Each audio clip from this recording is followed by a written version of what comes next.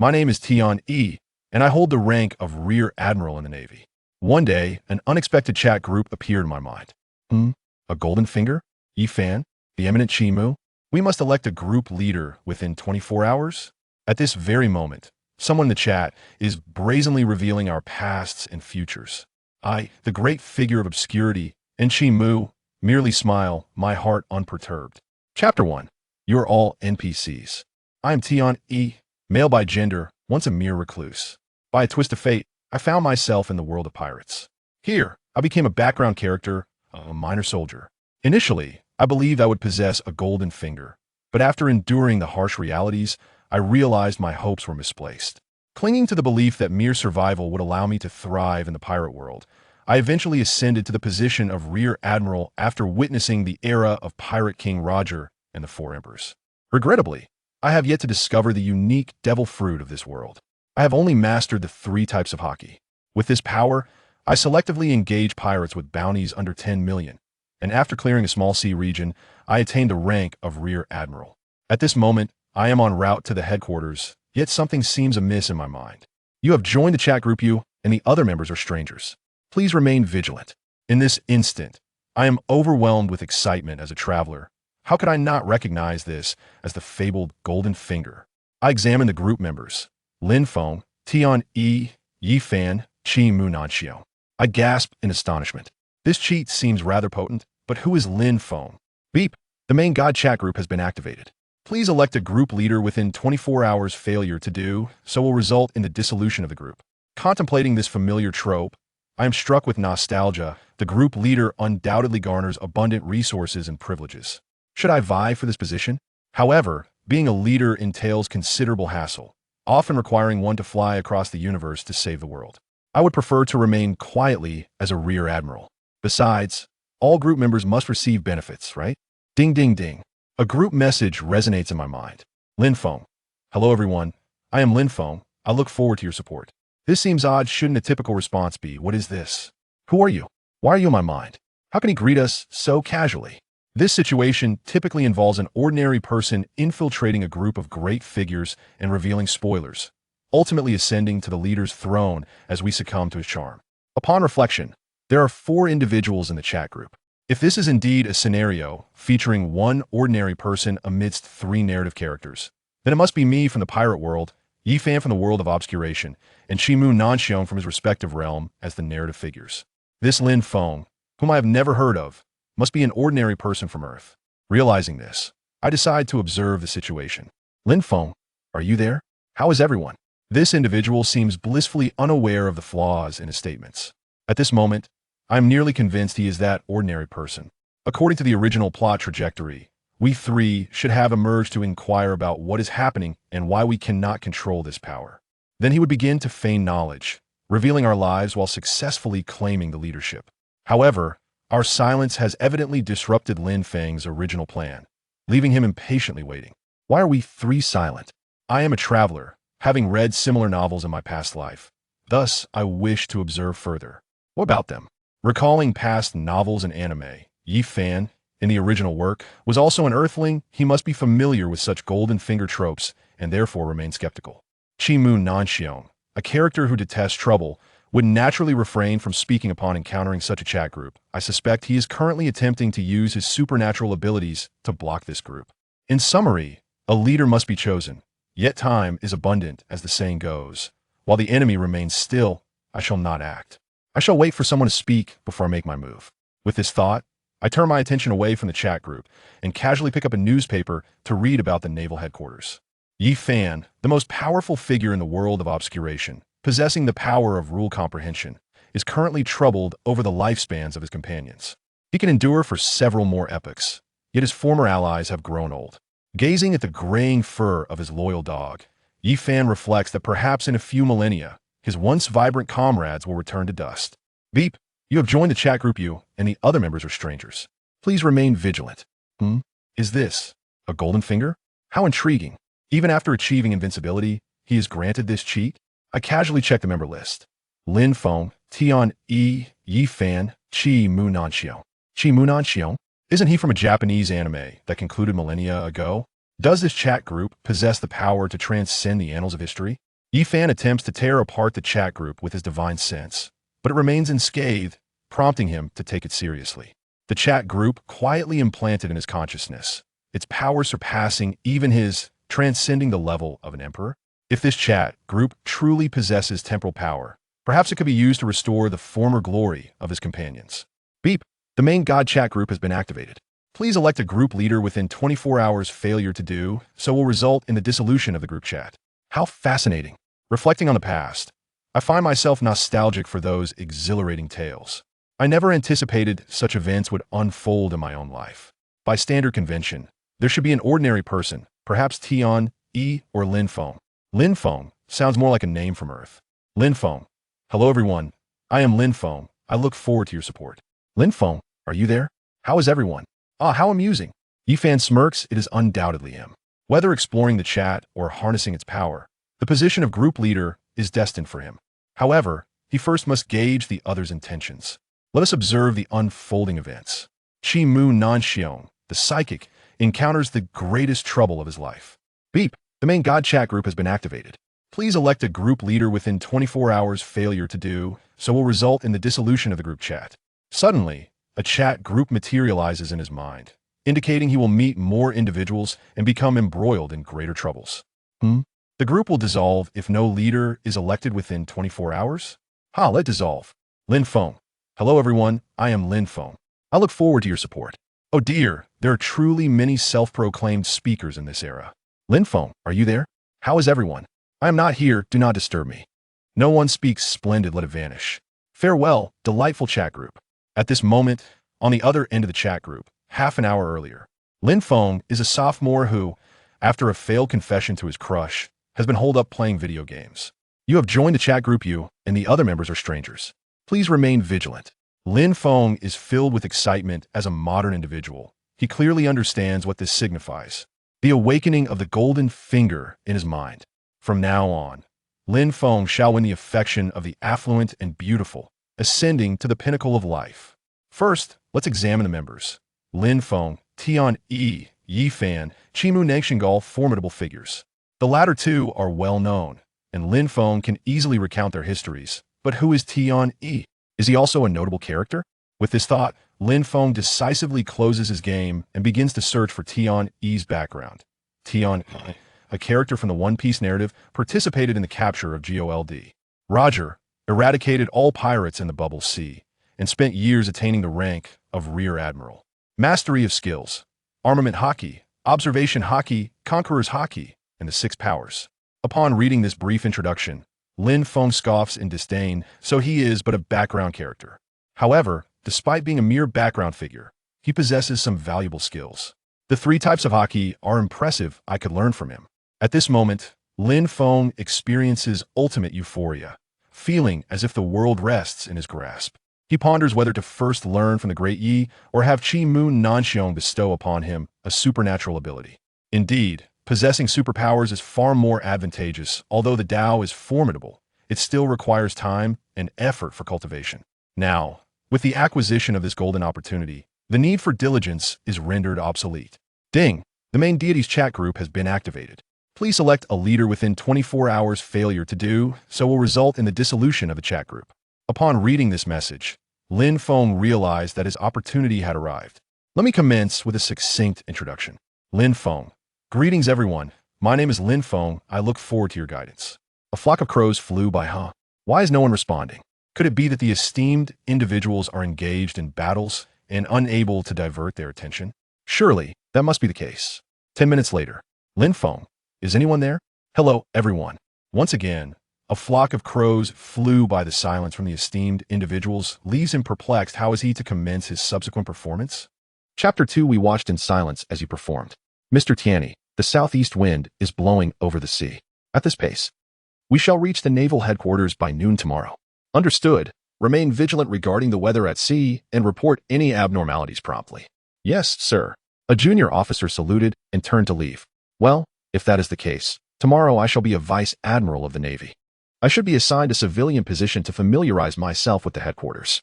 Calculating the time, the protagonist, Luffy, must have already set sail. His bounty notice has yet to appear in the newspapers, so he has not yet entered the true narrative. It has been 6 hours since the chat group opened, and now it is already 5 in the afternoon. Aside from Lin Feng, no one has spoken in the group. Lin Feng, is anyone there? Lin Feng, shall we elect a group leader? Is it decided by vote? Lin Feng, can everyone see my messages? I couldn't help but chuckle at Lin Feng's messages. Even through the screen, I could sense his profound despair. Since no one was willing to speak first, I decided to take the initiative and aim to elect a group leader before bedtime. On the other side of the chat group, Lin Feng felt the world's malice directed at him. It was frustrating to have a golden finger yet be ignored. Lying on his bed, he was wholly engrossed in monitoring the chat group updates. Little did he know, the 3 figures he revered had already orchestrated everything for him without his awareness. An hour passed, then 2, and Lin Feng's despair grew. Ding ding ding. He perked up, abruptly sitting up in bed. Finally, someone spoke. Tears streamed down his face. This person was truly kind, and he regretted misjudging them as mere background. Lin Feng, I am unaware of its origins. However, the urgent matter is to elect a group leader, or else the chat group will dissolve shortly. Yi Fan, this chat group possesses tremendous power. I speculate it has the ability to transcend time and space. Canny, I see, this chat group's sudden appearance. Its power is indeed unfathomable. I wonder if it is a blessing or a curse. Lin Feng, why do the esteemed ones choose to ignore him? After lurking for so long, the first thing he says is a casual chat? Are they not going to elect a leader? Tianyi, I am not familiar with everyone yet. Perhaps we should introduce ourselves first. Yi Fan, there are still those who have yet to speak. Lin Feng's eyes lit up at this point. An opportunity had arisen. His personal performance had officially commenced. Lin Feng, ahem, we hail from different worlds. I am the immortal of the mundane, well-versed in astronomy and geography. And nothing in this world escapes my discerning eye. I can readily comprehend your origins. I suppressed my laughter, preparing to tease him. Tianyi, then please enlighten us about the origins of Kageyama Shigeo. Lin Feng, very well, I shall divine. Kageyama Shigeo is not of this world, but a character created by people. Since birth, he has possessed extraordinary abilities, and due to his immense power, he always bears an antenna and eyes. His favorite treat is coffee pudding, and he fears insects. Am I correct in my assessment, Kageyama Shigeo? Another crow flew by. Tianyi, Kageyama Shigeo, if you remain silent, we shall appoint Lin Feng as the group leader. Yi Fan, Kageyama Shigeo, if you remain silent, we shall appoint Lin Feng as the group leader. Lin Feng, Kageyama Shigeo, I refuse. Lin Feng, Brother Kageyama, am I correct or not? Kageyama Shigeo, yes, correct. What does that even mean? Why is the esteemed one's reaction so subdued? Lin Feng, actually, it was inaccurate to say you were created by humans. Rather, you are the protagonist from a manga. Kageyama Shigeo, yes, I am aware. Lin Feng, you are a character from a manga. Kageyama Shigeo, I know this. Lin Feng once again felt the world's malice. It was not surprising Kageyama Shigeo could recognize himself as a character. With his formidable powers, anything could be deemed natural. Lin Feng, ahem, everyone. I have calculated Kageyama Shigeo's life story. Next, I shall divine Yi Fan's. Yi Fan, I am all ears. Lin Feng, you were originally just an ordinary citizen. But by chance, you embarked on a journey of cultivation after riding a coffin pulled by 9 dragons to the mountaintop of Taishan. Yi Fan, my deeds are renowned across the cosmos. Every corner of the universe commemorates me. And it is an honor for them to worship me in the celestial court. Your knowledge of this is not surprising. Lin Feng, I foresee you will establish a celestial court and become an ancient emperor. Surely, revealing the conclusion would convince the esteemed ones, right? Yi Fan, did I not mention? All races regard the celestial court with reverence. I am already an emperor. This is my era of ascension. What on earth is happening in this world? Why does fate toy with him so? Could it be that the method to unlock his golden finger is flawed? Witnessing Lin Feng's antics nearly made me laugh uncontrollably, my hands pounding on the table as I could vividly picture Lin Feng's despondent expression. General, are you all right? Perhaps he recalled something amusing. Do not say that. The general would not take it well. The Navy personnel on the deck exchanged whispers, observing my demeanor. Tianyi, I did not expect Brother Ye's experiences to be so colorful and humbling. Yi Fan, it is merely a fade, unworthy of mention. Pray tell, what is your origin, young friend Tianyi? Having calmed his emotions, Lin Feng resolved to carry on with his act. Lin Feng, Tianyi, Vice Admiral of the Navy, you have steadily achieved some success in the pirate world, yet you have yet to find a devil fruit. Lin Feng, am I correct in my assertion? Tianyi, indeed. Lin Feng, actually, like Kageyama Shigeo, you are also a character from an anime, specifically from one titled The Pirate World. Tianyi, yes, I am aware. Lin Feng, you are an anime character. Tianyi, I know, I am a time traveler. This narrative should not unfold in this manner. Where is the reference? What is this about time travelers? Can it be played like this? At this moment, Lin Feng was genuinely at his wit's end. Why does everyone appear to have known they were characters in a story all along? Are all the esteemed ones this exceptional? Tianyi, you have elucidated our origins, now. What is your own, Lin Feng? Yi Fan, you have elucidated our origins, now. What is your own, Lin Feng? Lin Feng, I have mentioned before. I am an immortal of the mundane, deriving pleasure from the game of life, and by chance, I obtained this chat group, fortunate to be acquainted with all of you. As I contemplated how to expose this immortal of the mundane, someone spoke first. Kageyama Shigeo, no. You are merely an ordinary earthling who stumbled upon this chat group and mistakenly believes you have unlocked a golden finger to become the protagonist of the world. You can narrate our life stories only because you have read our novels and watched our anime. Kageyama Shigeo is speaking up? However, it makes sense. Kageyama Shigeo aspires to live as an ordinary person. Lin Feng's constant emphasis on his uniqueness must surely have irked him. Tianyi, no. You are merely an ordinary earthling who stumbled upon this chat group and mistakenly believes you have unlocked a golden finger to become the protagonist of the world. You can narrate our life stories only because you have read our novels and watched our anime. Yi Fan, how intriguing. Has the truth been revealed? Yi Fan, no. You are merely an ordinary earthling who, by sheer coincidence, stumbled upon this chat group and mistakenly believes he has unlocked a golden finger, destined to become the protagonist of the world. You can only recount our lives because you have perused our novels and animations. On the other side, Lin Feng trembled in shock at the words of Kaneshi Saiki. How could they deduce my origins so accurately? Lin Feng, what a farce. I am who I am. The immortal of the red dust, with boundless magical powers. What evidence do you have to claim that I am an ordinary person? Lin Feng was clinging to his final shred of defiance. Kaneshi Saiki, your narration of my life has made me acutely aware that my pretense of being an ordinary person was futile. Thus, I have already reversed time. I have now removed my glasses and am gazing at you with my clairvoyance. Unbound by limitations, I can sense the existence of other worlds. Our worlds are not so distant from each other. Upon hearing this, not only did Lin Feng's hair stand on end, but both he and Yi Fan were equally astonished. Has Kaneshi Saiki truly become this powerful? Chapter 3. The Dimensions of the World and the Selection of the Group Leader. I am Tianyi, a Vice Admiral in the pirate world, and one day, inexplicably, I found myself implanted with this chat group in my mind. Now, the chat group has once again descended into an awkward silence.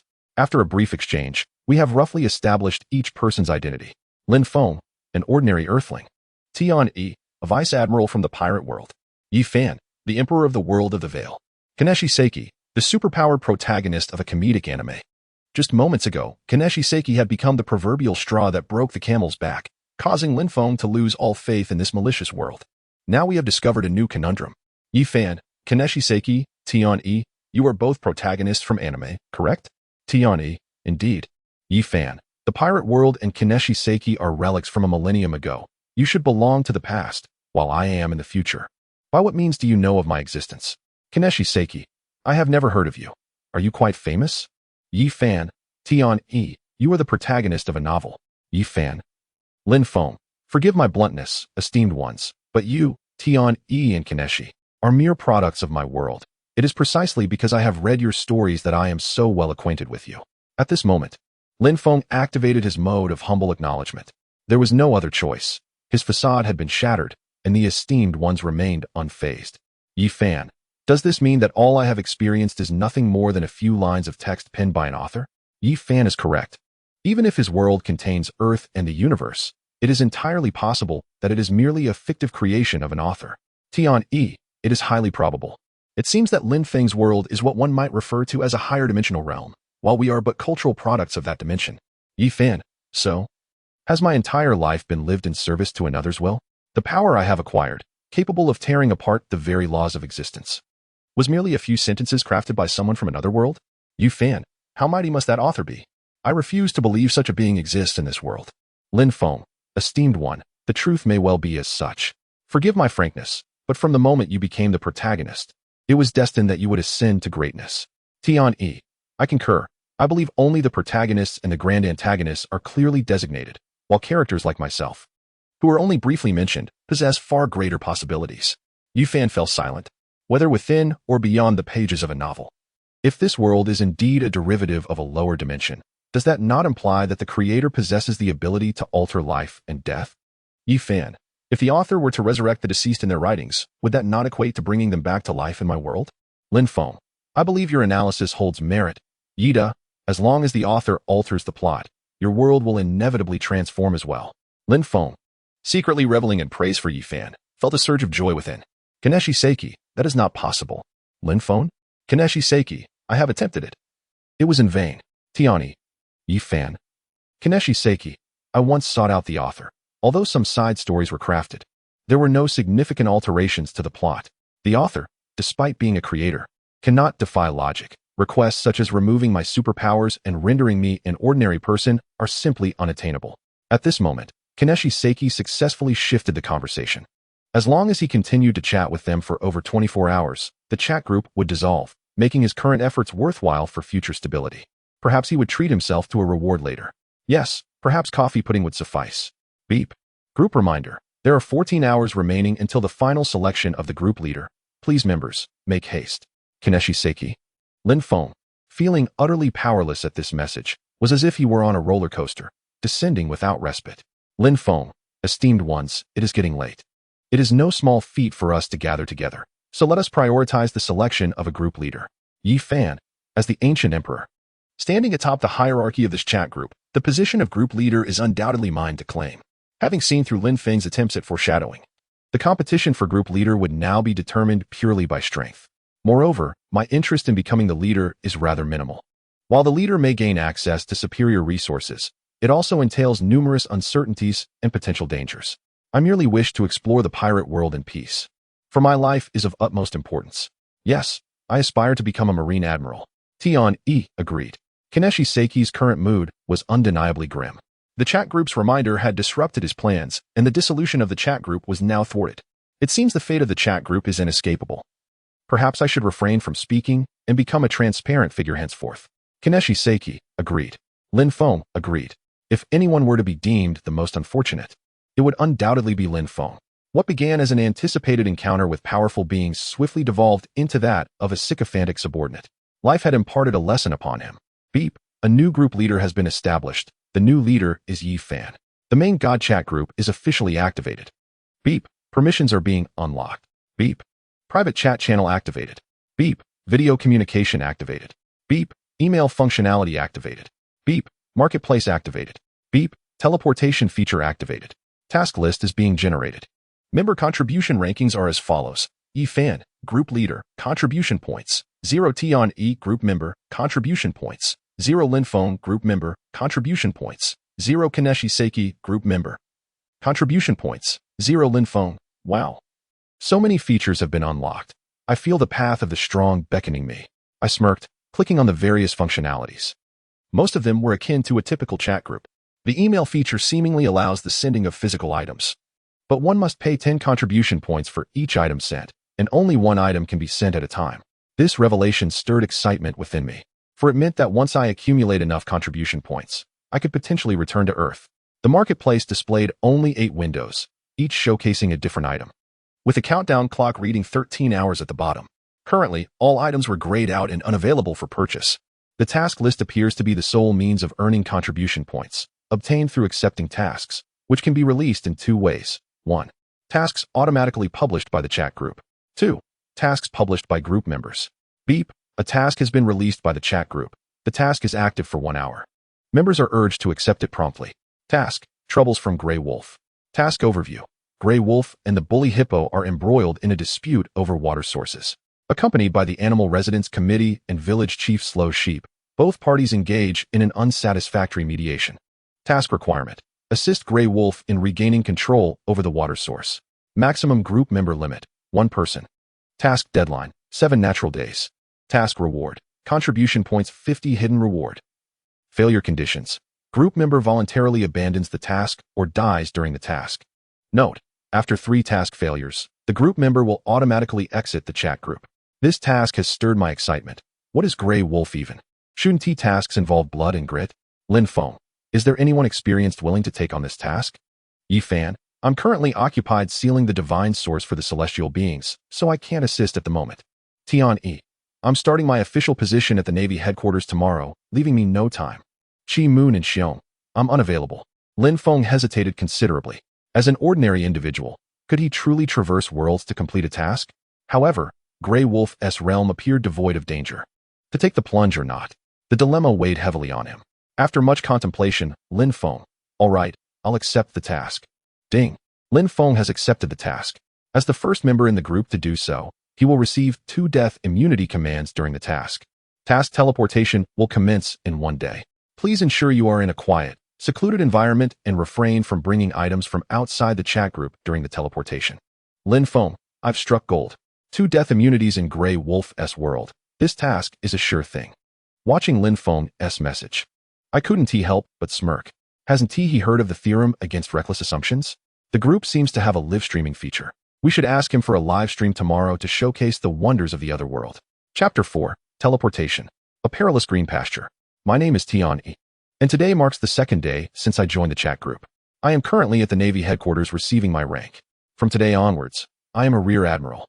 By convention, newly appointed Rear Admirals must spend a month at the office, learning to write reports and engage in clerical work. I have yet to receive any news from Luffy. The main storyline of the pirate world has likely not commenced. I'll check on Lin Feng's task. It's almost 5 o'clock, so he should be preparing to set off. I pondered and privately messaged Lin Feng. Tian-E, Lin, could you try to initiate a video stream when you arrive? We'd love to see the charm of the other world. Lin Feng, sure thing, Tian-E. Teleportation will commence in 1 minute. Please prepare accordingly. Ding. Tian-E is the first member to use private chat in the group, receiving 20 contribution points. Lin Feng. Yi Fan. Lin Feng, wishing me a smooth journey, esteemed seniors. On the other side of the chat group, Lin Feng felt a blackout, and moments later, light returned to his vision. Is this the green pasture? Haha. I've crossed over. The path to empowerment lies before me. I'll start a live stream. Ding. Lin Feng is the first member to utilize group live streaming, receiving a reward of 20 contribution points. Tian-E, Yi Fan. Lin Feng. Haha, esteemed seniors, join the live stream. I've arrived at the green pasture. Tian-E entered the live stream. Yi Fan entered the live stream. Chi Moon and Xiong entered the live stream. The live stream offered a 360-degree view, allowing us to see perspectives Lin Feng could not. Ah, is Chi Moon here too? At that moment, Chi Moon and Xiong lay in bed watching the stream, realizing this might be a delightful pastime. Encountering Rantang and Zayahashi Shinmei would allow him to immerse himself in the chat group, disregarding them entirely. Tian-E, Lin Feng. Why have you turned into a giant panda? Yi Fan, Lin Feng. Why have you turned into a giant panda? Chi Moon and Xiong. Lin Feng. Why have you turned into a giant panda? Recently teleported, Lin Feng was lost in the joy of his adventure and had not noticed the transformation of his body. Suddenly, with his companion's reminders, he became aware of the changes. Had he shrunk? Fur. Black and white.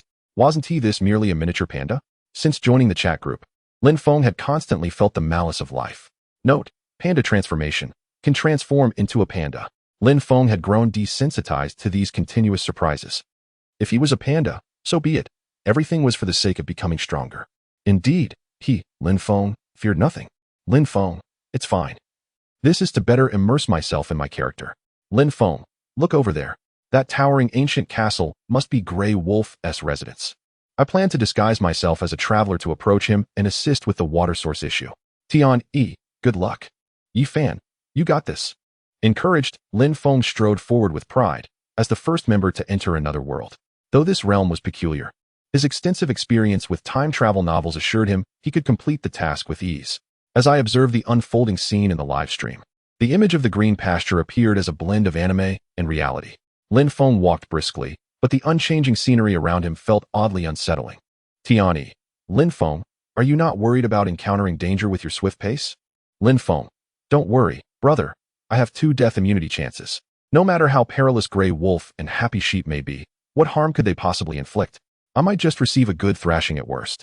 Indeed, this was a cartoon world, devoid of bloodshed and filled with love and peace.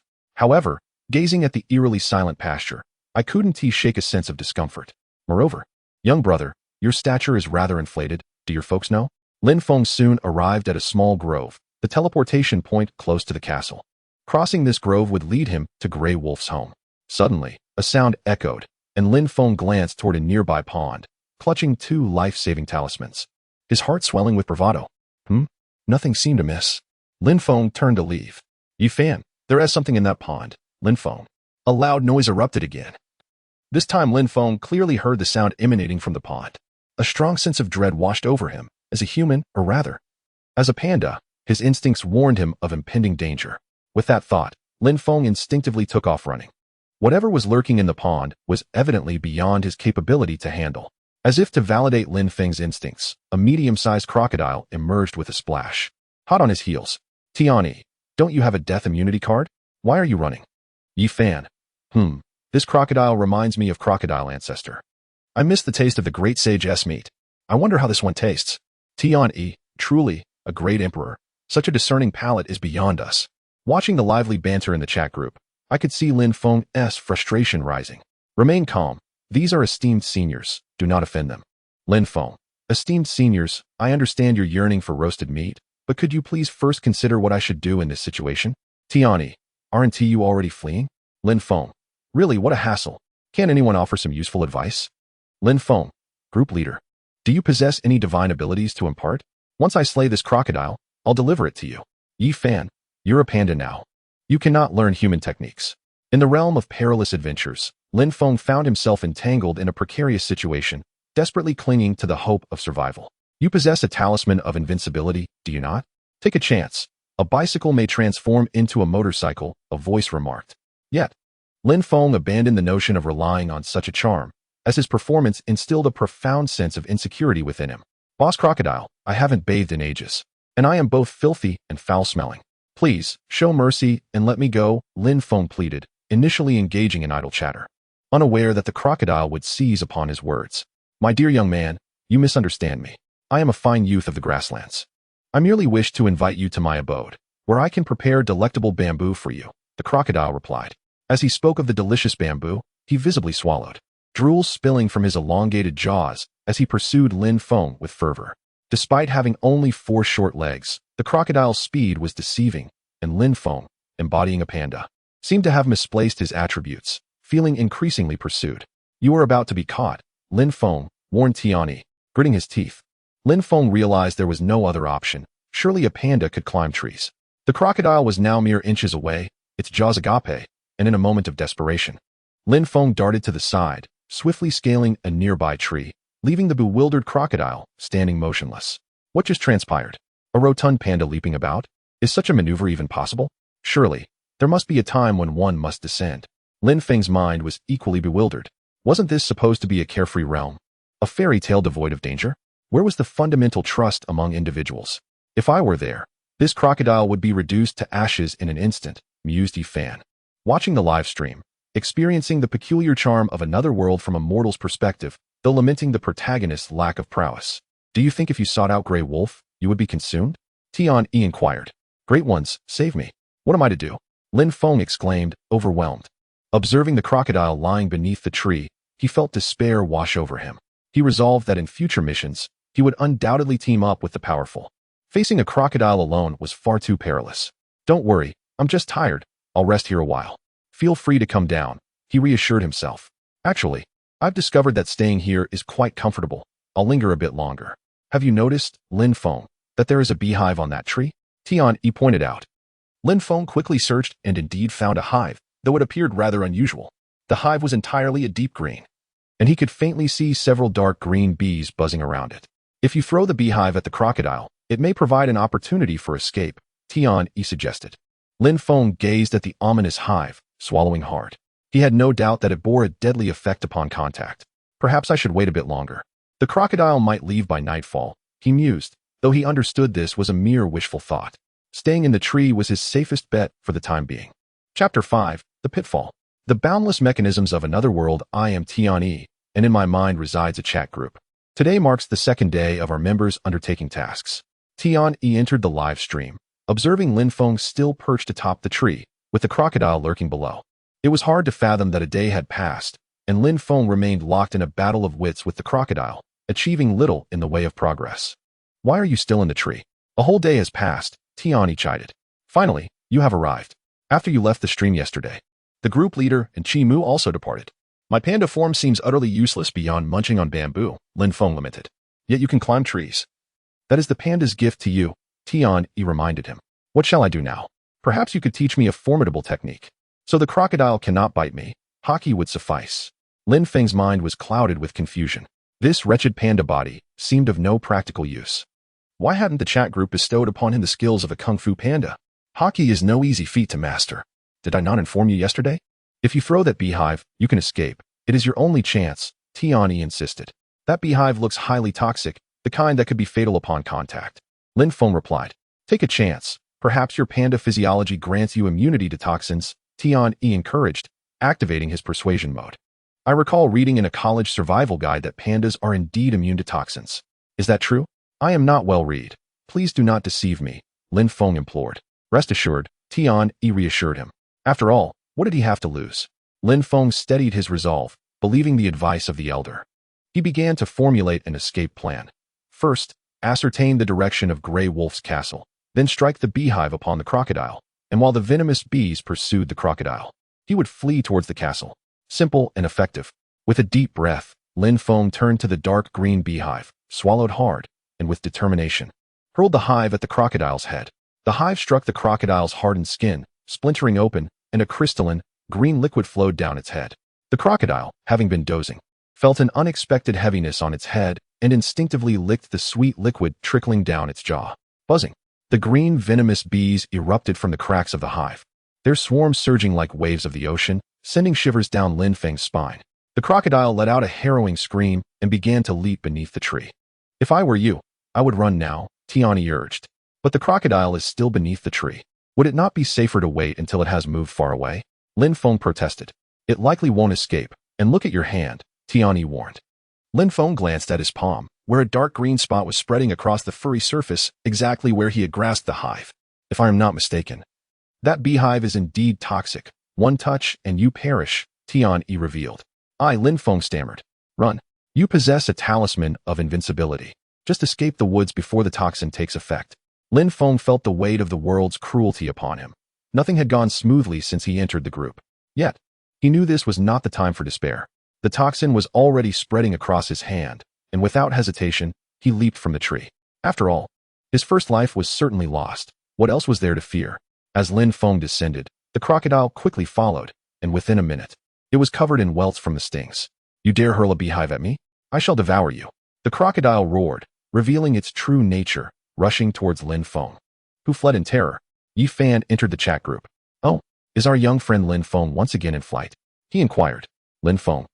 Tian-Yi, it seems he has become disoriented due to the poison. Poisoned? So, you did indeed touch that beehive, Yi Fan remarked. Lin Feng was filled with a sense of betrayal, realizing that the elders were well aware of the hive's toxicity, yet had encouraged him to touch it. He resolved that in the future, he would place no trust in their words. Yi Fan, given that this crocodile, a mere mortal, has endured the stings of the venomous bees for so long and has yet to succumb, it seems to be under some form of protection. I too sensed something amiss.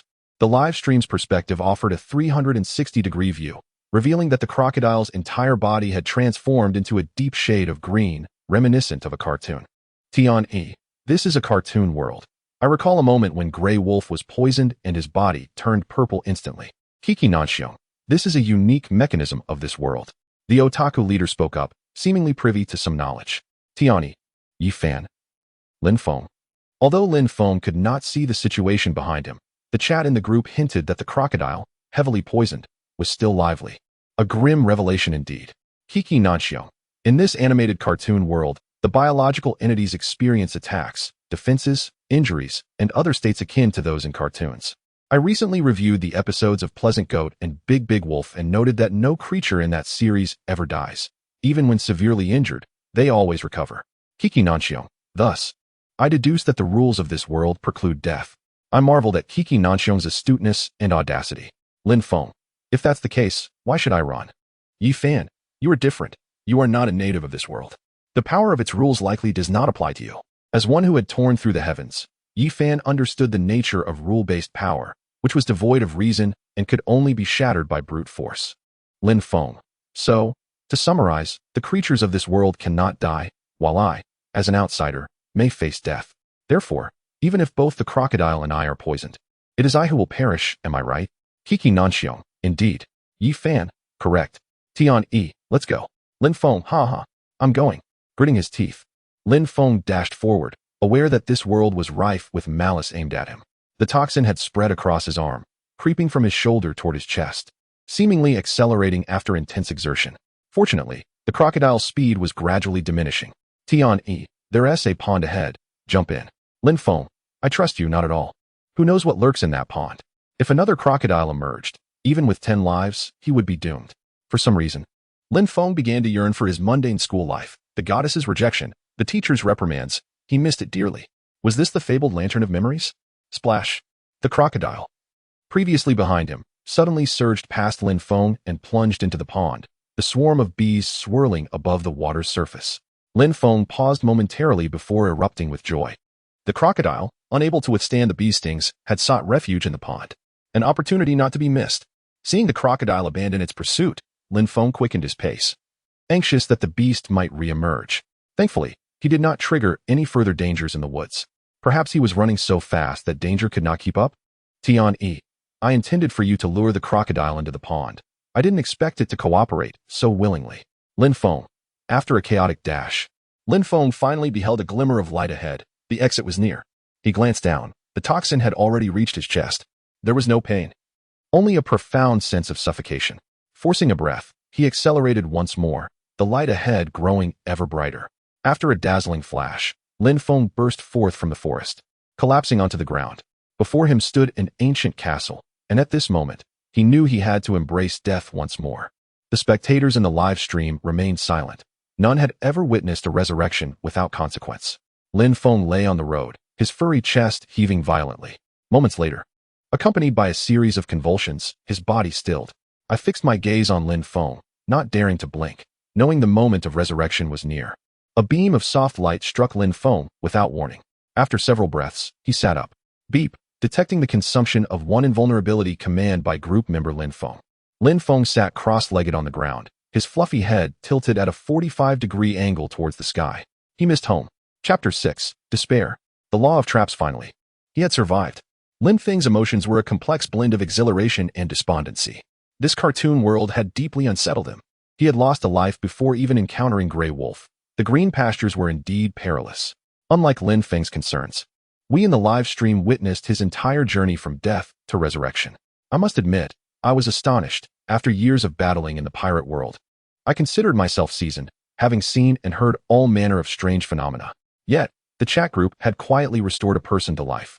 That beam of light seemingly appearing out of thin air, truly chilling. Lin Feng, I lost a life before the mission even began. Is this really the world of Pleasant Goat? Lin Feng, is anyone still there? Why is it so quiet? Tiani, did you all see that? Kiki Nanxiong, yes. Yi Fan, indeed. Lin Feng, what did you see? Tian-E, can the Emperor analyze the power we just witnessed? Yi Fan, the power of rules, transcending the laws of this world. Yet, I am curious about its origin. The chat group remained completely silent, as if that light appeared out of nowhere. Kiki Nanxiong, that light must have been emitted by the chat group. Lin Feng, what are you talking about? Lin Feng felt bewildered, utterly clueless about the situation. While the experts resumed their discussion, what was he to do? He was anxious. Yi Fan, impossible. There was not a shred of anomaly in my consciousness. Tian-E, I concur with Kiki-Kuen's perspective. I believe the chat group does not exist within our minds. It functions more like a transit station, connecting to our brains. Tian-E, perhaps this transit station possesses immense power, with the chat group merely being the tip of the iceberg. Yi Fan, if that is the case, we shall wait for Lin Feng's next demise to validate it. Lin Feng. Tian-E, Lin Xiao brother, we are discussing your recent resurrection.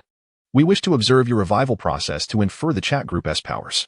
Lin Feng, you're not suggesting you deliberately put me in danger for experimentation, are you? Lin Feng began to suspect he had misjudged this world. The deep-seated malice might not stem solely from his surroundings, but also from the group members. He felt a chilling realization. Perhaps from the moment he accepted the mission, he had already fallen into the traps laid by these seasoned schemers. Lin Feng shuddered at the thought of being used as a test subject. Tian-E, Lin Xiao brother, do you still intend to seek out Grey Wolf? Lin Feng, of course. My mission is to assist Grey Wolf with the water source issue. I must find him. Tian-E, given how perilous the surroundings are now, are you not afraid of being devoured if you directly enter the lair of the main antagonist? Lin Feng hesitated after the chase in the woods. He understood that this world was far from the harmonious depiction of cartoons. He now worried that Grey Wolf might indiscriminately devour him. Kiki Nanxiong, Should we seek out Slow Goat, the village chief? That seemed reasonable. Slow Goat was a gentle and wise figure. Seeking his assistance was indeed a prudent choice. Lin Feng scoffed. Are you trying to deceive me into going to Sheep Village only to meet my demise along the way? Is there an intelligence boost upon resurrection? I felt astonished. Chi Mu Nanxiong remarked. Oh dear, if you've discovered my ruse, there's nothing I can do. Lin Feng's expression stiffened. He would no longer fall for the tall tales spun by the elders. With his head held high, he strode confidently toward the distant black castle. Surveying the surroundings, I noticed towering ancient trees flanking a solitary, desolate path. It must be quite eerie here at night. This banana peel trap was familiar to me. In the animations, both wolves and sheep often employed banana peels as snares. Tiani announced, there's a banana peel ahead. Lin Feng replied, I see it. Before coming here, Lin Feng had diligently reviewed the tales of Pleasant Goat and Big Wolf, aware that this banana peel was a trap and intending to circumvent it. Suddenly, with a loud thud, he discovered a large pit concealed beneath the ground, and as he stood atop it, he fell into the abyss. A trap. Stars danced before Lin Feng's eyes. Tiani commented, this Big Wolf is quite clever. He understands reverse thinking. Yi Fan encouraged, stay strong, as cultivators. We are resolute and unyielding. How could we retreat in the face of adversity? Lin Feng responded, the elder speaks wisely. What should I do now? Wait for the Big Wolf to catch me? Though slightly embarrassed, Lin Feng decided to consult the elder at the first sign of trouble. Indeed, this was the spirit of learning. Tiani advised, I recall that pandas possess claws. The pit isn't too deep. With some caution, you should be able to climb out. Lin Feng quipped, is this yet another emergency guide from the university? Tian Yi remained silent. Lin Feng crouched at the wall's edge, claws gripping the earth. Exerting a slight force as he began to ascend. It seemed feasible. Indeed, pandas could climb slopes. However, due to the panda's hefty physique, Lin Feng needed to muster all his concentration to inch upward. After 20 minutes, panting heavily, he finally emerged. Yi Fan remarked, well done, you faced and overcame the challenge. You've grown, Lin Feng. Lin Feng replied, thank you. Tiani cautioned, I believe there are more traps ahead. Be careful. Without needing reminding, Lin Feng had already spotted another banana peel near the castle gate. Taking a deep breath, he steeled himself and approached once more, this time moving slowly. Each step taken with utmost caution, ensuring no traps awaited him before fully committing his weight. Soon, he found himself before the banana peel. Scrutinizing its surroundings in an attempt to discern the trap's location by observing the ground's color. Unfortunately, he was no detective and lacked the skills to identify the trap. Lin Feng called out, elders, can you help me locate the trap? Yi Fan replied, I can't see anything unusual. This patch of earth appears quite ordinary. Devoid of hidden dangers. Tiani suggested, it's probably just a discarded banana peel from someone's snack. I spoke truthfully, I truly saw nothing remarkable. Aside from the banana peel's conspicuous hue, Chi Moon and Xiong declared, safe. Lin Feng exhaled in relief. Although the elders had deemed the area safe, he remained prudent and decided to step over it. However, an unexpected incident occurred. Just as Lin Feng was about to leap over, his raised foot suddenly pivoted, forcefully stomping onto the banana peel, causing his body to tilt forward in an utterly unscientific manner, sliding backward. As the castle receded into the distance, tears streamed down Lin Feng's face. Was this truly necessary for a mere task? Yi Fan urged, struggle, Lin Feng. This illogical scenario re-emerged, and Yi Fan sought to understand the laws of this alternate realm as thoroughly as possible. Thud. Lin Feng was propelled into a nearby tree. Fortunately, the impact was on his back, causing no significant harm. Lin Feng lamented, what happened to the promise of safety? Can we not have a modicum of trust among us? Tiani mused, this time, I genuinely didn't perceive it. It seems to be the power of rules at play again, right Yi Fan? Yi Fan confirmed, indeed. The placement of the banana peel by the Big Wolf indicates a godlike presence, inherently imbued with great fortune. Thus all traps he sets carry a hint of rule-based power. He continued, however, the potency of the Big Wolf's rule is not strong, which is why Lin Feng was able to cause the banana peel to deviate from its path during his struggle. Otherwise, it would have slid straight down. Lin Feng asked, given such bizarre circumstances, can I still pass?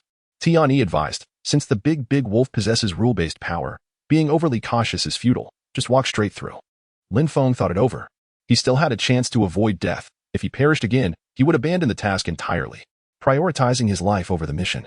He resolved to proceed toward the castle once more. Chapter 7. The Magical Transformation. The Advancing Big Wolf. My name is Tian Yi. One day, a chat group suddenly appeared in my mind. gathering formidable figures from various worlds. Presently, we are accompanying our group member Lin Feng on an exploration of the Big Wolf's domain. Just moments ago, Yi Fan and I reached a consensus to explore this world together. The plan is simple. Let Lin Feng trigger some of the unique mechanisms in this realm to better understand its rules. Although the habit of leading teammates into traps is less than ideal, we shall compensate him later. Nightfall gradually enveloped the surroundings. Lin Feng approached the castle gate. Perhaps fortune was finally on his side, as he triggered no traps on this journey. Is anyone there? I am a traveler from the eastern grasslands seeking shelter for the night, he called. Tianyi advised, with a castle this large, your voice won't carry inside. You should knock first, Lin Feng. Lin Feng feigned ignorance, thinking, you make a valid point, but I refuse to be deceived again. Who knows what hidden mechanisms or traps may lie on that door. Creak. The door slowly opened, and Lin Feng's heart raced with anticipation. The Big Wolf was about to appear. After much toil, he was finally set to confront his target and commence his task. A gray figure emerged, peeking out timidly. Asking, whom do you seek? Lin Feng stared in disbelief at the figure before him. Was this the Big Wolf? The creature bore a wolfish appearance, adorned with a beret, yet without scars on its face and barely reaching Lin Feng's thigh. Having only previewed the first season of Pleasant Goat and Big Wolf, Lin Feng clearly had no idea who this figure was, causing his prepared speech to falter. I come from the east. Lin Feng stammered. Yi Fan teased. Why is Lin Xiaobrother stuttering? Tianyi echoed. Why is Lin Xiaobrother stuttering? Lin Feng himself was unsure of his reaction. Gazing into the pure eyes of the little wolf stirred feelings of guilt, as if he were sinning by lying. He wondered, who is this little one? Should the castle only house the Big Wolf and the Big Wolf's wife? Tianyi replied, this is Little Gray, the son of the Big Wolf. Haven't you watched the cartoon? Lin Feng responded, the version I saw did not include Little Gray.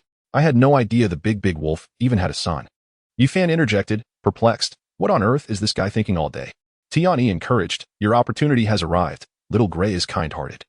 And if you establish a good relationship with him, you'll be safe in the Big Wolf's home. With this newfound knowledge, Lin Feng composed himself. Addressing the little brother, hello. I am a panda from the eastern grasslands, here for a visit. May I stay at your home for the night? Little Gray pondered for a moment, then replied, sure. Daddy and Mommy will be so happy to hear this. Come with me. As I watched the lively figure of Little Gray bouncing around, I couldn't help but exclaim, what a delightful child. I have no doubt that if Lin Feng had not encountered Little Gray, he might have met a grim fate at the jaws of Grey Wolf tonight. With a creaking sound, the castle gates closed. Lin Feng remarked, this castle is truly vast. Yi Fan replied, the furniture here glimmers faintly, indicating the presence of some underlying power. I suspect that it possesses a unique effect. Tianyi inquired, such as being indestructible? Yi Fan responded, that is a possibility. Lin Feng fell silent. The notion of rule power made him feel an imminent sense of danger enveloping the surroundings. He observed, I can't see it. All I perceive is that the tables and chairs are exceptionally clean. Tianyi insisted, take a closer look. What kind of ordinary furniture would be so impeccably spotless? Following behind Little Gray, Lin Feng scrutinized the crevices of a chair and indeed found no trace of dust, as if it were brand new. He remarked, it truly is as you said, the furniture appears entirely pristine. He wondered if these items might suddenly turn hostile. Lin Feng felt that ever since he arrived in this world, his every step had been fraught with peril, as if every setting was designed to target him. Mom, Dad, we have guests, Little Gray joyfully exclaimed. Yi Fan commented, this world is quite weak. The rule power here is not strong, although you cannot directly contend with it. A struggle may slightly influence the rules. Lin Feng recalled the banana peel incident, realizing that it was Yi Fan's suggestion to struggle that altered the peel's trajectory. Though the outcome remained grim, it still had an effect on the rules. Are there guests? Grey Wolf finally made his entrance, greeting Lin Feng with his signature smile. Lin Feng thought to himself, this fellow seems rather amiable, as Grey Wolf appeared quite approachable at that moment. Hello, I am a traveler from the eastern grasslands. Lin Feng began to introduce himself. Little Gray, come to your mother. It's late, and you should go to sleep. Let your father entertain our guest. A wolf clad in red called from upstairs, and I must admit, even by human standards, Red Wolf was strikingly handsome. Mom. Little Gray joyfully ran upstairs and leaped into Red Wolf's embrace. Mom, we have a guest. Can I play with him? Once Little Gray departed, the once amiable Grey Wolf's demeanor suddenly shifted, revealing a fierce countenance as he lunged at Lin Feng. Let this distant uncle take a hot bath in the pot. Quick. Dodge. His claws contain rule power. Yi Fan warned. Lin Feng, startled, realized that Grey Wolf was indeed cunning. He swiftly rolled to evade the attack and dashed towards the entrance. The castle gates were controlled by a mechanism, and Lin Feng had not noticed where Little Gray operated it. He slammed against the door, which echoed loudly, yet it remained steadfast and unmoving. Mom, Dad, are you playing a game? Little Gray gazed at Lin Feng with innocence, perceiving the scene as playful tussling between her father and the uncle. They're just playing, dear. Run along and sleep. You can play with your uncle in the morning, Lin Feng replied. Okay, Mom. I'll go to sleep now. And tomorrow I can play with the uncle. As he watched Little Gray's retreating figure, Red Wolf turned, his gentle gaze abruptly transforming into a sharp glare. What should I do, esteemed ones? Lin Feng pondered, feeling utterly at a loss. A silence fell over the chat group.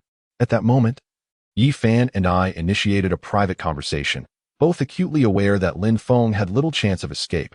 He was merely an ordinary person, venturing deep into enemy territory, where even a single life would not suffice. Thus, we resolved to seize the opportunity to scrutinize our surroundings. Yi Fan instructed, keep your eyes on Red Wolf. I will observe the items Grey Wolf is using. Tiani asked, what about Lin Feng? Yi Fan replied, time is of the essence. Once he exhausts his last chance of survival, we must persuade him to abandon the task. Understood. I comprehended Yi Fan's intent and focused intently on Red Wolf, attempting to discern any trace of rule power emanating from her. To my surprise, the usually silent Chimu Nanxiong finally spoke up. The red button on the left wall of the door opens it, he informed Lin Feng. At that moment, desperate and anxious, Lin Feng dashed to the wall and pressed the red button. The familiar creaking sound echoed as the door swung open once more. Excited, Lin Feng rushed outside, but suddenly tripped over something. Looking down, he noticed a rope wrapping around his ankle. Uncertain of its origin, the rope seemed to ensnare him of its own accord. Damn it, it's Grey Wolf's rope, Lin Feng thought, realizing the hope of escape was dwindling. Suddenly, he recalled the words of the esteemed ones, rules can be influenced. Perhaps it was in dire situations that one's survival instinct would ignite. In that moment, Lin Feng found clarity and began to methodically untangle the rope. Dear, as Lin Feng discovered the button controlling the door and began unraveling the rope. A flicker of urgency crossed Grey Wolf's confident visage. Don't worry, my love. I'm unsure what transpired with Grey Wolf, but I clearly saw Red Wolf conjure 6 frying pans out of thin air. Indeed, they appeared from nowhere. I had previously scrutinized Red Wolf from all angles. There was no possible hiding place for such a multitude of pans. In a flash, she alternated her hands, bringing down the 6 pans in various trajectories upon Lin Feng's rounded form. With a resounding thud, Lin Feng collapsed, unconscious. Chapter 8. The Happy Life of Grey Wolf. I fixated on Lin Feng's still body. The anticipated resurrection glow failed to materialize. Had he merely fainted? Grey Wolf began to bind Lin Feng with rope, tossing him into a corner. Dear, we'll have meat to eat in the morning. Red Wolf beamed with delight, though her expression soon turned anxious. But what about Little Gray? Not to worry, my love. We'll cook this foolish bear in the morning and tell Little Gray that Uncle left early, Grey Wolf assured her. Little did they know. 3 pairs of eyes were intently fixed upon them in the now vacant room. The night deepened, and none of us exited the chat group, observing Lin Feng's motionless form as we began to deliberate. We need to wake him up, Tian-Yi suggested. Indeed, once he regains consciousness. I've just realized that those items imbued with rule power can be utilized, Yi Fan added. We can't directly interfere. How can we awaken him? Tian-Yi pondered. It's quite simple, Chimu Nanxiong stated. Lin Feng. Huh, what just happened? My goodness, why can't I move? Lin Feng exclaimed. Confusion reigned in the chat. How did that work? Tian-Yi and Yi Fan asked in unison. Chimu Nanxiong explained. That's the frying pan effect. Being struck forces one to faint. The chat group safeguarded your consciousness from intrusion, so when I called you, your awareness could awaken, but your body remains incapacitated. Lin Feng queried. Was it the frying pan that struck me? What on earth occurred? I only heard Grey Wolf shout, and then lost consciousness. I shall clarify, Tiani said. I concur with Chimu's assessment. While observing Red Wolf, I made a discovery. Firstly, Red Wolf produced 6 frying pans instantaneously, and I couldn't discern where they emerged from. It was as if they appeared from thin air. I am certain she had no means of concealing such a number. Therefore, I surmise that both Red Wolf and Grey Wolf may possess their own storage spaces, or they might be equipped with the ability to summon various tools at will. Tian-Yi. Furthermore, there is the notion of an enforced fainting condition mentioned by Kaido-kun. The 6 large pans did not strike Lin Zhao's head, but merely struck his body. Yet he instantly lost consciousness. It seems that being struck by a frying pan, regardless of where it lands, triggers this fainting effect. Tian-Yi. However, I believe there is some logic to this. As long as it has appeared in the animation, even if it defies scientific explanation, it remains valid in this world. Yi Fan. Indeed, even though the power of the rules in this world is formidable for Lin Xiao, those rules can still be manipulated. For instance, the banana peel from earlier is designed to guarantee a trap. In other words, anyone who steps on it will fall into a trap. Yi Fan. Additionally, regarding the frying pan's mechanism, if merely being struck by the pan results in fainting, then if Lin Xiao wields the pan to strike someone, that person would also succumb to unconsciousness. Yi Fan. Therefore, if the opportunity arises, one might consider stealing some tools from Grey Wolf. Lin Feng seemed to grasp something. Indeed, although he is an ordinary person, possessing even a couple of tools could transform him into an extraordinary being. Not to mention, the banana peels at the entrance are plentiful. Tian-E. Did the Emperor discover anything from Grey Wolf just now? Yi Fan. Grey Wolf's actions were quite limited. He did not utilize any tools that wield the power of the rules. Lin Feng vividly recalled that rope, which coiled around him like a snake. The suffocating sensation of being constricted is something he would likely never forget. Yi Fan. The rope's movement must be Grey Wolf's own ability. When the rope was in motion, Grey Wolf was muttering incantations. It must have been a spell. Tian-E. I recall an episode where Grey Wolf chanted a spell to transform himself into a paper figure to infiltrate the sheep village. He likely possesses many similar skills, though I have not watched much, so I am not entirely certain. Kaido Natsuo. Smoke technique, paper transformation technique, telekinesis, the ability to turn his body into water, the ability to attach his eyes to his hands. His scientific skills are impeccable, and his mechanical fabrication is flawless. Lin Feng. So Kaido-kun watches this too? Kaido Natsuo. Just watched it. Well, I understand that Kaido can effortlessly watch the entire series in an instant with his superpowers. Tian-E. Impressive, indeed. Lin Feng. Truly impressive. Kaido Natsuo. I merely mentioned a few. Grey Wolf learns a new ability or crafts a new tool to attack the sheep village in nearly every episode. When you tally it up, there are over 100 episodes in a single season. His tools and abilities must be countless. Lin Feng, with 5 seasons in total. Grey Wolf must possess several hundred abilities. This surpasses even Superman. Lin Feng. I feel the chances of completing the mission are slim. Right now, Grey Wolf is solely focused on devouring me, and I am contemplating abandoning the mission. Tian-E. It is too early to speak of abandonment. Do you not have another chance to resurrect? Tomorrow, once your body has recovered, confront Grey Wolf directly and see what his stance is. Yi Fan. I concur, currently. You stand no chance against Grey Wolf. Lin Feng. However, I am unfamiliar with the current plot and cannot continue the narrative.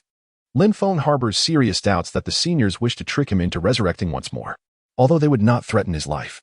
They have certainly been known to lead him astray. Yi Fan. Weren't you quite adept at coaxing when you first joined the group? Since you have watched the animation, simply divulge spoilers to astonish him. Lin Feng. Lin Feng. That is a splendid idea. Allow me a moment to contemplate my wording. Tian-E. Tomorrow, accompany Little Grey. Grey Wolf will not capture you in front of him, thus providing double assurance. Lin Feng felt profoundly touched. The seniors, who had previously been a source of annoyance, suddenly began to show concern, analyzing the situation and pondering the mission on his behalf. Such camaraderie filled Lin Feng with warmth. Indeed, this is the essence of true companionship. He had previously misjudged the seniors. Lin Feng immersed himself in this comforting reverie. Tian-E. All right, it's late now. I shall rest for a while. Wake me if you regain consciousness. Lin Feng. Yi Fan. I will practice for a bit. Once you return to awareness, call for me. Lin Feng. Kaido Natsuo. I'm going to sleep. Good night. Lin Feng. The seniors depart as swiftly as they arrived, leaving him alone. How lonely, how empty, how desolate. Throughout the night, Lin Feng pondered how to approach Grey Wolf, considering his extensive reading of countless novels and familiarity with various tropes. He felt it should be effortless to deceive a Grey Wolf. Yet, following the recent events in the chat group, Lin Feng began to question the efficacy of the tropes of triumph and humiliation often found in novels. Do they truly hold any merit? Why does the disparity in Golden Fingers feel so vast? Others flaunt theirs with flair, while his seems to be a burden. Suddenly, his consciousness felt lighter. As Lin Feng was lost in thought, he felt himself being lifted. Since his body had yet to regain sensation, he could not open his eyes to see his surroundings. But he quickly deduced that someone had picked him up. Ah, Little Grey, indeed my son, truly capable.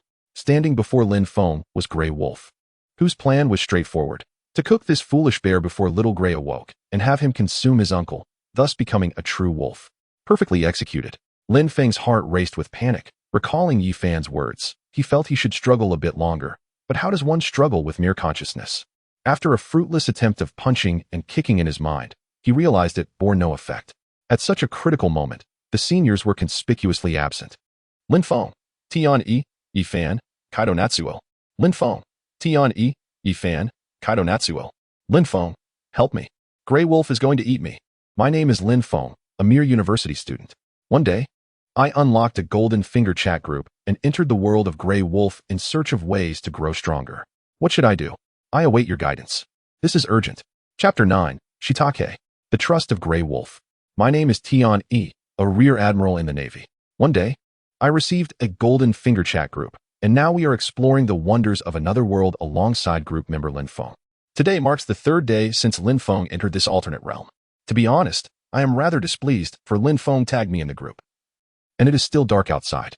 As a supposed strong individual, well, I should be strong. Maintaining adequate sleep is essential. Yet, I was just awakened by the chat group. Lin Feng, Yi Fan, Lin Feng, Tian E Lin Feng, Kaido Natsuo, Lin Feng. Help! I'm about to be eaten by Grey Wolf. Having been abruptly awakened after only a brief slumber, I naturally wore a displeased expression. The sky was still dark. Yi Fan entered the live stream. Kaido Natsuo entered the live stream. Tian E entered the live stream. Tian E. Well, he hasn't been eaten yet, so what is all the fuss about?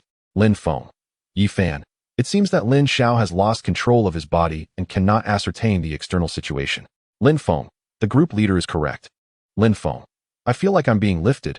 Is Grey Wolf going to eat me? Tian E. Not so fast. Boiling water takes time. Lin Feng. Lin Feng felt his heart sink. His body was immobile, and Grey Wolf intended to cook him. He might not have the chance to speak. Lin Feng. If you say I get eaten, can I still be resurrected? Yi Fan. That is intriguing. If you were to be eaten and then resurrected, it would be akin to creating a being from nothing, and not merely that, but constructing it with your consciousness intact. Tiani. Can you guess whether the Lin Feng who resurrects will still be the original you? Lin Feng. This discussion has completely dispelled my sleepiness, so I might as well lie in bed and watch Lin Feng's livestream. In order to complete the task for him, I must find a way, otherwise, being awakened in the dead of night is truly unbearable. At this moment, Lin Feng found himself suspended in midair by the cunning Grey Wolf, who habitually fetched water with a large vat, only to suddenly realize that his household's water supply was nearly depleted. That accursed hippopotamus had occupied his water source and forbade him from using it. The mere thought of it infuriated Grey Wolf, who sighed heavily. Without water at home, I can't even cook food properly. Sigh. I guess I'll have to settle for barbecued bear. Tian E interjected. I have both good news and bad news. Which would you like to hear first, Lin Feng? Lin Feng, already exasperated, thought it inappropriate for Tian E to joke at such a critical moment. The good news. He replied. Tian E continued. The good news is that Grey Wolf's household has run out of water, so he won't be able to boil you. Hearing this, Lin Feng felt a surge of joy. Indeed, if Grey Wolf faced a water crisis, he could not possibly cook him. And what is the bad news? Lin Feng inquired. Tian E answered. The bad news is that Grey Wolf has decided to barbecue you instead. He had bear for breakfast. Lin Feng exclaimed, What? Yi Fan advised. You should focus on how to complete the task. At this rate, your life may be at stake. If Lin Feng regained control of his body at that moment, tears would surely stream down his face. Tiani noted. First, you must escape. Lin Feng's body has yet to recover. Qi Moon and Xiong added. It won't be long. The little lamb in the animation wakes up after being knocked out for half the night. Tiani suggested. So we wait a bit longer. Have you figured out what to say, Lin Feng? Lin Feng replied. I have a plan. First, I'll drop a spoiler, then adapt accordingly. Meanwhile, Grey Wolf had set up the barbecue grill and was arranging wood beneath it to start a fire. If Lin Feng did not awaken soon, serious trouble awaited him. The massive iron skewer on the grill was already glowing red. The thought of being skewered by such a thick rod made Lin Feng's fur stand on end. Wait, Your Majesty, wait, he shouted. What did you just call me? Grey Wolf turned to Lin Feng. Your Majesty, the Wolf King? He laughed, clearly pleased. I didn't expect this little foolish bear to have such good discernment. Very well, since you are so sensible, I'll make your end quick. Please, Your Majesty, do you not wish to know why I am here? Lin Feng pressed. Oh, aren't you just a traveler? Do you have another purpose? Grey Wolf, flattered by Lin Feng's flattery, decided to engage in conversation rather than eat him right away. Lin Feng confessed, I am a panda, a rare animal from the eastern grasslands. I have heard about the water dispute on the green pasture and came to resolve it. Oh, so there is a water issue at my place. And you can solve it? Grey Wolf was no longer eager to feast on him. Of course, Lin Feng assumed a confident demeanor, although he was panicked inside. He needed to speak eloquently. He thought to himself that he was just a struggling university student, entirely unaware of how to handle the hippopotamus's brazen behavior. Stammering, he struggled to find the right words, realizing that a forced spoiler would not fit the current situation. Grey Wolf's question was precisely what Lin Feng dreaded, for he had not figured out how to resolve this task. Chimu Nanxiong chimed in. According to my suggestion, Lin Feng. Lin Feng's eyes lit up with gratitude upon hearing Chimu Nanxiong's voice. Indeed, there were good people in the chat group, with Chimu's assistance. Lin Feng regained his composure, speaking more slowly and confidently. Tian Yi warned, Lin Feng, tone it down. Your life is still in their hands. Lin Feng instantly fell silent. Were the residents of the grasslands not critical of the hippopotamus? Lin Feng asked. Critical? Humph. Those fellows fear my reputation, so they deliberately side with that accursed hippopotamus. Ignoring my pleas. Reputation? More like infamy, Lin Feng thought to himself. Your Majesty, are you aware of illegal occupation and financial disputes? Grey Wolf looked bewildered. That water source is rightfully yours, isn't it? Lin Feng pressed. Indeed, that lake was excavated by me, and the entire grassland knows it is my water source. Then it's clear, the hippopotamus's actions constitute illegal occupation of another land resources, since the water source is privately owned. The hippopotamus's forcible occupation severely impacts its owner. He possesses neither the right nor ownership of the water source. Thus, he should be penalized for the losses inflicted upon you. The dispute between you and the hippopotamus is a financial dispute, as the water source is your private property. The longer the hippopotamus occupies it, the greater your losses, warranting a more severe penalty for him. Therefore, I suggest reconvening a meeting of the grassland residents to address the hippopotamus's crimes. Grey Wolf was taken aback, having not anticipated that the random captive would possess such knowledge. Though he did not understand every word, he felt a strange sense of awe. Grey Wolf realized that Lin Feng was not speaking nonsense. The fluidity and novelty of his professional terminology were not something one could easily fabricate. Little Gray has struck gold. Chapter 10. A warm welcome from the Red Wolf family. My name is Tian Yi, and I am utterly astonished by the barrage of legal knowledge shared by Chimu Nanxiong. I never imagined there could be such a breakthrough method. Grey Wolf was left in a daze by the rapid-fire legal advice. After Lin Feng concluded, he smiled faintly, feeling invigorated. Your Majesty, do you understand? Oh, yes, of course I understand. Your idea is commendable. I shall prepare invitations for the grassland residents to deliberate on the matter.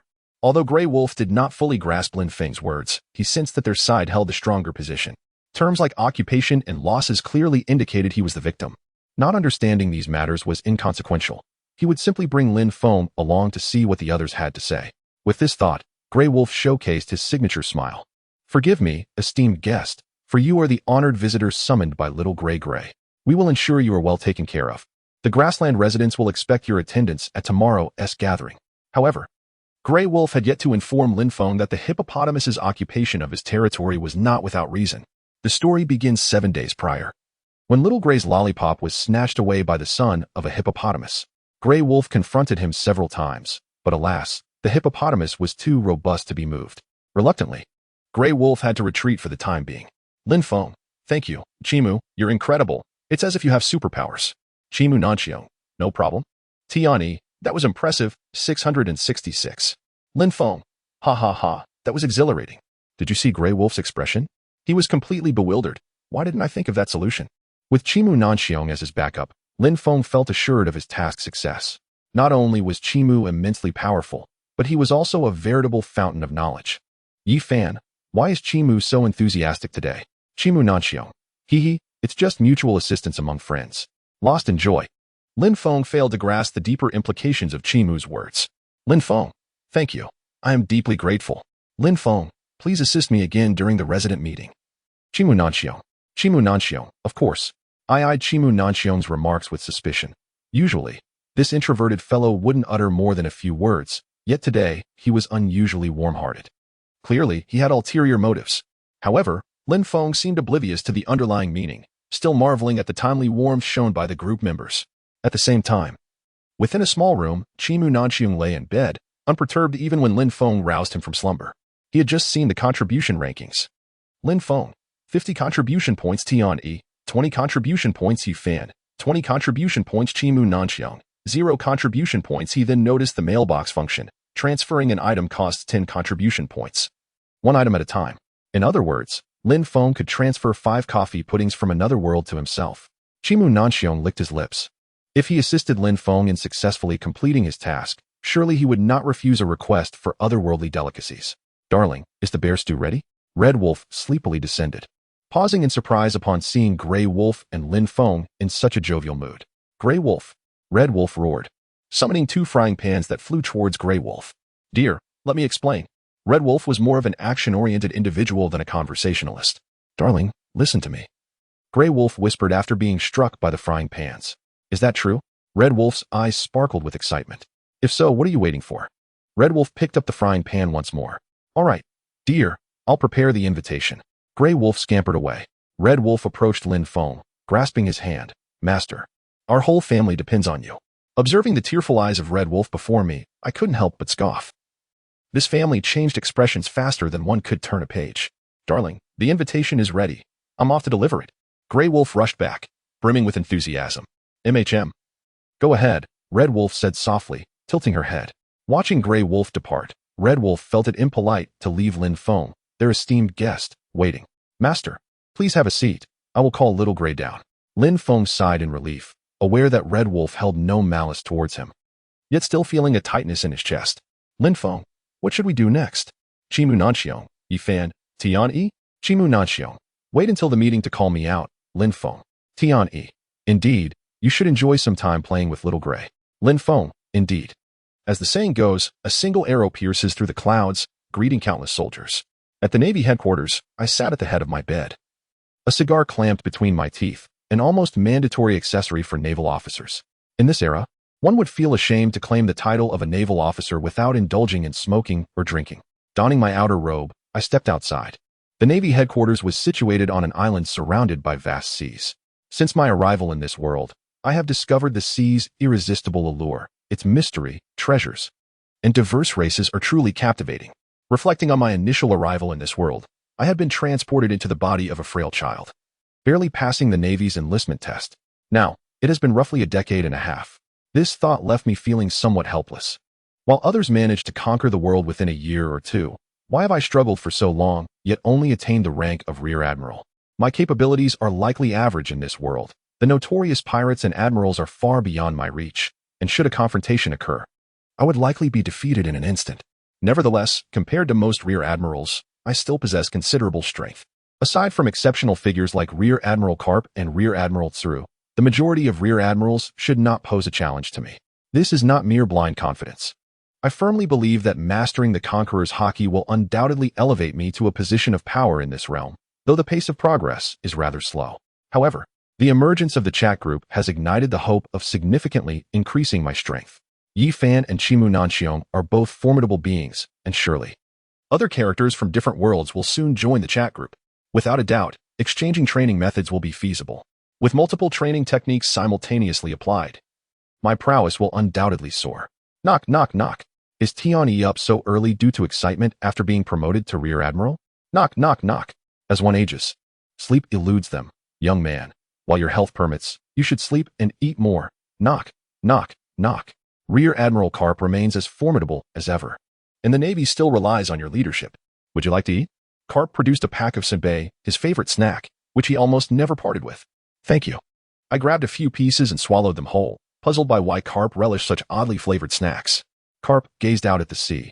No matter how many times I behold it, the ocean always captivates, doesn't he it? Speaking of which, Karp has a grandson. Hasn't he? Has he joined the Navy? Casting a sideways glance at Karp, I cautiously inquired. Ha. Karp reverted to his usual demeanor. That rascal Luffy has become a pirate. A pirate? I feigned surprise. That little brat always yells about wanting to be the pirate king. Someday, I will give him a good beating, Karp said, his eyes brimming with affection rather than anger. Has he set sail? I continued my probing. Yes. He found a young Zaro and a boy named Usopp as crewmates and set off on that rickety boat. Excellent. The plot aligns perfectly. This gives me a rough idea of where the storyline currently stands. Naturally, I have ambitions. My ultimate goal is the renowned Marineford War. It's the perfect opportunity to take advantage of the chaos, with 10 or so different abilities from various devil fruits likely to resurface. Seizing one is certainly within the realm of possibility. Luffy has only just set sail. It will take another year or two for the Marineford War to unfold. Although time is short, I am confident that with the chat group, I can rapidly enhance my strength. Rear Admiral Karp. You're so powerful. Have you ever consumed a devil fruit? This has always puzzled me, as Karp is incredibly strong, yet I have never seen him swim. Haha, devil fruits can't compare to Simbei. Chapter 11. In hand, Lin Feng's new gear. My name is Tian Yi, and I am a rear admiral in the Navy. The old man beside me is Carp, a titan in the pirate world. At this moment, we are watching the sunrise over the sea together. Although it is somewhat peculiar to share this moment with an elderly gentleman, it does not diminish our shared passion for the ocean. A white line emerged on the distant horizon, glowing brighter as it approached, while the once gray sky gradually transformed into a pale blue. The sunlight refracted through the waves, creating a shimmering spectacle on the water's surface, where countless sparkling points of light appeared. This is my favorite sight. The morning sun is crisp and invigorating. Kapu and I exchanged no further words, lost in the unique beauty of the ocean, an exquisite manifestation of the ordinary. Each sunrise evokes a sensation akin to parting the mists, dispelling the darkness within. The sea is my sanctuary, a place I am determined to protect, offering me warmth and hope. I trust that Kapu shares this sentiment, a bond forged through our shared naval experiences. As the sun ascended fully, I found myself disenchanted by its harsh rays, which rendered the ocean menacing. Tiani, give it your all. I have faith in you. Kapu laughed heartily as he departed. Having attained the rank of Rear Admiral, I now possessed greater authority, allowing me access to the Naval Library's more confidential documents. Yet, my interest lay not in such matters. Instead, I yearned for knowledge of the six powers. I had learned that they were housed within the naval base, and with my rank, I could access them. Resolute in my decision, I made my way to the library, having already mastered the shave technique and the ability to traverse the air with moonwalk. My goal was to learn the technique of the finger gun from the six powers. Time passed swiftly on my journey, and before I knew it, afternoon had arrived. I remained within the library, unable to check out any texts on the six powers, but I did not mind, as I absorbed the practice methods for the finger gun. With my formidable presence, the practice was exceedingly fruitful. Lin Feng, Kusuwa Saiki, Lin Feng, Yifan, Lin Feng, Tiani, Lin Feng. Friends, we are setting off. Yifan entered the live stream. Tiani entered the live stream. Kusuwa Saiki entered the live stream. At this moment, Lin Feng had left the castle, accompanied not only by Grey Wolf but also by Red Wolf and Little Grey, a family embarking on an adventure. After all, having more voices in a quarrel is always advantageous. Tiani, if all goes well, we should complete the task today. Lin Feng, with Kusuwa helping, it would be difficult not to succeed. I felt helpless. Kusuwa Seiki's abilities were undeniably overwhelming. Yifan, your display of legal knowledge truly astonished me. As Black Emperor would say, it's remarkable. Kusuwa Saiki, Lin Feng tread carefully along the path as Little Grey flitted about him, occasionally bumping into him, causing him to fear falling into a trap once more. Red Wolf noticed Lin Feng's discomfort. Master, are you unwell? Cough. No. I merely fell into a trap earlier and fear another ambush. Grey Wolf, can't you guide the master to avoid traps? Yes, dear. Grey Wolf replied, Master. Please follow closely behind me. Yifan, there's a banana peel to your right. Try to grab it, Lin Feng. Lin Feng recalled Yifan's earlier analysis. If he could utilize such items, he would have some means of self-defense. The banana peel on the path would suffice. Lin Feng hastily pointed to the banana peel. Witnessing this scene left me speechless. What a foolish individual. Uncle, you can't eat banana peels. We have bananas at home. Let's give some to Uncle. But, Tiani, foolish Lin Feng. I could no longer contain my dismay. Tiani, they offered you something, and you still cling to the banana peel? Quickly seize the opportunity. Lin Feng suddenly understood. Why had he been so fixated on the banana peel? It must have been the group's misguided influence. Lin Feng, thank you, esteemed one. Tiani, Yifan, Lin Feng. Little Grey, your kindness is appreciated, but as a panda, I can only consume bamboo. I would prefer to take something more easily preserved, a token to remind me of both of you. Red Wolf, Grey Wolf, and Little Grey fell into contemplation, pondering whether they possessed such items. If they did, it would surely be precious. Yet, if they did not provide anything, would the master still assist them with the water source issue? Grey Wolf found himself in a dilemma, ultimately deciding, Master, as long as you can help us resolve the water source issue, I would even pluck the stars from the sky for you. Lin Feng's face lit up at this declaration. In that case, I would like to take 2 of Red Wolf's frying pans, if possible. Frying pans? Both adult wolves were taken aback, never expecting such a request. Ha.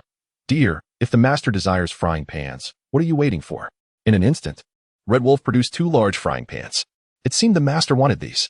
Lin Feng grew anxious, fearing Red Wolf might intend to use them against him. Just as Lin Feng's mind wandered, Red Wolf had already strapped the 2 shiny frying pans onto Lin Feng's back. At that moment, Lin Feng resembled a panda burdened with cookware, akin to a kung fu panda. Ha. Uncle looks so dashing. Little Gray cheered, darting around Lin Feng with glee. Master, may you remember us when you see these pans. Let us continue onward. Very well. Lin Feng inhaled deeply, stifling his joy, and set forth towards the green pastures. The trio of wolves and the panda wore smiles of bliss, prompting me to reflect on the fortuitous nature of their companionship. 10 minutes later, on the grassland, a throng of animals had gathered, forming a circle, with friends from Sheep Village arriving as well. Big Brother Xianjiang. Little Gray excitedly greeted the members of Sheep Village. Had Red Wolf not held him tightly, he would have dashed into the flock. Haha, it's Little Gray. Ignoring Red Wolf's sour expression, the sheep warmly waved at Little Gray. At this moment, a dozen representatives of various animal species stood at the center, embodying the residents of the grassland. I noticed a hippopotamus lounging on the side, blissfully unaware, determined to maintain its silence. On behalf of all residents of the grassland, I hereby announce the commencement of the second discussion regarding the water source dispute, Slow Sheep proclaimed. Resembling the elder he was, with smooth skin devoid of wrinkles, embodying a sense of authority. Please, everyone take a seat. Slow Sheep, leaning on his cane, slowly settled into the central position, gazing at the other representatives. Upon meeting Lin Feng's glance, he hesitated. Being well-educated, he recognized the panda as a cherished protected species. Aren't pandas native to the east? What brings one to the grasslands, mingling with the gray wolf family? They do not appear malicious. Cough. Today we have come at the invitation of the gray wolf family to continue the unfinished discussion from before, Slow Sheep stated, glancing at Gray Wolf, signaling him to commence. Gray Wolf cast a glance at the hippopotamus and surveyed the surroundings. This time, I have specially invited a renowned legal consultant from the eastern grassland to resolve the water source issue. When Lin Feng heard his name called, he stepped forward from the crowd of animals. Greetings, everyone. I am a panda from the eastern grassland, serving as a legal consulting advisor, here at the invitation of the gray wolf family to address the water source issue. Most of the surrounding animals were evidently unfamiliar with the panda species and did not comprehend the meaning of a legal consultant. Nevertheless, they understood that this black and white bear was the gray wolf's appointed aide. Before Gray Wolf's arrival, the representatives of the grassland had already colluded with the hippopotamus, agreeing to turn a blind eye to whatever Gray Wolf proclaimed, opting for a policy of inaction, just as they had before. Today, it seemed, Gray Wolf would return empty-handed. Regardless of who attempts to justify the actions of the notorious Gray Wolf of the grasslands, none will feel any compassion. It would be best to seize this opportunity to have him relocated. Chapter 12, Astonishment. The Distorted Legal Consultation, Part 1. My name is Tianyi, and today marks the 4th day of my viewing of the live broadcast from another world, where I am about to partake in an extraordinary exposition of legal knowledge. Well, since Mr. Panda is willing to represent Gray Wolf at the meeting, please commence your statement. Ahem. Lin Feng coughed symbolically a few times, and the surrounding animals gradually quieted down, their curiosity piqued regarding what this wondrous species might articulate. Lin Feng, Qi Mu, I count on you. Qi Mu and Xiong, understood. Qi Mu and Xiong, in action. Lin Feng's tone was calm, yet laced with barbs, causing village chief Man Yang to feel a sense of unease. While his statement appeared merely factual, acknowledging it would amount to confirming the hippo's guilt. Conversely, to deny it would be to utter blatant falsehoods. The entire populace of the grasslands was aware of this matter. If he were to outright deny it, those eager onlookers outside would not accept it, and his prestige would significantly diminish. The next election for the Grassland Residents Committee chairmanship might not bode well for him. Truly vexing, this individual was quite formidable. Reluctantly, Village Chief Man Yang could only respond ambiguously. Is that so? It must be said that those who ascended to the role of resident representatives were no fools. They all discerned the veiled implications in Lin Feng's words, thus refraining from interjecting and leaving Lin Feng hanging. The Gray Wolf family appeared quite agitated. Yet they had been instructed by Lin Feng not to speak during the meeting, so despite their fury, they remained silent. Old fellow, I will have my revenge someday. Village Chief Man Yang, astonished, glanced at the Gray Wolf family, surprised they had not impulsively spoken up. It seemed he would need to exert more effort to target Gray Wolf. Lin Feng, equally dismayed, thought these creatures were exceedingly cunning. He could already envision the treatment Gray Wolf had received at the last meeting. In some respects, being able to soliloquize for 2 hours was quite an achievement. Just as Lin Feng and Qi Mu Nan Xiong were fervently deliberating their next move, 2 irate voices pierced through the air. Of course, exclaimed a slightly plump Gray Wolf holding a banana. He was Banana Wolf, the cousin of Gray Wolf, who had been specifically invited to lend his support. What is there to question? The entire grassland knows the hippo has seized Gray Wolf's lake. A fashionable female wolf leisurely chimed in. She was Xiang Tai Lang, Banana Wolf's wife. Lin Feng's eyes lit up. These two would serve as excellent allies. Given that the truth of the matter was thus, this old fellow was resolutely obstructing my progress. Lin Feng thought, feeling disgruntled. However, upon hearing the thoughts voiced by Qi Mu Nanxiong, Lin Feng's countenance quickly transformed into a smile once more. Village Chief Man Yang. Such words cannot be spoken. If we were to question the impartiality of Banana Wolf's family due to their kinship with Grey Wolf, then I could equally question your collusion with the hippo against Grey Wolf. The room erupted in uproar. Countless onlookers seethed with anger. Village Chief Man Yang had been elected by them, regarded as the sage of the grasslands. You speak nonsense. How could Village Chief Man Yang favor the hippo? Indeed, Village Chief Man Yang is our sage. He must be fair and just. Expel this unknown creature. Hearing the cacophony of voices around him, Village Chief Man Yang smiled faintly, casting a glance at Lin Feng, as if to say, now you understand whom you are opposing. Previously startled by Lin Feng's exposure of his conspiracy with the hippo, Village Chief Man Yang now felt bolstered by the crowd's support, exuding an air of confidence. Raising his hand to quell the audience's clamor, Mr. Panda. How could I possibly collude with the hippo? Do you have any evidence? I did not even know the hippo previously. Lin Feng smiled slightly. The audience's reaction was exactly what he sought. Village Chief Man Yang, the entire grassland knows that Grey Wolf and the Sheep Village are archenemies. As the village chief of the Sheep Village and the chair of the Residence Committee, it is indeed possible that you might choose to shield the hippo's crimes in order to confront Grey Wolf. Village Chief Man Yang was momentarily speechless, realizing that Lin Feng had merely returned his earlier words to him. There is no need for the village chief to argue. I am merely suggesting the possibility. Of course, you are the sage of the green pastures, and I believe you stand on the side of fairness and justice. Naturally, I will handle this matter impartially and provide an explanation to the green pastures. The surrounding animals exhaled, calming down, indeed. How could Village Chief Man Yang possibly engage in underhanded dealings? It was merely this fellow named Panda attempting to tarnish Village Chief Man Yang's reputation. Yes, indeed. I noticed the hippo's eyelids flicker slightly, covertly glancing at Lin Feng before closing them again, clearly having overheard the earlier events. Tianyi, that hippo is feigning sleep. He just cast a glance in your direction, Lin Feng. Yi Fan. Yes, I saw it too. His breathing is noticeably heavy, indicating he is not at ease. This was undoubtedly promising news, and Lin Feng and Qi Mu Nanxiong's communication accelerated. The hippo could not remain passive. He needed to capitalize on this momentum. Now that everyone is aware of the situation, I shall begin to elucidate the harm and losses suffered by the Grey Wolf family. Village Chief Man Yang furrowed his brow. Please proceed. Firstly, during the land allocation of the grasslands, the area encompassing this lake was designated for Grey Wolf, and the lake itself was developed by Grey Wolf. In other words, both the land and water source are the private property of Grey Wolf's family. The hippo, without rights or ownership, brazenly entered Grey Wolf's private domain to rest, drink, and even monopolize the water source, which severely infringes upon the property of Grey Wolf's family. The Grey Wolf family relies solely on this water source. Due to the hippo's encroachment, they have long been deprived of the essential conditions for survival, severely endangering the health and well-being of the entire family. However, before Village Chief Man Yang could interject, Lin Feng raised his hand to interrupt. Mr. Grey Wolf, may I ask how long the hippo has occupied your water source? Lin Feng inquired, directing his gaze towards Grey Wolf.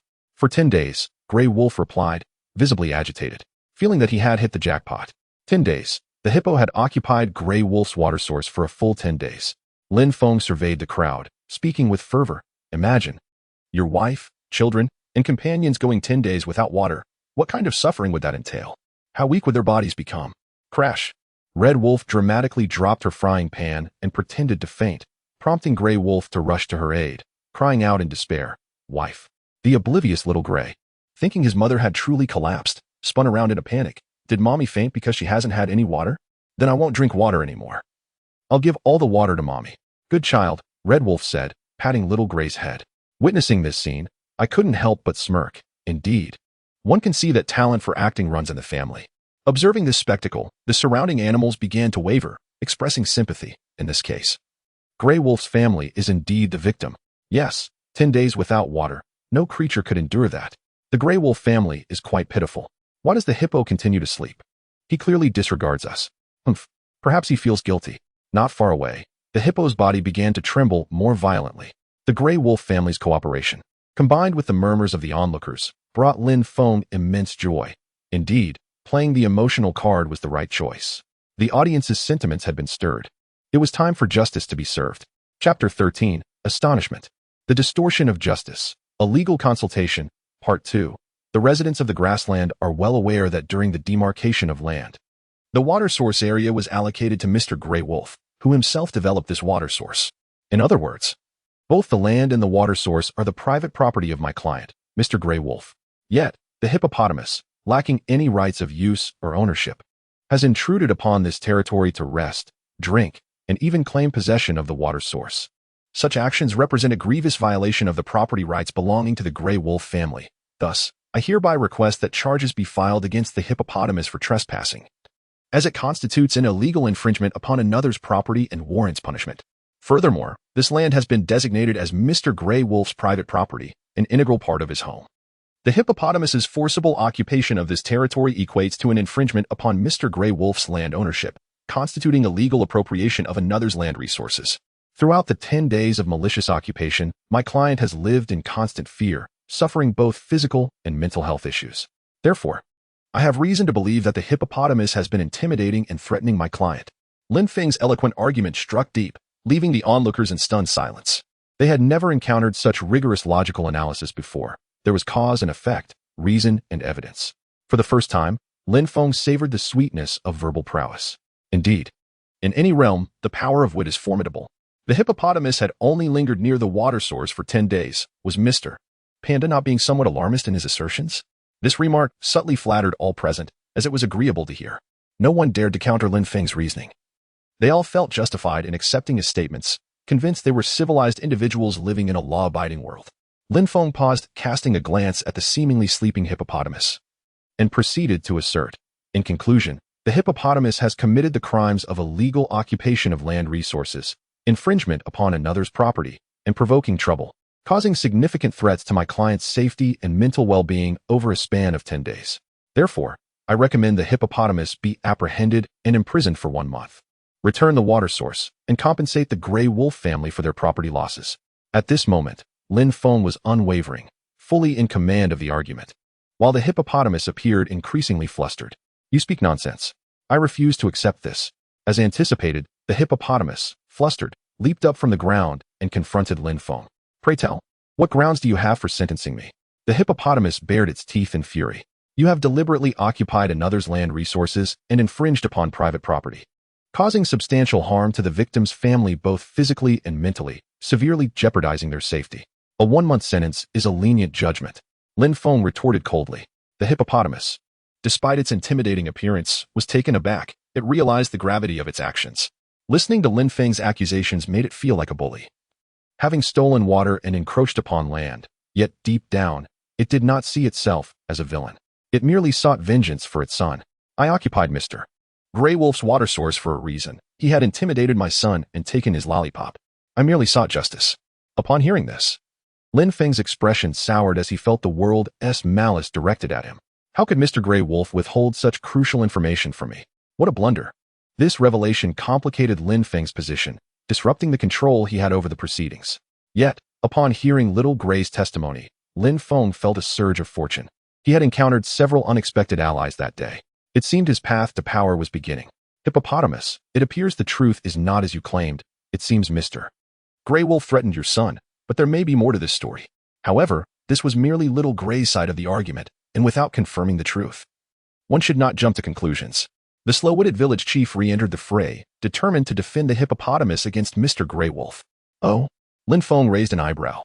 Is not the hippopotamus's testimony also one-sided? The hippopotamus, aflame with indignation, retorted, Am I not capable of telling the truth?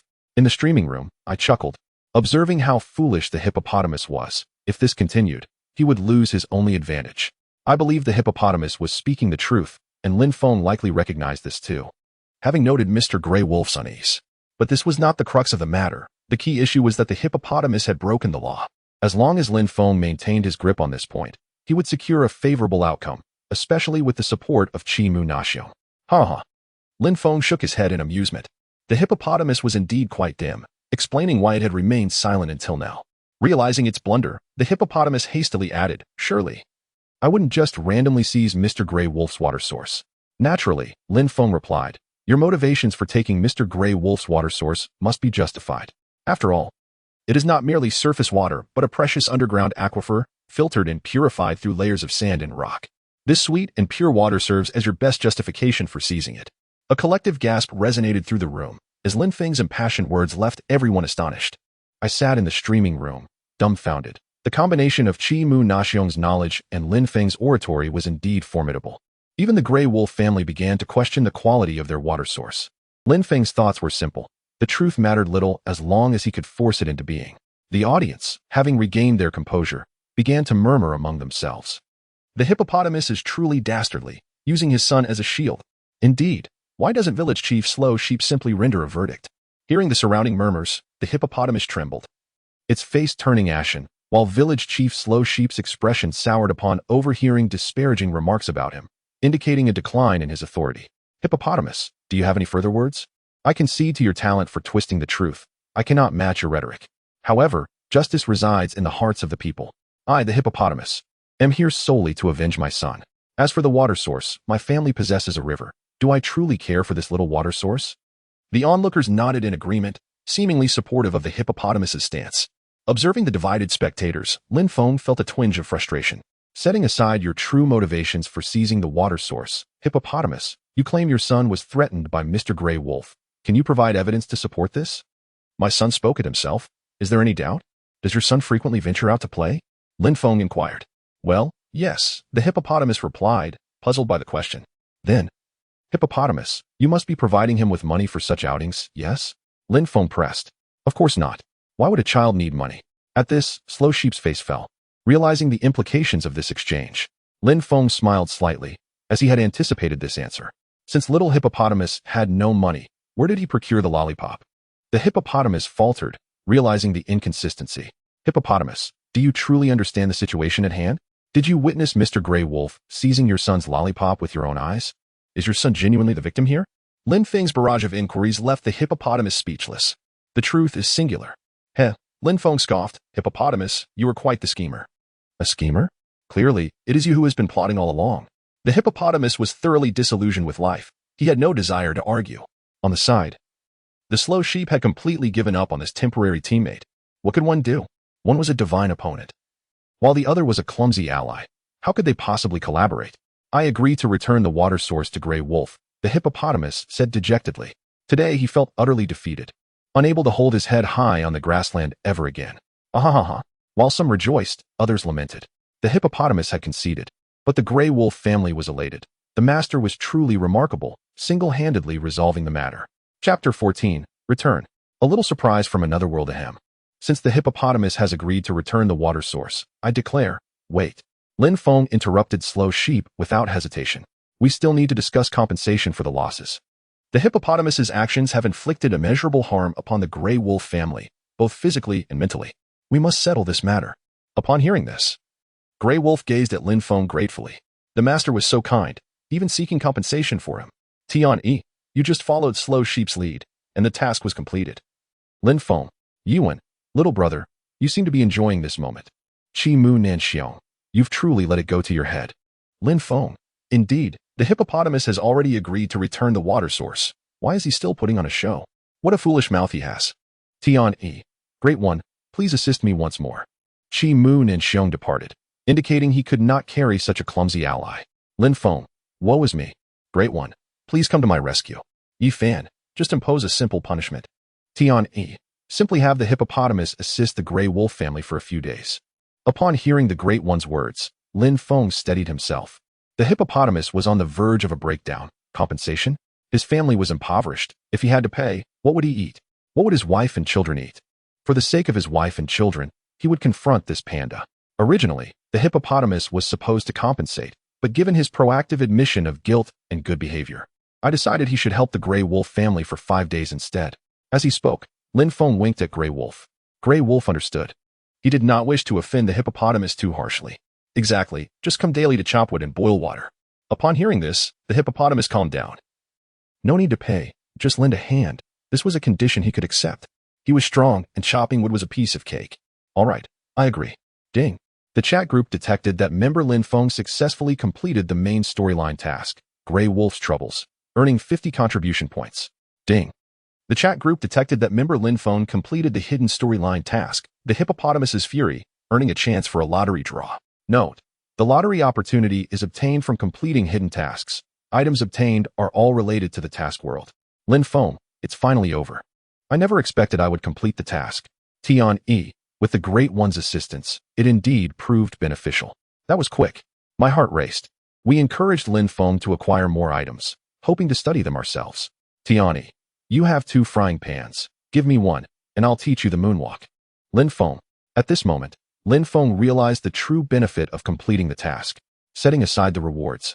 Simply collecting items from another world and exchanging them with the Great Ones could yield immeasurable advantages. Lin Feng, what does Chi Mu want? Chi Mu and Xiong. Chi Mu and Xiong, please bring me 5 coffee puddings from your world. Lin Feng. Half an hour later, within the castle. Master, we truly owe this to you. Otherwise, we would have no water to drink for the coming days. Indeed, Master, please do stay for another night. My wife and I will certainly treat you well. Grey Wolf and Red Wolf smiled joyfully. No, I am quite happy to have helped. Before I leave, may I taste a banana? Grey Wolf and Red Wolf exchanged glances. Of course. All right, thank you. Lin Feng peeled a banana and took a bite. Hiki. Grey Wolf and Red Wolf grinned broadly. For some reason, Lin Feng felt their smiles were rather sinister. Master, we are truly grateful. But we would like to ask you for another favor. Gradually, Lin Feng's consciousness began to blur, and he collapsed to the ground. Banana, poisoned. Haha. The master, so warm-hearted. Should indeed go all out. Let our family feast, and we will surely be grateful. Daddy, Mommy, is the uncle sick? Little Gray, the uncle is merely asleep. Daddy will take him to rest. Watching Lin Feng lying on the ground, the 3 in the chat group were left speechless. He was truly an unmanageable teammate. As Grey Wolf skillfully tossed bananas, carrots, and Lin Feng into the pot, I was at a loss and tagged Lin Feng. Tian-E, Lin Feng. You might lose your life. Yi Fan, little brother Lin is truly kind. Chi Moon and Xiong. Impressive. After being tagged, Lin Feng's consciousness instantly awoke. But upon realizing his body remained immobile, he was filled with regret. If only he had left instead of getting himself into this predicament. Having fallen victim to Grey Wolf twice, Lin Feng felt too embarrassed to face the others in the chat group. He knew he was inescapably doomed. It was highly likely that Grey Wolf's dinner would be him. Am I going to die? I never expected my life would end in such a manner. I have failed the kindness of the Great Ones. In my final moments, I have one request. Tian-E, please, go ahead. Yi Fan, please, go ahead. Chi Moon and Xiong, please, go ahead.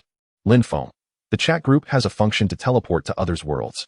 I hope that when you all have contribution points, you can visit my world and take care of my family. My address is Tian-E. I understand. You can rest easy. Yi Fan. I understand. You can rest easy. Chi Moon and Xiong. Lin Feng. What a pity. I cannot bring coffee pudding to Chi Mu. To be honest, the pudding from my place is quite delicious. Upon hearing the word pudding, Chi Moon and Xiong could no longer contain himself. Tian-E, you are truly a genuine clumsy ally. At this rate, even a deity would struggle to assist you. Yi Fan, little brother. Be more mindful in the future. There aren't many good people in this world. The strong emerge from the mountains of corpses and seas of blood. At this moment, Lin Feng felt immense shame. If he could regain his senses, he would undoubtedly be blushing with embarrassment. He fancied himself the possessor of a golden finger, the protagonist. Yet when the crucial moment arrived, he faltered. Finally, at this moment, after Lin Feng completed his task, the 3 in the chat group did not exit the chat room. Perhaps waiting for this very instant. Just like Lin Feng's revival, this was an opportunity to closely observe the power of the chat group. Had it not been for this, we might not have continued watching the live stream. Lin Feng might have truly become Grey Wolf's dish. Unlike the faint glow during revival, the radiance during teleportation was dazzling and brilliant. A circular light enveloped Lin Feng, expanding outward, as a beam of light descended from above, densely packed with runic chains entwined around the circle. I strained my eyes to observe these symbols. Some were clearly visible, while others were quite blurry. I focused on the few runes I could discern. The intense light stung my eyes, causing tears to flow, yet I remained fixated on these symbols, forcefully committing their shapes to memory. I had a feeling these symbols were significant, imbued with great power. The teleportation did not last long. In a flash, Lin Feng disappeared from his spot. The live stream screen went dark for a few seconds before returning to normal. The scene before me was strikingly familiar. I once had such a home, refrigerator, television, washing machine. What a nostalgic feeling. Yi Fan, this looks just like Earth. It even has phones and computers. Tian, indeed. My previous world bears little difference from this one. Why not? Great Emperor, take the trouble to visit Earth and see how things have developed on your side. Yi Fan, I have been contemplating the same. Chimu Nankoan sighed in resignation, pondering why these individuals seemed intent on courting trouble. Tian, perhaps it is because we are all in the same pot. Chapter 15. Summary and Gains. I am Tian, a man destined to become a naval admiral. One day, a chat group unexpectedly formed in my mind, and now I find myself sharing Lin Feng's achievements within it. Tian, since the task has been successfully completed. ISNT, it time for you to fulfill your promise. Lin Feng? Yi Fan, since the task has been successfully completed. ISNT, it time for you to fulfill your promise. Lin Feng? Chimu Nankoan, since the task has been successfully completed. ISNT, it time for you to fulfill your promise. Lin Feng?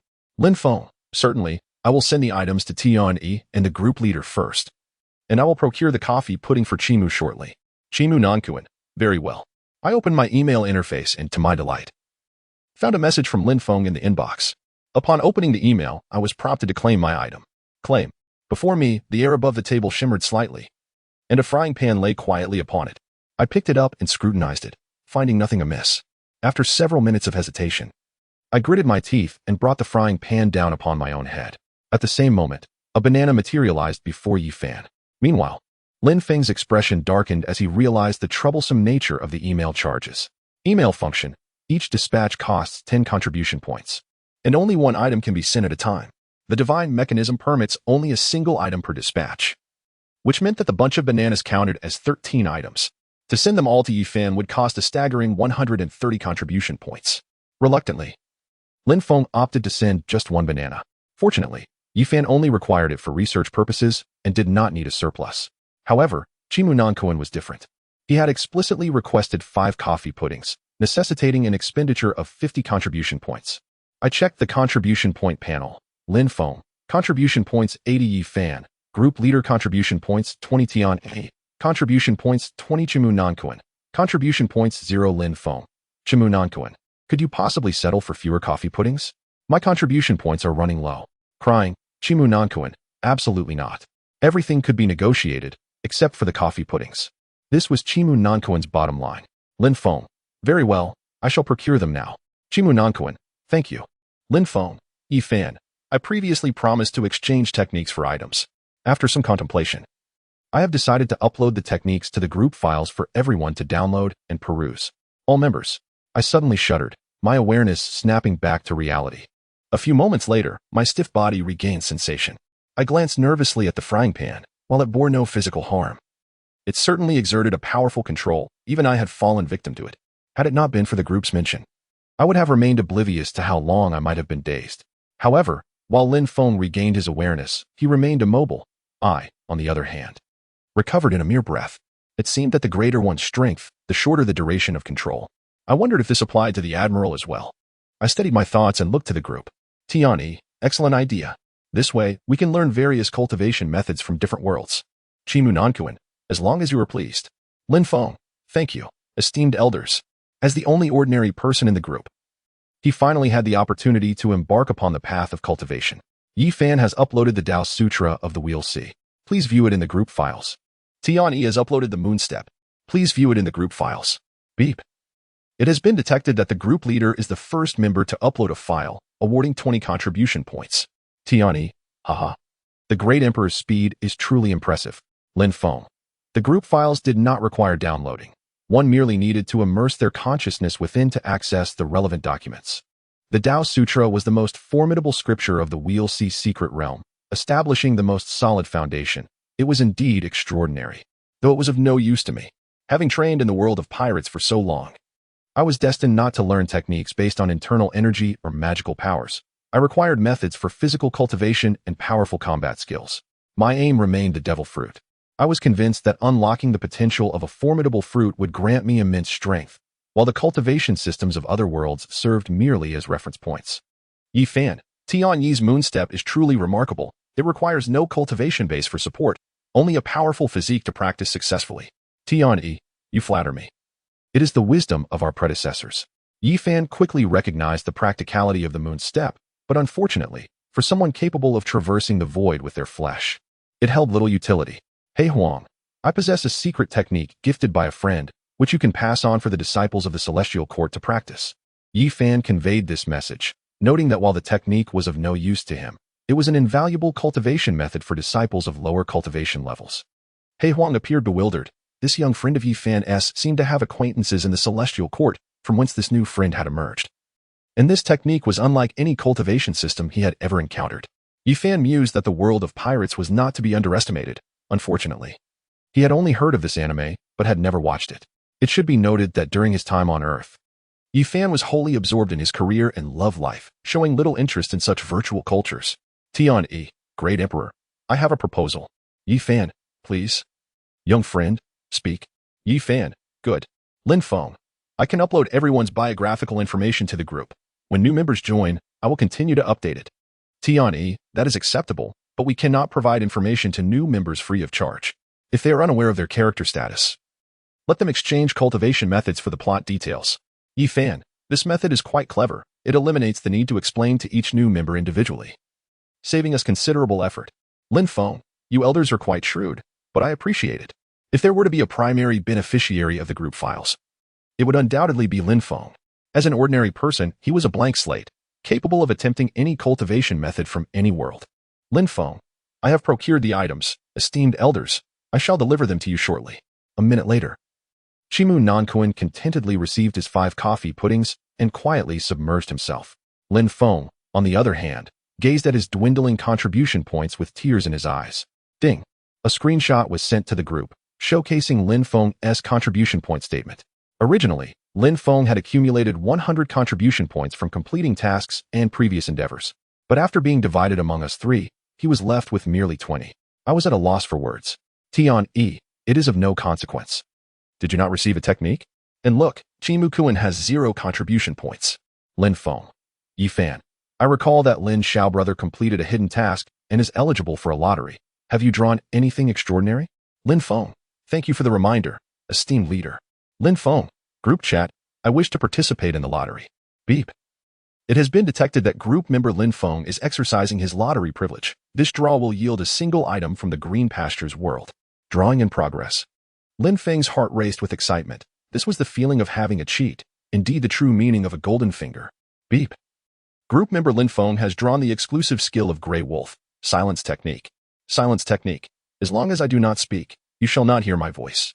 Upon reading the skill description in the group, I nearly burst into laughter. To not speak and thus be unheard was rather self-evident. Yet it had somehow been categorized as a skill. I was thoroughly amused. Tian Yi, this ability is quite impressive. Lin Feng, I. Yi Fan. Observe closely. It may yet prove to be a valuable skill. Yi Fan's eyes twitched. The limitless absurdity of the chat group once again exceeded his understanding.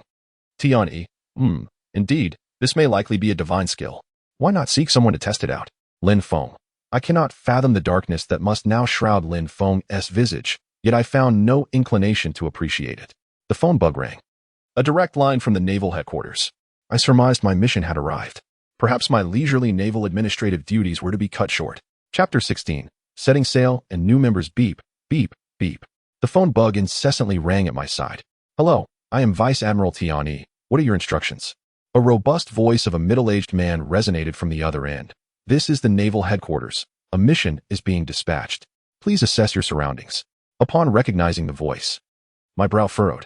Although we had met but a few times, I could discern it was none other than Fleet Admiral Sengoku.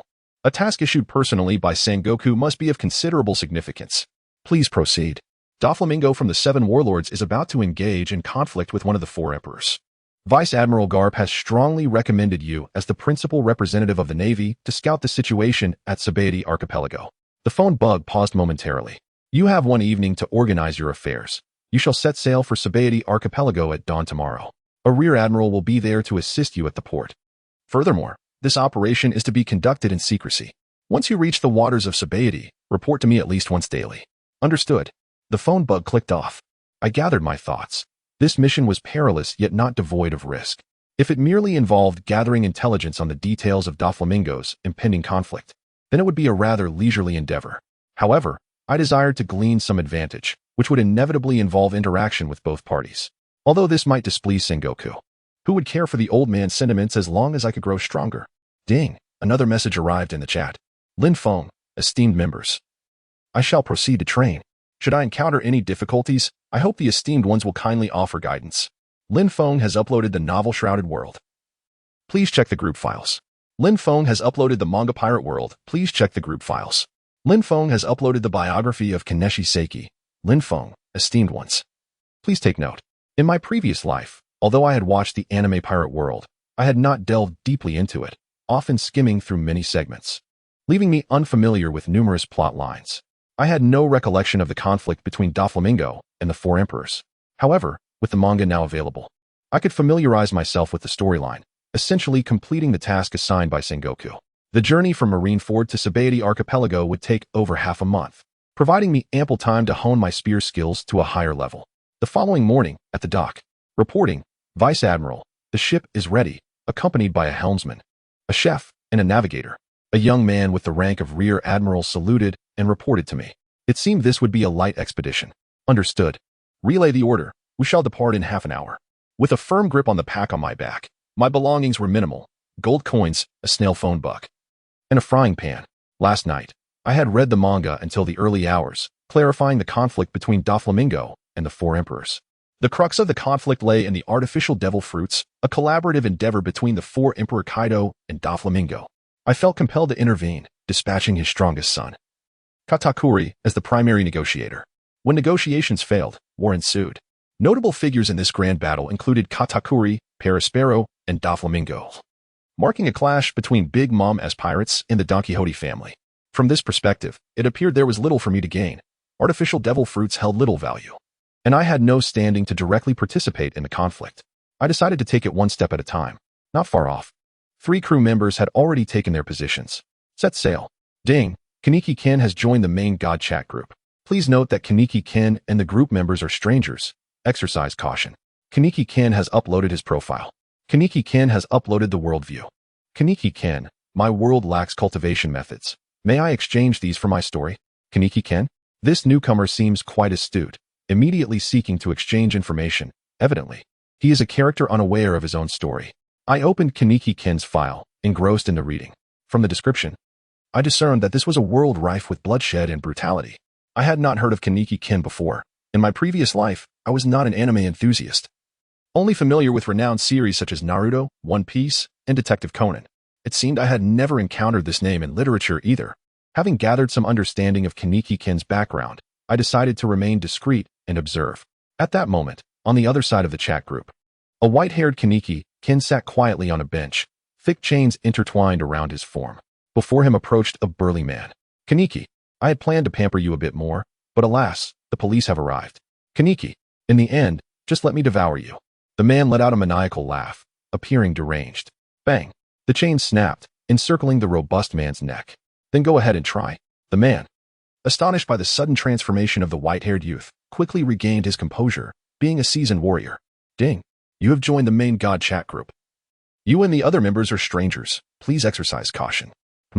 The sudden voice in his mind startled Kaneki momentarily. Was it Rise? No, it couldn't be. The voice was different.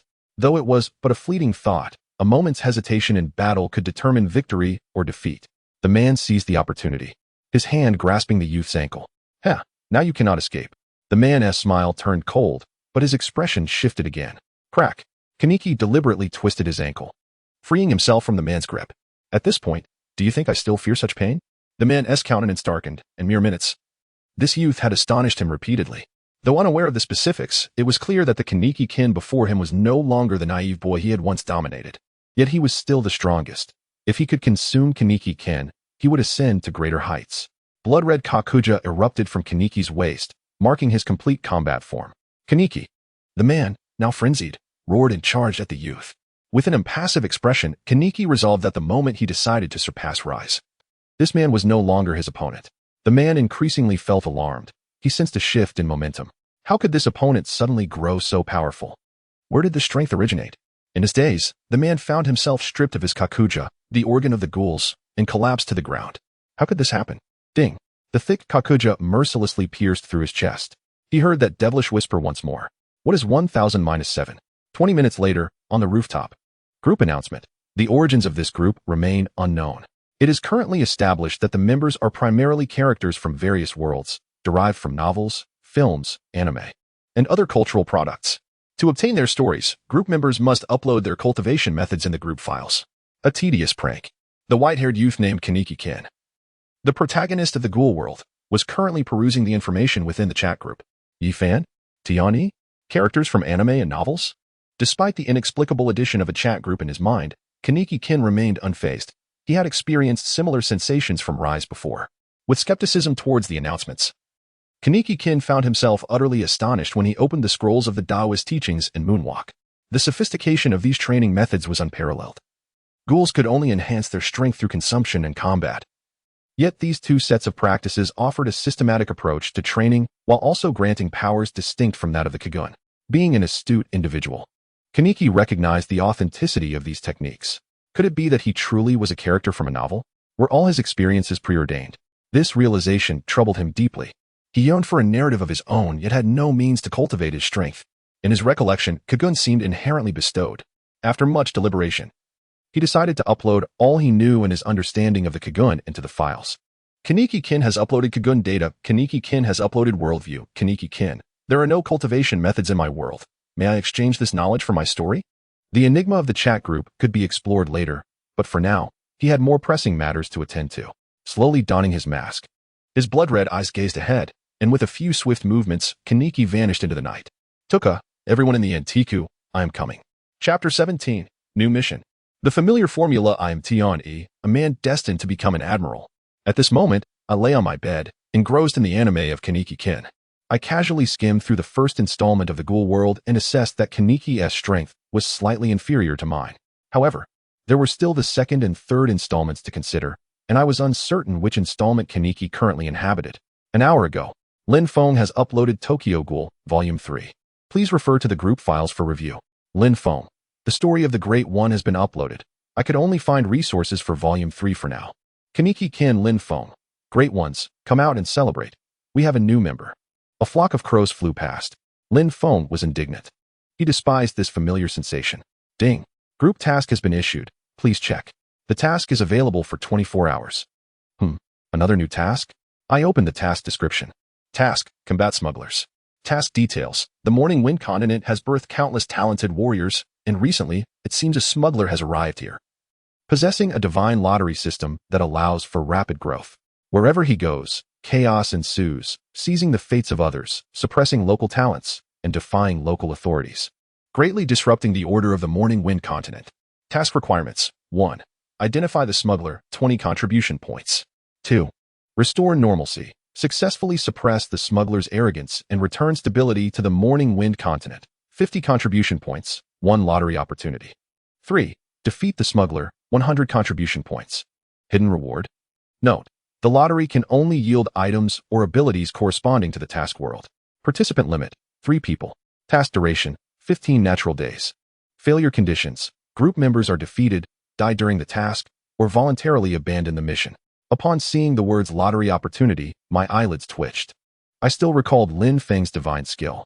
However, this time, 3 individuals could teleport together, and clearly, this was a high martial world, far surpassing the realm of the Grey Wolf. It would be best to participate with the group leader or Saiki Kusua. With these 2 true powerhouses, success would be assured. No one in the group was eager to express their intentions just yet. Kaneki Kin, what is this task, and what are contribution points for? Lin Feng, Kaneki. First, familiarize yourself with the functions of the chat group. Having just settled Tuka, Kaneki craved strength. He wished to grow stronger. Initially, he believed joining the WWIII was his only path, but with the advent of the chat group, he discovered a more profound level of power. If the members of this group were indeed formidable beings from various worlds, might he have the opportunity to learn from these great ones? In the second anime, Kaneki absorbed numerous ghouls and indeed grew more powerful.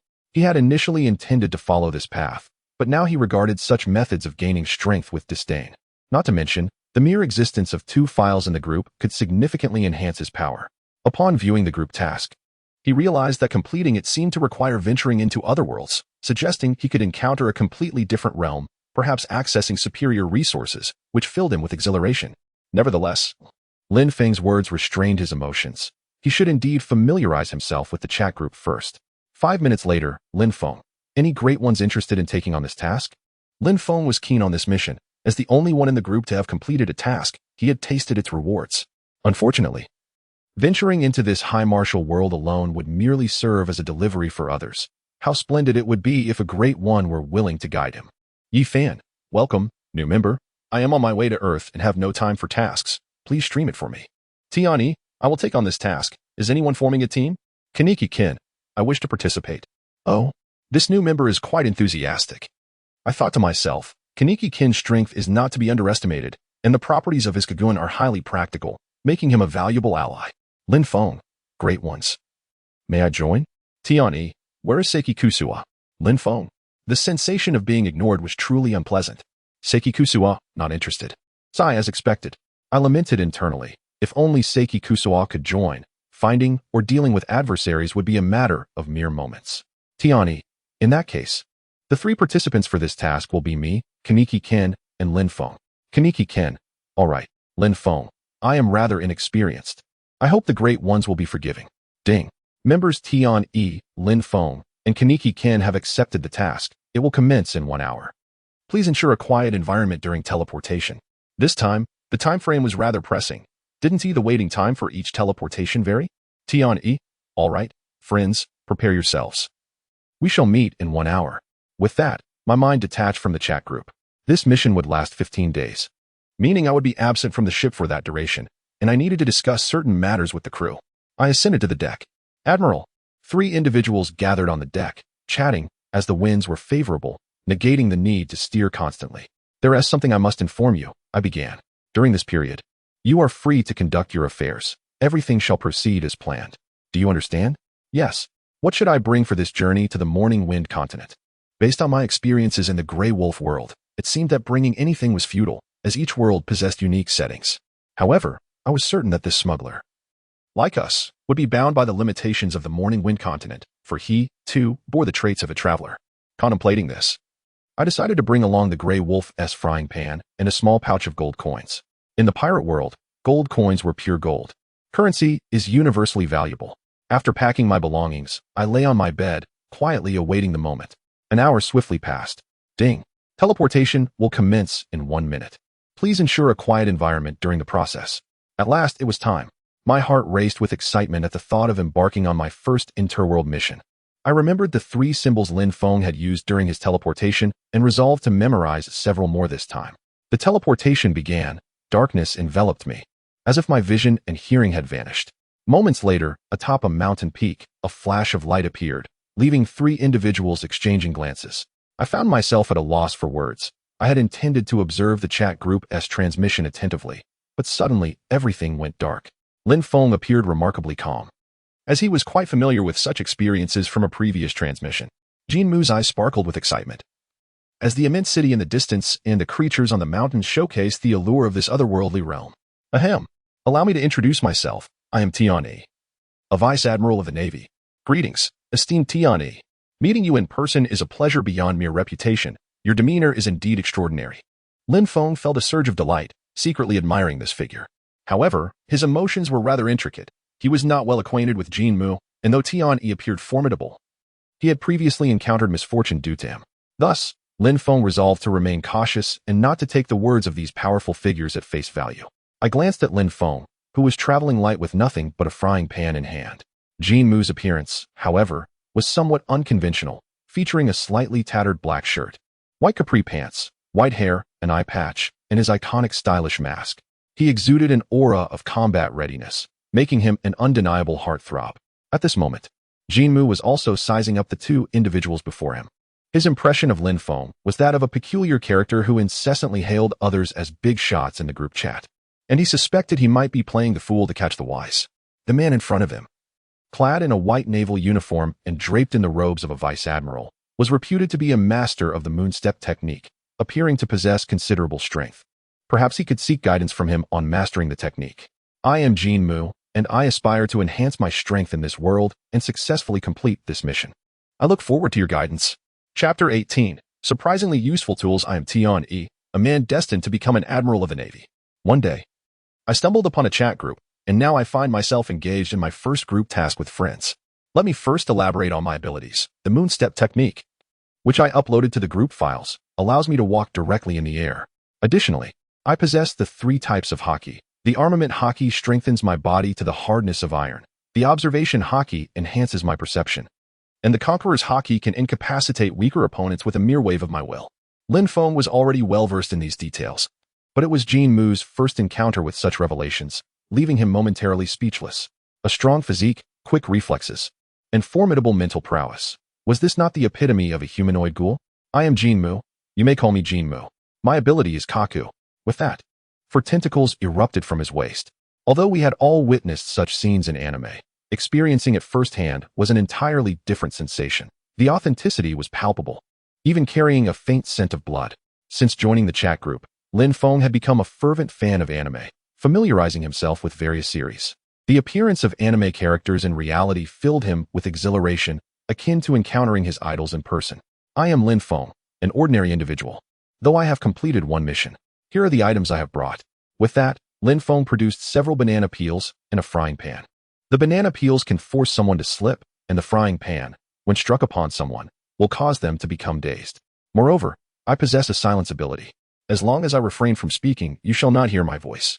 Jin Mu's expression turned skeptical. These items seemed unreliable compared to his own silence ability. Sensing Jin Mu's doubt, Lin Feng explained, I have one of those frying pans as well, and it is indeed quite effective as a control tool. If I were struck, I too would become dazed. However, I am uncertain about the efficacy of the banana peels. Shall we test it? Lin Feng looked at me with eager anticipation. I'll give it a try, Jin Mu said, stepping forward, eager to prove himself as a newcomer. Lin Feng was excited. He too wanted to witness the power of the banana peels. He placed the banana peel on the ground and gestured to Jin Mu. Jin Mu, just walk towards the banana peel. No need to deliberately step on it. Okay, Jin Mu replied decisively, approaching the banana peel without hesitation. I kept a close watch on his feet, recalling how Lin Feng had been forcefully tripped by the banana peel previously.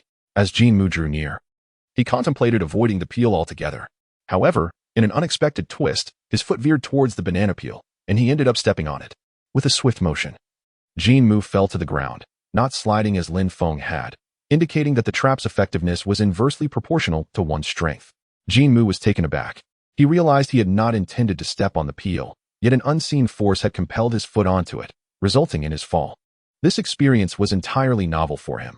Was this the power of an alternate world? Indeed, these tools appear to have some utility. But have you figured out how to use your skill? I inquired. Basically, yes. It's a passive skill. As long as I do not speak, it activates. When I remain silent, regardless of my actions, others cannot hear me. I once tested it before my neighbor. I cranked the music to maximum, and they heard nothing. Lin Feng exclaimed proudly, originally considering it a useless skill, but after numerous trials, he discovered its potential. My skill seems quite suitable for stealth missions.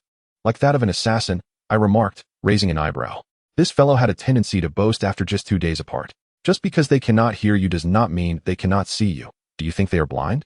Jin Mu recalled his companions from the stable zone and said, Everyone, we should commence our task promptly. Listening to the big shot, Lin Feng replied, Lin, my young brother, activate the live stream, so the Emperor can scrutinize the rules of this world. After the banana peel incident, Jin Mu gained a clearer understanding of the power of rules. They were entirely unreasonable. Lin Feng has begun streaming. Yi Fan has entered the live stream. Kusuwa Saiki has entered the live stream. Tian, Emperor, please help us discern the rules of this world. Yi Fan, the rules of this world differ from those of the Grey Wolf's realm. This is a world of cultivation, where the strength developed and the bottleneck during tribulation are governed by these rules. Upon hearing this, I understood that the power system of the high martial world aligned with the rules of this realm. However, this revelation brought me a sense of relief. What do you mean? Lin Feng asked. Tian Yi explained. It means this world resembles those depicted in novels. There are no bizarre powers here. Lin Feng's understanding deepened. This was indeed a world of cultivation, and the system of cultivation constituted its rules. What shall we do next? Jin Mu inquired. I pondered for a moment and decided to analyze the task at hand. This mission could be divided into 3 parts: locating the stowaway, defeating the stowaway, and the crux of the matter, the suppression of the stowaway. I surmised that this stowaway, possessing a system, was akin to a protagonist from a novel, relying on the system to flaunt their abilities and humiliate others. To suppress him, we must undermine both his cultivation and morale, rendering him incapable of rising again. I had long wished to inquire about that divine lottery system. Jin Mu, being a native of the ghoul world, was unaware of the concept of a golden finger. Essentially, The system was akin to a cheat. The stowaway could be perceived as one of us, transported here, yet he could remain in this world indefinitely. This lottery system would allow him to grow stronger without the need for cultivation, simply by participating in daily lotteries, thus easily outperforming his peers. Lin Feng felt a surge of indignation. How could that individual flaunt their superiority without enduring the rigors of cultivation? In essence, he was nothing more than an arrogant pretender. Kaneki Kin furrowed his brow. Just a single sentence had extinguished any fondness he might have harbored for this pretentious individual. Each of them had emerged from a sea of corpses and blood, and to hear that someone could grow stronger merely by participating in daily lotteries was an affront to his efforts. Yi Fan remarked, "The power structure in this world is quite similar to mine. It consists of layers of realm breakthroughs. That pretender, possessing a system, must surely not be lacking in strength." Tiani added, "Indeed, this world likely harbors many formidable beings. We should limit our interactions with its practitioners and simply eliminate the pretender." Lin Feng interjected, "With all due respect, while Kaneki's mask is quite stylish, is it not a tad too ostentatious?" Kaneki touched his mask, saying, "It was given to me by my companions. They will fight alongside me."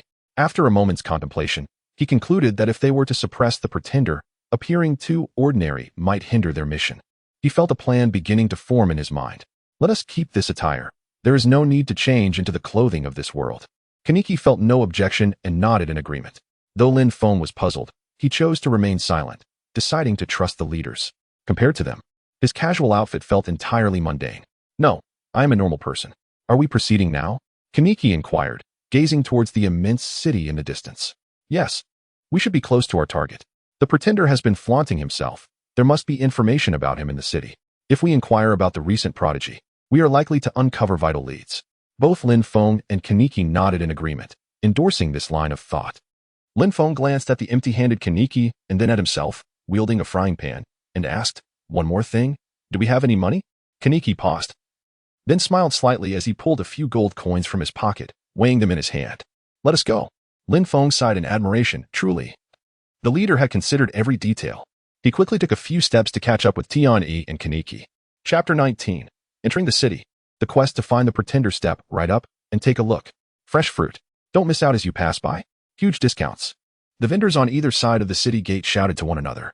The foot traffic at the city gate was the highest each day, allowing vendors to earn more money, which drew countless merchants to set up stalls there. Some even arrived before dawn. The guards at the city gate turned a blind eye, acknowledging that life was tough, and as long as order within the city remained intact, they would let it be. At that moment, the guards stood on high alert, while the surrounding vendors gradually ceased their shouting, and passers-by halted to observe. 3 individuals in peculiar attire stood at the city gate, eyeing the sign that read Giant Spirit City. Their appearances were strikingly unusual. One wore a terrifying mask resembling a ghostly visage, another draped in a long robe inscribed with indecipherable symbols, and the last, a young man who appeared relatively normal, yet the trio's combination suggested they were anything but virtuous. "Tianyi, I told you we were too conspicuous. WWIII already attracted attention before even entering the city. No matter, the more we stand out, the more likely we are to draw in the pretender. Remember the plan we discussed earlier. We shall proceed as intended." The 3 had previously deliberated on a strategy aimed at luring out the pretender.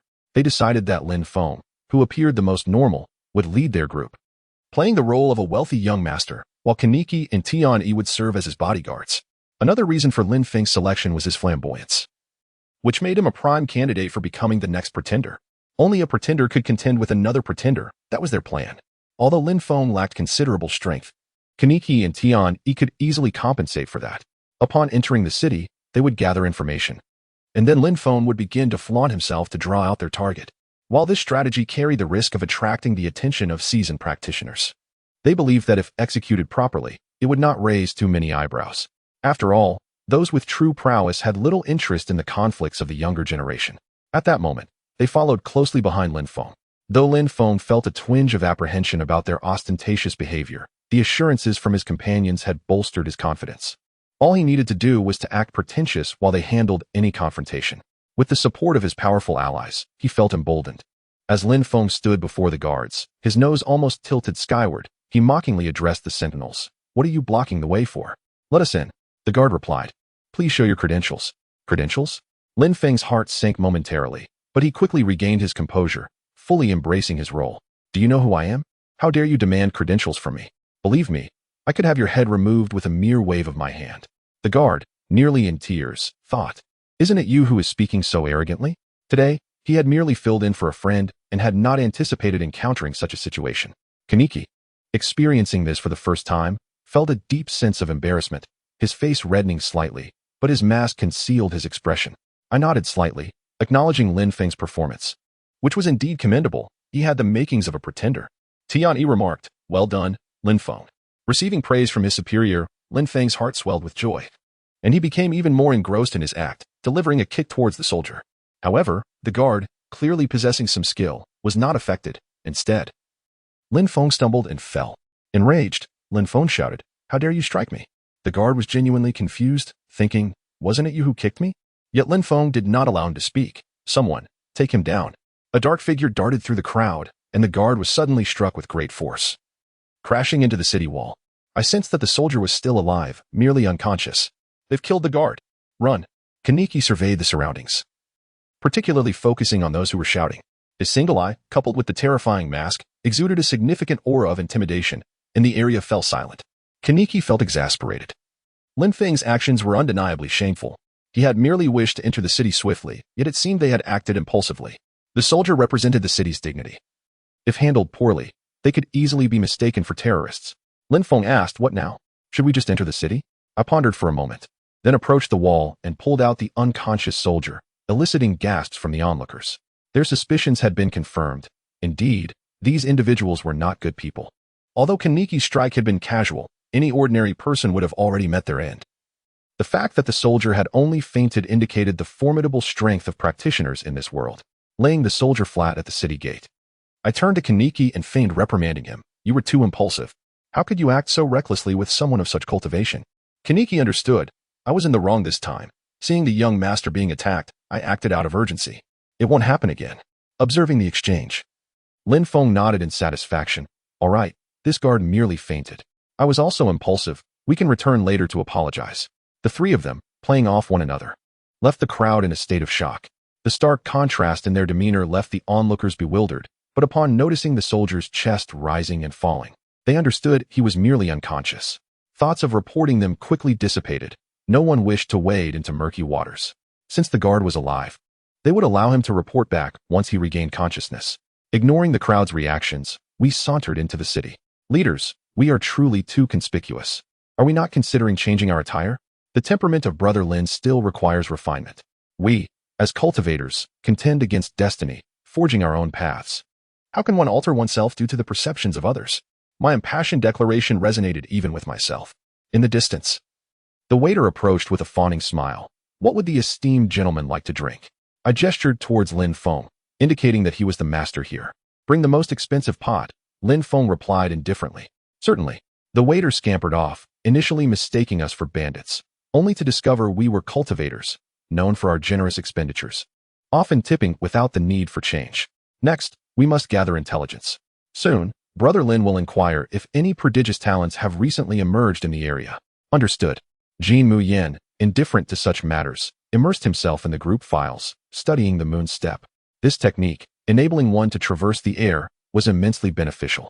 The first part of the group's anime mirrored his current experiences, while the second part depicted the calamity that befell the residents of the safe zone, where the shopkeeper perished. This instilled a sense of urgency within him. He needed to strengthen himself swiftly. "Esteemed gentlemen, your tea has arrived," the waiter announced, beaming. "This is the finest tea of our establishment, by Luo Chan." I glanced at the waiter, then slapped a gold coin onto the table. The waiter's eyes widened in disbelief. "Is this for me?" Having long roamed the market, he recognized the coin as pure gold, its intricate design implying its value was at least threefold. "However, there is one more matter I wish to inquire about," Lin Feng said at the opportune moment, clearly demonstrating that wealth held universal power across all realms. "Curse those affluent individuals." "Please, speak, and I shall divulge all I know," the waiter responded, his gaze fixated on the gold coin, greed palpable. "Are there any talented cultivators in this city?" Upon hearing this, the waiter's enthusiasm surged. "Indeed, there is a genius from the Li family, renowned as the Little Sword Immortal, capable of severing heads from 100 paces. The young lady from the Wang family is a maestro of music, her demonic melodies ensnaring the hearts and minds of listeners." The waiter rambled on, mentioning various prominent families, nearly reciting the entire roster of surnames. I furrowed my brow. Is there a young man from outside who has overshadowed some local prodigies or offended certain sects? The waiter, however, replied, I cannot say for certain.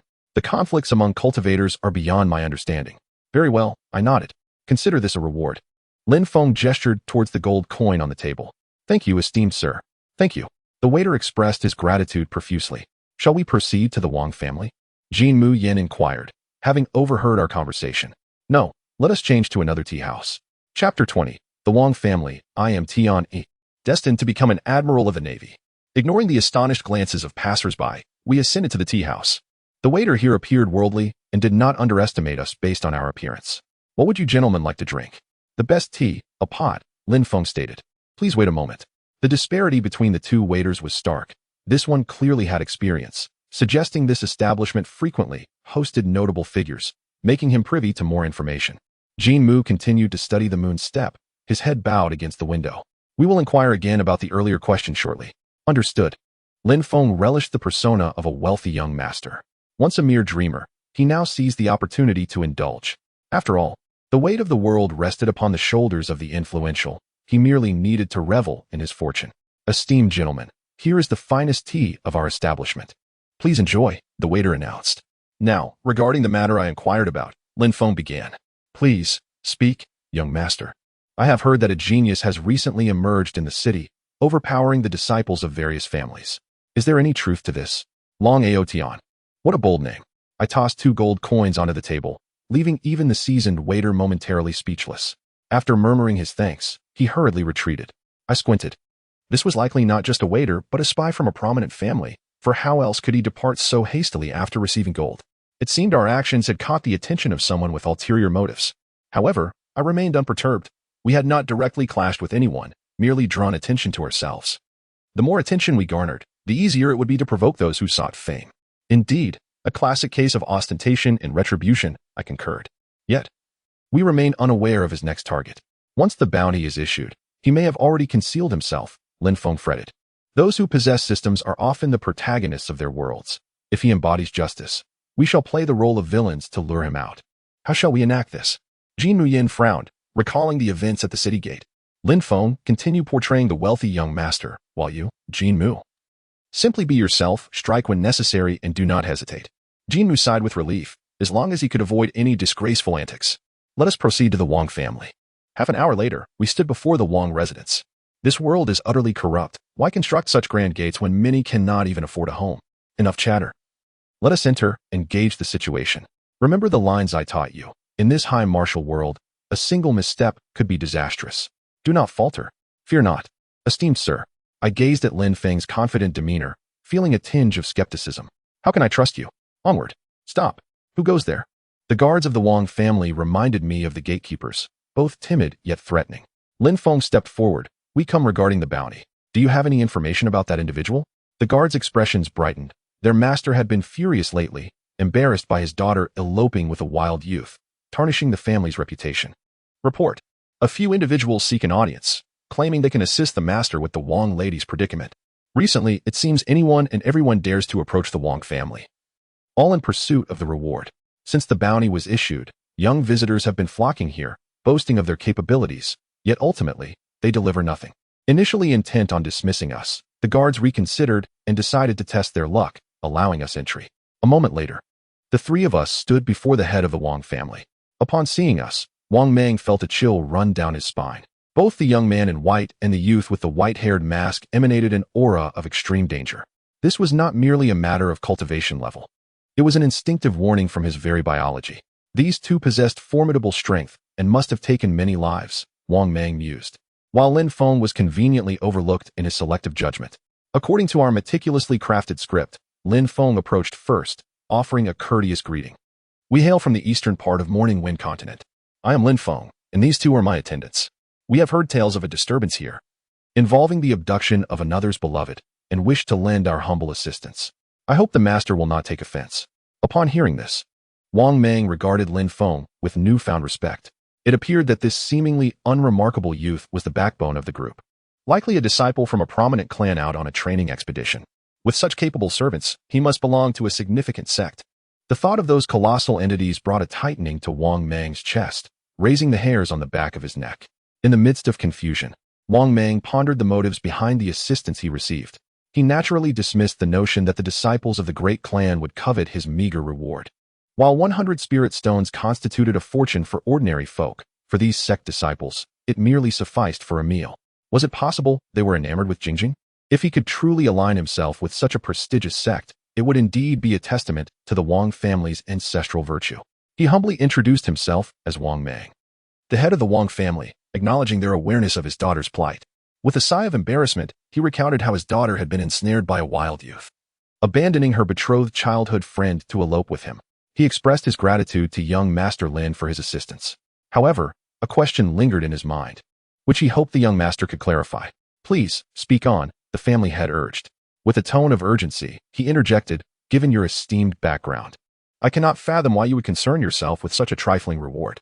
Young Master Lin swiftly responded, "My master has heard of the Wang family's fair daughter and is greatly enamored, wishing to win her favor. Yet, such matters should be left to the young lovers to discuss. Wouldn't you agree?" "Indeed." Wang Mang exhaled in relief. The adept handling of the situation by this grand figure not only alleviated the tension but also, serendipitously, provided him with a potential bride. It was a delightful turn of events. "May I inquire if you have any news of Long Aotian?" I asked, as the head of the Wang family appeared quite different from the villain I had envisioned. He treated us with great respect, akin to honored guests, proving that novels often misrepresent reality. "Regrettably, I have dispatched my subordinates to search for her, but she has vanished as if into the depths of the sea, with no word of her whereabouts." Wang Mang lamented with a shake of his head, as Lin Feng hesitated to interject, fearing he might disrupt the conversation further. A message from the chat group appeared. "Lin Feng, what should we do now?" "Tian-E, do not fret, I have a plan." Wang Mang promptly urged, "Sir, please share your thoughts." "The method is simple," Tian-E explained. "If the family head publicly claims to have invited disciples from a prominent family to reside at his estate, announcing that a competition will be held in 3 days, the victor shall win your daughter's hand, while the vanquished must return her. This way, if Long Aotian is indeed as formidable as rumored, he will have no choice but to comply." The head of the Wang family's eyes sparkled with realization. This was indeed a clever strategy. Given the strength of the individuals before him, even he might not stand a chance against them, let alone Long Aotian. Once he stepped onto the arena, compliance would be inevitable. "Your plan is exquisite. I shall set it in motion. However, prior to that, I wish to borrow a few of your household servants, just 2 or 3, ideally those of capable strength. Certainly, I will arrange for several to stay, and I shall personally select those most formidable to assist you." Wang Mang refrained from questioning the reason for the request. For as long as these individuals could help resolve his pressing issues, he had no objections, even if they were to consume a few of his servants. Chapter 21. Waiting for opportunity in the courtyard, a discussion unfolded. "How can you be so certain that our target is Long Aotian? What if we are mistaken?" Kaneki questioned, perplexed. The two before him seemed to have determined their objective based solely on a name and a reputation. "Ah, Kaneki, you're unaware." One replied with a chuckle. "The world of this mission resembles a narrative, akin to our own existence within novels or anime. Although I have not perused this particular tale, the name Long Aotian epitomizes that of a quintessential protagonist. Furthermore, the archetype of a character who suppresses the younger generation with great prowess and wins the heart of a maiden is indeed reserved for the lead role. Thus, barring unforeseen circumstances, our target must be Long Aotian." Lin Feng was well versed in these narrative tropes, effortlessly articulating his thoughts. "Indeed, even if we were to misidentify him, it would merely delay us a few days. We have a total of 15 days to accomplish our task, which is ample time." "What does the task in the chat group mean by maintaining the order of the world?" Kaneki, being a newcomer, had many inquiries that had accumulated during their previous focus on the mission. Now, with a moment to spare, he unleashed his questions. "I can elucidate that," Lin Feng replied. "Imagine, Kaneki, if Long Aotian had not traversed into this world, everything would have unfolded according to the original plot. However, with his arrival, he has disrupted the established narrative. For instance, the original fate of the Wang family's daughter was to unite with the son of the Li family. But now that Long Aotian has abducted her, he has severed her bond with her destined partner. This constitutes a violation of order." Understanding dawned on Kaneki. The mission's purpose was to restore tranquility to this world. "What shall we do next? Shall we simply wait here for 3 days?" Lin Feng inquired. Kaneki was eager to engage in battle to hone his skills rather than squander precious time. "Certainly not," Lin Feng assured him, confident in his plans for the forthcoming days. Once the household servants I requested arrive, we shall have tasks to undertake. By the way, I was curious, what do you intend to do with these servants? Lin Feng questioned, perplexed by Tian's insistence on capable subordinates, as if they were to serve as enforcers. In response, I managed to muster a gentle smile. They are here to ensure your protection. Hearing those seemingly kind words sent a chill down Lin Feng's spine. A premonition that he was about to be ensnared in a predicament. What is your plan for the next 3 days, Mr. Tian? Kaneki asked. My strategy is straightforward. Tomorrow morning, Lin shall take a few servants to the streets for leisure and revelry, crafting the image of a frivolous young master, thereby allowing our target to lower his guard and underestimate us. As such, Kaneki and I shall remain concealed. The Wang family holds considerable influence in this area. No commoners would dare offend you. A handful of capable servants should suffice to ensure your safety. I can manage that, Lin Feng exclaimed. Familiar with the role of a prodigal son, the prospect of relishing in the privileges of such a character was enticing enough to compel him to agree. Kaneki, you shall remain here with me for the next 3 days. Haven't you been studying the moon step? I can assist you in your practice, I suggested. Kaneki's eyes brightened at the opportunity to train alongside a strong individual. 3 days from now, you shall compete in the arena. Why me? Surely, Mr. Tian would be more capable, Kaneki said, his confusion evident. Realizing that his esteemed Tian was indeed formidable, Lin Feng understood the depth of his own abilities. Though the manga did not depict scenes involving Tian, he had watched Tokyo Ghoul extensively and held a profound impression of Kaneki. Even a man of such caliber acknowledged himself as inferior to Tian. It reaffirmed the notion that greatness was undeniable. No. The goal this time is to suppress our target. Your appearance is far more suited for this mission, I elaborated, as Kaneki's confusion persisted. In simpler terms, your looks and demeanor in this world classify you as a handsome man. Coupled with your formidable strength, you are the dream of countless young women. Competing in the arena will allow you to overwhelm the target both outwardly and inwardly. Kaneki felt a twinge of embarrassment at my assessment. I will do my utmost. Recognizing that Kaneki had yet to fully grasp the gravity of the upcoming competition, I added, no worries. You will go first. If you struggle, I shall step in. This struck a blow to Kaneki's pride. He was no longer the naive boy who could be easily overpowered. He resolved to grow stronger, determined to forge his own path without impediment. In the following 3 days, he would master the moon step and subsequently dominate Long Ao Tian in the arena. That evening, Wang Mang dispatched 5 household servants. Observing them closely, I noted their uniform attire, with the leading figure appearing somewhat stronger, likely the captain. My understanding of this world's hierarchy remained limited, prompting me to exchange glances with Lin Feng. Lin Feng approached the leader with determination. What is your name? I am Jin Fu, at your service, my lord, he replied, kneeling to express his loyalty. This fellow certainly knows how to ingratiate himself. Rise. What is your cultivation level? Do you know the prowess of Long Ao Yin? He is at the foundation establishment stage, nearing perfection, yet he dares to challenge Golden Core experts. Your family head is a Golden Core cultivator, correct? Jin Mu Yen inquired, revealing his true identity without a mask. Indeed. Our family head is a formidable master at the 6th level of the Golden Core stage, quite renowned in Giant Spirit City, Jin Fu declared with pride. Is your family head at the Golden Core stage? Wang Mang is currently the most powerful individual I've encountered. I feel I surpassed that family head by a significant margin. It seems my strength is commendable within this city. I glanced at Jin Mu, who appeared relieved upon realizing the disparity in strength between us and the enemy. This is not a good omen. I shall need to conduct further persuasive discussions with them tonight. Do you understand why you were summoned here? I cast a sidelong glance at Jin Fu. Sensing he had acted inappropriately, he lowered his stance. The family had instructed us to fulfill every request from you 3, although merely a servant. Jin Fu had once roamed the world and understood that some individuals, despite their lack of strength, were not to be trifled with. Thus he displayed even greater respect. I do not know, but the family head has emphasized that we must meet all your requirements. Very well, then. Tomorrow morning, you shall accompany me. I wish to explore the city, and your duty is to ensure my safety, Lin Feng stated nonchalantly. Is that clear? Understood. Good. You may leave now. Once the servants departed, I looked at Lin Feng with a smirk. Your performance was quite commendable, young brother. It wouldn't be a case of typecasting, would it? Haha. Not at all. It is all for the sake of the mission. After a brief exchange of banter, I adopted a more serious demeanor. You both heard Jin Fu's remarks about our target's strength. What are your thoughts? Is there a possibility that our target possesses hidden capabilities beyond mere foundation establishment? Jin Mu Yen, astute and perceptive, immediately discerned my concerns. I nodded slightly. Jin Mu Yen was indeed a reliable ally, quick to grasp the crux of the matter. Precisely. I appreciate that my companions recognize this critical issue. After all, it is quite embarrassing to falter unexpectedly, albeit the likelihood may be slim. I suspect Long Outyin has concealed his true strength, not only in terms of power, but also regarding the weapons and treasures he wields. Everyone possesses their trump cards. And considering Long Outyin's lottery system, I find it hard to believe he hasn't acquired something exceptional. However, there is no need for excessive worry. We encountered the Wong family head today, and his 6th level golden core strength is rather standard. Even if Long Outyin has hidden his true power, it is likely that he is merely masking his golden core level beneath the foundation establishment FAAD. His actual strength should not be overly formidable. But we must remain cautious of his artifacts and weapons. The rewards from the lottery system are undoubtedly exquisite, and we must avoid any missteps. Upon hearing my analysis, both Lin Feng and Jin Mu nodded in agreement.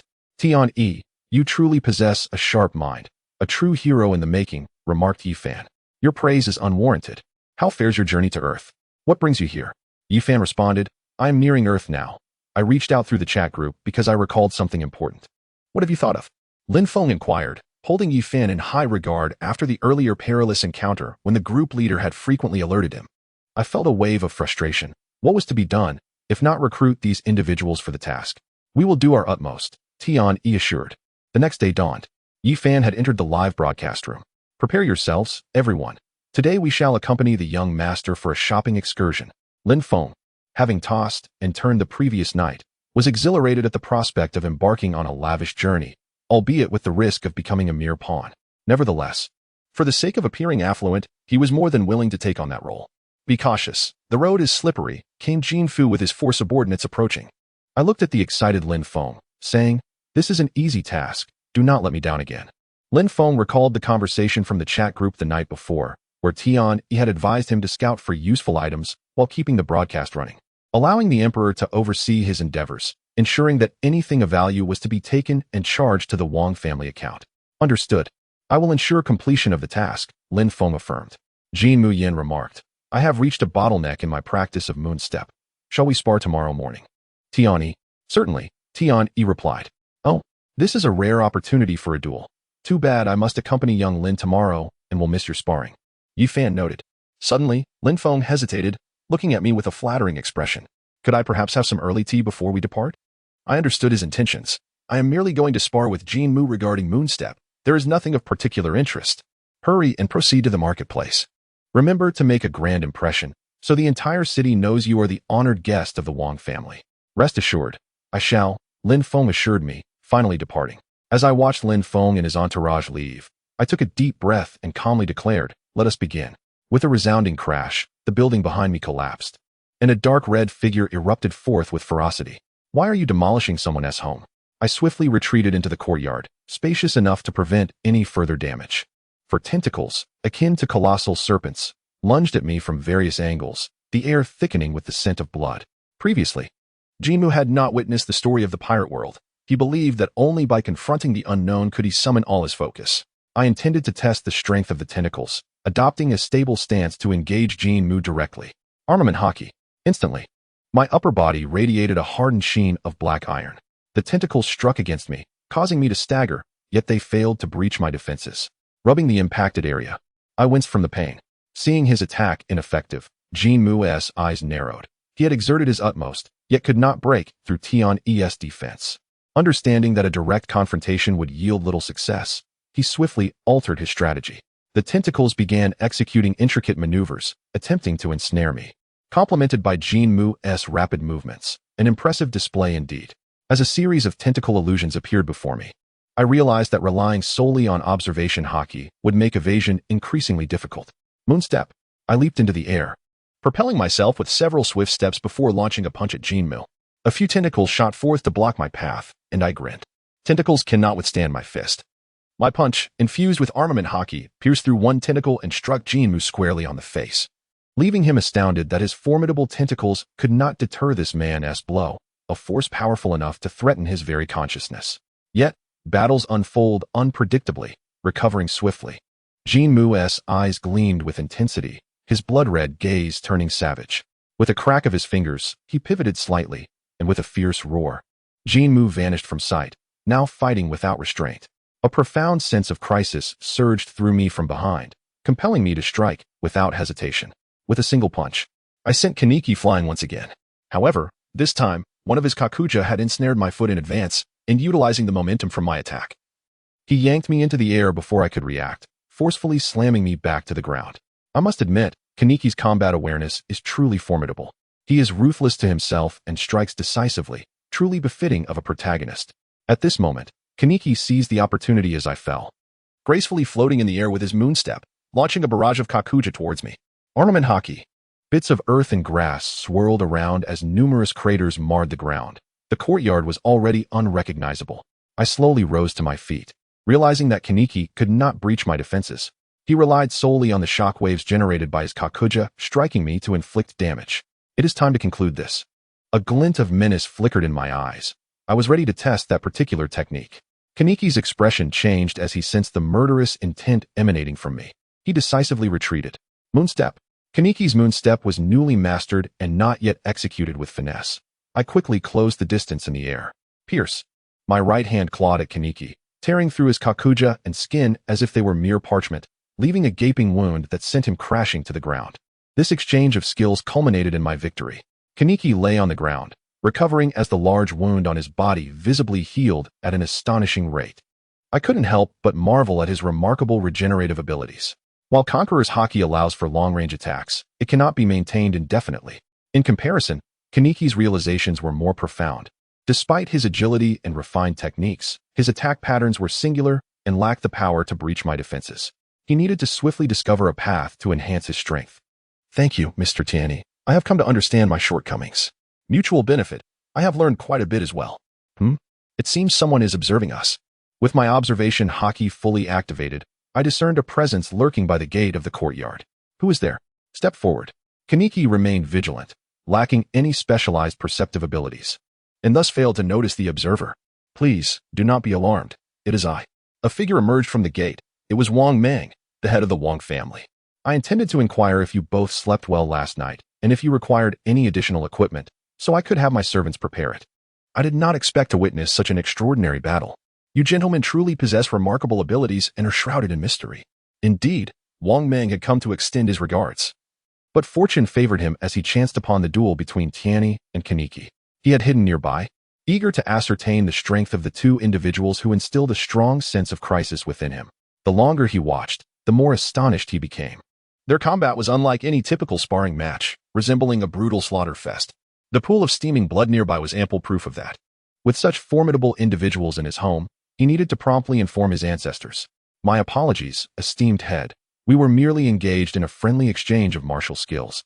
Though we have inadvertently rendered this courtyard unrecognizable, rest assured, when your servants arrive to assess the damages, we shall compensate you fully. I chuckled lightly. Kaneki remained on the ground, still immersed in contemplation of the earlier battle. Naturally, the negotiations fell to me. A friendly exchange? Wang Mang was speechless. To reduce the courtyard to such a state through a mere friendly exchange was astonishing. If they were truly serious, it would have likely demolished the entire city. However, he could not voice any objections. Not to worry, this small place holds little value. If it is ruined, so be it. Today, I have the honor of witnessing a duel between two masters. Consider this courtyard my tuition fee. I will arrange for you both to stay in another residence shortly. Thank you for your consideration. I bowed slightly to Wang Mang, acknowledging the damage done to his territory. Not at all. You may rest here for a while. I shall send someone to prepare another residence for you. Much appreciated, I replied with a gesture of gratitude. Chapter 23. The four great families of Giant Spirit City. Noticing that the head of the family lingered, I inquired with curiosity, is there something else, head? Wang Mang rubbed his hands together and confessed, to be honest. Several heads of families have heard of your presence in Giant Spirit City and are quite eager to meet you. If you do not mind, would you accompany me to the main hall for an audience with them? I chuckled softly. What admiration. They merely wished to probe our intentions and ascertain our backgrounds. I glanced at Kaneki, who displayed no particular reaction. For him, as long as the mission was accomplished, it mattered little how it unfolded. Very well. We shall accompany you to meet the esteemed heads of families. I nodded in agreement. Excellent. Please follow me. Wang Mang sighed in relief. He understood that those who emerged from such powerful clans often held lofty opinions and looked down upon others. He feared that if these two suddenly turned hostile and declined to meet the heads of the Giant Spirit City, he would find himself in a precarious position. After all, the heads were already waiting in the main hall, and neither side could afford to offend the other. Dare I ask why you gentlemen are not meeting with young Master Lin? Wang Meng's impression of Lin Feng was quite vivid. He was a disciple from a prestigious sect with no cultivation, accompanied by two such formidable guardians, indicating his esteemed background. He did not dare to treat such a noble figure with disdain. There is no need for concern, head. Young Master Lin ventured into the city early this morning to understand the people's sentiments, accompanied by a few bodyguards. I believe you will not encounter any issues.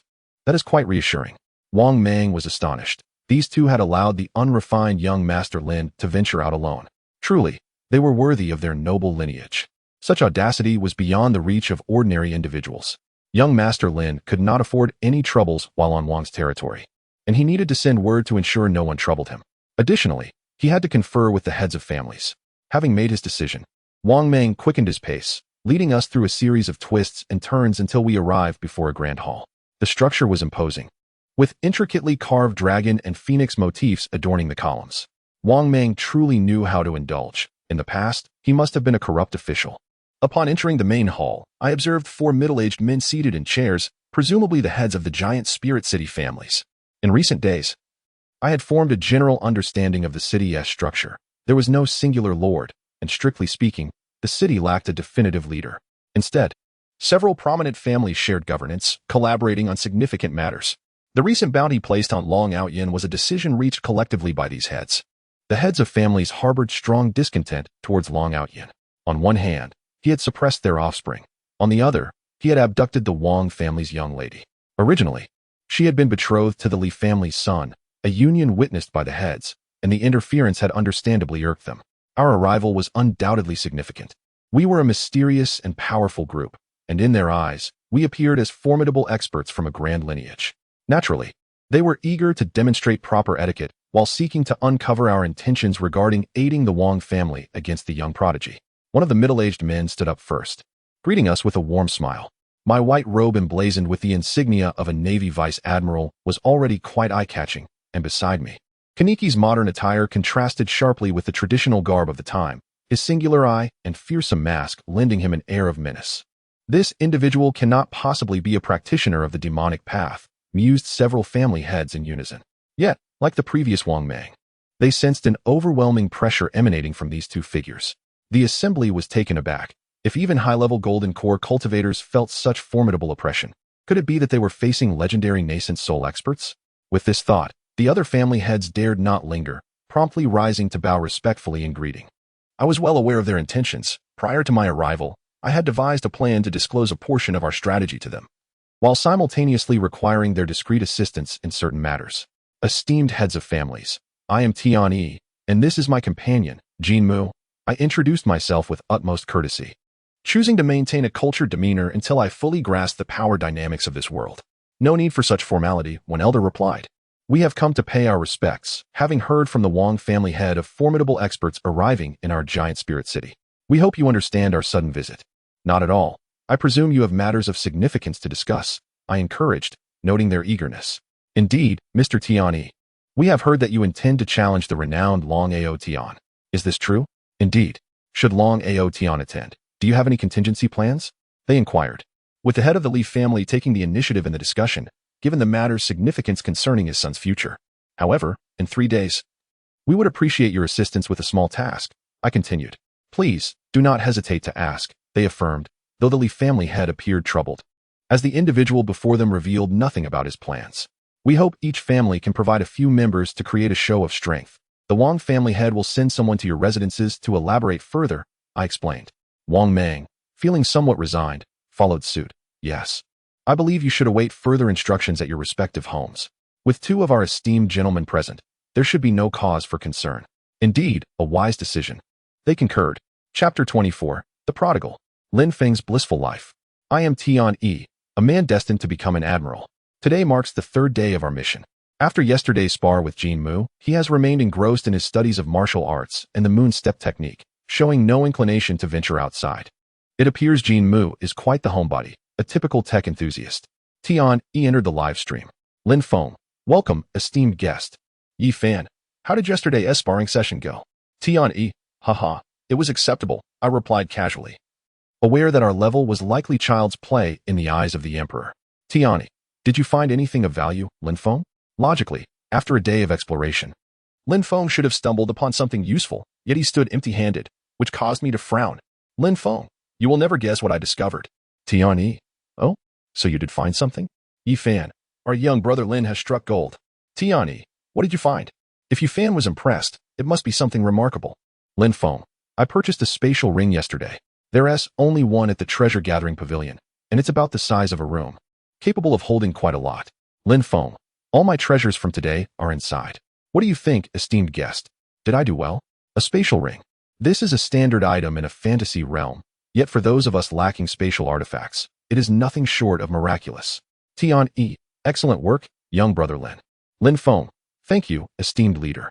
Following Lin Feng's perspective, I began wandering the streets, with Yi Fan's guidance greatly enhancing Lin Feng's efficiency in uncovering treasures. Soon, an exquisite building appeared before us, the appraisal pavilion. Without hesitation, Lin Feng led his entourage inside, treating the market as if it were his own home. Taking whatever caught his fancy. The proprietor, aware of the young master from a prominent family who had recently arrived in town, feared losing goods without payment, as he had received orders to charge everything to the Wang family's account.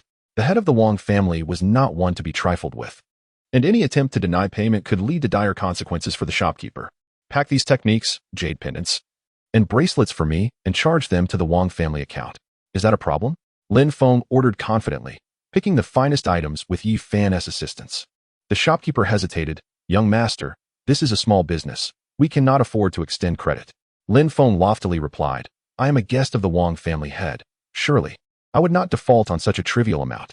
As he spoke, his entourage stepped forward in unison, understanding their role was not merely to protect, but to intimidate. 2 minutes later, Lin Feng emerged from the appraisal pavilion, thoroughly satisfied, leaving the shopkeeper in despair, fearing for the family business. As Lin Feng meandered through the streets, vendors scurried away, clutching their valuables, fully aware that this oddly dressed figure was the notorious prodigal. Typically, these vendors had someone backing them. For while Giant Spirit City forbids murder, anyone daring to engage in coercive sales would certainly face severe repercussions. Recently, however, the powerful figures seemed to turn a blind eye to Lin Feng's antics, leaving the vendors in despair. Wang Meng was aware of Lin Feng's exploits but dismissed them, confident in his family's deep resources. The head of the Wang family had discussed Lin Feng and his companions with their revered ancestor, who recognized the prowess of the man in the white robe and the masked individual. They were supportive of apprehending Long Aotian. Thus, the heads of smaller families were duly informed, while the larger clans, such as the Li and Bai families, received direct communication from the ancestor. After revealing the Wang family's intentions and Lin Feng's plans, these families readily agreed, as suppressing such talent had always been their aim. They would not allow anyone among the younger generation to overshadow their offspring, especially not Long Aotian, who had already humiliated numerous family heirs with his arrogance. It must be said that Lin Feng's portrayal as a wayward son was quite successful, embodying the image of a frivolous youth, consumed by pleasure and disinterested in cultivation. Having visited nearly all the shops, Lin Feng had only targeted the establishments of smaller families, daring not to approach those belonging to the more powerful clans. I pondered that while Lin Feng's persona as a prodigal overlord was established, he had yet to fully embody the unyielding nature I had envisioned. Tian Yi, you are merely indulging in a free meal. The outcome is insufficient. Perhaps you should explore the place of frivolity and revelry. Lin Feng, is that appropriate? I am but a practitioner, and the esteemed figures are observing. Lin Feng felt a twinge of distraction. He was indeed torn. To claim he did not wish to go would be a lie. However, how could he continue mingling within the chat group in the presence of such dignitaries? I was well aware of his thoughts. He possessed all the characteristics of a lackluster individual. Tian Yi, it is merely a visit. There is no expectation for you to engage in any actions. You only need to cultivate the persona of a dandy. Lin Feng understood. His emotions were a tumultuous blend of anticipation and trepidation, yet the opportunity to witness the legendary spectacle was enticing. The drunken immortal pavilion, the largest brothel in the city of Giant Spirit. The ambience was refined, clearly a place for those of status. Welcome, young master. The matron at the entrance greeted Lin Feng warmly. A young woman emerged beside him, guiding him into the drunken immortal pavilion. From whence do you hail? She inquired cheerfully. From the Wang family. Lin Feng replied with a naive grin. Almost everyone in the city was aware that a foolish young master from the Wang family had arrived. The attendant beside him was certainly in the know. So you are the much talked about young Master Lin, she said, a hint of disdain flickering in her eyes. though she still offered a slight bow. Lin Feng was immersed in the gentle warmth beside him, feeling as if he were basking in a spring breeze, nodding foolishly. Observing from the live stream, I shook my head. His resolve was too flimsy, easily swayed by a few words from a woman. Yet, this was the effect I desired. I had no intention of reminding him. At this moment, Lin Feng embodied the essence of a dandy, so I let him flourish freely. Your arrival is most timely, young master. My lady is currently upstairs playing the guqin and has invited young talents to engage in poetry and couplets. With your talents, you are sure to win her favor. Of course, Lin Feng's heart fluttered. After all, the lady was none other than the courtesan. A closer acquaintance would certainly justify his visit. Though he sensed something amiss, he eagerly followed the young woman to meet the courtesan. Why don't you all join in the fun? Lin Feng waved dismissively to his 5 subordinates. Yes, they replied, yet none moved. Those who had achieved the pinnacle of chi cultivation were resolute individuals, not easily distracted by beauty. Despite their disdain for Lin Feng, their duty remained to protect him. They could not abandon their post for pleasure. Noticing their inaction, Lin Feng chose not to press further. I pondered the young woman's words. The courtesan inviting young talents for poetry seemed eerily familiar. Chapter 25. Encounter. The poet immortal, WWIII. I am Tian, a man destined to become an admiral. At this moment, I was watching the courtesan from the livestream group. Indeed, the courtesan exuded elegance and poise, though her face was veiled in sheer fabric. Her long-standing mastery of the arts lent her movements an air of nobility. Esteemed gentlemen, I am Qing'er, and it is my honor to host you today. I have gathered you here to discuss the intricacies of poetry and rhyme.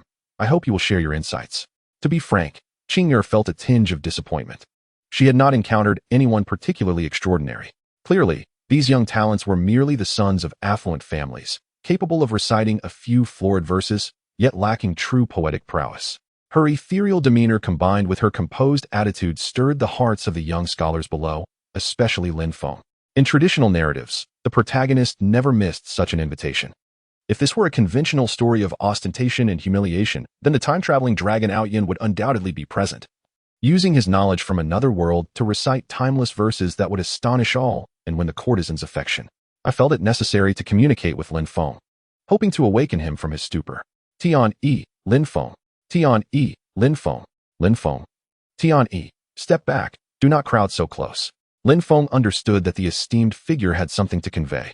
Though reluctant, he retreated, blending into the crowd. He prioritized the task at hand. What Lin Feng was unaware of was that his movement had attracted the courtesan's attention. Among the throng of men, who wouldn't jostle eagerly to approach. Even those feigning aloofness remained stationary. None would turn away like Lin Feng. Intrigued, the courtesan called out to him. Might I ask why this young master is turning away? Have I committed some offense? Her soft, gentle words stirred the hearts of the gentlemen, but they quickly grasped the implication of her inquiry. This young man had displeased the courtesan. I sensed trouble brewing. I had yet to share my suspicions with Lin Feng, and now this unexpected development threatened to unsettle him. Tian, from this point onward, heed my words. Maintain a calm demeanor. Lin Feng understood. Having experienced a similar situation with Qimu, he was not unfamiliar with such directives. In fact, he relished the simplicity of following instructions without needing to think. Tian, Jinmu. Come to the drunken immortal pavilion and disguise yourself. Avoid drawing any attention. I suspect WWIII is here with the courtesan. Both Jinmu and Lin Feng were taken aback. Jinmu trusted my judgment and discreetly changed his attire before slipping out. Lin Feng felt a pang of shame. He was well-versed in narrative tropes, yet he had failed to recognize such an obvious protagonist-exclusive plot. It was all due to these enchanting distractions. With that thought, Lin Feng regained his composure and glanced at the surrounding beauties, losing interest. Although he enjoyed the life of a wealthy heir, he was acutely aware of his purpose for being there. The thought that his target might be nearby heightened his vigilance. The young masters surrounding him began to press him. You dare to incur the courtesan's displeasure? Hurry and apologize. To meet her is a stroke of fortune, yet you retreat? Truly, you do not know how to appreciate your blessings. If you cannot provide a satisfactory explanation today, do not expect to leave this place. Their confrontational stance afforded me a remarkable opportunity for observation. I began to meticulously scan the crowd for individuals who embodied the protagonist's traits. A time traveler endowed with a system would certainly not join in the collective scorn. My observations led me to identify several young men who remained composed amidst the chaos. These individuals exhibited calmness, and their true intentions were difficult to discern. Under my guidance, Lin Feng cupped his hands. Gentlemen, you misunderstand. I stepped back to avoid sullying the courtesan's sight. She is a celestial being descended to Earth. How could I dare to offend? Still in a state of heightened alertness, Lin Feng's tone came off as rather stiff. The courtesan on stage found his words displeasing, questioning if her allure had waned. Chinger smiled gently. Young master, wait. How about I compose a tune here, and you provide a verse for it? Lin Feng, focused solely on locating Dragon Outyin, was indifferent to the courtesan's charm and effortlessly dismissed her. Please, miss. After all, he was a modern man, accustomed to various internet celebrities. While the courtesan possessed a measure of beauty, she did not captivate his attention. Lin Feng, have you located the target yet? The presence of the ostentatious protagonist nearby made him somewhat anxious. Tian, I have identified a few individuals, although they do not resemble the images precisely. Given that they possess a system, donning a human mask should be a trivial task. Tian, now is an opportune moment. After that courtesan finishes playing the zither, you shall recite a light-hearted poem. I see that these young masters are nothing but drunken fools. If the protagonist were here, he would surely be unable to resist making an appearance, and at that time, we can gauge his character. Lin Feng, understood. Jin Muyan, I have arrived. I am currently on the rooftop of the drunken immortal pavilion, and no one has noticed me. Tian, remain on standby for now. Today is merely a test. It would be best to use this opportunity to strike a blow at our target's ego through your poetry. Do not act unless absolutely necessary. Jin Muyan, acknowledged. Seeing that a prominent figure has already arrived, Lin Feng's heart was at ease. The sound of the zither resonated, sometimes fierce, sometimes melodious. It was indeed pleasing. Yet we possessed no understanding of music. As the final note faded, the courtesan lightly brushed the strings and smiled. Have you thought of something, young master? Lin Feng stepped forward 2 paces. I am but a humble poet, yet I must admit that this composition has stirred my heart. Allow me to present a poem as a humble offering. Lin Feng activated his recitation mode once more, and upon seeing the poem I had sent in the group chat, he felt a wave of despair. Lin Feng, do I truly have to say this? Tian, hurry and recite it. Coughing lightly, Lin Feng surveyed the crowd. Spring is not the season for studying. Summer's heat is best spent in slumber. In autumn, insects sing. Winter brings snow. Pack your bags. For the new year is near. Silence enveloped the crowd, and the most awkward scenario unfolded. Lin Feng wished he could find a crevice to hide in. Yet as a mere reciter, he was devoid of personal freedom at this moment. Everything was for the sake of the mission, indeed, all for the pursuit of strength. What do you all think? Lin Feng postured with an air of superiority, gazing down at the assembly. Ha! Are you here to amuse us? You have certainly succeeded in making me laugh. Indeed, it was a mere jest. The courtesan above also wore a perplexed expression, having initially noticed something unique about this man. Now perceiving him as not only a fool, but also rather thick-skinned. Coughing again, the young master remarked, your poem does rhyme. But is there anyone else willing to showcase their literary talent? A young master wielding a feather fan stepped forward from the crowd, casting a disdainful glance at Lin Feng. Lin Feng felt helpless. This was truly the fault of the prominent figures. Miss Qing'er, I am Li Tianyu, and today I shall compose a poem for you. It was young masterly. Whispers filled the air, as the audience recalled that the Li family's young master could compose poetry at the tender age of 7, boasting not only remarkable talent, but also formidable prowess, making him a leading figure among the youth. Hearing the conversations around him, Li Tianyu felt a swell of pride. Despite having been defeated a few days prior and humiliated by the loss of his fiancée, however, his father had promised to capture that man within 3 days, allowing Li Tianyu to exact his vengeance and restore the family's honor before the eyes of the world. The fairy descends from the ethereal realm. Delicate petals entice the hearts of men. Emerald silk adorns her satin gown. Her exquisite beauty enchants all souls. Morning dew invites the gaze of azure eyes. In the stillness of night, fragrant dreams arise. Most cherished are the harmonious unions. How many lovers find their fulfillment? As the poem concluded, Li Tianyu proudly surveyed those around him. His ability to compose poetry effortlessly set him apart from those who merely feigned sophistication. Young Master Li is indeed a great talent. The Li family is truly a distinguished lineage. Another round of flattery ensued, which Li Tianyu graciously accepted. Lin Feng had retreated to a corner, wishing he could escape the embarrassment, had it not been for the necessity of utilizing his livestream to locate the target. He would have fled by now. I continued to scan the surroundings, attempting to identify Long Aotian. Just then, an incongruous voice broke through. I heard that young Master Li was recently defeated by a mysterious young man, and even his fiancée was taken. Is that true? The crowd fell silent once more as a young man in white, bearing a massive sword, stepped forward. Lin Feng and I exchanged glances, our eyes brightening. Finally, he had arrived. Chapter 26, a classic face-slapping scene. Tian, Great Emperor, please assist me in determining whether the sword that white-clad man bears is of exquisite quality. Though certain that he was indeed Long Ao Tian, I remained cautious. A misidentification could lead to a blunder. Yi Fan, that sword possesses intelligence and is currently sealed. With this person's strength, he can only harness a fraction of its power. Lin Feng, there's no escaping now. That sword is undoubtedly the hallmark of a protagonist, the perfect tool for flaunting and face-slapping. Tian, indeed, it must be him. Let us see if he recites a poem shortly. Lin Feng, but I have already exposed my lack of knowledge. Even if I were to reveal that his poetry is plagiarized, no one would believe me. Tian, no matter if he is indeed a time traveler, he will surely recite those classic poems. For every poem he recites, you shall reveal its origin, and in the end, inform him that if he wishes to know your true identity, he must defeat you in 3 days' time. Lin Feng, understood. It's a subtle hint that I am also from Earth, fellow countrymen shedding tears upon meeting. I get it. Who are you? Li Tianyu erupted with rage. The hatred from losing his fiancée was a sore spot, and someone had audaciously torn away his facade, inciting his fury. I am Li Bai, courtesy named Tai Bai. I must express my sorrow at the current state of the literary world upon hearing your kitsch poetry. Li Tianyu was livid, struggling to maintain his composure as he reminded himself that Qing heir was present.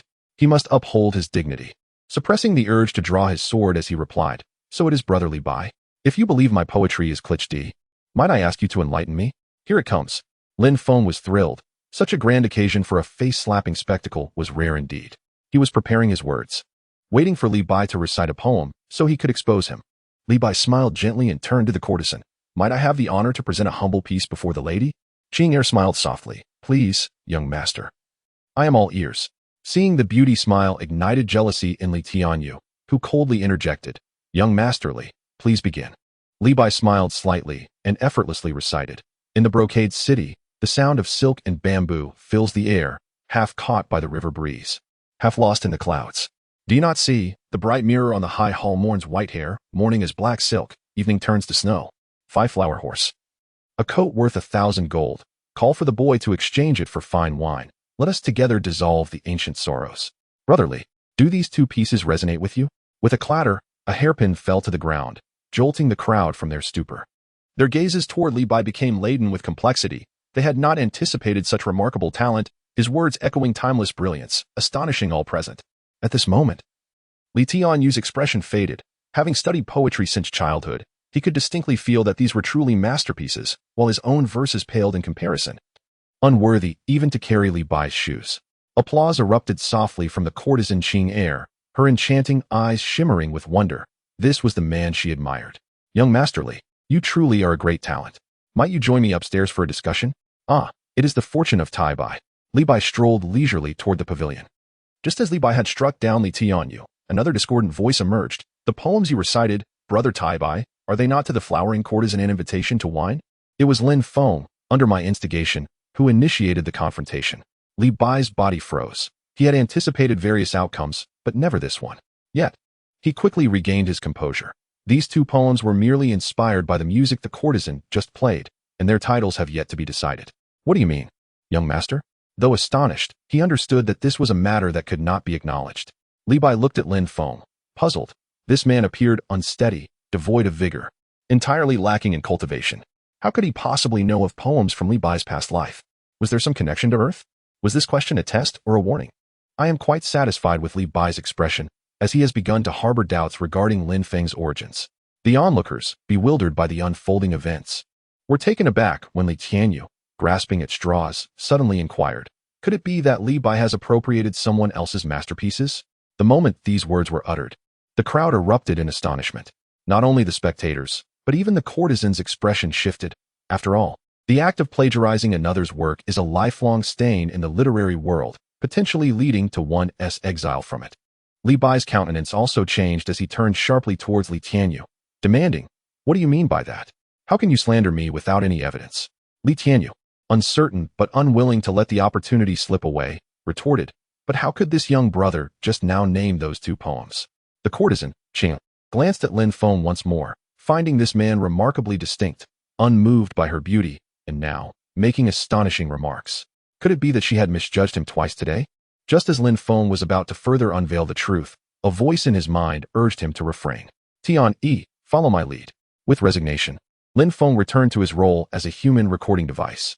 He surveyed the onlookers, who were all fixated upon him, and casually shrugged, stating, "What else could one possibly call them?" It wasn't until Lin Feng was nearly out of the drunken immortal pavilion that the crowd finally reacted. The courtesan wore a look of bewilderment. Was it truly possible for a man to be so indifferent to beauty? In contrast, Li Bai's attention towards her waned significantly. At that moment, Li Bai felt genuine urgency. Not only was his poetry at risk of being exposed, but this individual, possibly linked to Earth, had already made his exit. This man was certainly unpredictable. In a moment of desperation, Li Bai blurted out, "Who exactly are you?" Lin Feng paused momentarily, replying, "If you wish to know, then win the arena match in 2 days." This declaration sent another wave of astonishment through the drunken immortal pavilion. Everyone was aware of the impending duel between the Wang family and Long Aotian.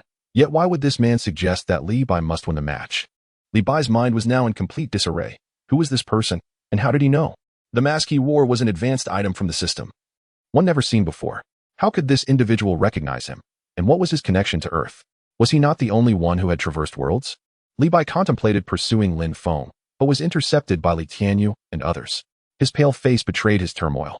Even the courtesan's gaze shifted, as it became apparent to even the dimmest of minds that this young man named Li Bai was indeed suspicious. Li Tianyu, undoubtedly the most eager to unveil the truth, seized Li Bai by the arm, asking, "What is your connection to Long Aotian? Why did that man say you must win the arena before revealing the truth?" "Stand aside." Li Bai, seeing Lin Feng had completely vanished through the entrance, grew increasingly anxious. Just as he was about to draw his sword and rush out, a voice called, "Young master, please wait." At that moment, Qing'er had descended to the first floor. "I know that young master Tai Bai has urgent matters to discuss with that gentleman. Should you be willing to answer my questions, I can ensure a portrait is drawn and sent to find him." With the courtesan's promise, Li Bai gradually regained his composure. He had indeed acted impulsively. The shock that man had instilled in him was profound, suggesting not only a possible connection to Earth, but also knowledge of his system. However, he still needed to navigate the current situation. "Please, go ahead." As the two began their conversation, the crowd fell silent, and Li Tianyu ceased his inquiries. They all understood that Qing'er was intent on unraveling the mystery behind Li Bai's poetry. "Might you disclose the titles of the 2 poems you composed earlier?" The courtesan's gaze was intense, and the surrounding individuals scrutinized Li Bai's expression. Li Bai hesitated. The titles of the 2 poems had already been spoken by that man. To repeat them would imply that he was merely a plagiarist. Yet, he possessed no inkling of how to craft verses worthy of the celestial quality of those poems. In truth, he confessed, to be honest, those 2 poems were composed by Tai Bai at the age of 17. Perhaps that young brother happened to have heard my verses and recognized them. Cold sweat beaded on Li Bai's forehead. "Oh, now I understand. Fear not. I shall fulfill my promise and send someone to seek the gentleman you mentioned." The courtesan's voice was cool and her tone measured. Many in the crowd had begun to stifle laughter. This man had evidently appropriated 2 renowned masterpieces to flaunt his literary prowess, only to be exposed. "Very well then. I shall take my leave." Li Bai recognized that there was no longer a reason to linger. "Wait, you haven't yet clarified your relationship with that thief." Li Tianyu grasped Li Bai once more. "Can you divulge that you are Long Aotian?" Li Bai shot him a glance. "Li Gongzi, I do not know that Long Aotian. Please conduct yourself appropriately." With that, he tugged at his sleeve and turned to depart. Chapter 27. The Chosen One. Long Aotian wandered aimlessly through the streets, seeking Lin Feng, yet he could find no trace of him. His attempts to appear impressive had been thoroughly dismantled, and he found it hard to believe that the courtesan would genuinely assist him in locating someone. Following this incident, his reputation had undoubtedly taken a hit. Perhaps by tomorrow, everyone would be aware of his charade as a false poet. "System, do you know who that person was? Does he know your origins?" Long Aotian, once a mere underdog living a monotonous life, had his fate altered when one day he stumbled upon a game advertisement online. "Do you wish to become an unparalleled master? Do you wish to have countless beautiful women by your side?" Without a moment's hesitation, he clicked on it, only to lose consciousness, awakening in the morning wind continent. This typical narrative of transmigration exhilarated Long Aotian. Upon discovering that he possessed a divine lottery system, he felt destined to be the protagonist of this world. Divine lottery system. Gain a lottery chance for each level of cultivation attained. Completing system tasks grants additional lottery opportunities. Note, lottery items are random, and their quality varies. Reading through the extensive system description filled Long Ao Tian with excitement. He envisioned a future brimming with potential. With the system at his disposal, he was destined to become the strongest in this realm, no longer the underdog he once was. As fate would have it, he received a novice gift package that granted him a small experience pill. Upon consumption, he surged to the 4th level of Qi refinement. Subsequently, he unlocked the giant spirit array and a divine technique, greatly enhancing both his cultivation speed and the quality of his true essence, surpassing that of ordinary individuals. Like the protagonists of many novels, Long Ao Tian, now endowed with power, began to traverse this world, inadvertently offending various sections. Time and again, he found himself escaping dire situations, defeating formidable foes who rewarded him with exceptional prizes, thus earning significant renown wherever he went. Though he had made many enemies, he also forged numerous friendships, including a close bond with a female cultivator from the Wang family, who was irresistibly drawn to his formidable prowess. This tale began half a month ago when he arrived in the giant spirit city and took refuge in an inn, intending to rest for just one night. Unexpectedly, a talented member of the Li family took a liking to his room and insisted he vacate. Surrounded by sycophants, the situation became intolerable for Long Ao Tian, leading to a swift retaliation that solidified their enmity. Realizing he was no match for Long Ao Tian, the Li family scion sought the assistance of other young talents from the city, promising to teach Long Ao Tian a lesson. The Wang family young lady, having heard of this, decided to join in the fray. The outcome is self-evident. The system-imbued Long Ao Yin effortlessly overwhelmed his adversaries, dispatching them within mere breaths. In their wrath, several families hired assassins to claim Long Ao Yin's head. Such trivial skirmishes were nothing new to Long Ao Yin, who, playing the role of a naval underdog, eliminated wave after wave of attackers. However, the kind-hearted young lady of the Wang family, unwilling to witness Long Ao Yin's demise, discreetly warned him to flee Giant Spirit City. Naturally, Long Ao Yin would not forsake the opportunity for amiable discourse with the young lady. As they exchanged words, they grew increasingly familiar, and the young lady found herself enamored by Long Ao Yin's formidable prowess and free-spirited nature. Long Ao Yin, intent on resolving his troubles decisively, believed that those who sought to harm him would inevitably face dire consequences. Through inquiries with the young lady, he learned that the head of the Wang family was merely at the 6th level of the Golden Core realm, which allowed him to rank among the top 10 experts in Giant Spirit City. This suggested a lack of truly formidable figures in the city. Long Ao Yin himself was at the 2nd level of the Golden Core, and with a slight advancement in his cultivation, combined with his extraordinary techniques and spiritual artifacts, he deemed himself capable of holding his own against them. Although he might not be able to eliminate the elders, inflicting some losses upon them was certainly within reach. He still possessed an ancient Earth Escape talisman. If he could not win, he could always flee. Such was Long Ao Yin's mindset, simple yet brutal. However, just yesterday, a notice was plastered throughout the city, announcing that in 3 days, the head of the Wang family would host a tournament, inviting 2 top-tier young talents to compete against Long Ao Yin. Should he emerge victorious, all past grievances would be forgiven. Long Ao Yin scoffed. This was clearly a trap, a banquet of death. He had no intention of attending. Brother Tian, do not go, Wang Jingjing urged anxiously, aware that this was her father's scheme. Very well. I shall heed your advice, Long Ao Yin replied, gazing gently at Wang Jingjing, who blushed and lowered her head, her heart racing. Yet, moments ago, a figure within the drunken immortal tower had disrupted his plans. He had heard that the tower's foremost courtesan was inviting young talents to share poetry, and he wished to join the revelry. Fearing recognition, he had exchanged for a human skin mask, with a wealth of poetry and verses in his mind. He believed that any piece he recited would overshadow the rest. To his surprise, he encountered Lin Feng, a mysterious individual who not only identified the source of the poetry he recited, but also hinted at knowing his true identity as Long Ao Yin. Who was this person? And how did he uncover my secret? Long Ao Yin was perplexed. Would he reveal the truth after the tournament in 3 days? Did he have ties to the Wang family? Contemplating this, Long Ao Yin exchanged for a new human skin mask, adopting a different visage to gather information on the streets. In a quaint tea house, he ordered, "What would the gentleman like to drink? A pot of Biluakun, please." Certainly. The attendant scampered off to prepare. Long Ao Yin sat quietly, listening to the conversations of the patrons. As he had anticipated, most were discussing the upcoming tournament at the Wang family. Do you think that lad will show? Certainly not. It's obvious to any discerning eye that this is the Wang family's scheme. Only a fool would attend. I heard they've spent a fortune to invite disciples from prestigious sects for the tournament. That must have cost a pretty penny. Long Ao Yin pieced together snippets of conversation. Realizing the Wang family's intentions to lure him into the arena, even enlisting elite disciples from large sects for a showdown. The arena would be set in the city center, open for all residents to observe, eliminating the possibility of concealed ambushes. After all, the families valued their reputations above all else. Otherwise, they would not have pursued him relentlessly. So, the Wang family assumed that by inviting disciples from renowned sects, they could secure an advantage over him. Long Outyin chuckled coldly. How could he, at the Golden Core stage, fear these so-called sect disciples? Moreover, the system could provide him with ample trump cards. Not to mention, even if an elder were to confront him, capturing him would not be a certainty. I shall accompany you to the arena tomorrow. What of it?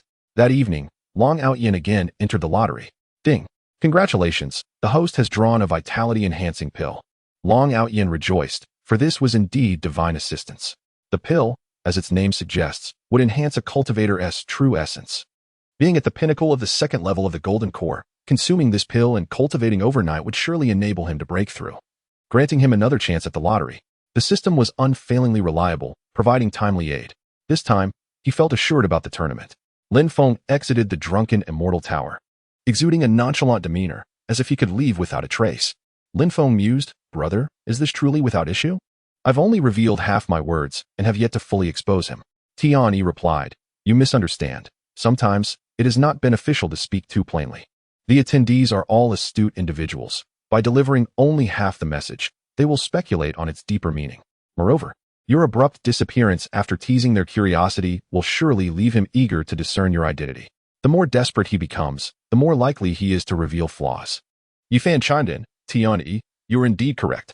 I believe that Long Outyin is not particularly resilient in spirit.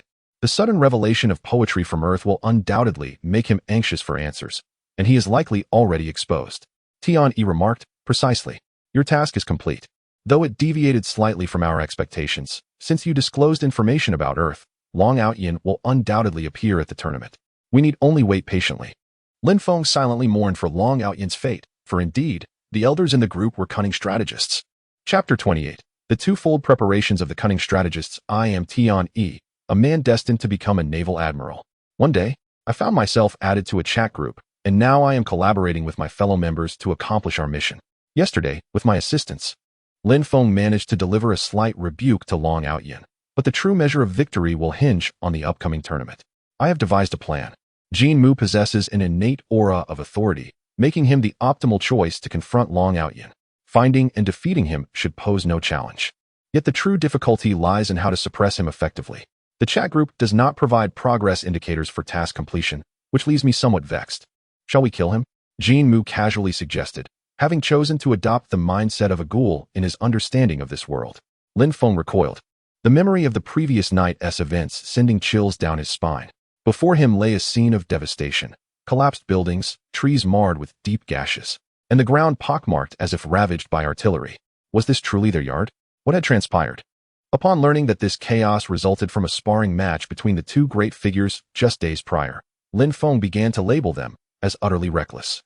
This killing seems rather excessive, Lin Feng timidly remarked. Indeed, the focus should be on suppression. If we inadvertently eliminate him, how can we suppress him? I, too, leaned towards allowing Long Outyin to live. Lin Feng, speechless, thought that was not his intent, yet it mattered little as long as no one was killed. As a modern individual with a sense of law and order, he had a strong aversion to taking lives. Allow me to summarize. After we locate Long Outyin at the tournament tomorrow, our mission will undoubtedly be deemed complete. Defeating him is straightforward. As for suppressing him, I have an idea. I gestured for them to draw closer. While communication is more convenient in the chat group, it lacks the allure of secretive discourse. I felt it more fitting to share my thoughts in hushed tones. I shall soon arrange for the creation of several banners, inscribed with phrases accusing Long Outyin of deceit at the drunken immortal pavilion, along with a larger banner demanding justice for my sister. It is evident that Long Outyin has had numerous flirtations with women throughout his journey. Tomorrow, we shall unveil his true nature before the young lady of the Wang family. However, what if Long Outyin has only one confidant in the Wang family? Perhaps he has not entangled himself with other women. Jin Mu interjected with his thoughts. Regardless, it matters not, even if he has not been involved with other women. Our objective is simply to convince the citizens of Giant Spirit City that Long Outyin is a debauched individual. Moreover, he has recently visited the drunken immortal pavilion to meet with the courtesan. Even if he wore a disguise, once we assert it was him, he shall find it impossible to defend himself. I understand now. The leader aims to harness the power of public opinion to incite the masses against him. How cunning. Jinmu grasped my intent as well. The banners we raise will serve to cast aspersions upon Long Outyin. Truth is secondary. What matters is whether the people believe it. Upon this realization, Jinmu nodded in agreement, acknowledging it as an effective method to undermine our adversary. Lin Feng contemplated for a moment before expressing, I believe the preparations for the arena are nearly complete. The only variable lies in Long Outyin's extraordinary lottery system, which remains unpredictable. No one knows what treasures he may draw. Should he acquire an item of immense power akin to that of the guild leader, we would be in grave peril. Indeed, the system is always a wild card. If Long Outyin were to draw divine artifacts, escaping from him would be nearly impossible for us. What if we forego the second task? Jinmu posed the question, suggesting that instead of inviting uncertainty tomorrow, we might consider a more direct approach. Completing all 3 tasks is necessary for success. Failing even one would lead to failure. I shook my head, unwilling to abandon the hidden rewards. My priority is to suppress Long Outyin. Yi Fan interjected, suggesting the possibility of eradicating his system entirely. Tian Yi inquired if the emperor had a plan. Yi Fan posited that in this world, cultivation necessitates a Dantian. If we were to destroy Long Outyin's Dantian and render his powers null, the system would likely vanish as well. Lin Feng expressed concern, questioning if such an act would be excessively cruel, as it would effectively annihilate his future. Yi Fan countered that reversing life and death is inherently taboo, and the kind of rebirth they sought is a transgression of the highest order. Have you considered why the chat group assigned this task? The purpose is to maintain order in the world, restoring the laws of heaven by eliminating anomalies. Tian Yi pondered aloud, asking if that meant Long Outyin was the anomaly we must cleanse to restore order. Yi Fan clarified that while Long Outyin is a part of it, the system itself is the true anomaly, something that clearly does not belong in this world, disrupting the balance of Morning Wind Continent. Lin Feng grasped the analogy. It was akin to a player using a cheat, and we were akin to the administrators tasked with removing the cheat. Jinmu, who had been listening intently, suddenly queried whether this system was akin to the chat group. I paused, reflecting on his words. Lin Feng appeared puzzled, not following Jinmu's line of thought. Jinmu elaborated, drawing parallels between the system hidden within the minds of individuals and our chat group, which also assigns tasks and dispenses rewards, complete with a lottery function. Lin Feng realized the implications. Indeed, cheats come in many forms. That system is one, and our chat group is another, along with other magical artifacts and sentient swords. Might there be those who seek to cleanse us? This was Jinmu's primary concern. If a group he could not resist appeared in his world to eradicate him as an anomaly, how would he cope? What would become of everyone in the safe zone? Yi Fan reassured him, stating he would seek out answers to that question, urging them not to worry excessively. Lin Feng expressed confidence, believing that with a powerful leader among us, they needn't fear. He could lead them to uncover the secrets of the chat group. As for whether anyone would come to cleanse them, such worries were ultimately futile. What is destined to happen will happen. Our task is to leverage this chat group to acquire resources swiftly and grow stronger. Jinmu gradually found solace in this notion, recognizing that his initial goal was to become strong enough to protect his companions. Even if someone did come to eradicate him, gaining strength would be paramount. Observing Jinmu and Lin Feng's reactions, I felt satisfied. Neither appeared anxious, one having come to terms with his thoughts, and the other remaining blissfully unaware of any impending crisis. Overall, I was content that my allies were not in a state of panic. Now, let me reiterate the plan for tomorrow. Once we step into the arena, Jinmu shall vanquish Long Outyin, performing with authenticity. As Long Outyin takes the stage, Brother Lin shall be below, sowing discord against him. The young lady from the Wang family is certain to attend the match, at which point I shall keep a close watch on her. We shall prepare for both outcomes. If circumstances turn dire and our efforts to suppress him fail, Jinmu will incapacitate Long Outyin. Should he produce any treasures to flee, I shall take the Wang lady hostage, knowing that if Long Outyin truly cares for her, he will inevitably return. Understood. Chapter 29. The Arena. A performance? Bewilderment. I am Tian Yi, preparing to enter the arena alongside my companions. Today marks the day of the competition, set for noon. The banners I requested have been crafted. Lin Feng was dispatched early this morning to set the scene.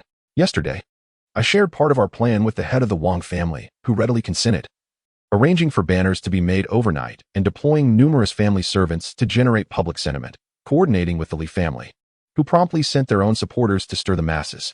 As a result, even before the competition commenced, various narratives surrounding the arena emerged, Long Outyin, now a family man, remains unchaste, seducing the innocent Wang family princess. He shamelessly appropriates the works of renowned artists in his pursuit of beauty, and countless other tales have arisen, tarnishing Long Outyin's reputation beyond repair, the effects of public opinion already manifesting. The head of the Wang family approached, nearing noon, eager to assess the situation, aware that the dignity of his lineage and his daughter's future were at stake. I hold little faith in his unconditional trust in us. Observing Wang Mang, I sensed his underlying intentions. This old fox must have made numerous preparations behind the scenes. We have our own speculations regarding the Wang family's covert actions. After all, it is unrealistic to expect them to place all their bets on us. However, as discussed in the chat group last night, if their schemes do not obstruct our mission, we shall let them be. Should they interfere, we shall eliminate them. Wang Mang greeted me with a smile, inquiring about our preparations. He bowed deeply, expressing satisfaction. Excellent. We shall rely on Master Lin and the two gentlemen when we take the stage. I waved my hand dismissively, responding nonchalantly. This minor affair requires no such involvement from the young master. We shall handle it ourselves. Jinmu will take the stage and subdue that fellow. Wang Mang glanced at the taciturn Jinmu and bowed deeply, harboring profound disdain within. What need is there for your esteemed son to take action personally? That fellow is nothing but a fool. I observed his demeanor with a sidelong glance. This old man had come to test our resolve, undoubtedly sending spies to monitor our movements these past few days. It was quite a feat for him to endure until now before making his appearance. Noticing the time was approaching noon, I suggested, Master of the house, it is nearly midday. Why don't we proceed to the arena together? Wang Mang hesitated for a moment, as he needed to consult with the elder before departing. I have family matters to attend to, he replied, and I fear I will be delayed. Very well, we shall proceed ahead and await your arrival at noon, I said, waving to Jinmu as we prepared to set off. The word had already spread, and the prelude had generated ample buzz. Now all we needed was to patiently await the commencement of the contest. Time passed swiftly, and as the critical moment approached, nothing untoward occurred. Noon soon arrived. The arena in the city center was vast, resembling the size of a football field. What extravagance! I mused inwardly. To avoid harming the populace, barriers of various sizes had been erected around the arena. Though I did not fully understand them, I suspected many were likely intended to counteract Long Outyin. The surrounding buildings were adorned with enormous banners, echoing my earlier sentiments, filled with critique. Lin Feng and Li Tianyu each led a contingent of supporters through the crowd, having already spread the narrative throughout the streets that morning. At this moment, the area around the arena was teeming with onlookers eager for entertainment. I felt a sense of satisfaction. Even before the contest began, we had already positioned ourselves on the moral high ground. I surveyed the surroundings. Long Outyin had yet to make an appearance, and Wang Jingjing was also nowhere to be seen.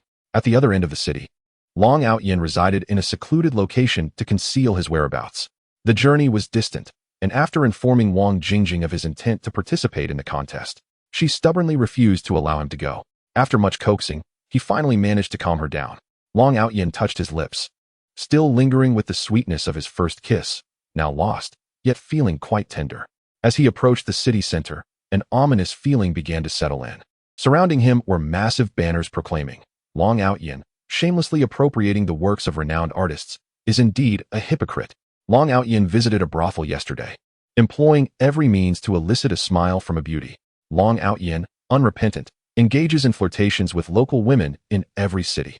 The young lady of the Wang family has fallen victim to his vile hands. The various banners ignited a fierce anger within Long Outyin. Yet some of the claims held a kernel of truth that made him feel uneasy. He was grateful that Wang Jingjing had not accompanied him today. Otherwise, he would likely have faced a relentless interrogation before even reaching the arena. Thus, he wasted no time and swiftly made his way toward the city center.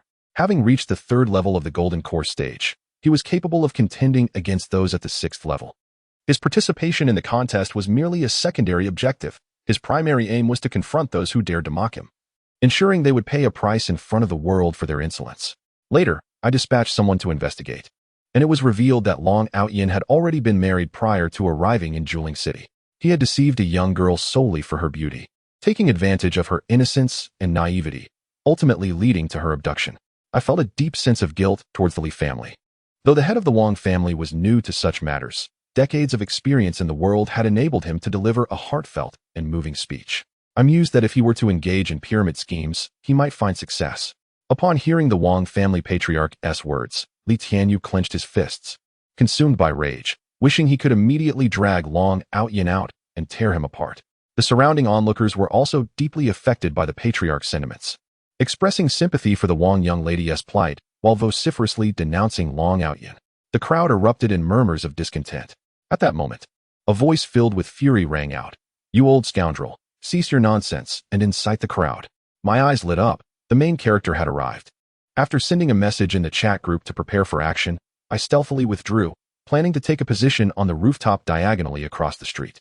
I had already observed that rooftop's vantage point was optimal for locating the Wang young lady. In a flash of white, Long Outyin appeared on the arena stage, facing Wang Mang directly. He had arrived just as Wang Mang began his speech, initially intending to remain hidden and observe for potential ambushes. However, he could no longer endure the shameless rhetoric of the Wang family. "I, Long Outyin, have lived my life with integrity. To cast such slander upon me is a disgrace to my family. You, a cunning old man, presume to speak ill of me because you know our families are concerned for their reputations. But today, I tell you, my daughter is my Achilles heel. Dare to touch her, and I will not care for my reputation. Today, even if my name is sullied, I shall expose your true colors to the world." The audience felt the fervor emanating from Wang Mang, with some even empathizing with his plight. Get out of Juling City. A disgrace to the cultivation world. Typically, the Wang family commanded respect, with ordinary citizens hesitant to provoke them. Yet today, witnessing this patriarch's passion for his daughter, they saw him as an ordinary father willing to stake his family's centuries-old reputation. Many in the crowd found themselves moved to tears, having previously perceived the Wang family as aloof and unapproachable. Long Outyin was incensed. Since his arrival, everyone had branded him a villain. What wrong had he truly committed? Chapter 30, Truth. What is 1000-7? I am Tion E, currently in search of the whereabouts of the Wang young lady, but alas, I have yet to find her. I sent a message to Lin Feng in the chat group, instructing him to prepare for the forthcoming performance. The so-called performance involved having Lin Feng confront Long Outyin on stage, substantiating the falsehoods attributed to him, with the assistance of eager spectators, which should not prove difficult. On stage, Long Outyin's expression darkened as he pointed at Wang Mang. "You old fool, words are futile, let us engage." Wang Mang shook his head. "Young man, I will not strike you. I am your elder. Even if I despise you, I will never lay a hand on you. Even if you attack me, I shall not retaliate." The crowd nodded in agreement. Indeed, the Wang family patriarch was a model for our generation, a revelation they had previously overlooked. Long Outyin was beside himself with rage, raising his hand to unleash a sword aura toward Wang Mang. Wang Mang's eyes flickered, yet he did not evade. He braced himself against the sword aura, which cleaved a deep wound across his chest. Long Outyin was taken aback. Why did he not dodge? The audience fell silent. Astonished by the Wang family's patriarch's noble sacrifice, he was a true man of honor. "Dad," a piercing voice called out. My eyes widened as I followed the source of the voice. It was the Wang young lady. "Finally, I have found you." The Wang young lady, wearing a straw hat and a scarf around her face, rushed toward the arena without a care. Along the way, she had seen the banners and had initially doubted their authenticity, believing in her dragon brother. However, upon witnessing Long Outyin strike at her father, her resolve began to waver. Why? Why did you draw your sword? Father said he would not retaliate. What is dragon brother doing? Li Tianyu, upon seeing Wang Jingjing, wore a look of surprise and rushed forward with his companions to intercept her. Possessing considerable emotional intelligence, he reassured her, "Jing uncle is powerful. He will be fine. Today, he is risking the family's honor to reveal Long Outyin's true nature. I understand you may not believe this now. Please be patient and watch." Wang Mang, upon seeing his daughter, felt a surge of joy, but as he considered the impending situation, he quickly composed himself and called out, "Jing His voice was filled with both joy and sorrow, sending chills down my spine. Fortunately, this individual had the foresight to consider the bigger picture.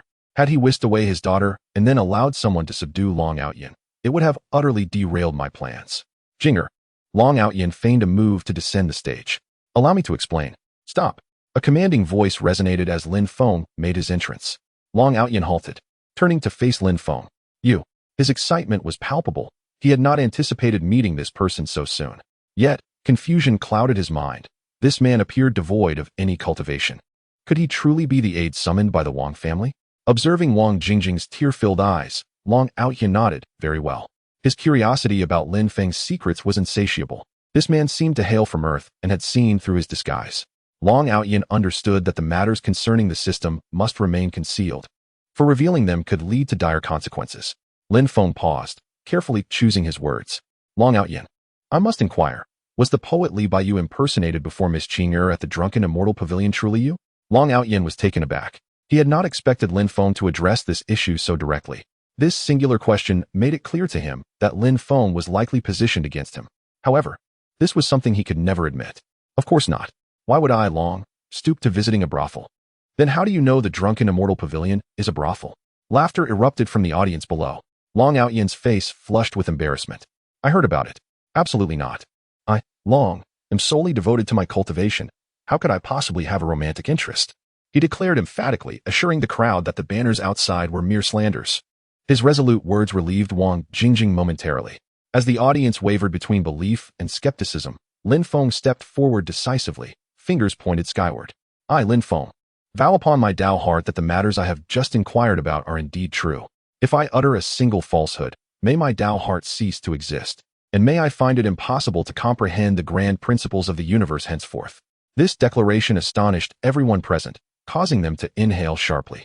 Such a vow, based on the Tao heart, was far more formidable than a mere pledge against inner demons. A slight misstep could render one's cultivation stagnant. The head of the Wang family was equally incredulous. He had misjudged this seemingly inept young man. Yet, this oath solidified Long Outyen's culpability. Lin Feng turned to Long Outyen. I have sworn by my Tao heart that my inquiries hold truth. Will you, Brother Outyen, dare to take a similar vow? Long Outyen's mind went blank. He could not fathom why this man would go to such lengths. Though he possessed the system, he had sworn many oaths before, but they were always directed at his inner demons. With the system, these demons posed no threat. The Tao heart, however, required genuine understanding for breakthroughs. If he were to issue a vow upon his Tao heart, his progress would likely be forever stunted. The contrast between Long Outyen's hesitation and Lin Feng's resolve was stark, causing Wang Jingjing's eyes to dim with despair. Seeing her despondence, Long Outyen's heart ached. In a moment of desperation, he said, I too shall swear by my Tao heart. I love Jingjing. Listening to this feeble pledge, I shook my head. He was not as clever as I had imagined. Lin Feng scoffed, Brother Outyen. What significance does such a vow hold? I require you to affirm that you have never entangled yourself with any other woman, or that the Li Bai at the drunken immortal pavilion was not you. Long Outyen's countenance fell. He could not make such a vow. He now understood that the entire setup was aimed at him. His silence extinguished Wang Jingjing's final glimmer of hope. She collapsed to the ground. Realizing he was not solely devoted to her, and that the banner's accusations were, in fact, true, Lin Feng scorned Long Outyen, finding him utterly foolish for allowing himself to be ensnared by mere words, bringing shame upon those who traverse realms. Suddenly, Long Outyen appeared to have an epiphany and shouted, I have come today to accept the challenge, not to be subjected to baseless accusations. Are you merely stalling? Or is it that you cannot produce any disciples capable of matching me? The spectators were no longer entertained. It was evident he was attempting to divert the conversation. Get lost. How shameless, they exclaimed. As the atmosphere grew charged, Lin Feng smiled slightly and descended from the stage. The performances thus far had been impeccable. Now, all eyes were on Jin Muyan. I had no doubt he could swiftly defeat Long Outyen, but it was crucial that he won with grace while also preventing Long Outyen from fleeing. With the truth now laid bare, it was possible that Long Outyen would no longer hold Wang Jingjing in such high regard. I wondered if I could still leverage her against him. Seeing Lin Feng exit the stage only served to heighten Long Outyen's agitation. What is going on here? Are you all merely here to exchange barbs? The audience shook their heads. This young man was clearly restless. Perhaps this was his true nature. Jin Muyan took the stage. A profound silence fell over the crowd, silencing Long Outyen's rants. The striking white hair, the distinctive single eye, and the formidable yet charming mask captivated all present. Who are you, and why are you here? Yet, Jin Muyan had no penchant for idle chatter. He adjusted his eye patch, revealing a blood-red eye, sending shockwaves through the crowd, who began to retreat in fear. The aura radiating from this white-haired man was far more terrifying than that of any demonic being. Long Outyen realized that no amount of words would suffice. He had to defeat this opponent to uncover what he sought. Ding. Detecting a supermassive energy entity. System commencing automatic scan. Risk assessment in progress. Long Outyen's expression brightened. The system was activating. Alert. Alert. Host encountered an irresistible force. Please evacuate immediately. In an instant, Long Outyen's face turned pale. He understood the implications of such a warning. Yet, before he could react, a familiar phrase echoed, sending shivers down his spine. Jin Muyan habitually cracked his knuckles. What is 1000-7? Chapter 31. Intrusion. The terrifying Jin Mu-yin, I am Tian-E, destined to become an admiral in the Navy. One day, a chat group unexpectedly appeared in my mind. And now I am working alongside my companions to complete our tasks. Before us lies a grand exhibition of ghoul performances, a bloodbath featuring Long Outyin. The onlookers had retreated to a safe distance, leaving only a few family heads, and Wang Jingjing nearby. I kept a vigilant eye on Wang Jingjing, fearful she might vanish. She was my bargaining chip against Long Outyin. Although we had exposed him, this strategy might lose its efficacy. However, it was possible that Long Outyin had developed deep feelings for her. Should any unforeseen events occur, I needed to abduct her at a moment's notice. With a snap, Jin Mu-yin cracked another finger. A voice devoid of any emotion reached Long Outyin. What is 1000-7? Long Outyin trembled, his legs shaking, his lips quivering. Before him, the white-haired man sprouted four tails, and his exaggerated mask exuded a chilling aura, his blood-red gaze fixated on Long Outyin. Long Outyin felt as though he were ensnared by a ferocious beast. Any movement on his part would unleash a tempest. A monster. It is a monster. That white-haired man is a monster. How could the Wang family be associated with such a being? The onlookers were in a frenzy. A fully transformed monster could decimate a city. Wang Mang was also dumbfounded. This white-haired man was indeed a monster. What had transpired? At that moment, the head of the Wang family began to tremble. On stage, Long Outyin's true essence surged uncontrollably. He understood that the figure before him was not a monster at all, but rather Jin Mu-yin, the protagonist from the world of ghouls. If originally Long Outyin had desired to engage in a clash with Kaneki Ken, upon receiving the system's warning, he found any thoughts of resistance utterly extinguished. At this moment, his mind raced, contemplating how he might extricate himself from the perilous situation. Suddenly, with a resounding crash, Kaneki Ken swiftly approached and delivered a kick that sent him flying. Following this, he unleashed his Kagun, preparing to deliver merciless blows. Long Outyin coughed up blood. That kick bore no trace of spiritual energy. It was pure physical force from Kaneki. Yet, this single blow shattered nearly half of his ribs. As he beheld the frantically thrashing Crimson Kagun, Long Outyin's pupils constricted sharply. He had no doubt that a mere touch from it would spell his demise. Alas, Kaneki's speed was overwhelming, rendering Long Outyin unable to move as he struggled to recover.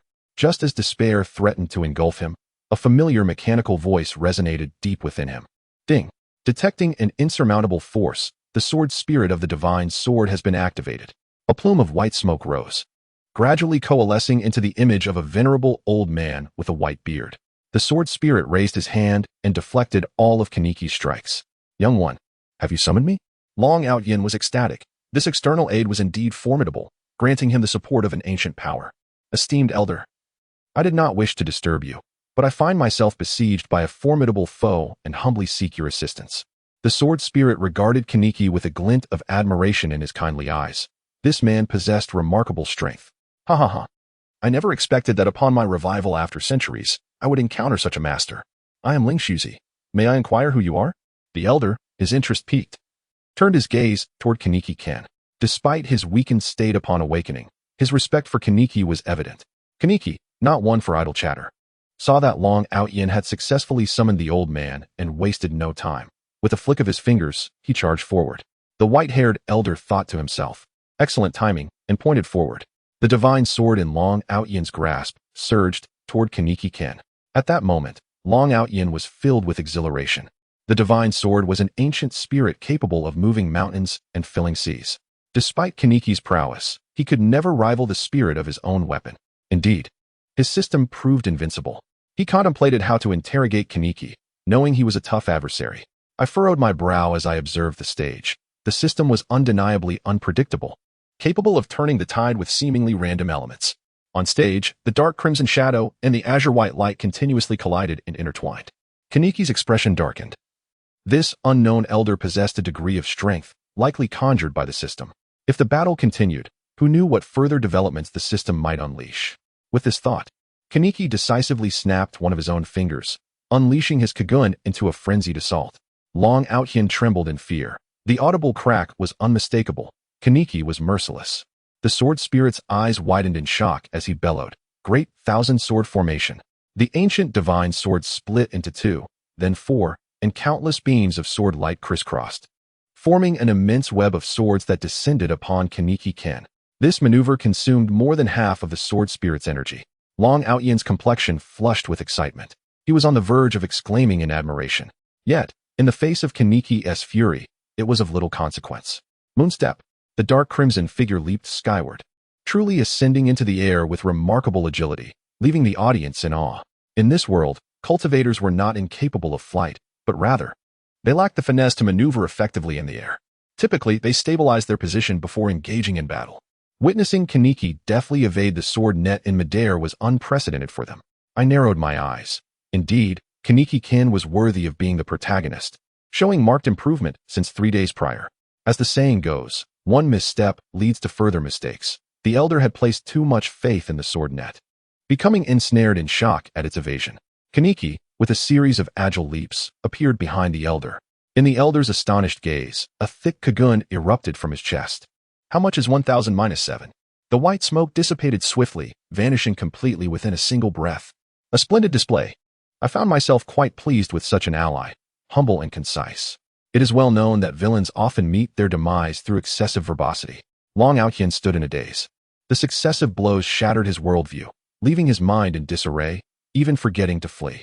I observed Kaniki still engaging in a battle of wits with the smoke in the air and hastily reminded him of the urgency of their task. Tiani, quickly defeat Long Outyen. Do not waste time with that old man, Kaniki-kin. Kaniki snapped back to attention. The bloodlust in his eyes momentarily subdued as he turned his gaze toward Long Outyen. At that moment, Long Outyen was reeling from various blows. Even the ancient artifact had fallen to him. The so-called trump cards he had prepared now seemed laughable. As he attempted to flee, his limbs stiffened, causing him to tumble. Facing imminent peril, he disregarded everything and bellowed, "System, save me." I was left speechless. Do you think an external aid can be summoned with a mere shout? If it were that simple, how would the system maintain its dignity? Yet, once more, Long Outyen heard that melodious voice. Ding. Detecting the host's urgent distress signal. The system will expend its only remaining protective action. Long Outyen's expression brightened again. The emotional roller coaster rendered him almost foolish looking, yet he paid no mind to this. His thoughts consumed by the system's alert. System protective action. He had found his salvation. However, the outside world remained unaware of his predicament. Kaniki swiftly approached Long Outyen, eschewing any further dialogue, and launched a direct assault with his 4 formidable kagun. With a gentle thud, a soft light radiated outward from Long Outyen, forming a circular protective barrier with a diameter of 2 meters, effectively shielding him from Kaniki's relentless onslaught. Ding. Protective duration countdown initiated. In 5 minutes. The automatic protective function will cease. Ha ha ha. Did you think you could kill me, Long Outyen? Long Outyen appeared almost deranged, surveying his surroundings before fixing his gaze upon Kaniki. Kaniki-kin, I know who you are. The grievances of today will be avenged by Long Outyen in the future. And you, so-called prominent families, I shall pay you all a visit in due time. Stop him. The head of the Wong family exclaimed urgently. As several family heads took action, having witnessed the recent events, the power of Kaniki and Long Outyen's seemingly endless arsenal left them all feeling a chill. Chapter 32, Stalemate. The key to breaking the deadlock. In contrast to the formidable Kaniki-kin, the family heads prioritized their assault on Long Outyen. In their view, Kaniki was a demon, his kagun akin to a tail. They found Long Outyen inscrutable. His techniques, his spirit, and even the protective barrier surrounding him were shrouded in mystery. He was a young genius, possessing treasures that, if not extinguished in their infancy, would surely bring calamity upon them in the future. This consensus united the family heads, who joined forces with Kaniki to launch a combined offensive. Unfortunately, all was in vain against the system's defenses. Tian-E, Great Emperor, please examine that protective barrier for any weaknesses. Yi Fan, the energy density of that barrier is too high. Even I would need 2 punches to shatter it. Lin Feng, if even the group leader requires 2 punches, do we stand a chance? Kaniki-kin, does that protective barrier have any weaknesses? Kaniki felt frustration. While Long Outyen's strength was negligible, the plethora of treasures at his disposal was overwhelming. Having just vanquished one spirit, another barrier had emerged. If they continued to delay, who knew what else might materialize? He must take action swiftly. Yi Fan remarked, the man's feet lack adequate protective shielding. There is merely a small patch, which should be considered his sole vulnerability. However, if he remains stationary, this weakness becomes inconsequential. Contemplating Yi Fan's observation, I pondered how to exploit this flaw. I could hardly believe that Long Outyen would remain complacently still, waiting for the shield to dissipate. At this moment, Long Outyen seethed with rage. Despite the shield rendering him impervious to harm, the so-called heads of the clans were conspiring with these evidently dubious individuals to besiege him. Was he truly so detestable? As humans, how could they aid heretics in attacking their own kind? Where is your dignity? Humph. You impudent youth, lacking in character. First vanquished the younger generation of my clan, and then preyed upon the young lady of the Wong family. Such behavior is enough to invoke the wrath of both gods and men. Surrender at once. The head of the Li family declared with righteous indignation, his eyes wide with fury. Long Outyin nearly choked in disbelief. To be so shameless is a remarkable feat in itself. Jinger, danger. Quickly come to your father. Seeing the situation spiraling out of control, several clan leaders took action. Wang Mang, worried for his daughter, hurried towards Wang Jingjing. Brother Long. Yet the young lady of the Wang family remained blankly staring at the stage, causing me to shake my head. Love is truly the most perplexing of emotions. However, the worst of my fears materialized. The situation was veering towards uncontrollable chaos. Logically, we should have completed our mission. Yet I had not received the notification sound from the chat group. Clearly, preparing for contingencies was indeed prudent. Jinger, Wang Mang rushed forward. Having committed numerous errors in his life, yet his love for his daughter was sincere. Wang Jingjing turned her head to look at her father, her eyes regaining a glimmer of vitality. Father Long Ge. Though the tale of this father-daughter duo was deeply moving, Wang Jingjing was my second contingency for the mission, and I could not afford any mishaps. Moonstep. I leapt across the rooftop, my target fixed on the young lady of the Wang family. Wang Mang's expression shifted dramatically. Mr. Tianyi, what are you doing? You. Wang Mang erupted with fury, realizing that these individuals who had suddenly appeared to assist the Wang family must have ulterior motives. He had not expected them to reveal their fangs at such a critical moment. Head of the family, you see that Long Outyin is already in an invulnerable position. Even if you and the other heads of families join forces, you cannot breach his shield. You might as well use your daughter to compel him to comply. With a furious roar, Wang Mang charged at me, just as he had previously claimed that his daughter was his Achilles heel. Those who dared to touch her would pay dearly. Arm color. At this critical juncture, if Long Outyin were to escape, I would likely never find him again in my lifetime. I refrained from further dialogue and launched a powerful punch. In the face of my armed color, no true essence or divine ability would suffice. Wang Mang was sent flying. Father. Unfortunately, I had already reached behind her, my left hand enveloped in armed color as I hoisted the young lady of the Wang family onto my shoulder. Let go of me. She protested weakly, striking at me ineffectively. My body was now enveloped in armed color, and Wang Jingjing could only feel as though a massive steel beam had tightly confined her. The other clan heads instinctively distanced themselves, eyeing me warily. Release Jingjing. Wang Mang hastily consumed a handful of pills, forcing himself to rise. Who are you? Why target me? Your aim must be me. Why involve the innocent Jinger? Witnessing Wang Jingjing's capture, Long Outyen's heart ached with regret, recalling the fleeting moments of intimacy before he left home. Why had he come to this appointment? Dragging Jinger into the fray? Long Outyen's shield had 4 minutes remaining. He could use a spatial talisman to escape in an instant. Yet, with the young lady of the Wang family in my grasp, he could not flee without her. He needed to devise a way to escape with her. Thus, he sought to extract information from these mysterious powers, both to probe for information and to buy time. Young Master Long, greetings. I am Tianyi. The reason for inviting you here today is to discuss a matter of great importance. I greeted him politely. Had I not been bearing the young lady of the Wang family, I would likely appear quite refined at this moment. I understood that Long Outyen's hesitation to flee indicated the significance of the woman in my grasp, which relieved me. My contingency plan was indeed sound. Is this what you call a matter of discussion? Long Outyen nearly exploded with fury, gesturing around incredulously. He was scrutinizing the man in the white robe before him. As I faced him directly, he could not discern the words Vice Admiral emblazoned on my back, leaving him oblivious to my origins. Though the process had been convoluted, the truth remained. I weighed Wang Jingjing in my arms. Young Master Long, you seem troubled. Perhaps we should wait until you are more composed before we deliberate? I intended to delay him, for the one who should be anxious was clearly him. Brother Long, hurry and leave. They wouldn't dare to harm me. Wang Jingjing had regained some composure. Despite the turmoil, she ultimately chose Long Outyen. Rest assured, Miss Jinger, I will certainly rescue you.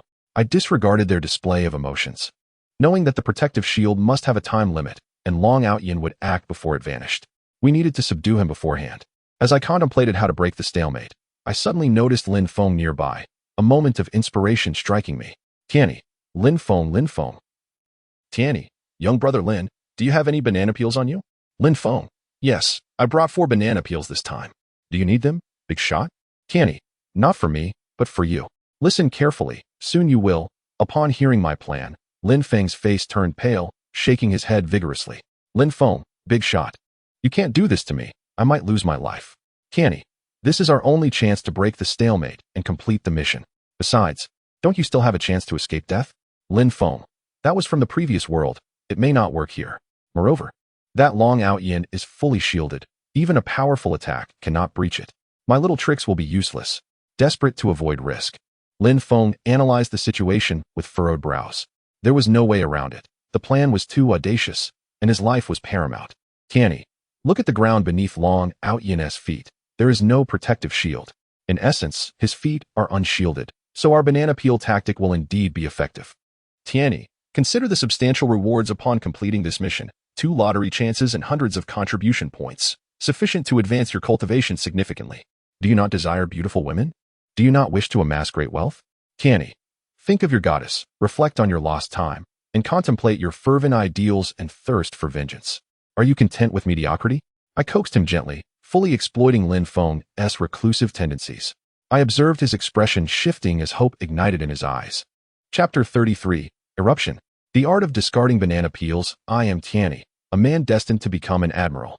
I am currently engaged with my companions in the pursuit of our mission. If all proceeds smoothly, today may very well mark our final day in this world. Lin Feng was embroiled in an intense internal struggle. Indeed, if he succeeded in this endeavor, who knows what treasures he might acquire. Along with the resources contained within his ring, undoubtedly paving his path to mastery. After a brief moment, he declared, I'll do it. Lin Feng gasped for breath, his eyes ablaze. I offered him an encouraging glance. Though uncertain of its effectiveness, it was worth a shot. As long as we could create another upheaval, we would have the opportunity to capture Long Out Yin. Under my instruction, Saiki K fixed his gaze intently on Long Out Yin, while Long Out Yin scrutinized me, attempting to discern any flaw in my demeanor. Several heads of families stood on edge, wary of both Long Out Yin and ourselves, fully aware that the impending battle was beyond their capability to influence. The onlookers surrounding the arena appeared perplexed, uncertain as to why this group had suddenly ceased hostilities. The atmosphere grew increasingly tense, as Lin Feng stealthily maneuvered behind Long Out Yin. Silencing technique. As long as I remain silent, you shall not hear my voice. This seemingly useless ability had found its purpose amidst the current stalemate. My plan was straightforward, utilizing Lin Feng's silencing technique. He would stealthily position himself behind Long Out Yin and slip a banana peel beneath his feet. By employing this powerful control skill, we could induce Long Out Yin to slip at the crucial moment, creating an opening for Saiki and me to strike. This strategy could only be executed under these specific circumstances. Initially, Saiki had severely injured Lin Feng with a single blow and subsequently vanquished the sword spirit, thereby crafting an image of invincibility in Long Out Yin's mind. Even with a protective barrier, he would dare not lower his guard. At this moment, I had captured the young lady from the Wang family, preventing her from escaping on her own, thus establishing the stalemate that would keep Long Out Yin's focus firmly upon us. Only by diverting Long Out Yin's attention could Lin Feng seize the opportunity to maneuver behind him. Moreover, the primary adversary for everyone on the stage was Long Out Yin. So even if the heads of families noticed Lin Feng's subtle movements, they would remain silent. In fact, their years of experience would compel them to assist us in diverting Long Out Yin's attention. As for the young lady from the Wang family, since I had her secured across my shoulder, her head faced backward, and her body was firmly restrained, she could not see the events unfolding in the arena. The onlookers in the distance were even less likely to speak up at such a critical juncture, fearing to disrupt the powerful figures present. Furthermore, with Long Out Yin being regarded as a public enemy, the likelihood of anyone warning him was negligible. At this moment, everything was in place, awaiting the final trigger. Tian-E, everyone, pay attention, the next moment is crucial. Stay alert and cooperate with Lin Feng. Saiki K understood. Lin Feng had already climbed onto the stage, standing directly behind Long Out Yin. He did not need to be stealthy. As long as he remained silent, Long Out Yin would not perceive his presence. Nevertheless, he could not move too quickly. After all, Long Out Yin was a formidable opponent. Although Lin Feng would not make a sound, the air currents he displaced and the shadows he cast could still alert Long Out Yin. Though he had one chance to avoid death, who could say how effective it would be in this world? For now, the silencing technique was his only reliance. The heads of families had detected Lin Feng's presence early on. It must be said, These seasoned individuals exhibited remarkable composure, their expressions betraying no hint of alarm. They understood that Lin Feng was one of us, and surely he possessed a method to break the current deadlock. Realizing this, they intensified their scrutiny of Long Outyin, attempting to heighten the pressure on him to draw his attention. The only mystery for them was why Long Outyin had not noticed Lin Feng standing so conspicuously behind him. Could it be a form of cloaked presence? At this point, Lin Feng was very close to Long Outyin. I initiated a casual conversation with Long Outyin, knowing precisely what topics would capture his attention. Does young Master Long wish to know our origins? Are you willing to share yours with me? I chuckled lightly, presenting this as if it were merely casual banter, not something of great significance. How can I trust you? Long Outyin replied, anxiety evident in his demeanor. The duration of his protective shield was waning, and he still had not devised a suitable escape plan, with only one teleportation talisman. How could he flee with the young Lady Jing heir? After enduring multiple setbacks, his mental defenses were on the verge of collapse, rendering him unable to discern the truth in my words, nor did he wish to. His sole focus was on uncovering any weakness in my stance. We hail from the same place as you. I am aware of the secret within your body. I noticed Lin Feng was nearing a pivotal moment, so I dropped two significant pieces of information. To further redirect Long Outyin's attention, I gestured towards Kaneki Ken. Surely you recognize him. Indeed, Long Outyin took the bait. Turning to look at Kaneki Ken, his heart racing as the blood-red glare from Kaneki's singular eye pierced through him. Yes, I know him. What I wish to understand is how you arrived in this world and how you found me. As for how we came here, I began to ramble nonsensically. Whatever I said at that moment would carry weight, for Kaneki's presence served as undeniable proof. After a series of cautious maneuvers, Lin Feng had squatted down to place the banana peel on the ground. Yet, he faced a dilemma. While it was simple to position the peel behind him, how could he place it in front of Long Outyin? At that moment, I guided Long Outyin's gaze towards Kaneki Ken. Lin Feng's heart leaped with joy. Seizing the opportunity while Long Outyin turned, he swiftly tossed a banana peel in front of Long Outyin's toes, a position that could not be perceived without lowering his gaze. In such a critical moment, Long Outyin clearly would not commit such a basic error. His fear would not permit him to look down. The placement of the remaining 3 banana peels was straightforward. After carefully placing one on either side and one behind, Lin Feng slowly rose and began to retreat. Big shots. I've done it. The rest is up to you. Out of the corner of my eye, I surveyed the 4 banana peels surrounding Long Outyin. Well done. Tian, wait. We can't delay any longer. We need him to step on the banana peel himself. You need to shout out from behind, as Long Outyin's mindset is unstable. A sudden scare will surely make him move. Lin Feng, oh great ones, please spare me. If these banana peels prove ineffective, I'm doomed. Tian, Kaneki Ken is on stage. What do you have to fear? Go all out. We will ensure your safety. Why was I so doubtful? Lin Feng's face was a mask of concern as he gradually retreated. The moment I realized Lin Feng had succeeded, my voice fell silent. Everyone present understood that both sides were merely stalling for time. My sudden quietude was undoubtedly a sign of impending action. In an instant, the atmosphere in the arena grew tense once more.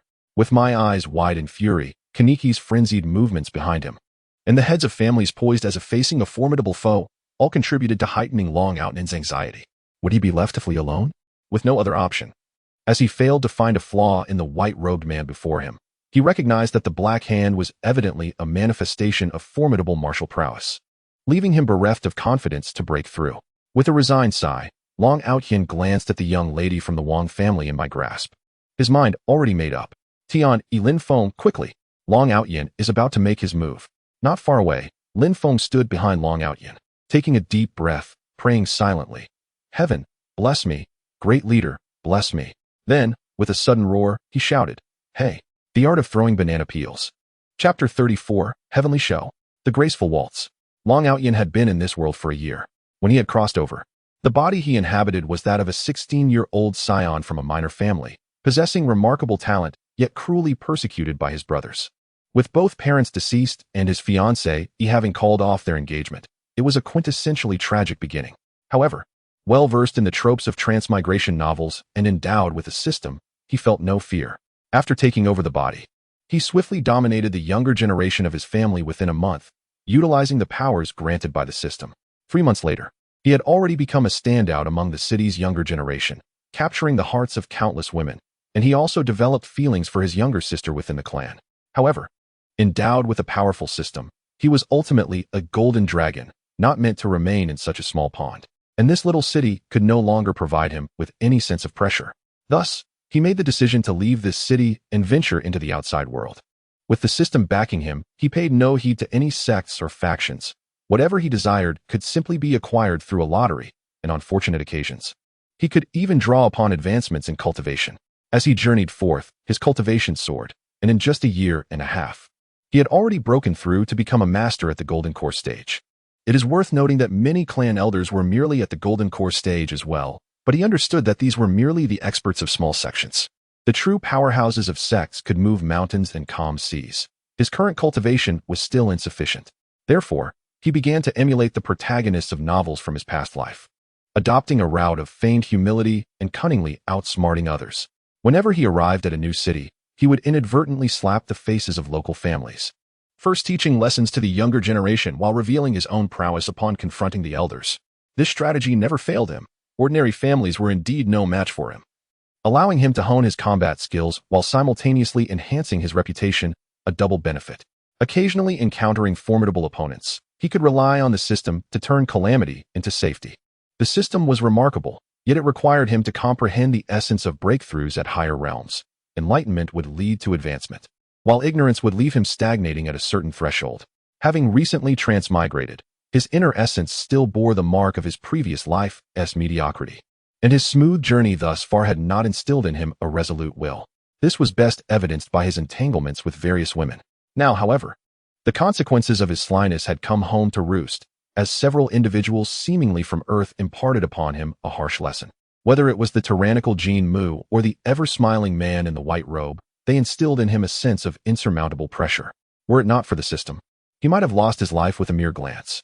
Clenching his fists, he inspected his inventory, while he possessed numerous escape tools. The only item capable of evading the watchful eyes of these two was the Ancient Earth Escape Talisman. The Ancient Earth Escape Talisman, upon use, it allows the user to burrow underground and conceals their aura. Among all life-saving artifacts, this long-preserved talisman was something WWIII held great confidence in, for it was a divine-grade item bestowed by the system, on par with his own divine-grade techniques. He had previously encountered an ancestral figure from a different race and had drawn this talisman at that time. Originally possessing two, he had used one against that ancestral powerhouse, who had excavated 3 feet into the ground yet failed to discover WWIII. He believed that even the formidable Jean Mu and the man in white could not stop this talisman. Unfortunately, he had only one remaining, which meant he could not take the innocent and pure Jinger with him. Reflecting on past moments, recalling Jinger's innocent demeanor as she rushed to warn him, genuinely concerned for his safety, caused an inexplicable pang in WWIII's heart. He coldly regarded the man in white before him, seemingly imprinting his visage into his very bones. Jinger, it is my incompetence. I am sorry. Ancient Earth Escape Talisman. Activate. The several clan leaders were enraged but said little. They had all seen the banana peel left by Lin Feng, and although puzzled, they chose to trust him. WWIII slightly lifted a foot, ready to step forward and utter some fierce words when suddenly, an unexpected turn of events unfolded. Behold, the art of discarding banana peels. This thunderous shout, rich and resonant, suddenly emanated from behind, startling WWIII to the brink of mental collapse, causing him to slip on the banana peel before him. Not only he, but even the clan leaders and the crowd of onlookers were taken aback. At that moment, the power of the Ancient Earth Escape Talisman was activated. A surge of earthy yellow light erupted, and the foot that WWIII had slipped on the banana peel with suddenly slid forward. His body, which should have sunk into the ground, was now only half embedded in the earth. WWIII was stunned, as were the clan leaders and the onlookers. The scene resembled a flock of crows flying overhead, leaving behind an air of awkwardness. WWII's figure buried in the ground evoked memories of childhood games. Yet this was not the end. After stepping on the banana peel, his body continued to slide forward unabated. An even more embarrassing occurrence transpired. The arena was surrounded by protective barriers, designed to ensure that the aftermath of the battles within would not harm the spectators. And their sturdiness was unimaginable. WWIII collided directly with the protective barrier, rebounding with a force that sent him sliding backward, whereupon he encountered another banana peel, causing him to be ejected from the ground once more, this time crashing into the barrier behind him. This cycle repeated 4 times, with WWIII stepping on every banana peel in a series of increasingly bizarre and surreal postures, and his speed continued to escalate. WWII's heart was genuinely in turmoil. There were too many matters to comprehend, leaving him momentarily at a loss for thought. Instinctively struggling to escape, he found it futile, only managing to slightly adjust his trajectory. It was precisely because of this change in direction that he fortuitously stepped on every banana peel Lin Feng had laid, causing him to frantically propel himself on one foot. Had the timing been right, such a high-difficulty display would have earned applause. At this moment, Dragon Outyin sat dazed on the ground, his eyes vacant and devoid of spirit, wearing an expression utterly bereft of dreams. What just transpired? The onlookers and clan leaders exchanged bewildered glances. Lin Feng stood below the stage, mouth agape. He had never anticipated his banana peels would prove so effective. Dragon Outyin attempted to activate the escape talisman, but it was interrupted midway by the banana peel, resulting in only half of his body being buried underground. Upon encountering the second banana peel, the talisman's effect was entirely disrupted, culminating in a flawless transformation from ground squirrel to waltz. Ha! An unknown voice among the crowd broke the awkward silence with laughter, quickly igniting a wave of raucous laughter that erupted throughout the venue. The laughter was unrestrained, with many doubling over in pain, creating a chaotic scene. The young lady from the Wong family, bewildered by the sudden shift from tension to laughter, wondered what had transpired. "Can someone tell me what just happened?" she asked, glancing back at the crowd. This inquiry only intensified the merriment, as the previous scene would provide them ample tales to tell for a lifetime. The 5 clan leaders on stage could only smile wryly, torn between the urge to laugh and the constraints of their dignified statuses. Even Jin Mu, typically stoic and indifferent, showed a flicker of amusement in his features. Was this individual truly serious? I gazed at the seated Dragon Outyin, shaking my head slightly. This lad was likely irredeemable. Today might very well mark the nightmare of his life. However, given that Dragon Outyin had sailed smoothly thus far without experiencing the harsh realities of society, this encounter would ultimately serve him well in recognizing the world's truths. Indeed, we were wholeheartedly aiding him, and certainly not bullying him in any manner. Chapter 35. The Bitterness of a Disheartened Champion. My name is Tian E, a man destined to become a naval admiral. I'm currently engaged with my companions in completing a task from our chat group set in an alternate world. Today marks the most exhilarating day since I acquired the chat group, filled with tension, anxiety, relief, and relaxation. A truly fulfilling day. Now, we present to you a grand live broadcast showcasing a confident young cultivator suffering the harsh blows of societal realities. Long Outyin had nearly relinquished his resistance, feeling disheartened. He believed that perhaps by refraining from struggle, he might preserve a modicum of dignity. Since he first set foot on this stage, a series of bizarre events had unfolded. Long Outyin was in agony, acknowledging his inferiority in skills. He endured it all, but what was the deal with the banana peel on the stage? That Earth Escape Talisman was an ancient divine ability.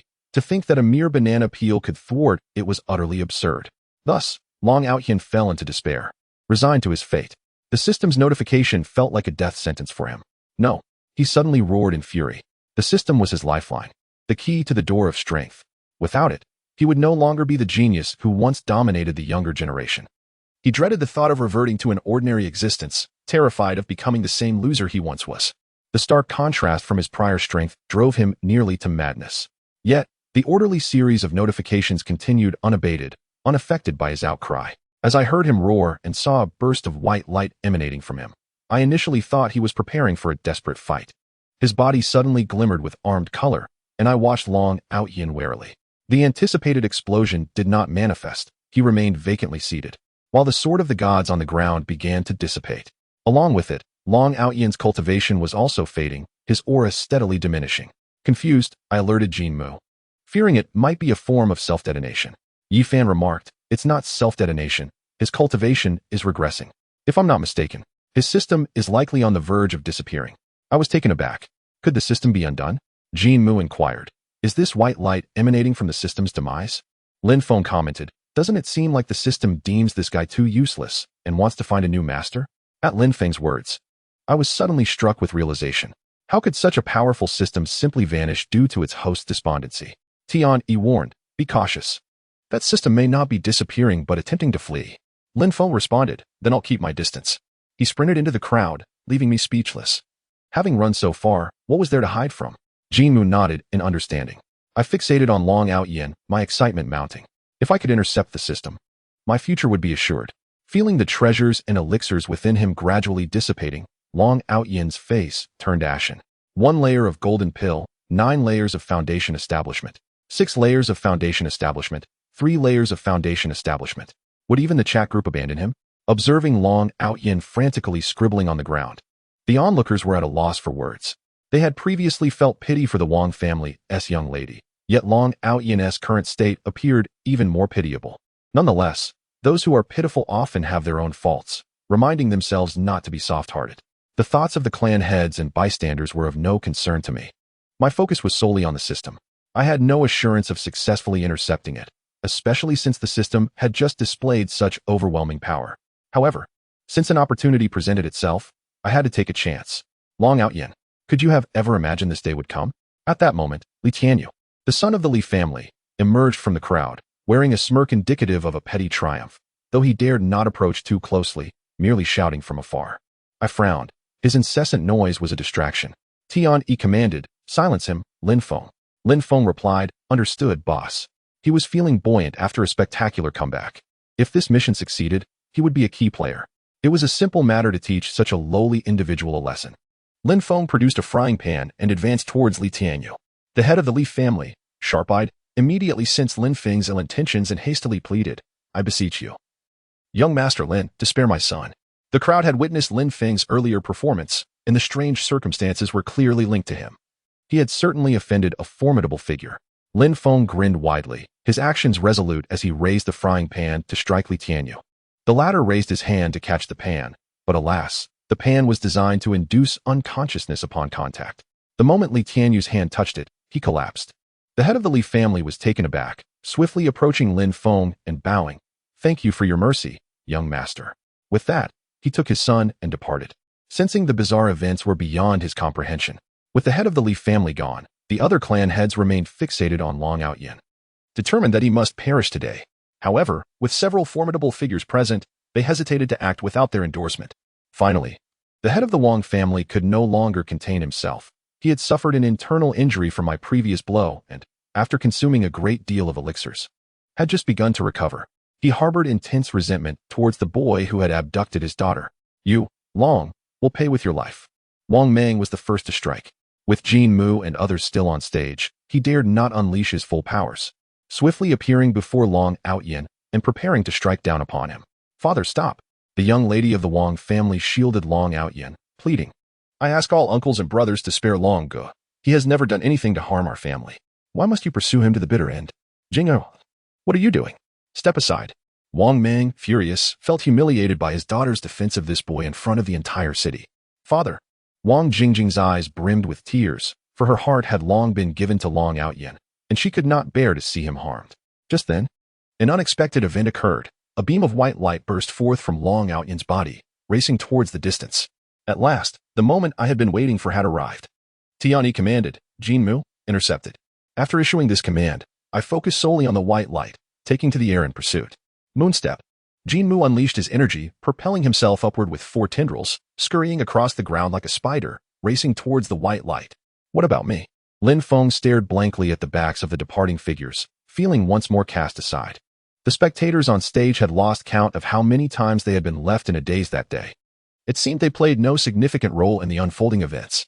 The moment the white light appeared, the clan heads had not even reacted before the powerful figures dashed away, leaving them with a sense of profound disappointment. Once, they too had been young and vigorous, full of camaraderie, but were now dulled by the limitations of their talents, gradually worn down by time. Witnessing Jin Mu's combat prowess reignited the fire of passion that had long lain dormant within them. Chapter 36. The Sorrow of Unrequited Love. These thoughts were of no concern to me, as I faced a dilemma. I was currently in pursuit of that white light, which had darted towards the crowd, where nearly everyone in the city had gathered. Even a 1-second delay could cause us to lose track of the white light. Jin Mu asked, "What should we do?"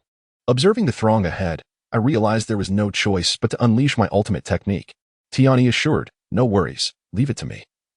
Just maintain your speed and continue forward." Jin Mu trusted my abilities and did not slow down due to the crowd. On the contrary, he seemed to be accelerating. The crowd erupted into chaos upon witnessing the formidable demon charging towards them, causing panic to spread like wildfire. A few reckless individuals even began to unleash their abilities, preparing to attack. I hovered in midair, my gaze fixed ahead. Conqueror's Haki, activate. An invisible wave radiated from my forehead, and in an instant, the townsfolk fell unconscious, their eyes rolling back and foam spilling from their mouths. With the crowd now incapacitated, my vision cleared, revealing the trail of white light in its entirety. I activated my moon step and pursued the light once again. The departure of two powerful figures left the citizens in disarray, further amplifying the trepidation and astonishment among the clan leaders present. Their glances towards Lin Feng became increasingly complex. He must be a disciple emerging from those colossal beings. For how else could even his servants possess such strength? With the absence of the two titans, the atmosphere in the arena began to shift. Jinger, this boy has deceived you and brought shame upon our Wang family. You must step aside. Wang Mang vowed that he would not rest until he had slain Long Aotian. With Wang Mang taking the lead, the other clan leaders were eager spectators. Father, are we really to kill someone over mere pride? The daughter implored, having been taught from a young age to treat others with kindness. If you must kill him, then you shall have to step over my dead body first. You. Wang Mang was momentarily speechless with rage. There is no need for such theatrics, Miss Jinger. Long Aotian interjected, gently placing a hand on her shoulder. Brother Long. Wang Jingjing exclaimed in delight. Long Aotian stood protectively in front of her, having gained profound insights despite his recent setbacks. Though his cultivation had regressed, his character had undergone a remarkable transformation. Esteemed clan leaders, I acknowledge that my actions in Giant Spirit City have been inappropriate, and I have offended the younger generation here through sheer force, all while respecting the dignity of various clans. Long Aotian's unexpected apology astonished many. I indeed hold affection for Miss Jinger. To say it is mutual would not be an exaggeration. I do not seek your approval for our union, but I wish to express my feelings for her before my demise. Tears streamed down Wang Jingjing's face, her faith unwavering despite the slander she had faced. Long Aotian's declaration reinforced her belief that all her struggles were worthwhile. I will plead to my father on your behalf. Please leave. She turned to her father. Father, I beg you to spare Brother Long. There is no need for such drama. I will ensure this matter is resolved, Long Aotian assured, leaving the audience bewildered by his unexpected demeanor, as if he had transformed into an entirely different person. Lin Feng remarked that he seemed almost ethereal now. Oh, today I shall see how you intend to conclude this, Wang Mang replied, feeling no sense of danger from Long Aotian, whose rapid decline in power was firmly under his control, thus delaying any thoughts of killing him. He understood that the plans of Tian Yi and his associates had been executed flawlessly, with any unforeseen variables being swiftly addressed by the powerful figures. Yet, he was taken aback to discover that his daughter's heart remained steadfastly with Long Aotian. Clan leaders and esteemed elders present, I, Long Aotian, wish to swear an oath in the name of my heart, and I ask you to witness this. Without waiting for a response, he knelt. Fingers pointed skyward. In my life, I have been fortunate, achieving foundational mastery at 15, perfection at 16, and golden elixir at 17, sailing through life without facing true adversity. This has rendered my mind immature and my state of being unstable. I have oppressed local talents and developed feelings for multiple women, leading to an inflated sense of superiority. Today, after enduring significant trials, I find myself with nothing, yet I have gained clarity. Even as a half-wrecked man, Miss Jinger remains unwaveringly by my side. Therefore, I vow that if there is a next life, I shall take the daughter of the Wang family as my wife. His heartfelt proclamation resonated deeply with those present. It became evident that such a noble young man still existed in this world. Although Long Aotian had lost his cultivation and confidence, he had gained harmony and authenticity. Despite his diminished strength, he had grasped the essence of life, truly a remarkable young talent.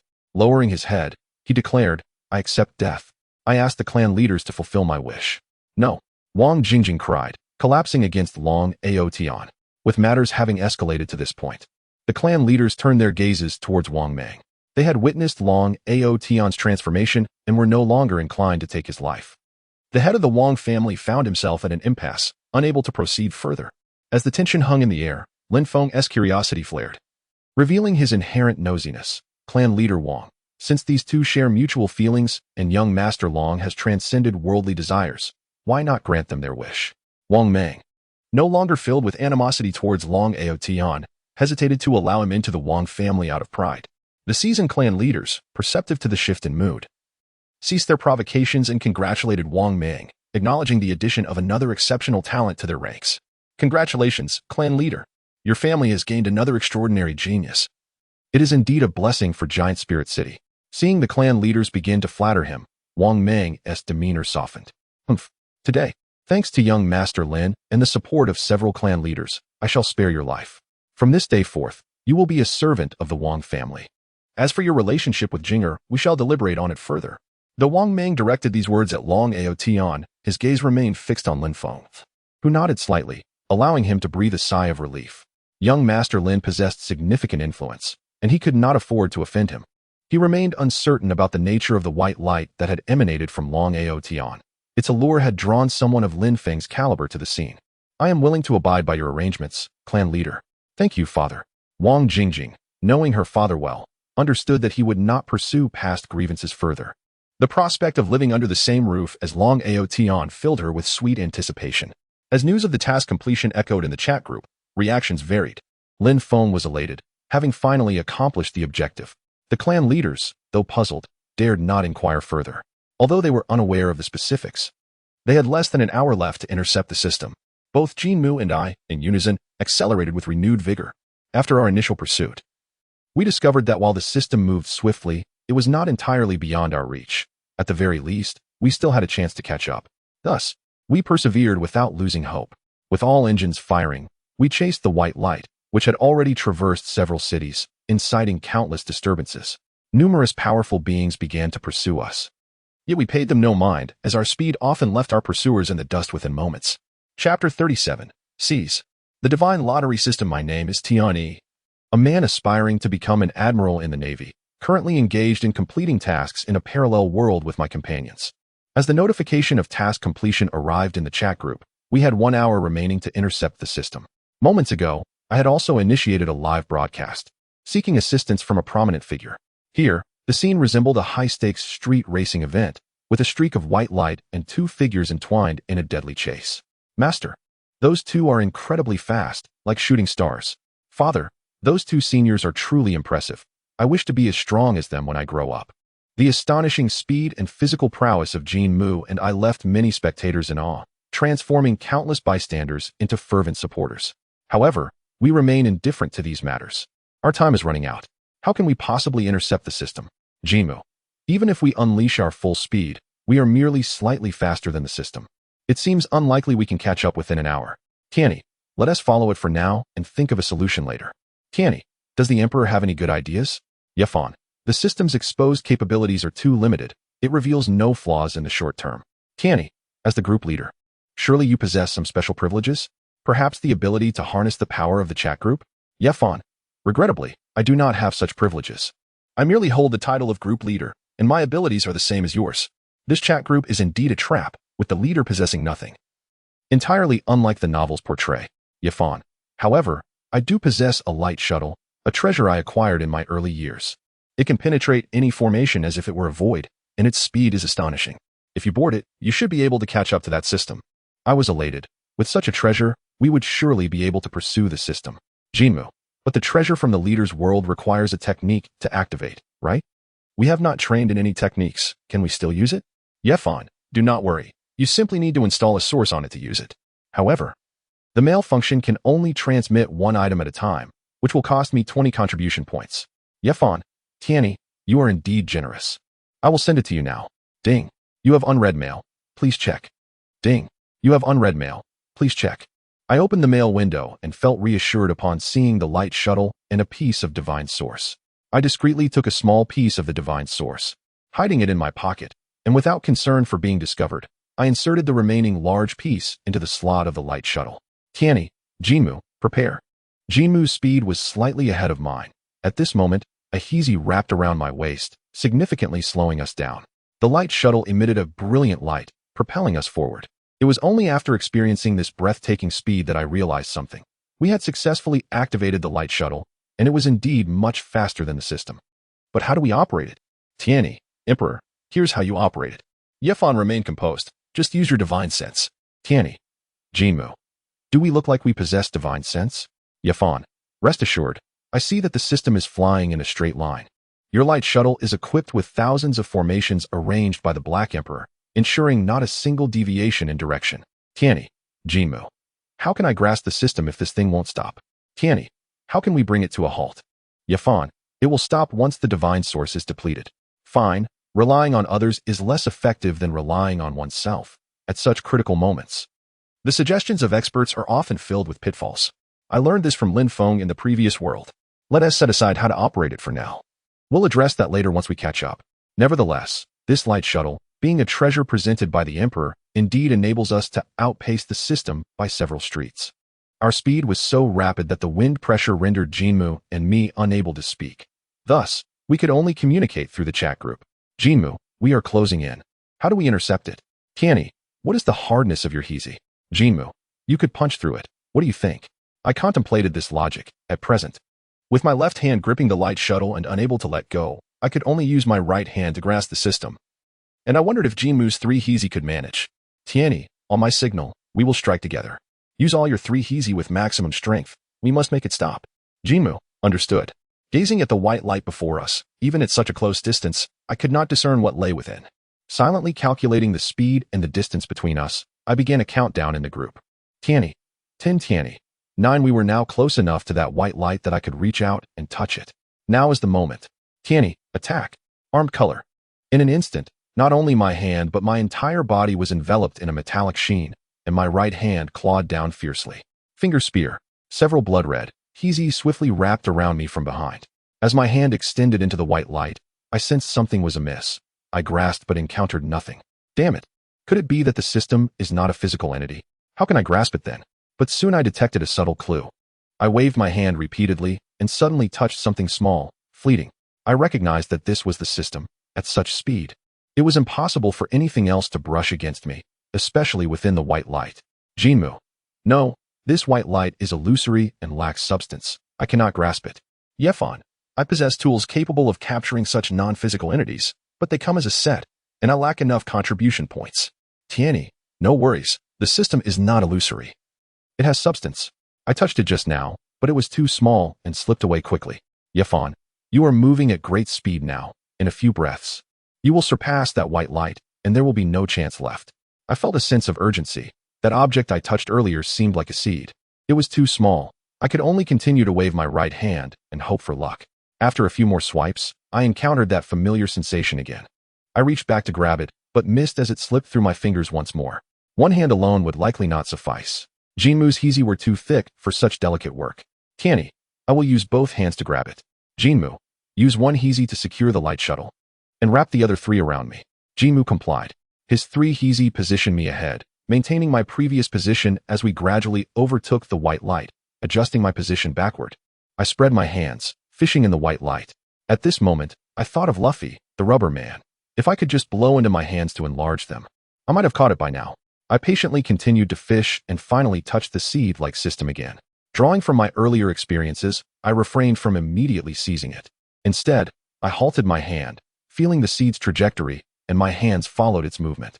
It felt akin to fishing in the ocean. I discerned the seed's movement pattern. It traversed a peculiar shape, and when I deemed the timing right, I slowly positioned my hands onto its path. As expected, the seed fell into my palm, and I closed my hands around it. Tianyi, I've got it. Jinmu, how much divine source remains? Jinmu, there is still a significant amount left. It seemed impossible for the light shuttle to stop on its own. Tianyi, use one of your Heezy to extract that piece of divine source. Jinmu complied. The moment the divine source was removed, the light shuttle came to a halt. Jinmu now had 1 Heezy securing the light shuttle, 1 wrapped around the divine source, and the remaining 2 enveloped around me, while my hands tightly held onto the system. The light shuttle had halted, yet we were still being propelled forward by the system. We needed to devise a way to bring the system to rest. Chapter 38. My name is Tianyi. I am destined to be a man. My name is Tianyi. I aspire to become an admiral in the Navy. It is now time to capture the system with bare hands. My hands finally grasped the seed-like system. After extracting the divine source, the radiant shuttle came to a halt, yet a new challenge soon emerged. The system continued its steady flight, and I clung to it with all my might, while Jinmu tightly ensnared me with his energy. We desperately pulled the system down in an attempt to bring it to a standstill, but soon realized our efforts were in vain. Suspended in the air, we had no leverage, and the seed remained unmoved. After a series of intricate maneuvers, I discovered that it was truly impossible to shake it. The sensation was disheartening. The treasure was right in my hands, yet I could not wield it. And so, we continued our flight. Jinmu was deeply disappointed. He had experienced the system up close, and even a mere glimpse of its power was beyond his reach. If he could truly obtain it, he might leap into the ranks of the elite. Gritting my teeth, I resolved that even if I could not retain the seed, I would hold on to it until the very last moment. Thus, we embarked on a journey through this extraordinary world. which was vast and beautiful. Clinging to the system, we soared through the skies, its altitude allowing us to appreciate the breathtaking scenery below, mountains, rivers, ice, and cities. As we passed one city after another, our visibility allowed those below to see us just as clearly. Upon reaching each location, the onlookers initially gasped in awe, then turned to envy, and ultimately began to chase after us. However, often they would lose sight of us before even escaping the city. I noticed that there seemed to be some form of communication between the cities, as individuals began to intercept us along our path. Unfortunately, the system did not relent, and the onlookers, unable to halt our progress, began to follow us through the skies, and soon we vanished from view. Such occurrences were frequent, creating a unique spectacle across the morning wind continent. Hey, Old Wong, I heard you're in Wind Spirit City. I tell you, Oldly, you won't believe it. The crowd began to spread the word, and more people joined our pursuit. Speculation arose regarding the reasons behind the two eminent figures' continuous flight, leading to various tales circulating. I tell you, those two esteemed predecessors are not merely flying for fun. Oh, what else is there? Of course, I'll tell you. These two venerable beings are soaring for their beliefs, and countless cultivators are following them to understand their convictions. I've heard that these two have traversed most of the continent, their goal being to encircle it. I tell you, I've flown 100,000 miles alongside these two, and the scenery is truly unparalleled. The throng of cultivators behind us grew larger. Although some fell behind at every moment, more joined the ranks. In Wind Spirit City, Bai Jianxing stood atop the city walls, his gaze unwaveringly fixed on the sky. A prodigy of the younger generation, he had trained in martial arts since childhood, establishing his foundation at 8 and achieving the golden core at 15. Now 28, he had yet to show any signs of breaking into the nascent soul realm. Growing anxious, he knew well that the world was filled with talents. Many from distinguished families reaching golden core status in their teens, and even nascent soul before 20. Despite visiting many masters, he had not found a path to break through. Upon learning that two venerable predecessors were soaring and comprehending the natural laws of the universe, he felt an intense longing. He understood that, at the speed of these predecessors, they could reach his city in mere moments. He had to keep pace with them and seek their wisdom. The predecessors have arrived. Brothers, follow me. The cultivators of Wind Spirit City surged forth, Bai Jianxing among them. A flash of sword light flickered behind us, and Jinmu lamented. Do people in this world love to gather like this? Predecessor, how can one cultivate to the nascent soul? A voice called from the sword light, which then dimmed and gradually faded, indicating its wielder was losing strength. I suddenly felt inspired and casually proclaimed, maintain your resolve, comprehend nature, embody love and peace, and uphold the stability of the world to attain the grand path. Hearing the truths they had long sought, the cultivators flew with renewed vigor, not aiming to catch up to the predecessors, but hoping to hear more of their teachings. Many chose to pause, taking out paper and ink or contacting their families to record the predecessors' words at once. Bai Jianxing landed, fists clenched. I understand. Thank you for your guidance, esteemed predecessor. In that moment, it felt as if he had discovered his life's purpose. The crowd continued to follow, waves of cultivators joining one after another. I laughed heartily, the gloom brought on by the system dissipating entirely. I noticed that the more I laughed, the more fervently the cultivators pursued us. As they heard my unrestrained laughter, they felt a sense of enlightenment. This was the true demeanor of a venerable figure, a reminder that cultivators should stand tall and fearlessly confront any adversity, charging forth without hesitation. In unison, expressions of gratitude erupted. Thank you, esteemed predecessors, for your guidance. What have I done? Why are they suddenly thanking me? I was somewhat bewildered. While the scene was amusing, I had not forgotten my primary objective. Jinmu remarked, I wonder how this peculiar phenomenon came to be. Ding. The chat group will commence transmission in 1 minute. Please ensure you are in a quiet environment. The notification chimed. Looking at the bustling crowd behind us, I mused. Is this quiet? Jinmu asked, Tiani. Can you use that trick from Giant Spirit City to put the people behind us into a stupor so no one sees us during the transmission? I looked at him in confusion. Tiani replied, why should we hide from them? They have worked so hard to chase us. Jinmu merely sighed. Transmission starting. Suddenly, darkness enveloped my vision once more. I recognized this familiar sensation as the transmission began. Outside, a radiant light must have erupted. The thought of the multitude trailing behind me stirred a desire to do something remarkable in this unique moment. Resolutely, I tightened my grip on the system, turned my body to face the crowd, and, taking a deep breath, laughed heartily. I am Tian-E, a man destined to become an admiral of the Navy. The brilliant light faded, and the crowd halted in awe. They stared blankly ahead, the dazzling column of light, my bold self-introduction, and my unrestrained laughter resonating within their souls. We, as cultivators, ought to embody such spirit. An immortal, surely an immortal. Indeed, it must be a legendary figure who has descended from the celestial realm to guide us. In an instant, many cultivators descended, kneeling in the direction where the two great figures had vanished, offering their thanks. Thank you, immortal, for your guidance. What we have witnessed today is a miracle, and an official scribe will record this event in the national annals to seek the immortal's blessings.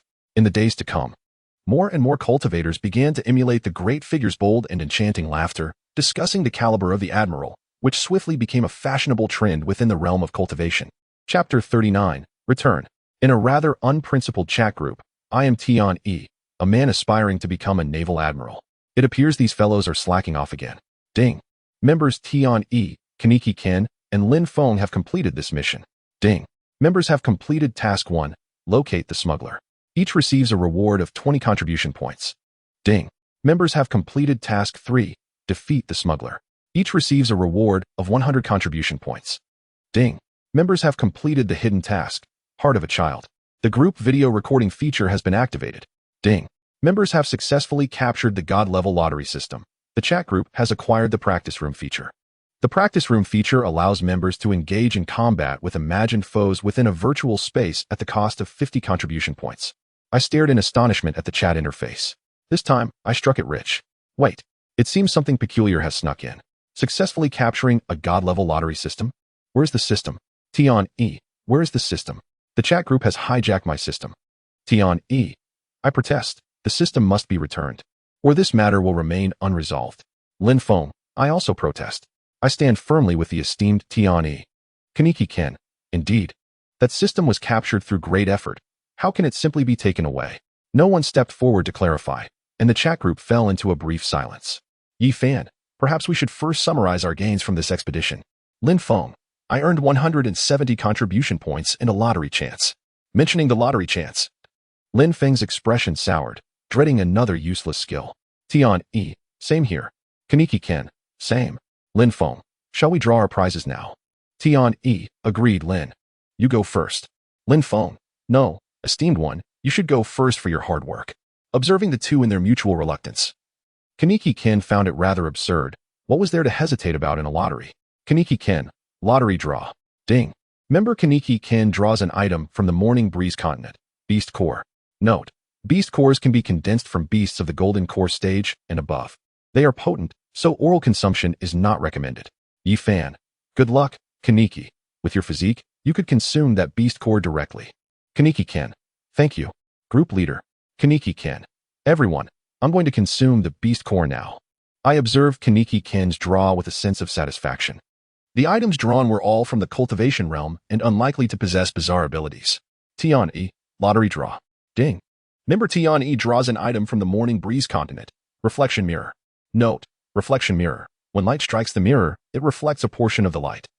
The stronger the light, the more is reflected. While beauty is commendable, do not face the sun. Tion E. Lin Feng. Lin Feng. Do not be disheartened. Esteemed one, perhaps it is akin to my silence technique, a hidden treasure. Yi Fan. Indeed, it may resemble the Void Mirror, a supreme weapon.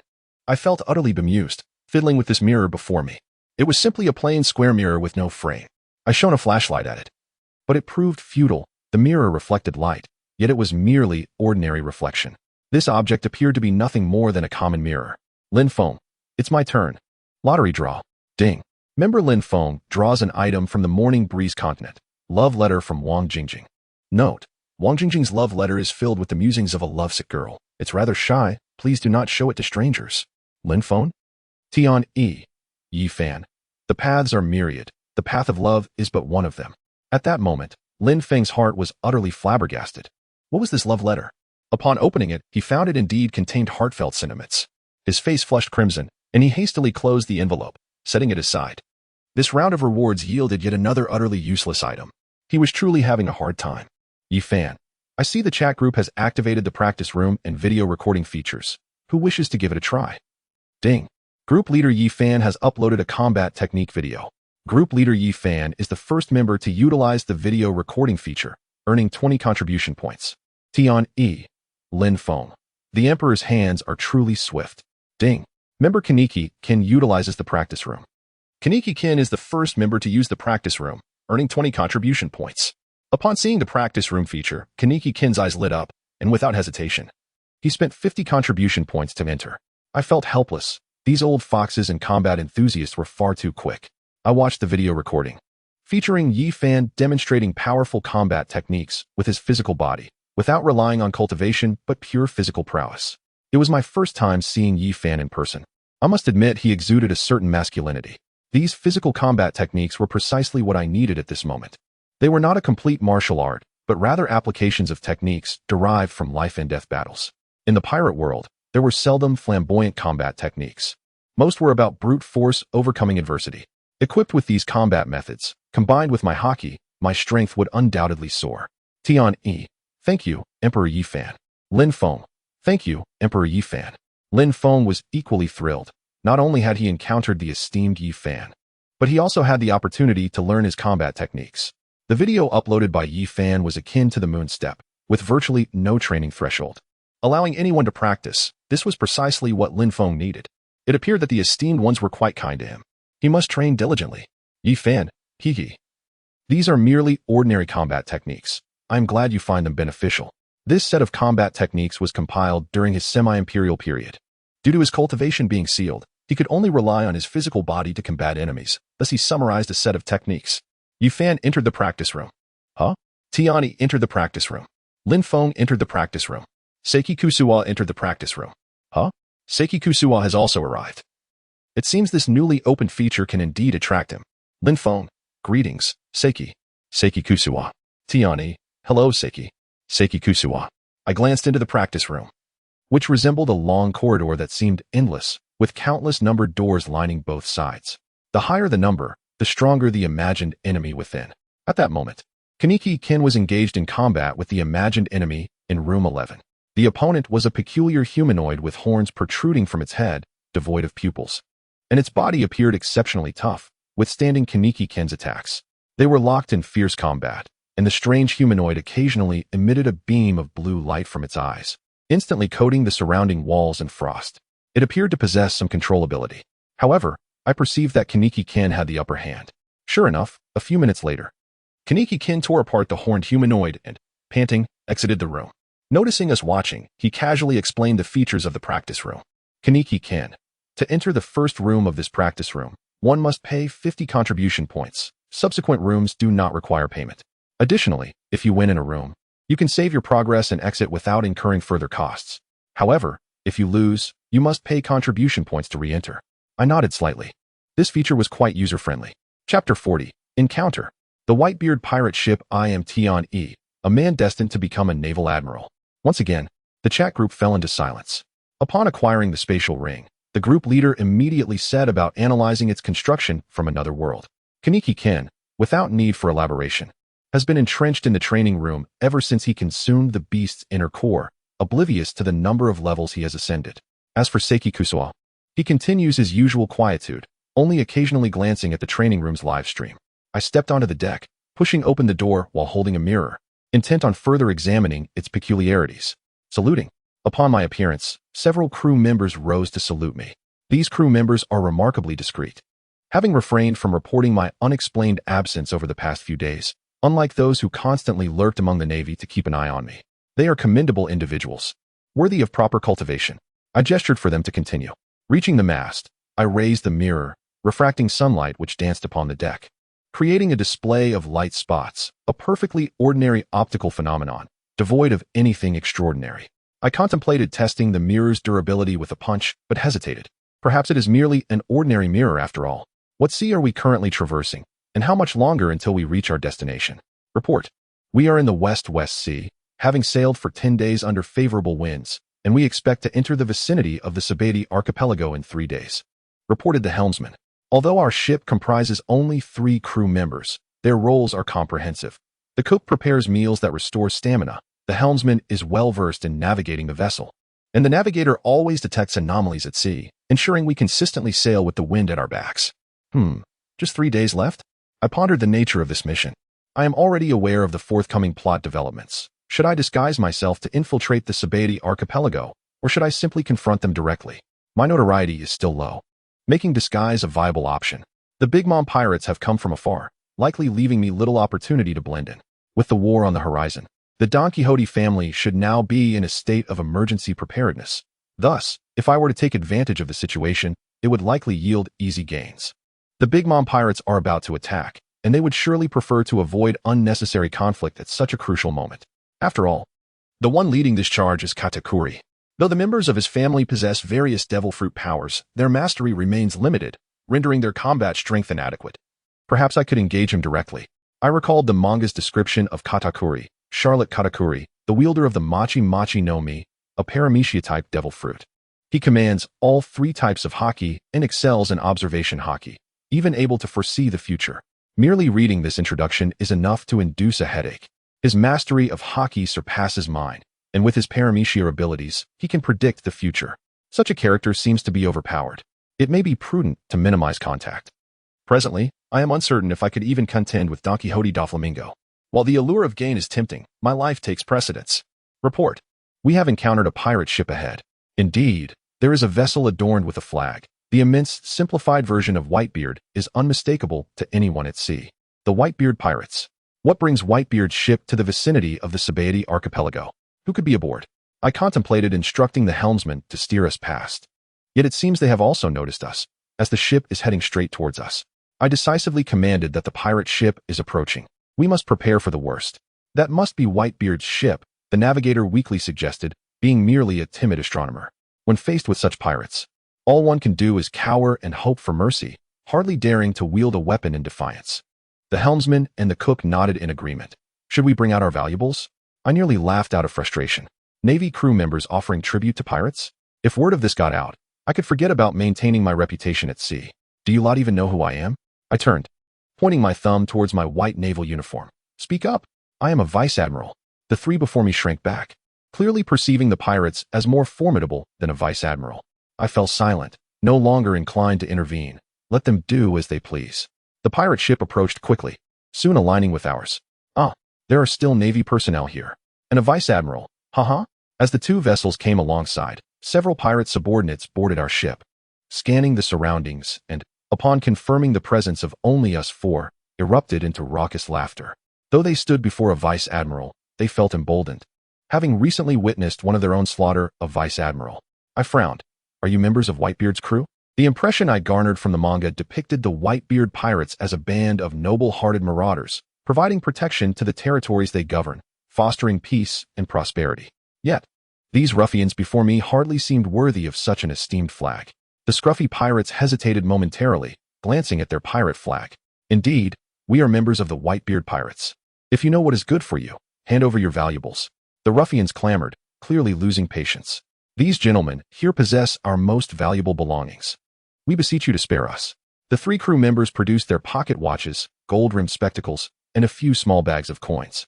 One pirate weighed the bags of coins, nodding in approval. These lads are quite agreeable. A pirate resembling a small leader turned to me. They have surrendered. What about you? Observing my trembling crew, I felt speechless. Do they truly lack faith in me? I pointed again to my white uniform and addressed the pirates. Recite it. Regardless of the circumstances, I had seen battle, and I could still muster a basic aura of intimidation. These ruffians, despite their bravado, cowered at my glare. I know you are a vice admiral, but do not get cocky. The rank of vice admiral means little. Have you seen that ship? It harbors someone who has just taken down several vice admirals. If you know what is best, hand over your money. Do not provoke our captain, for the consequences will not be in your favor, the pirate leader warned ominously. Watching these clowns prance about, I had no desire to dally further. I pushed past them, striding towards their ship, eager to discover who among them dared to act so brazenly in the presence of the Navy. Halt! The pirate leader, feeling ignored, barked, drawing his sword. The presence of their captain had bolstered his courage. Clang! Seeing their leader draw his weapon, the other pirates instantly followed suit. Today has been a series of vexations. First, winning a worthless mirror in a lottery, then facing my crew's lack of trust, and now these unknown pirates daring to draw their blades against me. Truly, I am at my wit's end. My expression darkened as I enveloped myself in armament haki. Approaching the small pirates, I pointed to my neck. Come, strike hard.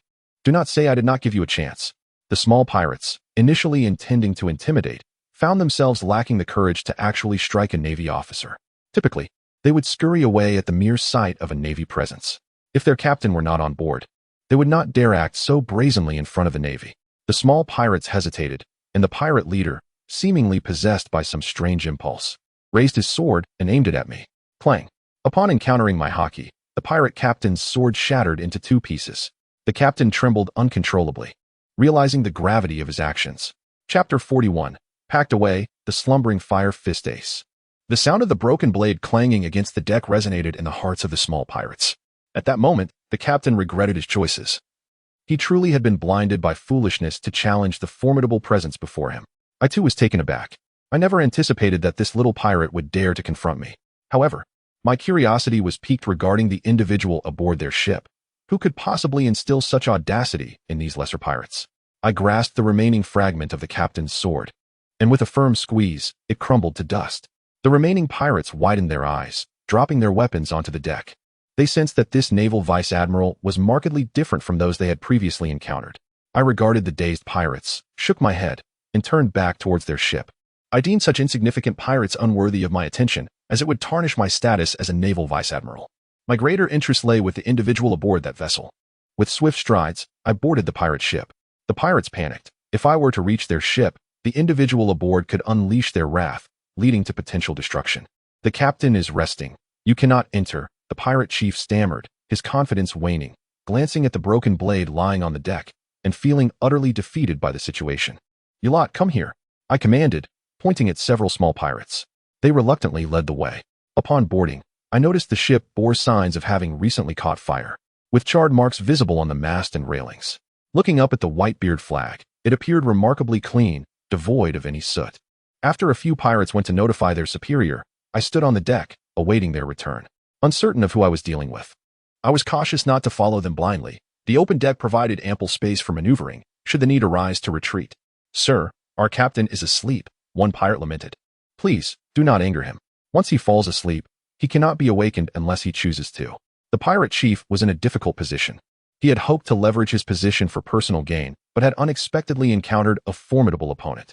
His initial bravado was now replaced by the realization that the powerful figure he relied upon was, in fact, sound asleep, snoring thunderously, impervious to any attempts to rouse him. Reluctantly, he stepped forward. To his dismay, their protector had seemingly abandoned them. The pirates knelt before me, tears streaming as they begged for mercy. Please spare us, noble sir. We have families to care for. I was at a loss for words. These pirates exhibited no backbone, which explained their lack of success. However, I had no intention of making things difficult for them. Engaged in a covert mission, even if I eliminated them, no accolades would be awarded for such actions. It was a thankless task I wished to avoid. Stop, I commanded, silencing their pleas. I pointed behind me at the naval insignia on my uniform. What does this signify? Recite it. Naval Vice-Admiral. They chorused.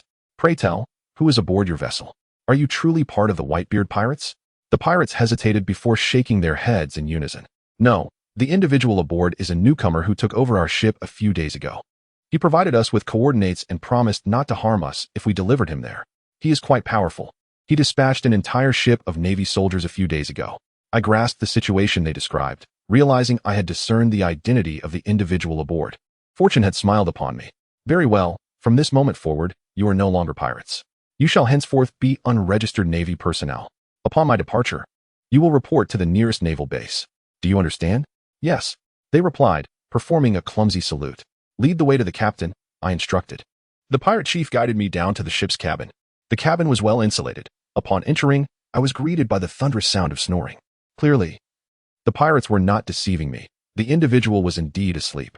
Sir, he is inside. The pirate chief indicated a door, now adopting a more respectful tone, as if he had become part of the Navy. I raised an eyebrow at his opportunism, but chose not to engage further. Kicking the door open, I entered the room. Inside, the space was sparse, save for a bed where a young man with black hair lay.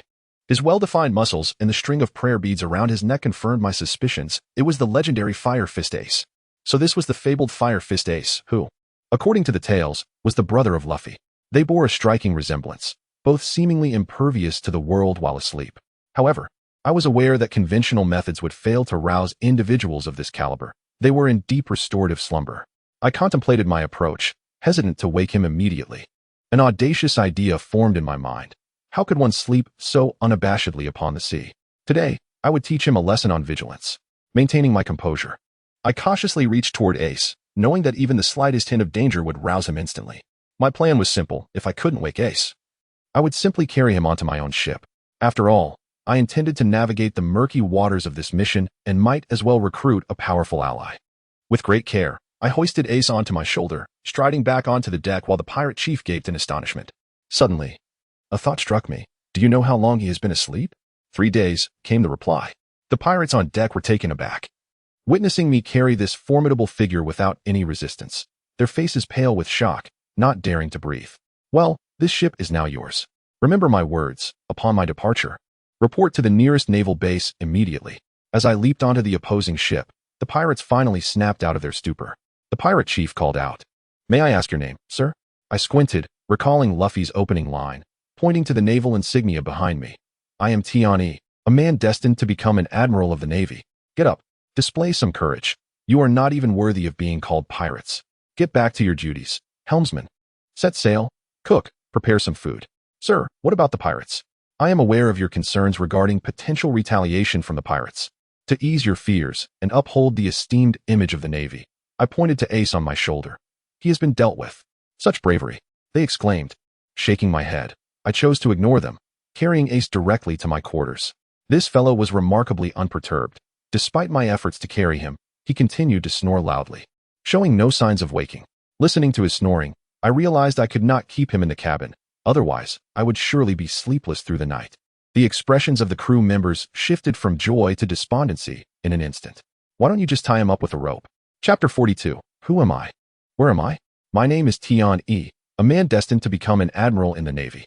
Just yesterday, I managed to capture Fire Fist Ace, a man I have found to be the most difficult to rouse from slumber, having slept for 4 days without any sign of waking. In 2 days, we will enter the waters of the Casualties archipelago. Should I carry him along then? The 3 crew members aboard were bleary-eyed and lethargic. Having been unable to sleep the previous night, they were not in their cabins, but rather in the lounge on the deck, where Ace's thunderous snoring had rendered sleep impossible. Ignoring the resentful glares from my crew, I approached the bow to survey our surroundings. "Where are we?" "Helmsman, report our progress. We are still sailing with the wind at our backs, estimated to reach the Casualties archipelago in a day and a half." "Good." A plan began to form in my mind. This time, I intended to confront Don Quixote da Flamingo and gauge the distance between myself and these formidable opponents. A glance at Ace revealed no signs of awakening. If he remained unresponsive, I would simply carry him along. I was not concerned that Ace would suddenly turn hostile upon waking. After all, in the comics, he is portrayed as a principled and courteous man, and surely his first instinct upon waking would be to eat. Even if a confrontation ensued, I was confident in my ability to hold my own. Ace's strength, as depicted in the comics, should lie somewhere between that of a rear admiral, and a skirmish would not necessarily lead to my defeat. You all keep an eye on him and report any changes immediately. Yes. Inside the cabin, I checked the chat group, finding no one engaged in conversation. It seemed everyone was busy. On deck, the snoring gradually ceased. The crew members exchanged doubtful glances at Ace, who remained quietly sprawled on the deck. "I'll go report." The navigator sensed a crisis and dashed off, leaving the rest of us bewildered in the wind. Ace on the deck had awakened, yet the moment he regained consciousness, he sensed something was amiss. Although he was carefree, he was not as oblivious as Luffy, so even upon waking, he did not immediately get up. He soon felt drowsy again, and after a hearty meal, returned to sleep. It was only moments ago that he finally roused. Feeling the hard floor beneath him, he realized he was on the deck. He moved slightly, finding his body to be quite agile, not bound by ropes or sea stone, which puzzled him. Why had they not used sea stone? It seemed uncharacteristic of the Navy to carelessly toss a pirate onto the deck. Or perhaps the person in charge was exceedingly arrogant, believing there was no need to restrain him. Ace's greatest fear was being used as a bargaining chip in negotiations with Whitebeard, and he wished to avoid causing trouble for his father. With a slight effort, Ace tried to summon the power of his devil fruit. Gurgle, gurgle. A mournful sound emanated from his stomach. Indeed, hunger rendered him powerless. It seemed he would need to think creatively. Inside the cabin, the navigator burst in with urgency. "Sir, the man on deck has stopped snoring. I believe he is about to wake." "Oh, he has finally awakened. What a relief." I instructed. "Tell the chef to prepare a grand meal, enough for 10. "Yes." I followed the navigator onto the deck, where Ace, true to form, had ceased snoring but remained sprawled on the ground, playing dead.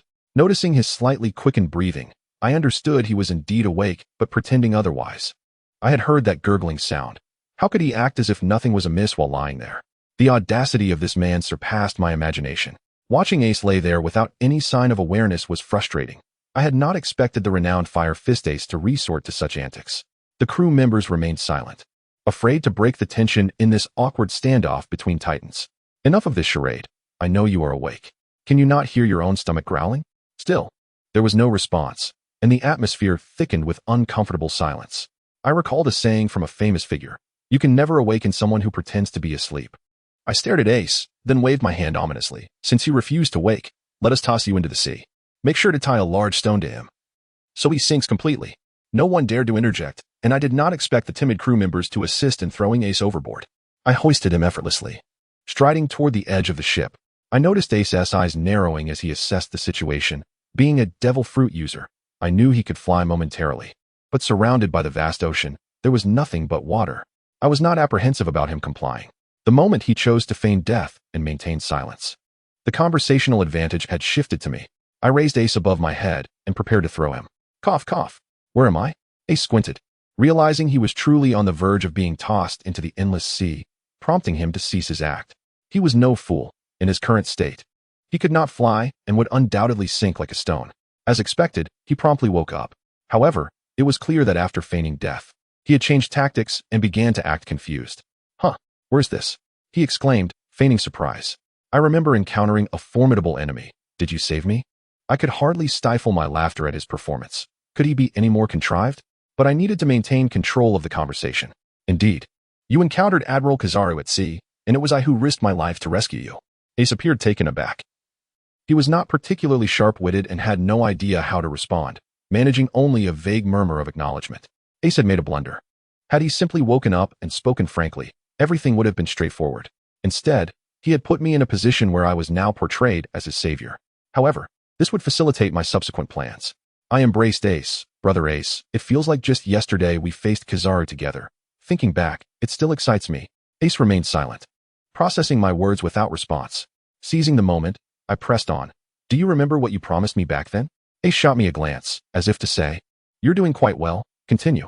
I laughed heartily. "You indeed remember. That's great. We are about to reach the Sabaody archipelago, where the Big Mom pirates will soon be upon us. Together, we shall defeat her." Observing my fervent enthusiasm, Ace remained silent, though I could see the alarm in his eyes. He was beginning to grasp why I had taken him along. The impending clash between Doflamingo and the Big Mom pirates was common knowledge across the seas.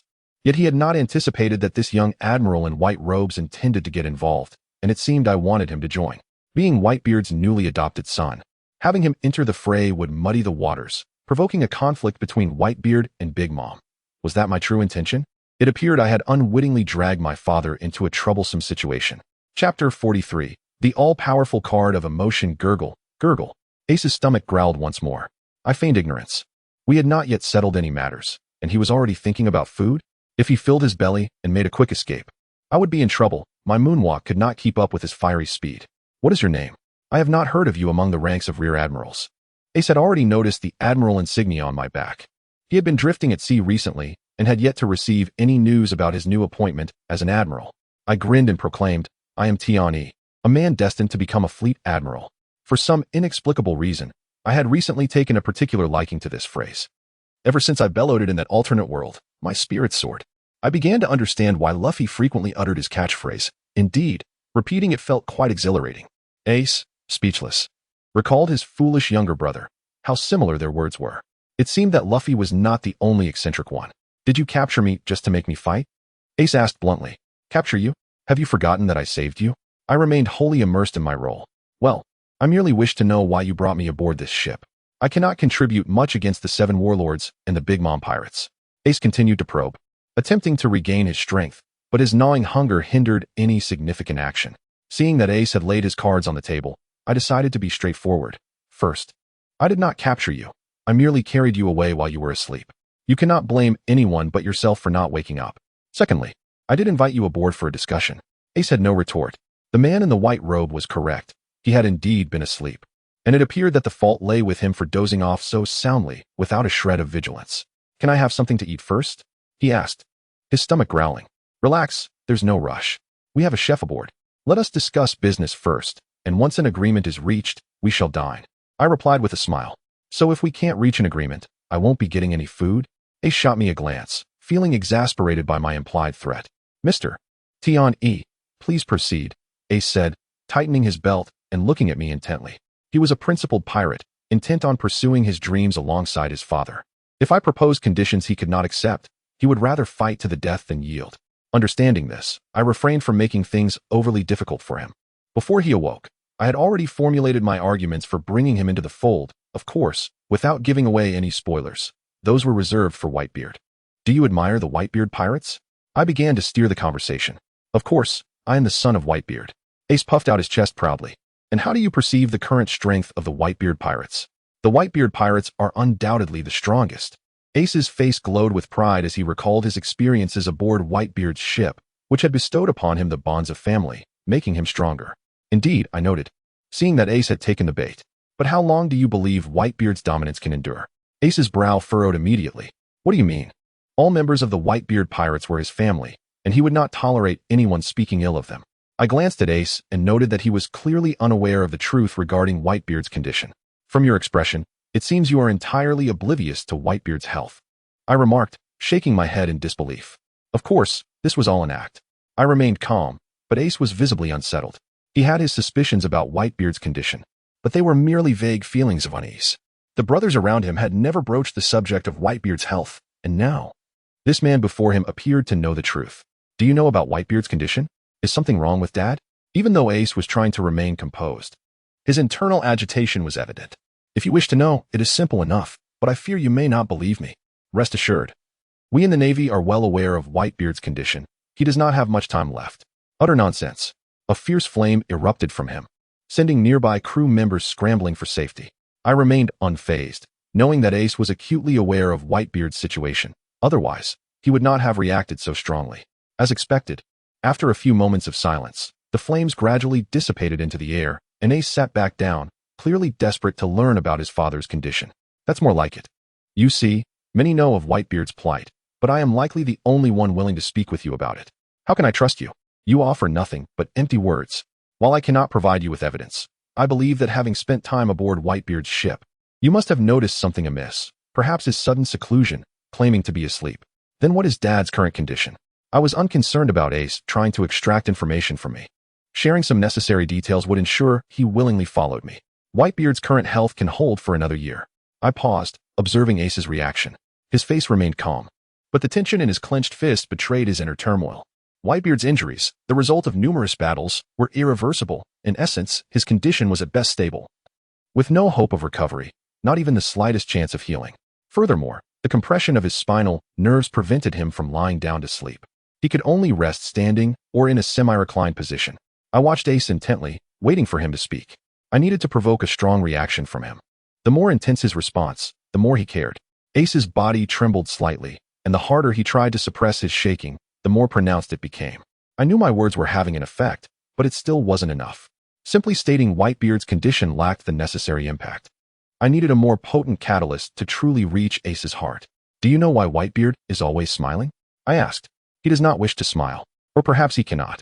His laughter is a facade, a means to project an image of unwavering confidence to reassure you all, while simultaneously masking his pain with mirth. He never hesitates to laugh. I understood that Whitebeard cared deeply for this new son of his and had likely shown him much affection. It could even be said that he reserved his warmest smiles for those he cherished, not wanting them to worry about him. Tears welled in Ace's eyes, unable to contain themselves any longer as he recalled the times Whitebeard had smiled and given him a thumbs up. My strategy of appealing to his emotions had worked. To deal with such a hardened man, one must touch his heart with compassion. Once Ace's emotions surged, he could no longer contain himself, bursting into tears on the deck. I decided to wait until he calmed down before inviting him to join my cause. I turned away, exasperated, and looked at a few crew members. What are you all doing hiding over there? Can't you see he needs to cry it out? I removed my white robe and placed it before the crew. What does this say? Read it to me. Admiral, remember this. You are now the crew of an admiral. Even if the 4 emperors come, do not show weakness. Do you understand? Understood. Excellent. Now, chef, prepare dinner, plus an extra 10 servings. Yes. Chapter 44. Negotiation. Ace was releasing his emotions on the deck. At my urging, the crew members kept their distance from that area. Lying in my bed, I felt aimless, entering the chat group interface in my mind, but still, no one had spoken. I opened the shop. This feature had never been utilized since its inception, and the reason was simple. The shop contained only 8 categories, with items updated randomly each day. However, the updates were akin to lottery draws in the chat group, consisting solely of useless abilities and items. Superman's underwear. Wearing underwear on the outside certainly draws people's attention. Note: the underwear is red. Speechless, I opened the contribution points interface. Yifan, the group leader, contributed 40 points, Lin Feng contributed 190 points, Tian E contributed 170 points. Kaneki Ken contributed 120 points, and Kageyama Shigeo contributed 0. This Kageyama truly embodies a laid-back attitude, having no contribution points whatsoever. I glanced at the training room. Kaneki Ken was still inside. I entered the observation room to take a look, and Kaneki had already reached the 20th level, each 10 levels presenting a new challenge. At that moment, Kaneki was engaged in a fierce battle, and I watched for a while before exiting. It was clearly a protracted fight that would continue for some time. I clicked on the video recording of Yifan, and the formidable combat techniques showcased in this video were precisely what I needed. The more I watched, the more I felt the depth and intricacy of this martial art. Its brilliance was beyond measure, presenting a flawless combat style. I became increasingly captivated and could not help but practice the techniques. There was a peculiar sensation as my perception sharpened. Although I did not consciously channel my haki, it began to flow automatically, as if the movements resonated with my haki. After completing a set, I sensed a significant enhancement in its strength. A warm and pleasant feeling enveloping my body. The Emperor truly lived up to his title. Even his casual offerings were treasures. I felt that if I practiced this set of movements daily, my strength would rapidly ascend. A series of knocks interrupted my training. "Sir, dinner is ready." "All right, I understand. You may go ahead." This set of movements possessed a magical allure, allowing me to lose track of time during practice. This indicated that I was in a highly focused state, completely immersed, all thanks to a few simple actions. No wonder I felt my haki strengthen after just one practice session. Regaining my composure, I pushed open the door and stepped outside. There would be plenty of opportunities to delve deeper later. For now, I needed to deal with Ace. My plan was quite straightforward: to persuade Ace to join me in visiting the Don Quixote family. With Doflamingo currently embroiled in conflict with Big Mom, he would undoubtedly be preoccupied, allowing us to seize the opportunity to extract benefits directly from the island. The impending war was palpable. While disguising ourselves as low-level members of the Don Quixote family posed a lesser risk, the potential rewards would also be minimal. It would be far more advantageous to take advantage of the chaos. Even Doflamingo would be reluctant to let his family suffer before engaging in battle with Big Mom. The benefit of this approach was that the Don Quixote family, constrained by circumstances, would likely acquiesce to our demands, and with a stroke of luck, we might even acquire artificial devil fruits. However, the drawbacks were equally apparent. From that moment onward, we would be at odds with Doflamingo, and any future encounters on the seas could mark us as sworn enemies. If I had hesitated before, the wondrous effects of Yifan's combat techniques solidified my resolve. The mere practice of the movements in the video yielded such effectiveness. Engaging in actual combat would surely propel my strength to new heights. Upon reaching the deck, I saw that Ace had gathered his spirits and was indulging in a feast, while the nearby crew members dared not utter a word. You all should eat too. Here's a chicken leg. I must say, the chef aboard your ship is quite skilled." Ace, with his mouth full of meat, urged everyone to join him. The crew members hesitated, trembling as they reached for a chicken leg, nibbling cautiously. Witnessing this scene filled me with indignation. "Everyone stand up." The 3 crew members immediately rose and saluted me. "I want you to recite this title in front of me, Rear Admiral. Continue reciting until I am satisfied. You are not to stop unless I say so."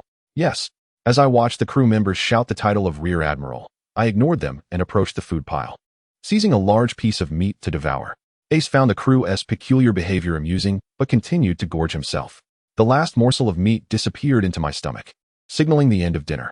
I let out a satisfied burp and addressed the still shouting crew members. "You must always remember that you are the crew of Tian E, the future Admiral of the Navy, and you shall never bow to pirates. Understood?" "Understood." "Then go to the kitchen and ask the chef to prepare more food." "Yes." The crew members, their frowns replaced with joy, rushed off. Sometimes, people are so easily satisfied. After dismissing the crew, I turned to Ace, who, after eating his fill, had fallen asleep again. I felt a wave of frustration. "I didn't bring you aboard just for you to feast and nap." I released a hint of killing intent and locked onto Ace. Bang! In an instant, Ace sprang up like a fish leaping from water, flames engulfing his body. It's nothing. There's no enemy. I simply woke you up. I waved my hand, signaling him to sit down. However, the recently sated Ace was clearly disobedient. Now a stark contrast to his earlier compliance, his flames dancing wildly in the air, scorching my skin. This guy truly was ungrateful. He should remember who fed him. Rear Admiral Tion E, you had better reveal everything you know, or I will set this ship ablaze, Ace threatened, flicking the flames in the air. I was at a loss for words. He was far too unpredictable. However, engaging in a direct confrontation was not an option, as it would surely lead to the ship's destruction. I recalled that in the manga, Ace seemed to possess Conqueror's haki, though I was unsure of its strength. I was tempted to test my own haki, which I had honed amidst the bloodshed. Conqueror's haki, activate. An invisible wave surged toward Ace, whose expression shifted dramatically as he hastily countered with his own haki. You too? However, Ace's Conqueror's haki appeared weaker than mine, and halfway through, he fainted again. As I gazed at Ace, now unconscious on the deck, I felt utterly exhausted. Why was it so challenging to find an ally? Once more, I emitted a dangerous aura. And Ace sprang back to life, his gaze fixed intently on me. You possess Conqueror's haki. You are indeed no ordinary individual. Who are you? I am Tiani, a newly appointed Rear Admiral, the future Admiral of the Navy. I reintroduced myself, hoping that a slight demonstration of strength would compel him to behave. Indeed, this time Ace settled down considerably, sitting on the deck. So, Mr. Tiani, may I ask why you brought me aboard your ship? To participate in the war between Doflamingo and Big Mom, I responded candidly. That is impossible. I am a member of the Whitebeard Pirates. You should know what that entails, Ace stated firmly, leaving no room for negotiation. I thought to myself, having eaten makes a difference. He spoke with such confidence. Don't you want to know why they are at war? That is of no concern to me, regardless of the reason. I will not involve the Whitebeard Pirates in this matter. Mr. Tion E, your efforts are in vain. Oh, even if the reason could save Whitebeard's life? Upon hearing that something in the war could potentially save his father, Ace hesitated. Anyone would go to great lengths to try if they learned that a terminally ill loved one had a chance of recovery, and Ace was no exception. What could save my father? Chapter 45. Joining the crew, weren't you previously saying there was absolutely no chance of healing? Ace scrutinized me, seeking concrete methods before making a decision. Indeed, your father, Whitebeard, is gravely injured, with no part of his body unscathed. Even his heart is likely compromised. What is the remedy? Ace furrowed his brow, troubled by the severity of his injuries. How had his father endured such pain? Are you familiar with artificial devil fruits? I gazed at Ace and began to recount the origins of this conflict, believing that if I clarified the stakes involved, he would be inclined to accompany me to Sabaody Archipelago. I elucidated the reasons for the outbreak of war while succinctly explaining the research surrounding artificial devil fruits. Although I was uncertain whether these fruits had been successfully developed, I was aware that the Don Quixote family was indeed conducting such research. This ambiguous assertion placed Ace in a position where he could not easily discern the truth, as long as he believed in the existence of artificial devil fruits. My plan to recruit him would be largely successful.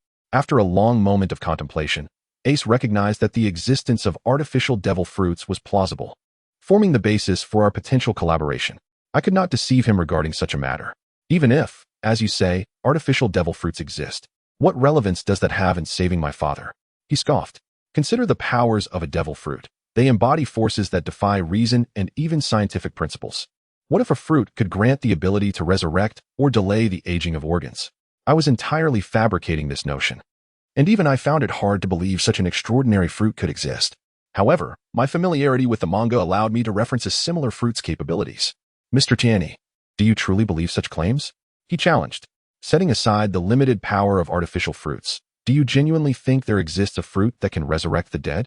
As expected, Ace laughed derisively, for this was insufficient to convince him of the capabilities of artificial devil fruits. Ace, I hear you have a brother named Luffy? I suddenly shifted the topic, eager to discuss the powers of the Yomi Yomi no Mi. The moment Luffy's name was mentioned, a flicker of surprise crossed Ace's eyes. The nature of his relationship with Luffy was likely known to only a few. You know Luffy? I gestured for him to remain calm. I have never met Luffy, but I have been following his exploits. I have a good rapport with Vice Admiral Garp. Upon mentioning Garp, Ace's demeanor softened. He held great respect for the man who had once captured the Pirate King. Ace fell silent, awaiting my next words. Your brother Luffy is currently gathering a crew for maritime adventures, and one of them possesses the Yomi Yomi no Mi's powers. I was unaware of Luffy's current progress or if he had encountered Brook, the skeleton. However, in the manga, Ace and Luffy's encounters were few and far between. Even if Luffy had not yet met Brook, the next time they reunited, Brook would likely be aboard Luffy's ship. Thus, I was not entirely deceiving him. Eventually, he would certainly come across a wielder of the Yomi Yomi no Mi. The Yomi Yomi no Mi? Ace keenly grasped the significance. Those who traverse the seas are particularly sensitive to such matters. Indeed, the capabilities of the Yomi Yomi no Mi do not manifest during one's lifetime. But once a person who has consumed the fruit dies, they are granted a chance at resurrection, their soul not dissipating. Your brother Luffy's crew member currently exists in skeletal form and can even perform soul-based attacks. I paused before continuing. This could be seen as a unique form of rebirth. However, the vastness of the sea raises the question of whether there might be even more potent fruits of resurrection. Furthermore, even if an artificial devil fruit capable of resurrection cannot be created, I believe it is quite possible to develop a medical-type devil fruit. This way, even if we cannot save Whitebeard's life, we could at least prolong his existence, granting him more time. Ace fell silent, my words resonating with him. He understood that the Yomi Yomi no Mi must indeed exist, since I was aware of his connection to Luffy. He could trust that I would not deceive him on such matters. Moreover, the Yomi Yomi no Mi could certainly be considered an alternative form of rebirth. If the Yomi Yomi no Mi existed, it stood to reason that other similar fruits might also be out there. Assisting his father was something he had always desired. Yet the crew members aboard the Whitebeard ship often regarded him as a child, shielding him from danger and leaving him little room to act. This presented a clear opportunity. If I could successfully procure a fruit capable of aiding Whitebeard, participating in the conflict would be worthwhile. So, Mr. Tiani, how do you plan to obtain these artificial devil fruits? Surely, Don Quixote da Flamingo is not one to be trifled with. You still misunderstand the situation. Big Mom has dispatched her strongest son, Katakuri, along with Perispero as support. Both are users of Paramecia-type devil fruits, and the Don Quixote family cannot withstand them. Upon hearing that Katakuri would be present on the battlefield, Ace's pupils dilated. Anyone who ventured out to sea was familiar with Katakuri's formidable reputation, as he had never suffered defeat. Thus, it was evident that these artificial devil fruits possessed extraordinary significance. Otherwise, Big Mom would not have sent her strongest son to the front lines. I continued, what Big Mom desires is the complete method for creating artificial devil fruits. Although this project is a collaborative effort between the Yonko Kaido and Doflamingo, Kaido may not necessarily send strong reinforcements. He might merely send a couple of individuals for negotiation, without directly engaging with Katakuri. In this crucial moment, we had an excellent opportunity to take advantage of the chaos. We could boldly launch an assault on Sabaody Archipelago, extorting a sum of money without unreasonable demands, and the Don Quixote family would likely acquiesce. In essence, it would be a forceful acquisition. Are you suggesting we take advantage of the situation? Ace's interest was piqued. As long as he could secure a fruit to heal his father, he would accept any trouble it might cause for his family. If things went awry, he would bear the consequences, and if it could indeed aid his father, it would be worth any risk. So, you mean to confront Doflamingo directly? Precisely. With the impending conflict, as long as our demands are not excessive, I believe he will not refuse us. Furthermore, once we infiltrate the Don Quixote family, we have every reason to believe we can obtain the artificial devil fruits. Ace's eyes gleamed with understanding. He grasped my intent. As long as we entered the Don Quixote family, there would be a way to procure the devil fruits. Oh, that is not something you need to worry about. I am merely seeking to gain some benefits for myself. Rest assured, I will not compete with you. My true aim was Doflamingo's treasure trove, accumulated over many years by the Don Quixote family. Having once been a pirate captain, Doflamingo, as a celestial dragon, undoubtedly possessed numerous valuable items. Over the next few days, I would review the manga to ascertain what treasures he possessed. I looked at Ace, who had been persuaded by my words. We now shared a common interest. So, do you agree to ally with me? I inquired. I agree. But let me make this clear. I will only participate in my personal capacity and will not implicate the Whitebeard pirates. Ace remained resolute in his stance. No problem at all. Ace and I clasped our fists together, formally establishing our alliance. Both of us sighed in relief, with his assistance. I felt as though we had gained an additional layer of security. Ace's strength was formidable, and his capabilities were highly mobile, allowing for wide-ranging attacks. With his support, our mission would become significantly easier. With my guidance, Ace had discovered a potential means to aid Whitebeard, alleviating a burden from his heart. Rest well. I will have a room prepared for you. Our crew is expected to arrive within a day and a half at Sabaody Archipelago. At this moment, Ace had no desire to seek out Luffy. Faced with the imminent threat of battle, he truly needed to recuperate and restore his strength. Chapter 46. A new task. My name is Tiani, and I aspire to become an admiral in the Navy. Just last night, I successfully persuaded Fire Fist Ace to join my plundering plan with the Don Quixote family. My ability to convince Ace was significantly aided by the manga uploaded by Lin Feng. Ace is not a foolish individual. My success in persuading him stemmed primarily from my understanding of what he desired. He is a true man, always prioritizing the welfare of his loved ones over his own comfort, such as Whitebeard and Luffy. I first hinted to him that Whitebeard's condition was dire, alleviating his doubts with a few peculiarities he had already noticed. Then, I painted a grand picture, convincing him of the existence of artificial devil fruits. Lastly, I drew upon the fact that Luffy's crew possessed resurrection-type fruits, leading him to believe that other resurrection-type devil fruits must exist somewhere in this world. This is precisely why he came to accept the notion that artificial healing fruits might indeed be a reality. The examples I presented were all tributes to his closest kin, Whitebeard and the Straw Hat Luffy, both of whom he shares an extraordinary bond with. These matters could easily be verified with a few inquiries, thus enabling me to gain his trust effortlessly. In truth, what I spoke of was indeed accurate, albeit embellished slightly. Over the years, he has transitioned from the Don Quixote pirates to the warlords of the sea, becoming a formidable arms dealer traversing both the lawful and the illicit. Such a ruthless character must possess an array of valuable items. The manga does not reveal the location of the Don Quixote family's treasure, but I could infer from fragments within the story that it is concealed somewhere within the family headquarters. As for the promise of Ace's artificial devil fruit, I can only leave that to fate, for it has scarcely appeared in the manga. For now, I shall let him hold on to a glimmer of hope. What matters is that he joins the fray. Ding. Chat group task reminder. Another task? So frequent. Task. Concern from Lin Qingqing. Task content. In the realm of Xianling, powerful figures roam, with sects abound. Recently, the daughter of the Lingjian sect's leader has reached the appropriate age for marriage, but struggles to find a suitable match, causing her great distress. Task requirements. 1. Locate Lin Qingqing and establish contact. Contribution points. 22. Assist Lin Qingqing in finding her destined partner. Contribution points. 100. Hidden task. Contribution points. 200. 1 chance for group lottery. Note: all items in this lottery derive from the realm of Xianling. Failure conditions. Member voluntarily abandons the task. Member's death. Task participant limit. 5 people. Task deadline. 10 natural days. Upon seeing this familiar task prompt, I reflected that this task pertains to resolving an emotional dilemma. The limit of 5 participants indicates that everyone can partake. However, regrettably, I am unable to join due to my own commitments. Lin Feng. Hey everyone. We have a new task. Ding. Detected that Lin Feng has accepted the task. Tian. Why is Lin Xiao brother so eager this time? Not afraid of danger? Lin Feng. Haha. Esteemed ones, I recently had a stroke of luck and made a breakthrough. I am now a person of cultivation. Yi Fan. Oh? Lin Xiao brother is progressing quite rapidly. Lin Feng. By the way, esteemed ones, I have been practicing the sect leader's scripture, and I have now reached the divine bridge. The feeling of soaring through the skies is truly exhilarating. Yi Fan. Not bad. Tian. Indeed. Ding. Detected that Kaneki Ken has accepted the task. Kaneki Ken. This task has a limit of 5 participants, meaning we will all participate, right? Tian. I won't be joining. I have pressing matters to attend to. I wish you all a safe journey in advance. Ding. Detected that Yi Fan has accepted the task. Yi Fan. I have already mass-produced spatial rings. I will first provide them to those entering the other world, as the email function is too costly, and my contribution points are insufficient. Lin Feng. Thank you. Esteemed leader. Kaneki Ken. Many thanks, esteemed leader. Kusuwa Saiki. Next time, remember to send more coffee putting in the rings. Lin Feng. Are you participating in this task, Kusuwa?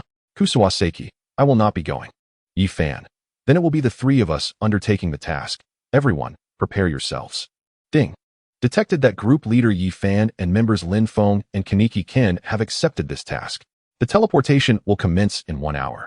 Please ensure you are in a quiet environment.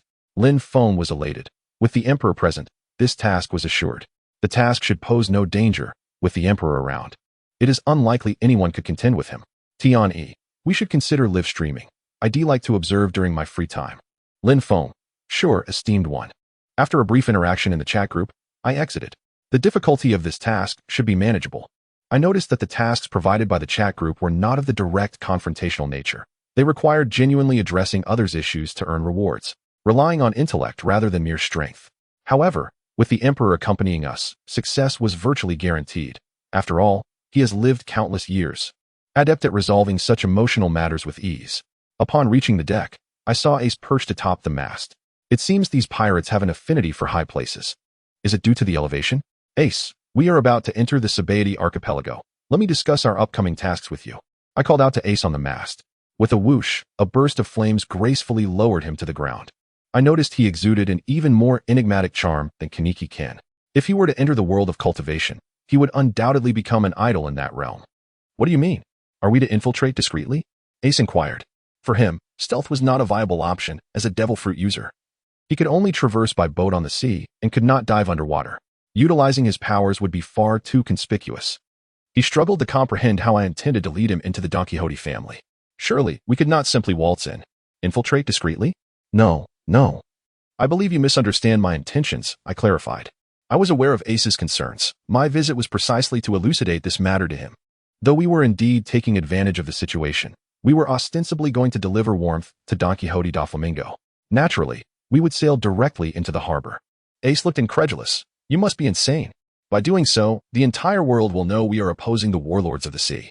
His initial plan was to secretly enter the Casualties archipelago and discreetly locate the WWIII family to conduct negotiations with WWIII. Everything was to be done in the shadows. Even if action was necessary, he intended to disguise himself. Just moments ago, he was troubled about whether to reveal his devil fruit abilities before the WWIII family. And now this naval vice admiral was suggesting we simply sail into the harbor? It is only a matter of time before we are discovered. Thus, we must not conceal our movements, but rather our identities. Our identities? Precisely. As long as our identities are convincingly fabricated. Even if the entire world knows you are Ace and I am Tion-E, they will have no grounds to target us. We must construct a protective layer for ourselves. What do you mean? Ace was baffled. Indeed, while he was far more astute than Luffy, he still possessed a rather carefree disposition. Otherwise, he would not have allowed me to carry him away while he slept. We will hoist 2 flags. You can design a pirate flag and invent a fictitious name to inscribe upon it. I will do the same with a guard flag, also inscribing a false name. And we shall display both on the ship. Will this method be effective? Ace remained unconvinced. At the very least, we will be operating under 2 false identities in plain sight. Even if WWIII later troubles Whitebeard, he can conveniently absolve himself of any responsibility. Do you understand? My intention was straightforward. For instance, if I assume the name Zhang San, the one who gains notoriety in this conflict will be Zhang San. Even if someone discovers Zhang San is Tion-E, I shall deny it vehemently, and they can do nothing to me. At this moment, Ace comprehended the situation. It was merely a matter of adopting a pseudonym and promoting it, a thin veil that could not be pierced. Is the Navy now so brazenly unscrupulous? Chapter 47. The Peculiar Pirate Ship of the Navy. My name is Tion-E, and I am destined to become the Pirate King. Currently, I find myself on deck, collaborating with Ace in a creative endeavor. Gazing at the blank white canvas before me, I ponder what to depict. Although this is merely a makeshift flag, it must not succumb to mediocrity. The name must possess a commanding presence. Domineering alliance? Invincible crew? No, these lack sufficient grandeur. I cast a sidelong glance at Ace, who, with fluid strokes of his brush, showed no hesitation. Is this guy truly so imaginative?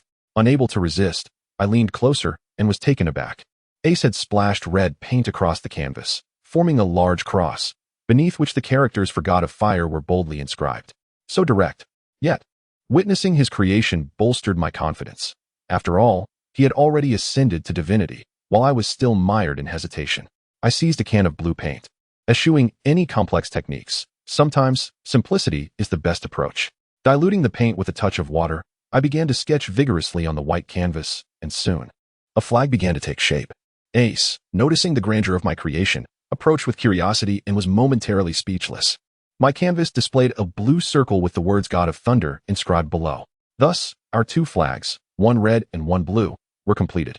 Ace and I exchanged glances. Neither of us dared to comment on the other's artwork.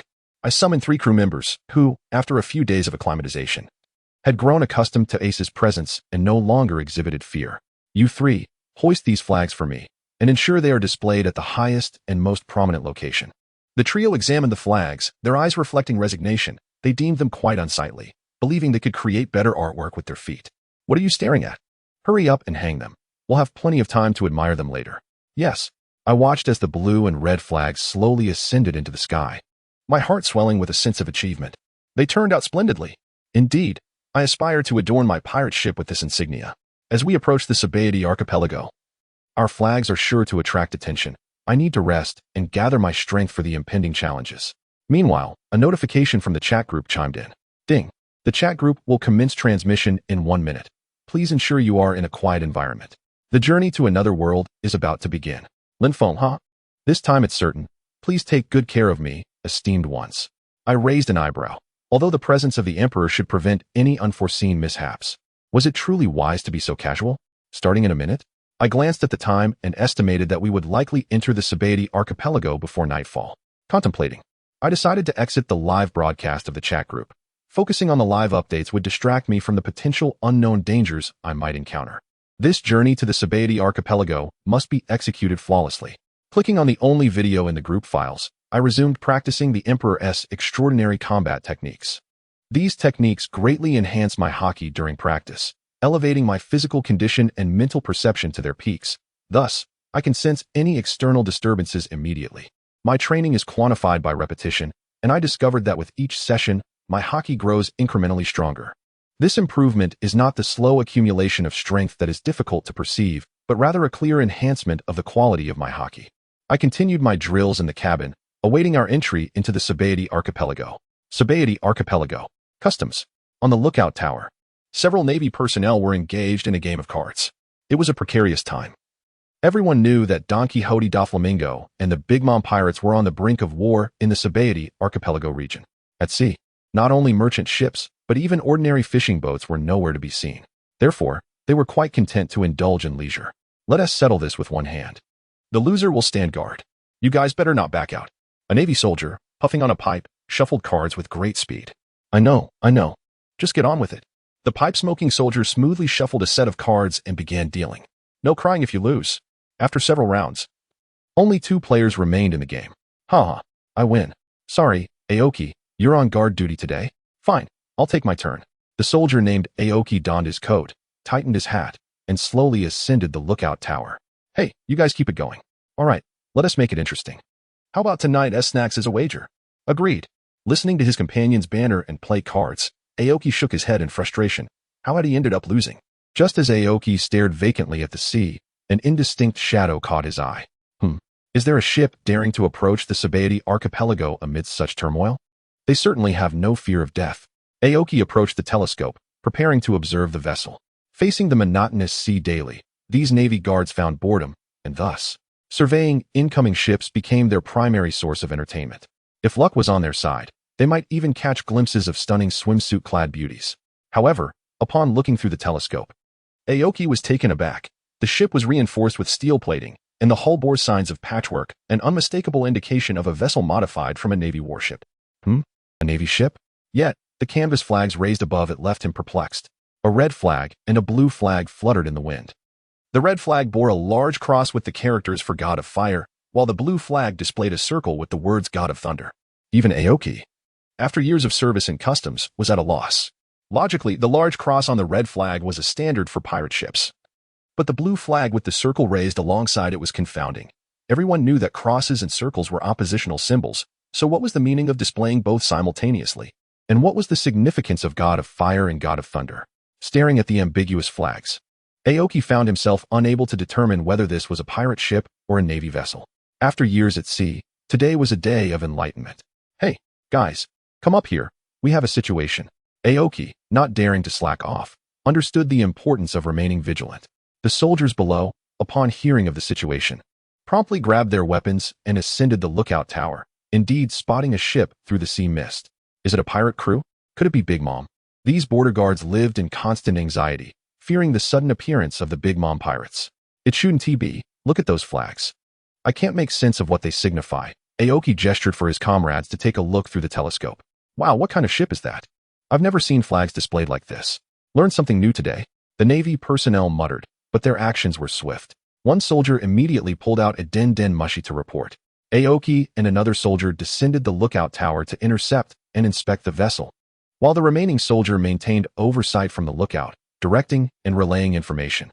The crew, well-trained and organized, prepared to investigate the enigmatic ship.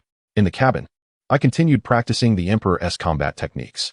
My blood surged with energy, igniting a desire to engage in battle. Buzz, buzz, buzz. A faint rumbling sound echoed. I recognized it as the engine of the ship. The proximity of another vessel was imminent. At this moment, my perceptive abilities have reached their zenith, allowing me to easily discern the approach of a vessel.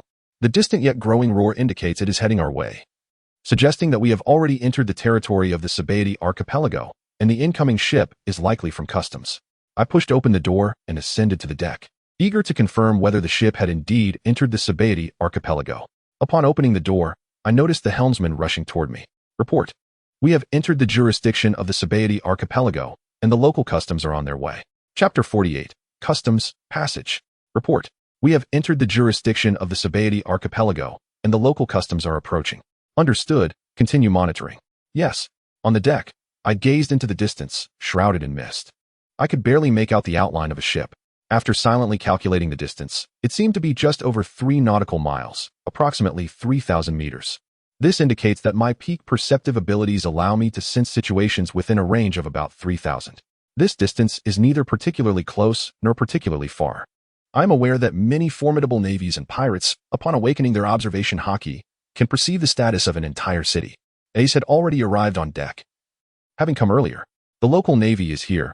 How should we respond? Listen well, from this moment forth. You are merely a person who bears a striking resemblance to Fire Fist Ace. No matter what occurs, you are to deny that you are Ace until our mission is complete. From this instant, you are the god of fire, and I am the god of thunder, here to bring warmth to the Casualties archipelago. Understood, but how should we handle the Navy's inquiry? I will handle the negotiations. For now, you should remain composed. All right. It's your call. The helmsman has halted the ship, and I stand at the bow, patiently awaiting the arrival of customs.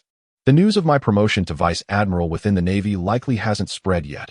After all, the seas are vast, and information is not easily conveyed.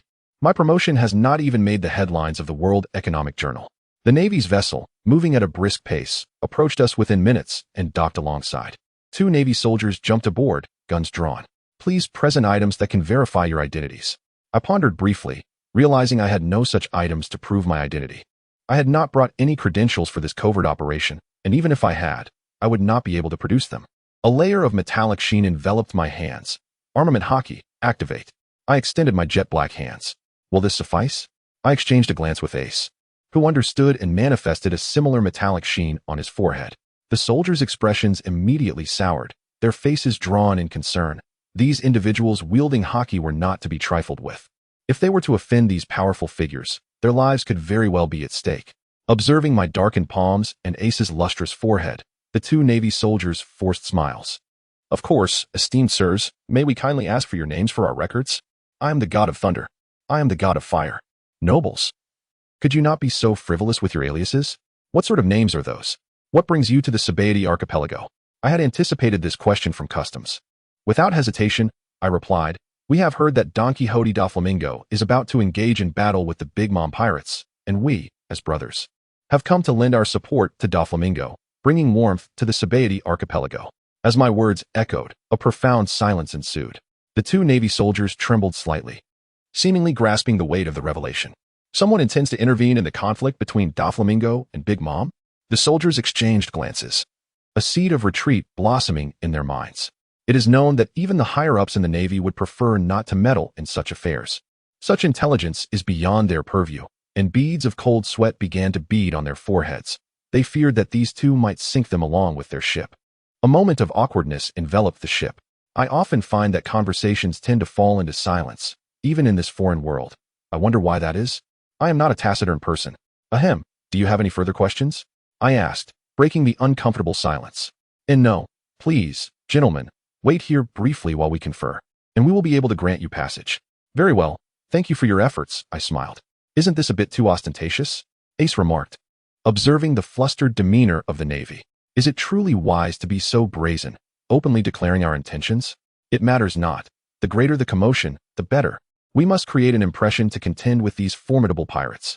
They need to consider not only our strength, but also the forces backing us. Even if we enter the fray as individuals, they will still take that into account. This is the mindset of those in power. Ace chose not to argue further. Though he still believed it was rather conspicuous, he decided it mattered little as long as he could obtain the devil fruit he desired. I noticed the hurried figures on the opposite deck. They must be in quite a state of panic, having encountered powerful figures and overheard information that should have been confidential. However, they would likely receive promotions and accolades due to this critical intelligence. Having once been a low-ranking soldier myself, I understand their struggles. Many commendable soldiers merely require an opportunity, often waiting patiently for one. Once they seize it, they can ascend the ranks. Thus, I never hesitate to provide opportunities that can aid lower-ranking soldiers in their advancement. Minutes passed. Gentlemen, following directives from our superiors, your vessel has been granted entry into the Sci-Fi archipelago. The two Navy soldiers dared not board our ship again, instead calling out from their own vessel. I felt a twinge of annoyance. Did they truly need to be so fearful? It made us appear as if we were the villains. What I didn't realize was that in the eyes of these soldiers, Ace and I were undoubtedly two great antagonists, as they put it. To intervene in the struggles of the great pirates, what else could we be but villains? Set sail. Head toward the port of the Sci-Fi archipelago. Yes, the ship's engines roared back to life and began to move forward. Mr. Tiani, do you have any contacts in the Sci-Fi archipelago? Ace inquired, turning to me. None. But the Navy should have some. Why do you ask? We need an introduction to meet Doflamingo. He is the king of the underground world. Not someone you can simply approach. Ace frowned, feeling that our journey thus far has relied solely on reckless abandon, devoid of any semblance of a plan. No need. We shall simply present ourselves before him. Gaining his recognition requires us to demonstrate our strength. We can charge right in. Indeed, Ace thought to himself. He knew there was no intricate plan involved, merely a reliance on audacity, or else I wouldn't have devised such a brazen approach. Had he known this, he might have preferred to infiltrate alone. Though it would be troublesome, it would ultimately carry less risk, allowing for a quick escape if discovered. He believed that entering through customs would leave us entirely exposed to the watchful eyes of all factions in the Sci-Fi archipelago. I understood Ace's concerns and reassured him. Do not worry, Ace. As long as we engage in this conflict, our presence will inevitably be revealed. Rather than expending effort to conceal our movements, we should focus on negotiating with Doflamingo. Besides, attempting to be clever in the face of such formidable power is futile. Only those with real strength earn the right to cooperate. Ace nodded. At this point, he and I were irrevocably bound together, so I could only trust my judgment. We should reach the port in about half a day. I lay on my bed, my consciousness drifting into the chat group, preparing to check on the situation with the Emperor and his companions. Lin Feng had activated the live stream long before entering this alternate world. As soon as Tian entered the live stream room, he was taken aback by Lin Feng's words. Lin Feng exclaimed, Tian, you finally made it. Something terrible has happened. The group leader has gone missing. Tian responded, what? The Emperor is missing?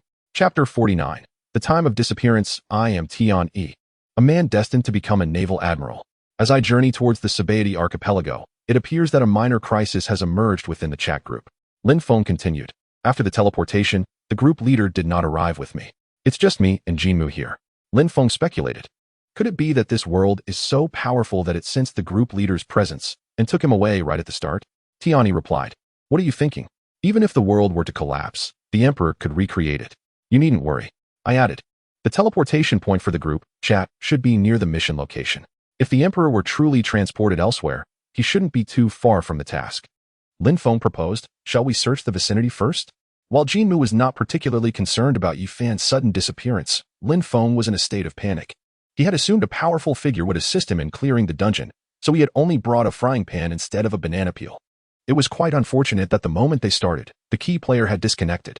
Although Jinmu was indeed formidable, he paled in comparison to Yifan's overwhelming power, which would make him a force to be reckoned with in any world. Tiani advised, you two should proceed with the mission. If the Emperor is nearby, he will find his way to you.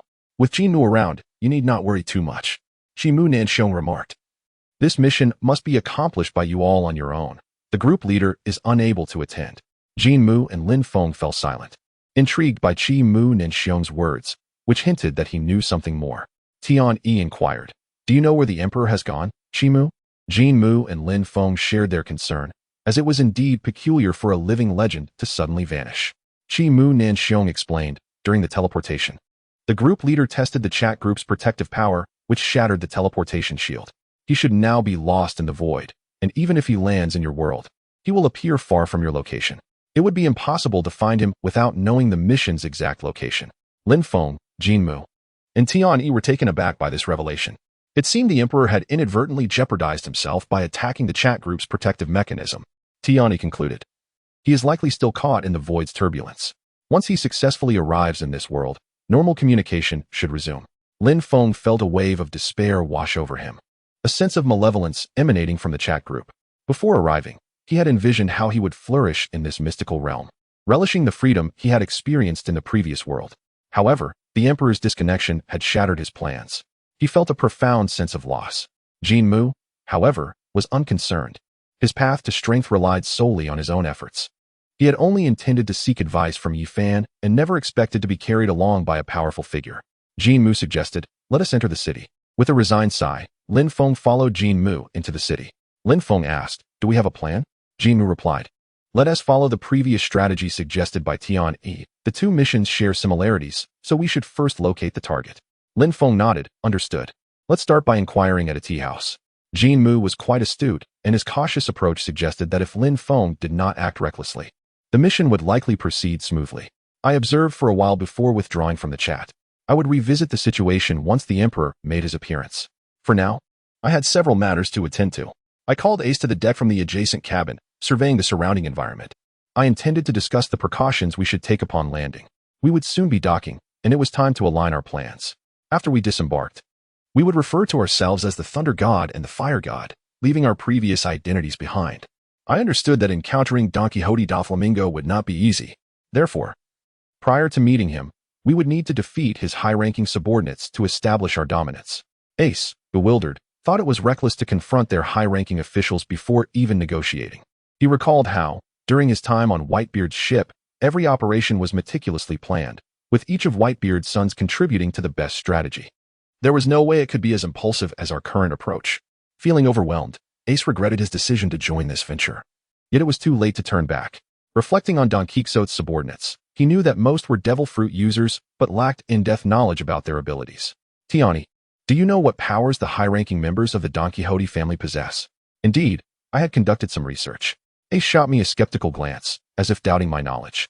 In truth, I was aware but struggled to recall the names of several high-ranking members. The names in the pirate world were often quite convoluted, and I could usually only remember those with two-character names. At that moment, I was perusing the group files for relevant information. Ace noticed my sudden moment of distraction, puzzled by my behavior. After a brief search, I found the information I sought. Doflamingo had 4 high-ranking officials. Virgo, he possesses no devil fruit ability and relies solely on armament hockey, likely a rather reckless individual. Ace was surprised that I was familiar with the Don Quixote family members. He glanced at me skeptically as I continued my analysis. "No one can be more reckless than you. Toripole, he is a user of the sticky fruit, capable of transforming objects and substances into a sticky substance that is flammable and explodes upon contact with fire." Ace found this ability intriguing, given that his own powers were fire-based, which seemed to counter Torpole's abilities. I clarified, "No, he cannot elementalize his body. He is quite small in stature and merely uses the sticky substance to create a larger, more imposing figure. He is a cunning individual. Leave him to me." Agreed. The third high-ranking member is a Paramecia-type devil fruit user with the ability to manipulate objects and even his own form. He can turn weapons into a cloak or use skills for both offense and defense. The fourth officer is named Pika, a user of the stone fruit, capable of manipulating stones and absorbing the power of rocks to transform into a stone giant. He can also assimilate with rocks, achieving the remarkable ability to pass through walls. Essentially, the highest-ranking officers consist of these 4 individuals. To my knowledge, the Don Quixote family has a total of 16 officers, most of whom are fruit users. As I perused the manga, I provided an explanation to Ace. The various abilities of these fruit users are indeed challenging to remember, as there are an overwhelming number of them. Upon hearing that Don Quixote Doflamingo has 16 officers, most of whom possess fruit abilities, Ace appeared somewhat taken aback. Until now, he had only heard of Doflamingo as one of the 7 warlords of the sea. It was at this moment that he truly grasped Doflamingo's formidable power. Such a configuration is akin to being close to a Yonko. He was astonished to discover that there are such individuals among the 7 warlords, affirming that they are not to be underestimated. In Chapter 50, The Stubborn Officer, Ace expressed profound skepticism regarding the success of our mission. He understood the strength of the 7 warlords, but believed they were largely independent and preferred to work alone. Now, he realized that Doflamingo was an ambitious man, not only powerful himself, but also surrounded by a talented group of subordinates. Consequently, he harbored doubts about our ability to infiltrate the enemy's headquarters. Seeing Ace's disbelief, I felt disheartened. Why does no one believe in me? It was one thing for my crew to doubt me, as they lacked an understanding of my strength. But why was even a newcomer, who had only recently joined my crew, starting to doubt me. Was my power truly that questionable? I had practiced the Emperor's techniques countless times. Compared to the initial noticeable effects, the benefits gained from each practice session had become rather limited. I surmised that my body was gradually adapting to these techniques. Although the rate of improvement in my hockey quality had slowed, my affinity with these techniques had undoubtedly increased. This was certainly good news. I had completely mastered the movements of these techniques, and it was now time to rely on practical combat for rapid enhancement. As real-world experience is the catalyst for hockey, and coupled with the Emperor's techniques, my progress would surely accelerate. Buzzing. After practicing several times, I heard the distinctive humming of the port, the sound of ships arriving and departing. Had we finally arrived? I organized my belongings. I had already changed out of the Navy's white uniform and was now dressed in ordinary clothes. I packed the mirror and frying pan carefully on the ship, placing a small pouch of gold coins in my pocket. This time, I intended to travel light. Most of the enemies on the island were devil fruit users, so the frying pan and useless mirror were temporarily unnecessary. Should they be damaged, it would be a loss not worth incurring. I found a secluded spot to hide my Navy uniform, and everything was ready. Ace was already standing on the deck, perpetually diligent. Mr. Thunder God, we are about to enter the port, he said. It's time to call upon the Thunder God and the Fire God. All right, Mr. Thunder God. Should we stick to our previous story during the inspection at the port? No need. The Navy soldiers have already reported our information. Someone should be there to assist us. Once we land, we will rest for the night and set off for the Don Quixote family headquarters early tomorrow morning. Understood. Ace had no objections. He rarely participated in such operations and had little experience, leaving everything to me to arrange. From afar, a whistle sounded, and a white-clad officer directed our ship to dock at the designated spot. Sir, we have arrived. What are the next steps? The chef and navigator approached me for instructions. Over the past few days, they had overheard some of the secrets between Ace and me, and they had no desire to be involved in such matters. To them, my actions were akin to rushing headlong into danger. Naturally, they wished to stay as far away from this situation as possible. I understood their concerns and had never intended for them to follow me onto the island. Their mission concluded the moment they delivered me to the Sabaody archipelago. However, since they had asked, I decided to tease them one last time before parting ways. Oh, you seem quite concerned about the next steps. Do you wish to fight alongside me? Quite commendable, I smiled. Their faces paled instantly, sensing a wave of malevolence. The navigator cautiously replied, Sir, you truly have a knack for joking, haha. My expression darkened. Do you think I am jesting? No, what nonsense. How could a gentleman like you joke with mere commoners like us? It's just that we three are painfully weak, and we fear we might hold you back. The chef lamented. Enough, I won't tease you any longer. Once we land, you may depart on your own. Your mission of delivering me to the Sabaody archipelago is complete, and you need not follow me any further. Thank you, sir. Thank you, sir. The two expressed their heartfelt gratitude and joy as they hurried towards the helmsman, eager to share this news with their companions. Ace turned away, pretending not to notice. Unbeknownst to me, he had added another label to my character in his mind, perverse humor. The white-clad officer commanding from the opposite side had long seen our ship. Prior to this, he had received orders not to inspect a vessel bearing two peculiar flags. After a brief inquiry, he allowed us to pass. The officer felt quite indignant. In his view, anyone receiving such treatment must be a noble or wealthy scion. He had an aversion to such privileges, despising those who wielded power without merit. However, it was precisely this disdain that had led him to be stationed at customs, checking passing vessels. Frowning, the officer approached our ship as part of his routine. Please present identification to verify your identities. Despite the higher-ups' instructions not to conduct inspections, he adhered to regulations. Even celestial dragons were required to present identification. Ace and I exchanged glances, and we activated our armament hockey. To our surprise, the white-clad officer, upon witnessing our hockey, stepped forward instead of recoiling, a similar hockey manifesting in his hands. My heart sank. It seemed our mission was off to a rocky start. Were the customs and border forces now filled with such talent? The three crew members had already distanced themselves, their earlier relaxation replaced by tension. Why did we keep encountering such troublesome situations? Although I appreciated the emergence of such talent within the Navy, my current identity prohibited me from dwelling on it. I leaped from the deck, tearing down the flag emblazoned with Thunder God, and presented it forward. This is my proof. Ace followed suit, removing his flag of Fire God and presenting it to the white-clad officer. This is my proof. The officer's anger flared. What kind of identification is this? Who are you? The officer, diligent in his duties, had initially presumed we were nobility, but now felt an immense pressure in our presence. However, guarding the port was his responsibility, and he would not let us pass easily without clarifying our identities. even in light of higher orders. You two are not ordinary individuals. State your purpose. The officer drew his sword, the blade glinting ominously with a metallic sheen. I am Thunder God, and he is Fire God. We have heard that Don Quixote da Flamingo intends to engage in battle with Big Mom. Should a conflict arise, it would be the common folk of the Sabaody archipelago who suffer. Thus, we have come to mediate this war and extend warmth to the residents of the Sabaody archipelago. I had discerned the officer's character, using the residents of the Sabaody archipelago as a shield. Upon hearing my words, the expression of the officer in white softened considerably, yet he stubbornly shook his head, stating that without identification, entry to the port was impossible. Ace and I exchanged glances, both reflecting the same sense of helplessness. Encountering such a rigid naval officer before even disembarking was quite frustrating.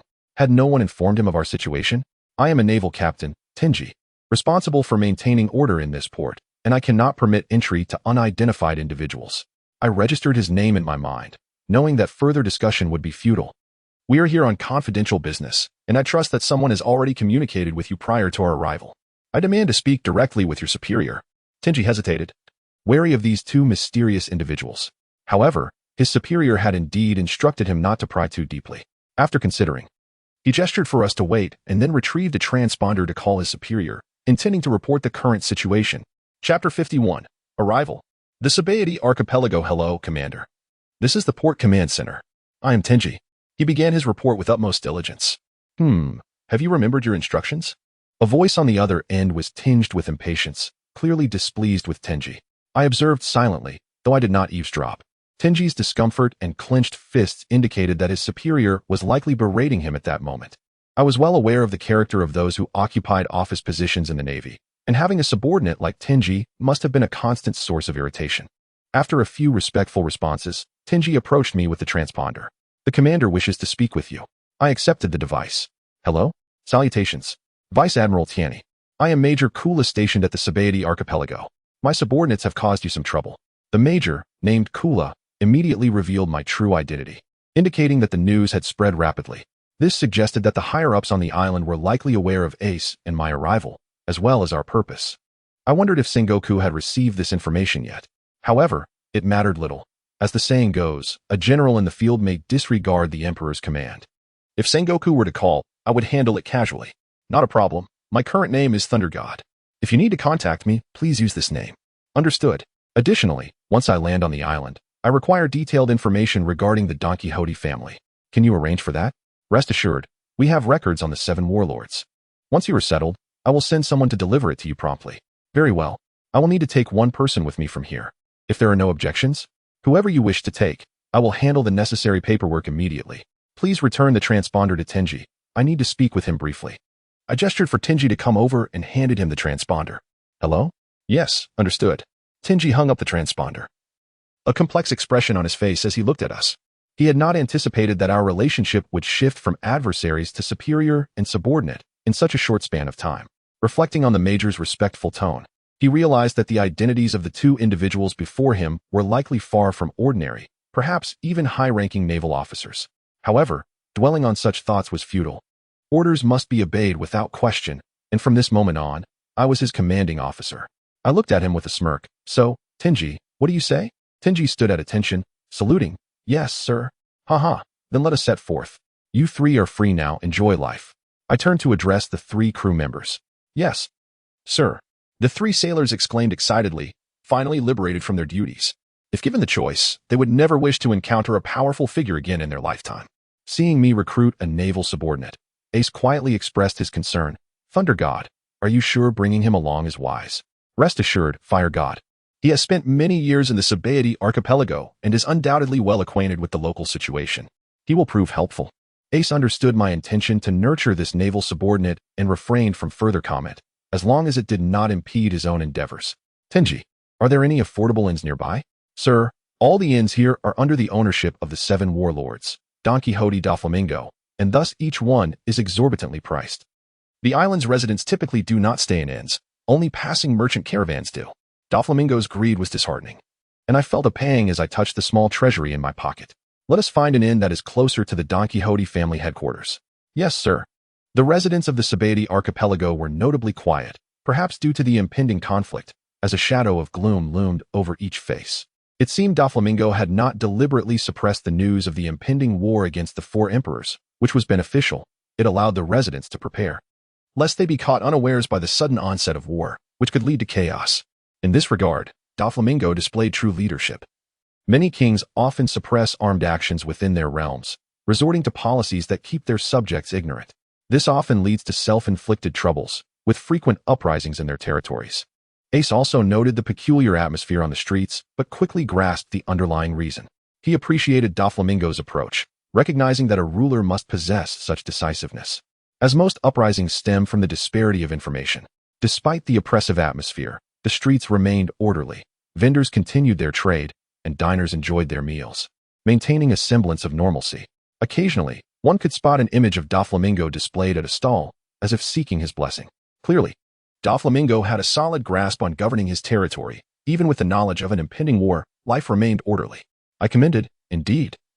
Far superior to those foolish kings who hoard treasures. Ace wholeheartedly agreed. To assess a ruler's competence, one must not simply consider their strength, but rather whether their subjects can lead peaceful and prosperous lives. Indeed, Doflamingo is undoubtedly a shrewd individual. Though his temperament is excessively cruel, while his governance appears effective, he has also ruthlessly slaughtered many of his own supporters. However, he has been absent from the island these past few days, reportedly seeking reinforcements. Although Tingy acknowledged Doflamingo's administrative success, he disapproved of his methods, believing that relying on fear and intimidation only exacerbated the residents' anxiety. I keenly perceived the crucial information. Doflamingo's absence from the island was a tremendous stroke of fortune, signifying that we could act freely against the local leadership. I maintained my composure, silently proceeding onward.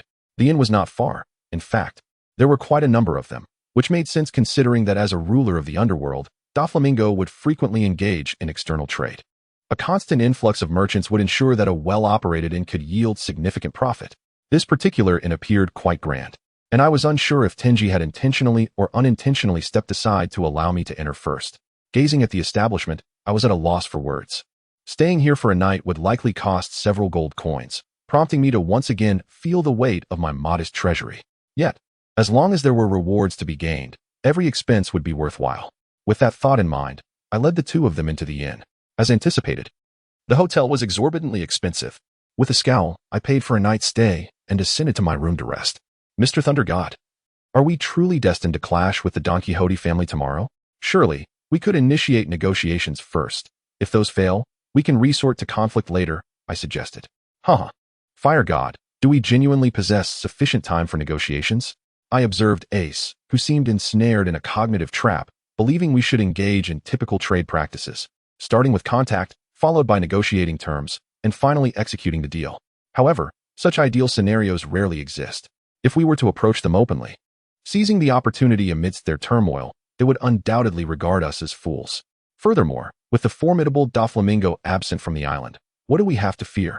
The Big Mom pirates could appear at any moment, and our chance to leverage their presence lies in the current window before Katakuri arrives. Should we engage in talks and become ensnared in a deadlock, or if Don Quixote employs delaying tactics, we would find ourselves trapped once Katakuri arrives. Moreover, with Doflamingo currently away, our greatest threat has sought reinforcements, making this the optimal moment for a bold strike. Let us not entertain thoughts of negotiation. If we engage in a significant confrontation tomorrow, fortune may favor us, and we could very well claim the treasures of Don Quixote for ourselves. A gamble worth taking. Who knows what devil fruits we might uncover. Chapter 52. Ongoing reports of the missing I am Tiani, a man destined to become an admiral in the Navy. I have arrived at the Sabaody archipelago and taken up residence in a luxurious hotel. This establishment is undoubtedly the most extravagant I have ever experienced, costing 5 gold coins for a single night, and 3 rooms amounting to 15 gold coins. Yet, the accommodations are indeed splendid. Genuine leather sofas woven from the pelts of deep-sea behemoths, and the mattress crafted from exquisite silk. The room is spacious and well-lit, explaining why the affluent are drawn to such opulent abodes. Living in such comfort must surely elevate one's spirits. I immersed myself in the chat group, eager to see if there were any updates from the Emperor after such a lengthy interval. Tiani entered the live stream. Lin Feng, the esteemed leader, has finally arrived. Tiani, has there been any news from the Emperor? Lin Feng, the group leader, is also here. As Chimu Nanxiong mentioned, the group leader's teleportation point is too distant from mine. Yi Fan, indeed, it seems I was somewhat presumptuous. testing the group's capabilities and inadvertently altering my own teleportation coordinates. Lin Feng. Without the group leader's guidance, I truly feel at a loss. Kaneki Ken. Tianyi. What of Kaneki's reputation? Tianyi.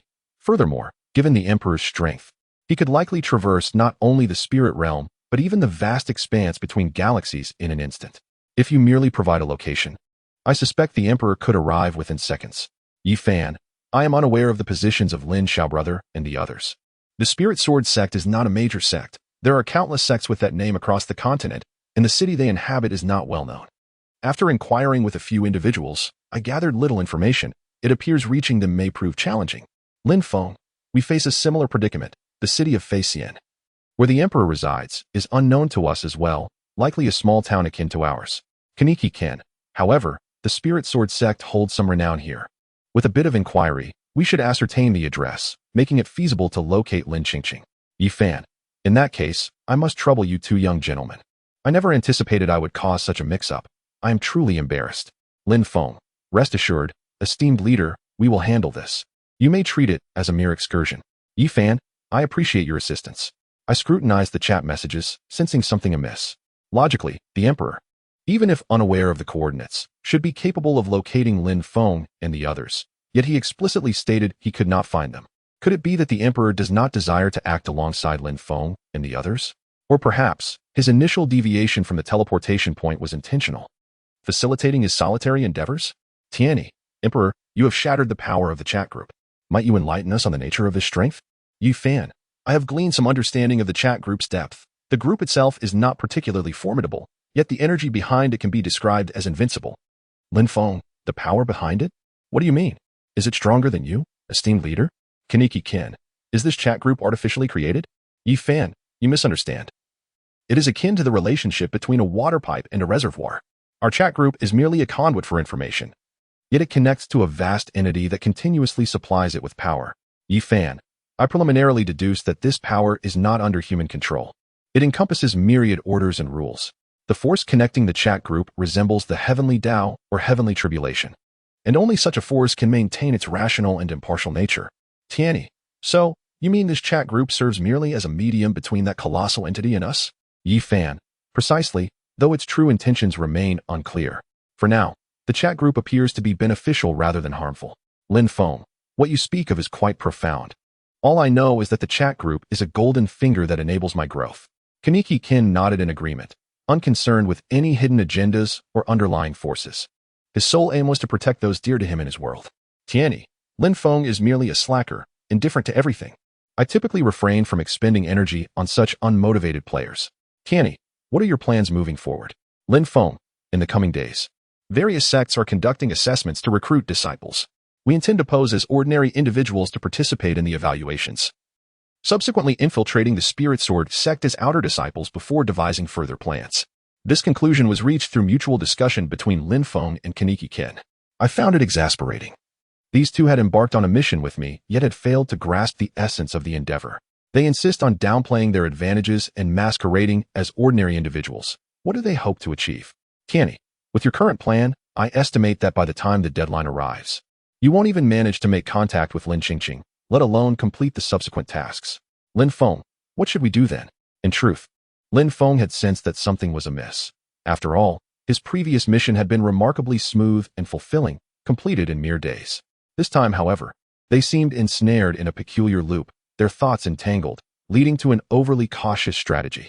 Yet, articulating the flaws in their approach was not straightforward. Kaneki Ken. Mr. Tianyi. We are uncertain of the strongest power within this city. It may be prudent to proceed cautiously and gather intelligence step by step. Kaneki Ken.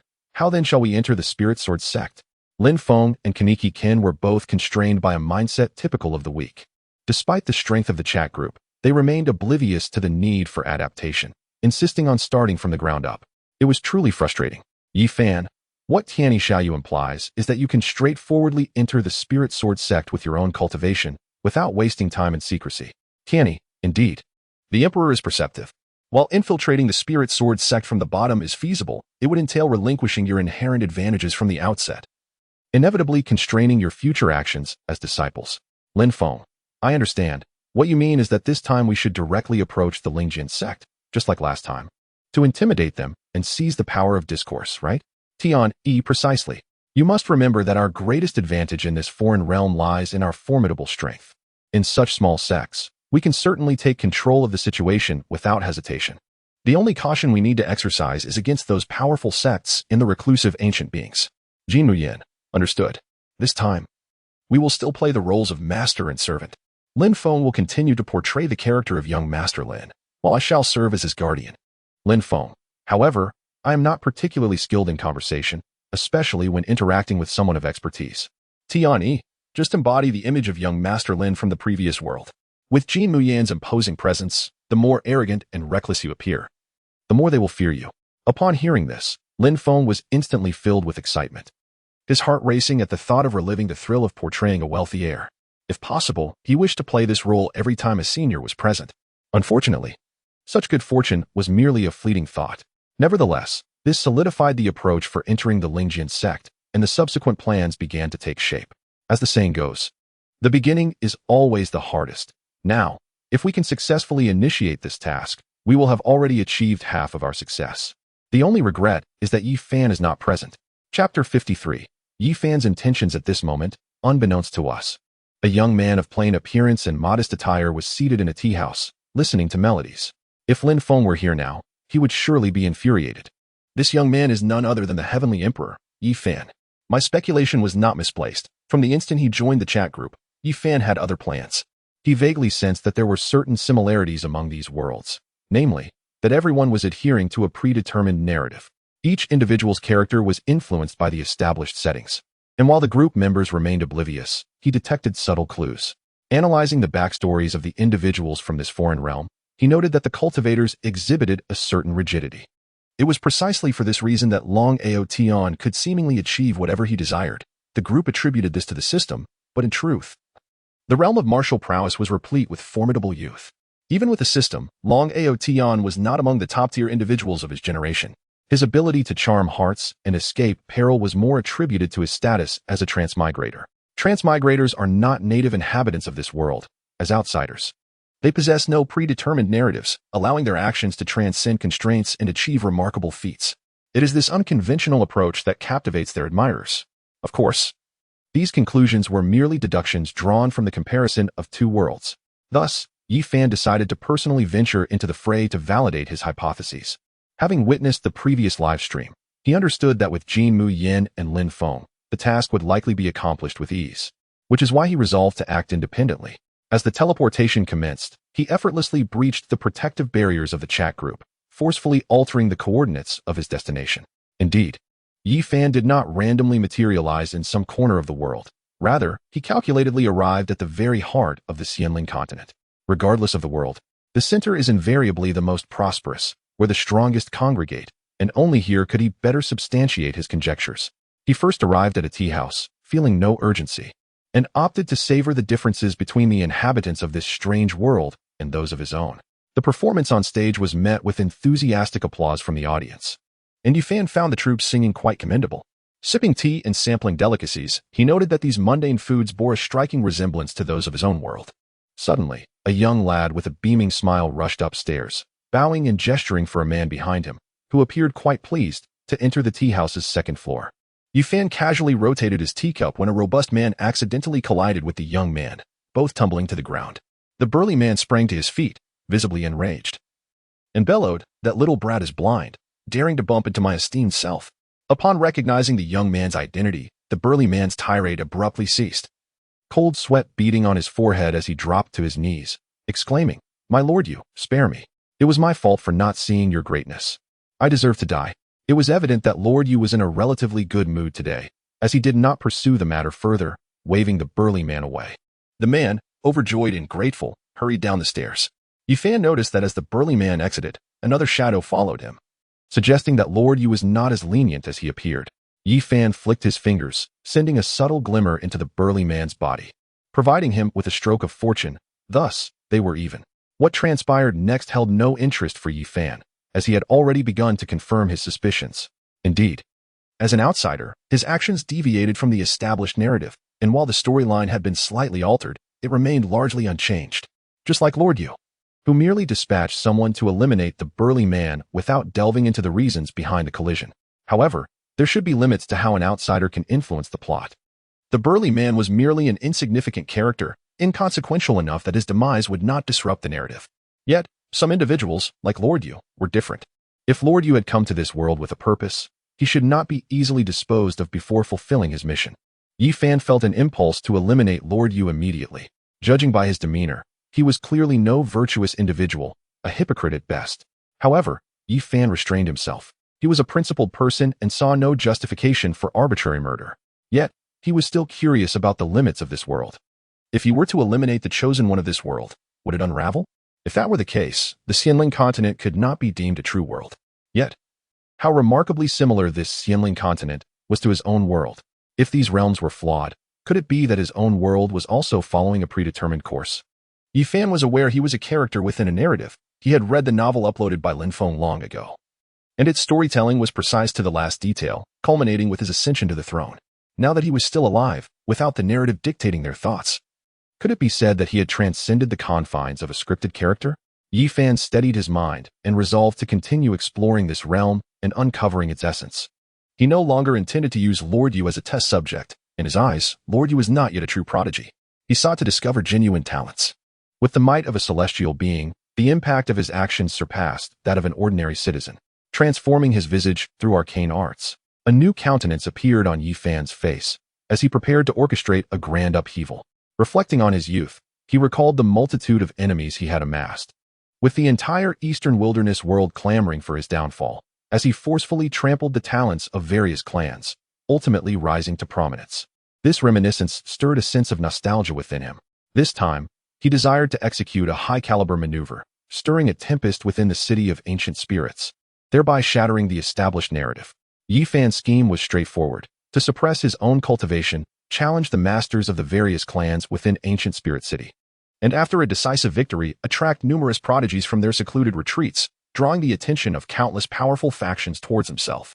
Consequently, many within the city would likely deviate from their original narratives and emerge prematurely from their seclusion, enabling him to guide the inhabitants of this world towards understanding laws not belonging to their realm. Such a course of action bore a resemblance to the legendary figures of the past, yet unlike them, Yi Fan's prowess was unparalleled. In the realm of the immortal spirit, no one could rival him. The so-called ancient beings were primarily failures in the annals of history, hardly worthy of consideration. Such individuals could never pose a threat to him. Yi Fan harbored no fear regarding the potential dangers from the immortal spirit realm. Rather, he was concerned that if he inadvertently disrupted the world, the realm might begin to reject the three outsiders, while he himself would likely remain unscathed by a sudden cataclysm. Lin Feng and Jin Mu Yin would undoubtedly face dire consequences. Chapter 54. Entering the Spirit Sword Sect. I am Tian, and today marks my first day on the island. At this moment, I am watching the live stream of my group member, Lin Feng. The scenery of the immortal spirit realm bears a striking resemblance to that of the Morning Wind continent, both embodying the aesthetics of an ancient cultivation world. Currently, Lin Feng and his companion are en route to the Spirit Sword Sect. Jin Mu has removed his mask, although the eye patch still appears somewhat intimidating. It fortunately no longer draws excessive attention.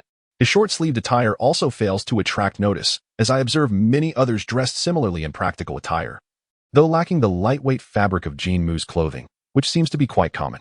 Along the way, they have gleaned numerous tidbits about the Spirit Sword Sect. This city is named Su City, after the Su family, who have served as the city's lords for generations. The Su family is known for their integrity and probity, having safeguarded the borders for countless ages. The Spirit Sword Sect boasts a history of 400 years and is regarded as the foremost sect in Su City, with throngs of young aspirants eager to join during the annual recruitment period. This year is no exception, as the streets are filled with youth rushing to partake in the assessment, reminiscent of ancient scholars flocking to the capital for examinations. The belief that entering the immortal gates would lead to swift success is a common sentiment among ordinary families, who take pride in their children's ability to gain entry. The Spirit Sword Sect is situated atop a mountain, accessible only by traversing 200 steps, a preliminary test of sorts before entering the sect to participate in the assessment. For cultivators, these 200 steps are trivial, yet for common folk, they pose a significant challenge, with nearly half of the applicants eliminated at this stage each year. Alas, I wonder if I will manage to ascend this year. Oh, that gentleman seems familiar. Is that not brotherly? Returning for the assessment, I see. Lin Feng and Jin Mu Yin effortlessly ascend the steps, listening to the surrounding conversations. Many of the individuals here are seasoned participants, with some having attended the assessment up to 6 times, leaving one astounded. However, as Lin Feng and Jin Mu Yin ascend further, the chatter around them gradually fades. The scenery along the way is indeed splendid. The steps lack railings, surrounded by mountains, waters, flowers, insects, and birds, creating a picturesque backdrop. Truly, cultivators have an eye for selecting their surroundings. Lin Feng, now a practitioner himself, finds the ascent effortless, reaching the summit in no time. The disciples at the mountain gate are taken aback, not expecting such talents to join the Spirit Sword sect's assessment this year. In less than 10 minutes, these two have reached the top, appearing neither flushed nor fatigued. Which family do they hail from? The gate disciples, regaining their composure, approach them warmly. I did not anticipate 2 such youthful prodigies participating in this year's assessment. It is indeed a fortuitous occasion for our Spirit Sword sect. The disciple scrutinizes Jin Mu Yin. As his singular eye exudes an undeniable aura, making it impossible not to notice him. Jin Mu Yin, shall we take action directly? He recalls the tragic fate of the guards from the previous world. At this moment, Lin Feng is fully immersed in the role, his thoughts ignited. Especially with a formidable bodyguard by his side. Lin Feng, no need to rush. Let us proceed inside first. I watch Lin Feng's performance with keen interest. Thank you. Thank you. We appreciate your guidance, esteemed elder. Please, follow me. The guiding disciple is quite talkative. Where do you hail from? We come from the eastern tang of the Great Earth, having journeyed here after hearing that the Spirit Sword sect is widely recruiting disciples, which has sparked our admiration. Lin Feng fabricates smoothly. Beside him, Jin Mu appears bewildered, pondering what the eastern tang is. The guiding disciple, however, dismisses any suspicion, recognizing the vastness of the world and accepting that these two have traveled from afar. Indeed, who could argue otherwise? Lin Feng replies nonchalantly, while Jin Mu Yin continues to maintain his stoic demeanor. Are you two already acquainted? The gate disciple, noticing the familiarity between Lin Feng and Jin Mu Yin, inquires curiously. Yes, indeed. We share a master-servant relationship. Having embarked on this journey together, Lin Feng responds with an air of confidence. Chen Tao, exuding a sense of grandeur, believes in his judgment, certain that this duo represents exceptional talent, making early investments exceedingly worthwhile. Thank you, Brother Chen Tao, they reply appreciatively. By the way, I haven't yet asked for your names. You'll need to register before officially participating in the assessment. Yet, for you too. Passing the assessment to become disciples of our Spirit Sword sect will undoubtedly be a breeze. By your auspicious words, I am Lin Feng, and this is Jin Mu. So it is Lin Feng and Jin Mu. Please look ahead. That is where the assessment will take place. Chen Tao gestures toward the front. Following his direction, I observe a vast circular plaza already bustling with numerous individuals, likely the previous batch of disciples undergoing assessment. This assessment consists of 3 rounds. The first evaluates core competency through illusions. The second tests the disciple's willpower, wherein an elder will exert pressure, and enduring it for the duration of an incense stick will signify success. At this point, Chen Tao deliberately pauses, building suspense. Lin Feng, feeling exasperated, queries, Brother Chen Tao, what about the 3rd round? Is there something unusual about it? Hee. Chen Tao chuckles mischievously. The 3rd round involves actual combat, but there are rules. The remaining candidates will engage in a free-for-all, and only those who defeat their peers may remain. The more opponents one defeats, the more attention one will attract from the elders. Chen Tao's envy is palpable as he remarks, it truly is a case of the carp leaping over the dragon gate. By the way, how many opponents did you defeat during your entrance assessment, Brother Chen Tao? Cough, cough. Let us not dwell on that. My cultivation is quite profound, and you shouldn't aspire too high. Chen Tao deflects awkwardly, hastily changing the subject. His success as an outer disciple was merely a matter of luck. Thank you for your guidance, brother. I must admit, Lin Feng has truly immersed himself in his role. Jin Mu Yin, shall we now proceed to participate in the assessment? Lin Feng, not bad. I have an immature idea. Let's do it this way later. Kaneki-kin, are you sure about this? Lin Feng, of course. If we do this, we will be the center of attention. Kaneki-kin, silence. Kaneki felt helpless. Why must every mission be showcased like this? I appreciated Lin Feng's audacious plan. Indeed, the youth had vision reminiscent of my own glory days. As we spoke, we had already arrived near the square. On the high platform in front of the square sat several individuals, presumably the high-ranking members of the Lingjin sect. The elders were personally overseeing the examination, indicating the sect's earnestness in selecting disciples. In the distance, another disciple approached with a pen and paper. Was Junior Brother Chen bringing people for the assessment? It seemed rather few. He must not open any back doors, or the elders would punish him. The disciple frowned, thinking that with only 2 participants, they must have connections to gain entry. Rest assured, Senior Brother Wong, this is not favoritism. These 2 are indeed talented, having ascended 1,200 steps in just 10 minutes. Really? Senior Brother Wong's demeanor softened upon hearing this, for geniuses were always favored by the sect. The prospect of 2 new talents joining this year delighted him. Chapter 55. The Assessment, the Iron Man Triathlon? Indeed, Senior Brother Wong, I guarantee with my credibility that these 2 are exceptional talents. Which is why I personally brought them here, Chun Tao declared earnestly. Senior Brother Wong knew that although Chun Tao's cultivation was slow, he was a good person and had made many friends. Since he was willing to vouch for them, these 2 must indeed be extraordinary. Fill out this form. Then you can enter. Other brothers will arrange the assessment for you, Senior Brother Wong said, handing over a sheet. Lin Feng and Kaneki Ken filled in their names. Thank you, Senior Brothers. We shall proceed to the assessment now, Lin Feng smiled. Haha, good luck to you both. You can do it. We eagerly await good news. Lin Feng, the performance is about to begin. I wonder how my divine bridge cultivation will fare in the Lingjian sect. Kaneki Ken, I feel this Lingjian sect is not much different from the major families of the last world. Tian-E, at the very least. You are stronger than the outer disciples here. Lin Feng was overjoyed upon hearing this. Although the elder mentioned he was only stronger than the outer disciples, it must be noted that he had only started cultivating a few weeks ago, not even a month. Haha, I am indeed a genius. Surpassing these disciples who have labored for years in just 2 to 3 weeks. Lin Feng began to boast again. I chose to ignore him, allowing him to maintain his state. After all, he was playing the role of a wealthy young master. As the 2 descended, they immediately attracted attention. For the assessment was conducted in batches, with at least 200 participants entering at once. Why were there only 2 now? A disciple promptly approached. Are you 2 here to participate in the assessment? Indeed. Lin Feng nodded, his gaze sweeping the audience, spotting a few individuals who appeared to be elders. Apologies, but with only 2 of you, you cannot participate in the assessment now. You will have to wait for the subsequent candidates to arrive before you can join, the disciple replied, somewhat displeased. The 2 disciples responsible for the examination had clearly failed in their duties by allowing them to enter. In fact, Chun Tao and Senior Brother Wong intended to report their findings, but were unfortunately called away by the logistics elder, causing a delay in communication. The bureaucratic attitude of the disciple before us made Lin Feng frown. Those 2 senior brothers were rather unreliable. Lin Feng, what do you think? Can those old fellows on stage compete with us? Kaneki Ken, they can. Tian-E, ultimately, it is merely a small sect. The elders are not formidable.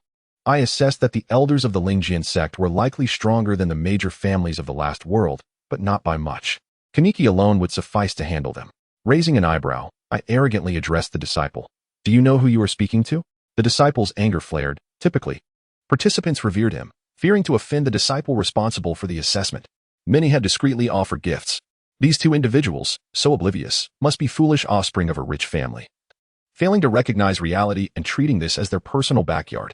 The disciple, enraged, sneered, oh really? And who might you be? Lin Feng, with pride, replied haughtily, I am a once-in-a-century prodigy, and you mere mortals dare to obstruct my path to greatness? Withdraw at once.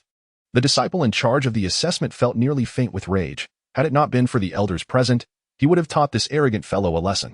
The small altercation between Lin Feng and the others had caught the attention of the elders on stage. They had overheard Lin Feng's words. Humph. Where did this madman come from? Such nonsense should warrant expulsion from the sect. He must be some family scion. Too bad our Lingjian sect does not regard family background, only strength. However, these 2 youngsters seem quite interesting. Perhaps we should allow them to participate in the assessment. It would be a good opportunity to educate them on the reverence one should hold for a great cultivation sect. Agreed. Thus, the elders reached a consensus. Let them in. A distant, ethereal voice resonated within the arena. The disciple momentarily froze, recognizing it as the voice of the sect leader. The disciple cast a suspicious glance at Lin Feng and the others. Who were these 2 that even the sect leader spoke on their behalf?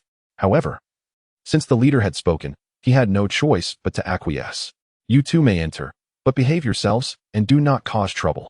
The disciple warned, his frustration palpable. TCH, Lin Feng scoffed, casting a sidelong glance at the disciple, clearly implying, you are but a simpleton.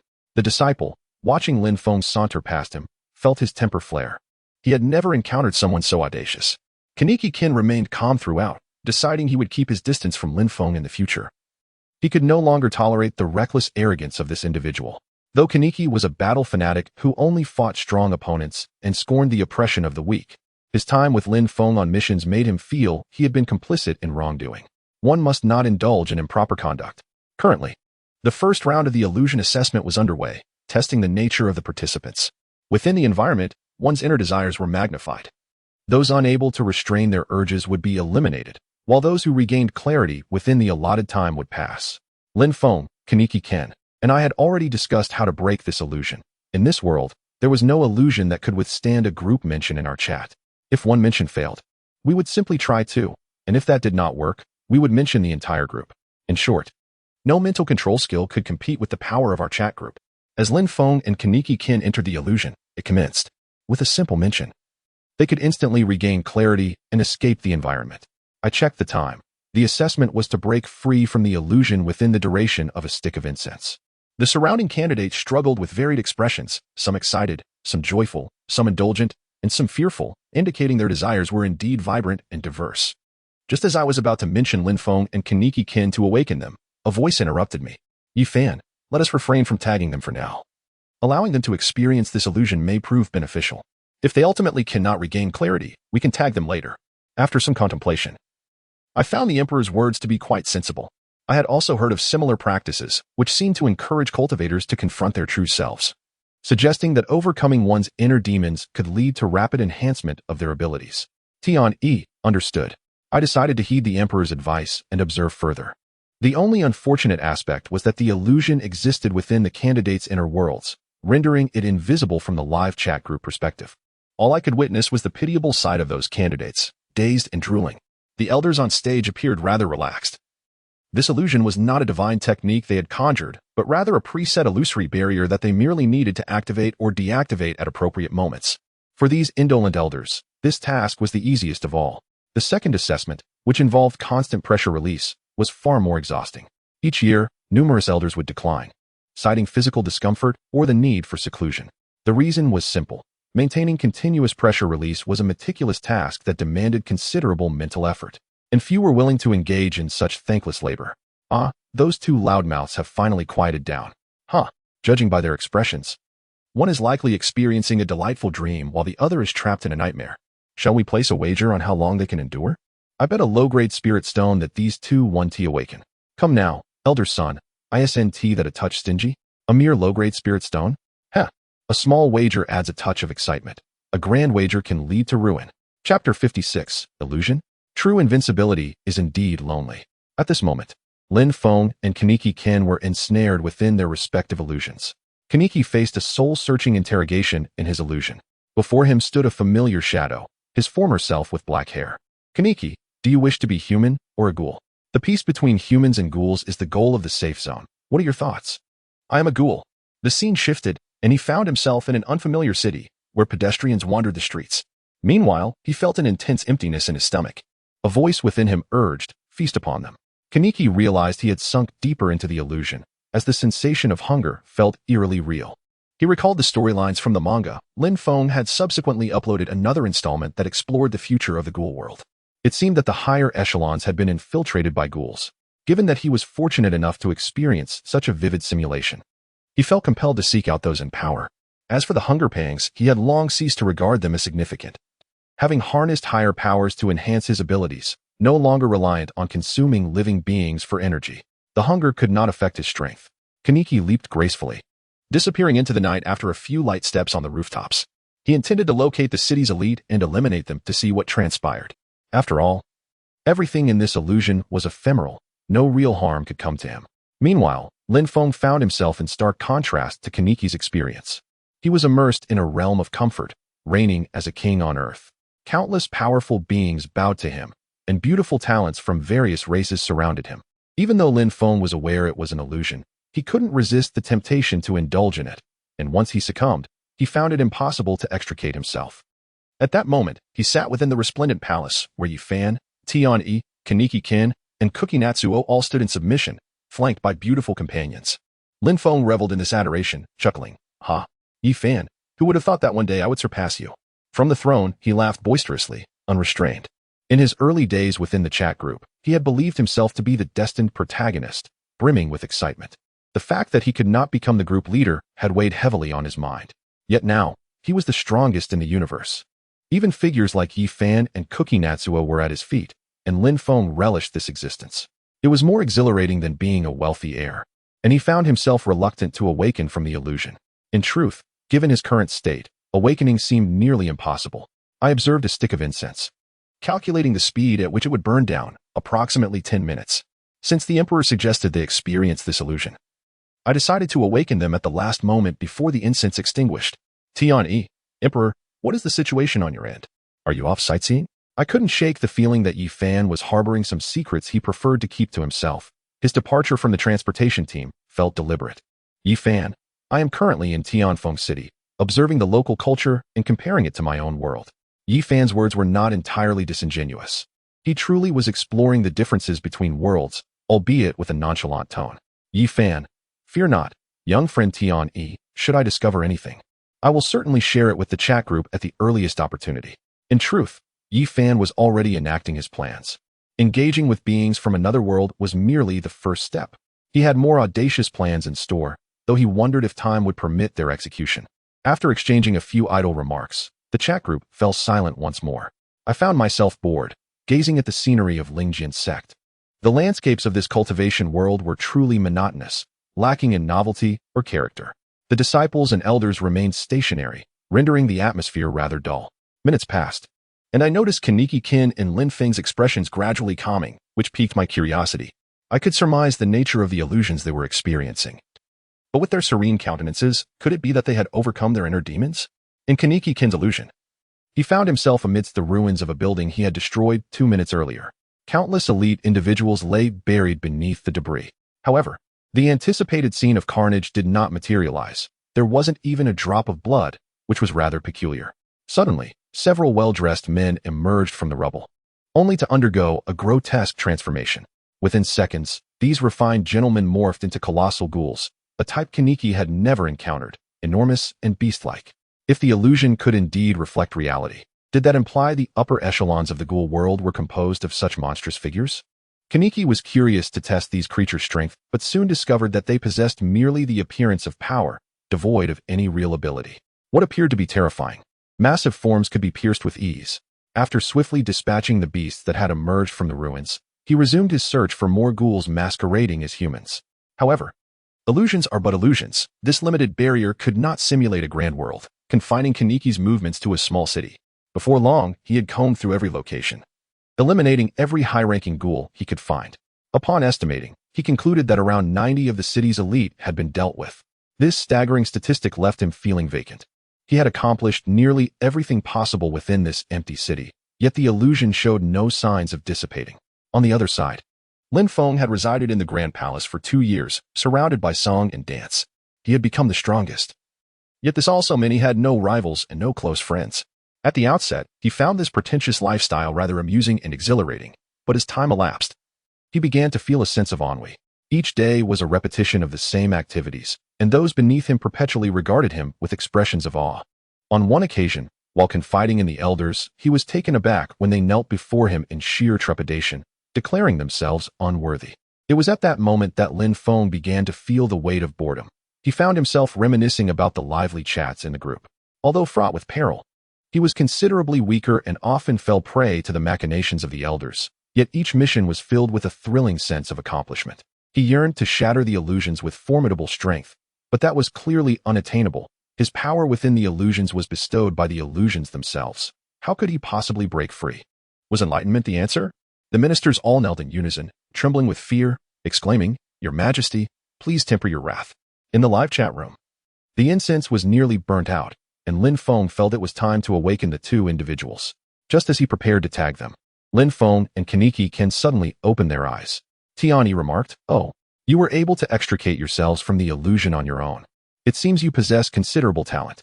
Upon opening his eyes, Lin Feng immediately noticed the dwindling incense ahead, and his forehead creased with frustration. These elders were indeed unreliable and had once again deceived him. Hadn't they promised to tag him in the group? Kaneki Kin remained unfazed, as the illusion had not posed much trouble for him, and he had gleaned some valuable information. Lin Feng mused, "I wouldn't bother asking why the elders didn't tag me. I've grown accustomed to it." Tiani chuckled. Ah, young Lin. Don't you feel a sense of accomplishment in breaking through the illusion and facing your true self through your own efforts? I believe your path of cultivation will be much smoother henceforth. Yi Fan added. Indeed, both of you breaking free from the illusion is a testament to your resilient minds. Congratulations. Chapter 57. Where has my authority gone?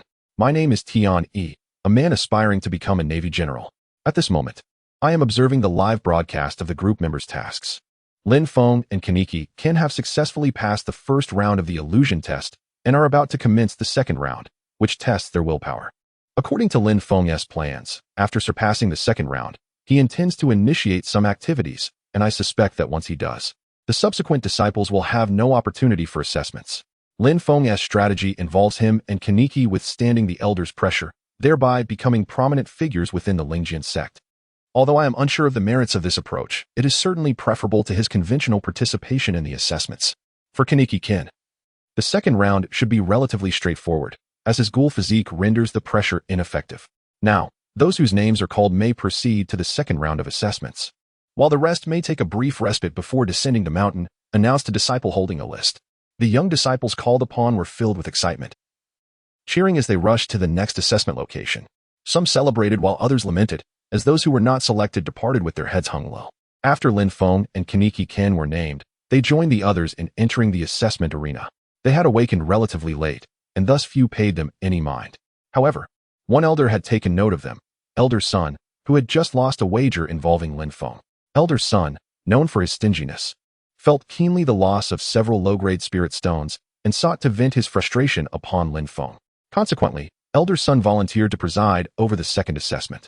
The other elders, seeing someone willing to take on this thankless task, readily concurred. Now, standing in the arena were the disciples who had passed the first round. Those who succeeded in the second round would become outer disciples of our Lingjian sect. All participants for the second round, please step to the center of the arena. Elder Sun instructed, stroking his beard as he contemplated how to challenge Lin Feng and Kaneki Ken. Lin Feng remarked, I fear my current strength might not withstand the pressure. Do the elders have any strategies to help me endure? Kaneki Ken replied, just stand beside me during the assessment. I will absorb the pressure for you. Kaneki Ken had grasped that the pressure was merely a form of aura, an oppressive force ineffective against him, akin to a light drizzle. Thank you, Kaneki. Lin Feng expressed gratefully. All of you have come seeking enlightenment and wisdom. We cultivators dare to challenge the heavens for fortune, and thus willpower is of utmost importance. I shall oversee this round of assessments, Elder Sun declared. My surname is Sun. You may address me as Elder Sunday. When the assessment begins, I will gradually release pressure. Those who can withstand it shall advance to the third round, while those who cannot shall remain as our sect's miscellaneous disciples. Is that understood? Understood. Very well. Elder Sun surveyed the disciples below with satisfaction. Although these young individuals were relatively weak, as long as they possessed a courageous heart, there would always be a day when they could grow stronger. With a flick of his fingers, he ignited a flame that shot toward the incense stick. Thus, the assessment begins. With that, Elder Sun's eyes widened, and he called out, Be cautious. Instantly, a tempest arose in the arena. Some candidates lost their footing and fell to the ground, and before the pressure even spread, over 10 individuals had already been eliminated. Lin Feng moved closer to Kaneki. Feeling no trace of pressure with him nearby, it was certainly comforting to have protection from the elders.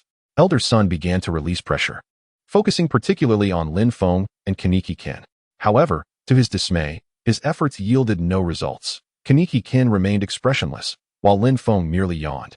This irked Elder Sun, prompting him to intensify the pressure.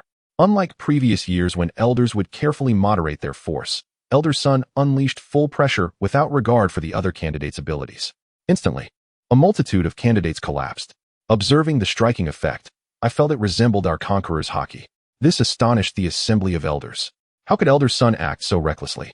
Such pressure was beyond the capacity of ordinary individuals to endure. Sheer madness. Wait, look at those two in the arena. The sect leader pointed out Lin Feng and Kaneki Ken. The elders then realized that the two remained composed amidst the chaos. Could it be that this young man possesses a treasure that shields him from pressure? No. I sense no aura of a magical artifact. These two are enduring Elder Sun's pressure solely with their physical forms. The elders hesitated, realizing the sect leader's intent to probe the depths of their capabilities. Several elders proceeded to carry away the unconscious candidates, informing Elder Sun that he could use his true abilities but must not damage their foundations. Understood. Presently, Elder Sun continued to exert pressure, and the number of fallen candidates grew. He looked triumphantly at Lin Feng and Kaneki Ken, thinking, this is what happens when you offend me. However, to his shock, Kaneki remained unmoved, while Lin Feng was casually surveying his surroundings. Noticing Elder Sun's gaze, Lin Feng gave him a thumbs up and exclaimed, Elder Sun, well done. This was nothing short of blatant provocation. Simultaneously, Elder Sun noticed the other elders carrying away the unconscious candidates, and soon only Lin Feng and Kaneki Ken remained in the arena. Just then, Elder Sun received a message from the sect leader, indicating that the leader also wished to test Lin Feng and Kaneki Ken. His expression brightened, and turning to face them, he sneered, today, I shall make you understand why the flowers bloom so red. Release 20 of the pressure.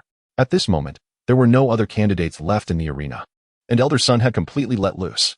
However, he retained some rationality, recognizing that these two were undoubtedly prodigies, hence he refrained from exerting his full prowess, intending only to teach them a lesson, believing they could recover with some medicinal pills later.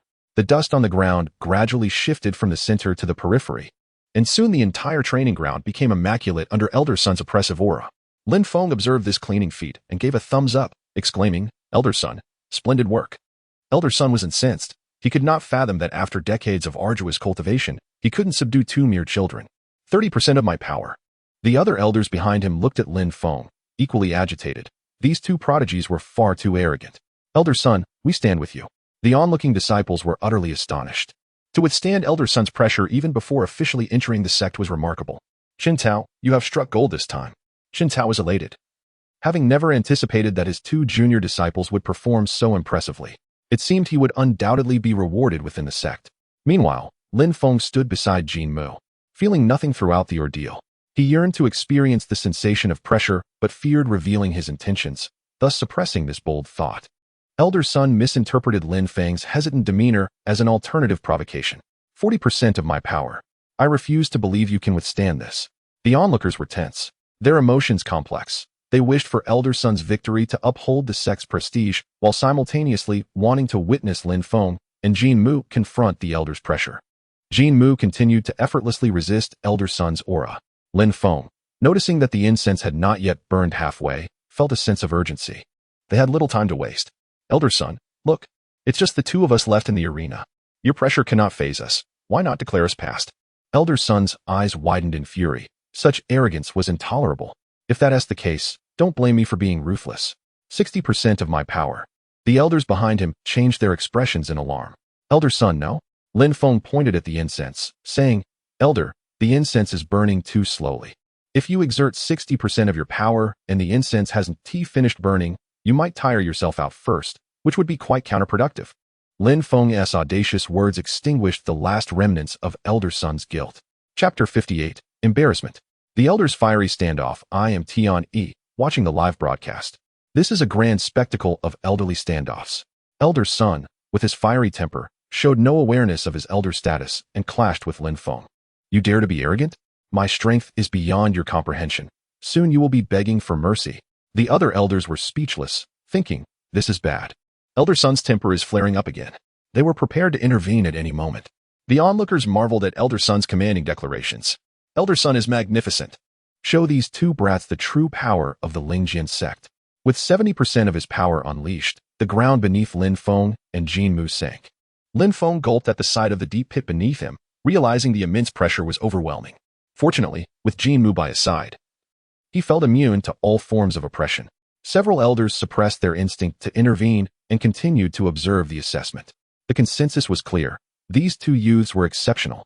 However, no one suspected that they were seasoned masters masquerading as novices, given their lack of spiritual energy. As the arena's atmosphere twisted under the pressure, the watching disciples were filled with trepidation, astonished both by the elders' formidable strength and by the fact that the two could still endure. The audience was eager to see how much longer the duo could hold out. Half of the incense had burned, and Lin Feng noted that Elder Sun showed no signs of relenting. It seemed he was determined to engage in a relentless battle. If that is the case. Don't blame me for playing dirty. Lin Feng took a deep breath and grinned at Elder Sunday. Elder Sun's hair bristled. He sensed an ominous premonition. Come on, let us have some fun. Time is plentiful. The crowd felt their cheeks flush with excitement, yet they were also intensely curious about the next lyrics. Some covered their ears, but let a gap slip, wanting to hear more clearly. Shut your mouth. What lewd song are you singing, disrupting our cultivation mindset? Elder Son nearly spat blood. He had only intended to toy with them, never imagining it would escalate to this level. Elder Son did not even understand why he was so furious. He just felt compelled to confront his opponent. So, can Elder Son declare us past? Humph.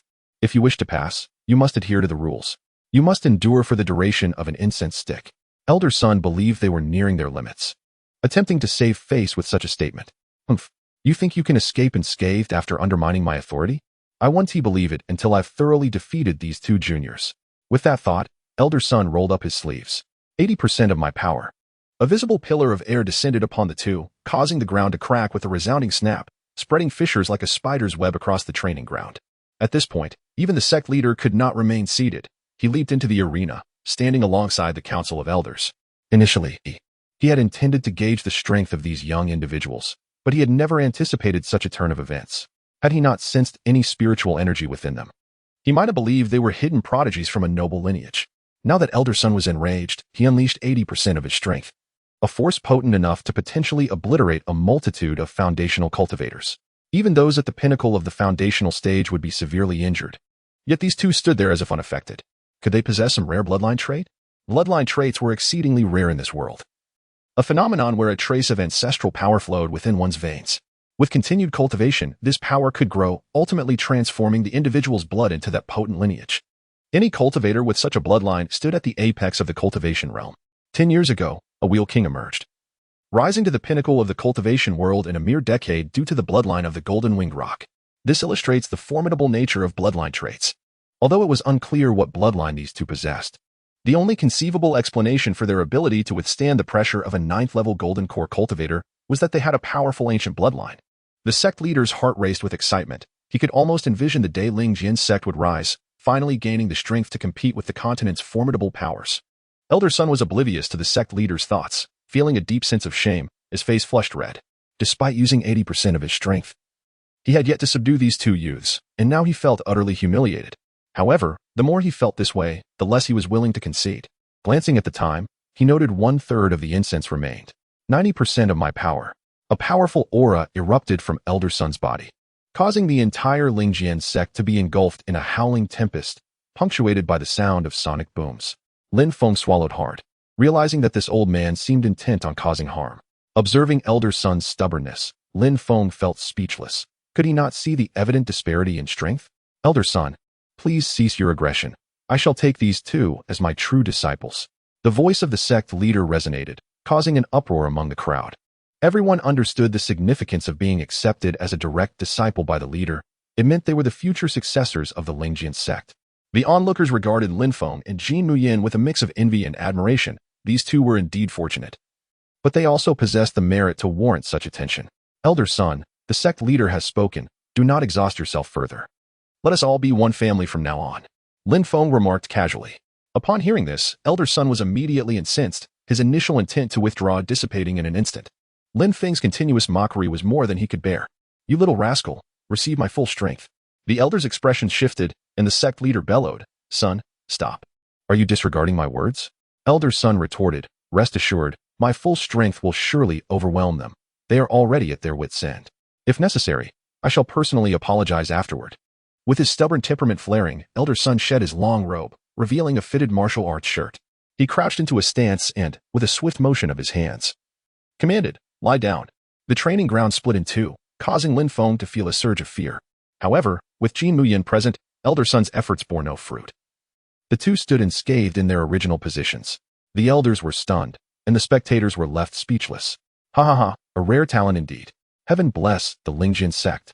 The sect leader, witnessing Lin Feng and Jin Muyin withstand Elder Son's full might without budging, could no longer contain his emotions, and tears streamed down his face. The rise of the Lingjian sect was imminent. He had already devised a plan to accept these two as disciples and impart the sect's ultimate secrets, ensuring their rapid ascension. Perhaps he would even witness the day when the Lingjian sect would dominate the continent. At this moment, Elder Son, feeling increasingly frustrated, realized that these two were evidently unafraid of his pressure, which emboldened their audacity. He anticipated that even his full strength would fail to subdue them. Nevertheless, having issued his challenge, he steeled his resolve and invoked the Zhou Tian battle array. The sky darkened, the sun vanished, replaced by the moon and stars. The elders gasped in horror, astonished that Elder Sun would employ his ultimate technique against mere disciples. Fear not. I am merely harnessing the power of the stars to exert pressure. I will not attack, he declared. This technique embodies my lifelong mastery. Let us see if you can withstand it. Lin Feng gazed at the stars swirling above him, amused. What sort of assessment is this old man conducting? Lin Feng inquired of Jin Muyen. The effect is rather mediocre, she replied. Then we shall not shy away from him, he declared confidently. Elder Sun's complexion darkened slightly, clearly straining to unleash his ultimate technique. Lin Feng turned to him, hands clasped behind his back, and calmly stated, Elder Sun, there is no need to exert further pressure. I declare that even if the sky were to collapse, my brothers and I could withstand it. The onlookers gasped collectively. These two were indeed formidable. How magnificent. I admire their spirit. Elder Sun, infuriated, shouted, Zhoutian star array. The celestial phenomenon above began to condense, ultimately forming a star map that enveloped Elder Sunday open. He bellowed, unleashing a terrifying pressure upon Lin Feng and Jin Muyen. The ground beneath them crumbled into a deep pit, swallowing their forms whole. Save them. The sect leaders swiftly intervened, countering the pressure with a deft motion. The other elders descended into the pit to rescue the two. In mere moments, they emerged unharmed, leaving Elder Sun utterly demoralized. This cannot be, he exclaimed, disbelief etched across his face. The surrounding disciples were equally astonished. Is this real? How could they be so powerful? They are even stronger than our senior brother. Lin Feng reveled in the astonished murmurs around him, satisfaction gleaming in his eyes. With his hands behind his back and his chin raised at a 45-degree angle, he addressed the crowd. I assure you, even if the sky were to fall, I would hold it up. I am Lin Feng, pleased to meet all my brothers and sisters. His bold demeanor left the female disciples starry-eyed, admiring his audacity. Elder Sun, overwhelmed by fury and frustration, spat out a mouthful of blood, collapsing to the ground. He could not fathom why his decades of cultivation had been ineffective against these two who exhibited no signs of spiritual energy. Assist Elder Sun to rest. The sect leader instructed several disciples. I am Feng Xingzi, the leader of the Lingjian sect. Do you two wish to join my ranks as my true disciples? Lin Feng hesitated momentarily, recalling that his plans had yet to be fully realized, and asked, Is there not one more assessment? Jin Mu shot him a sidelong glance. Incredulous at his naivety, she would not assist him in the inevitable brawl. Feng Xingzi laughed heartily. Look around. Are there any other disciples left besides you two? You have already passed the final assessment. There is no need for a third round. Lin Feng opened his mouth, intending to protest further. Tianyi interjected. Have you thought this through, Lin? It is just you and Jin Mu now. In a brawl, she would be your only opponent. Are you certain you wish to continue?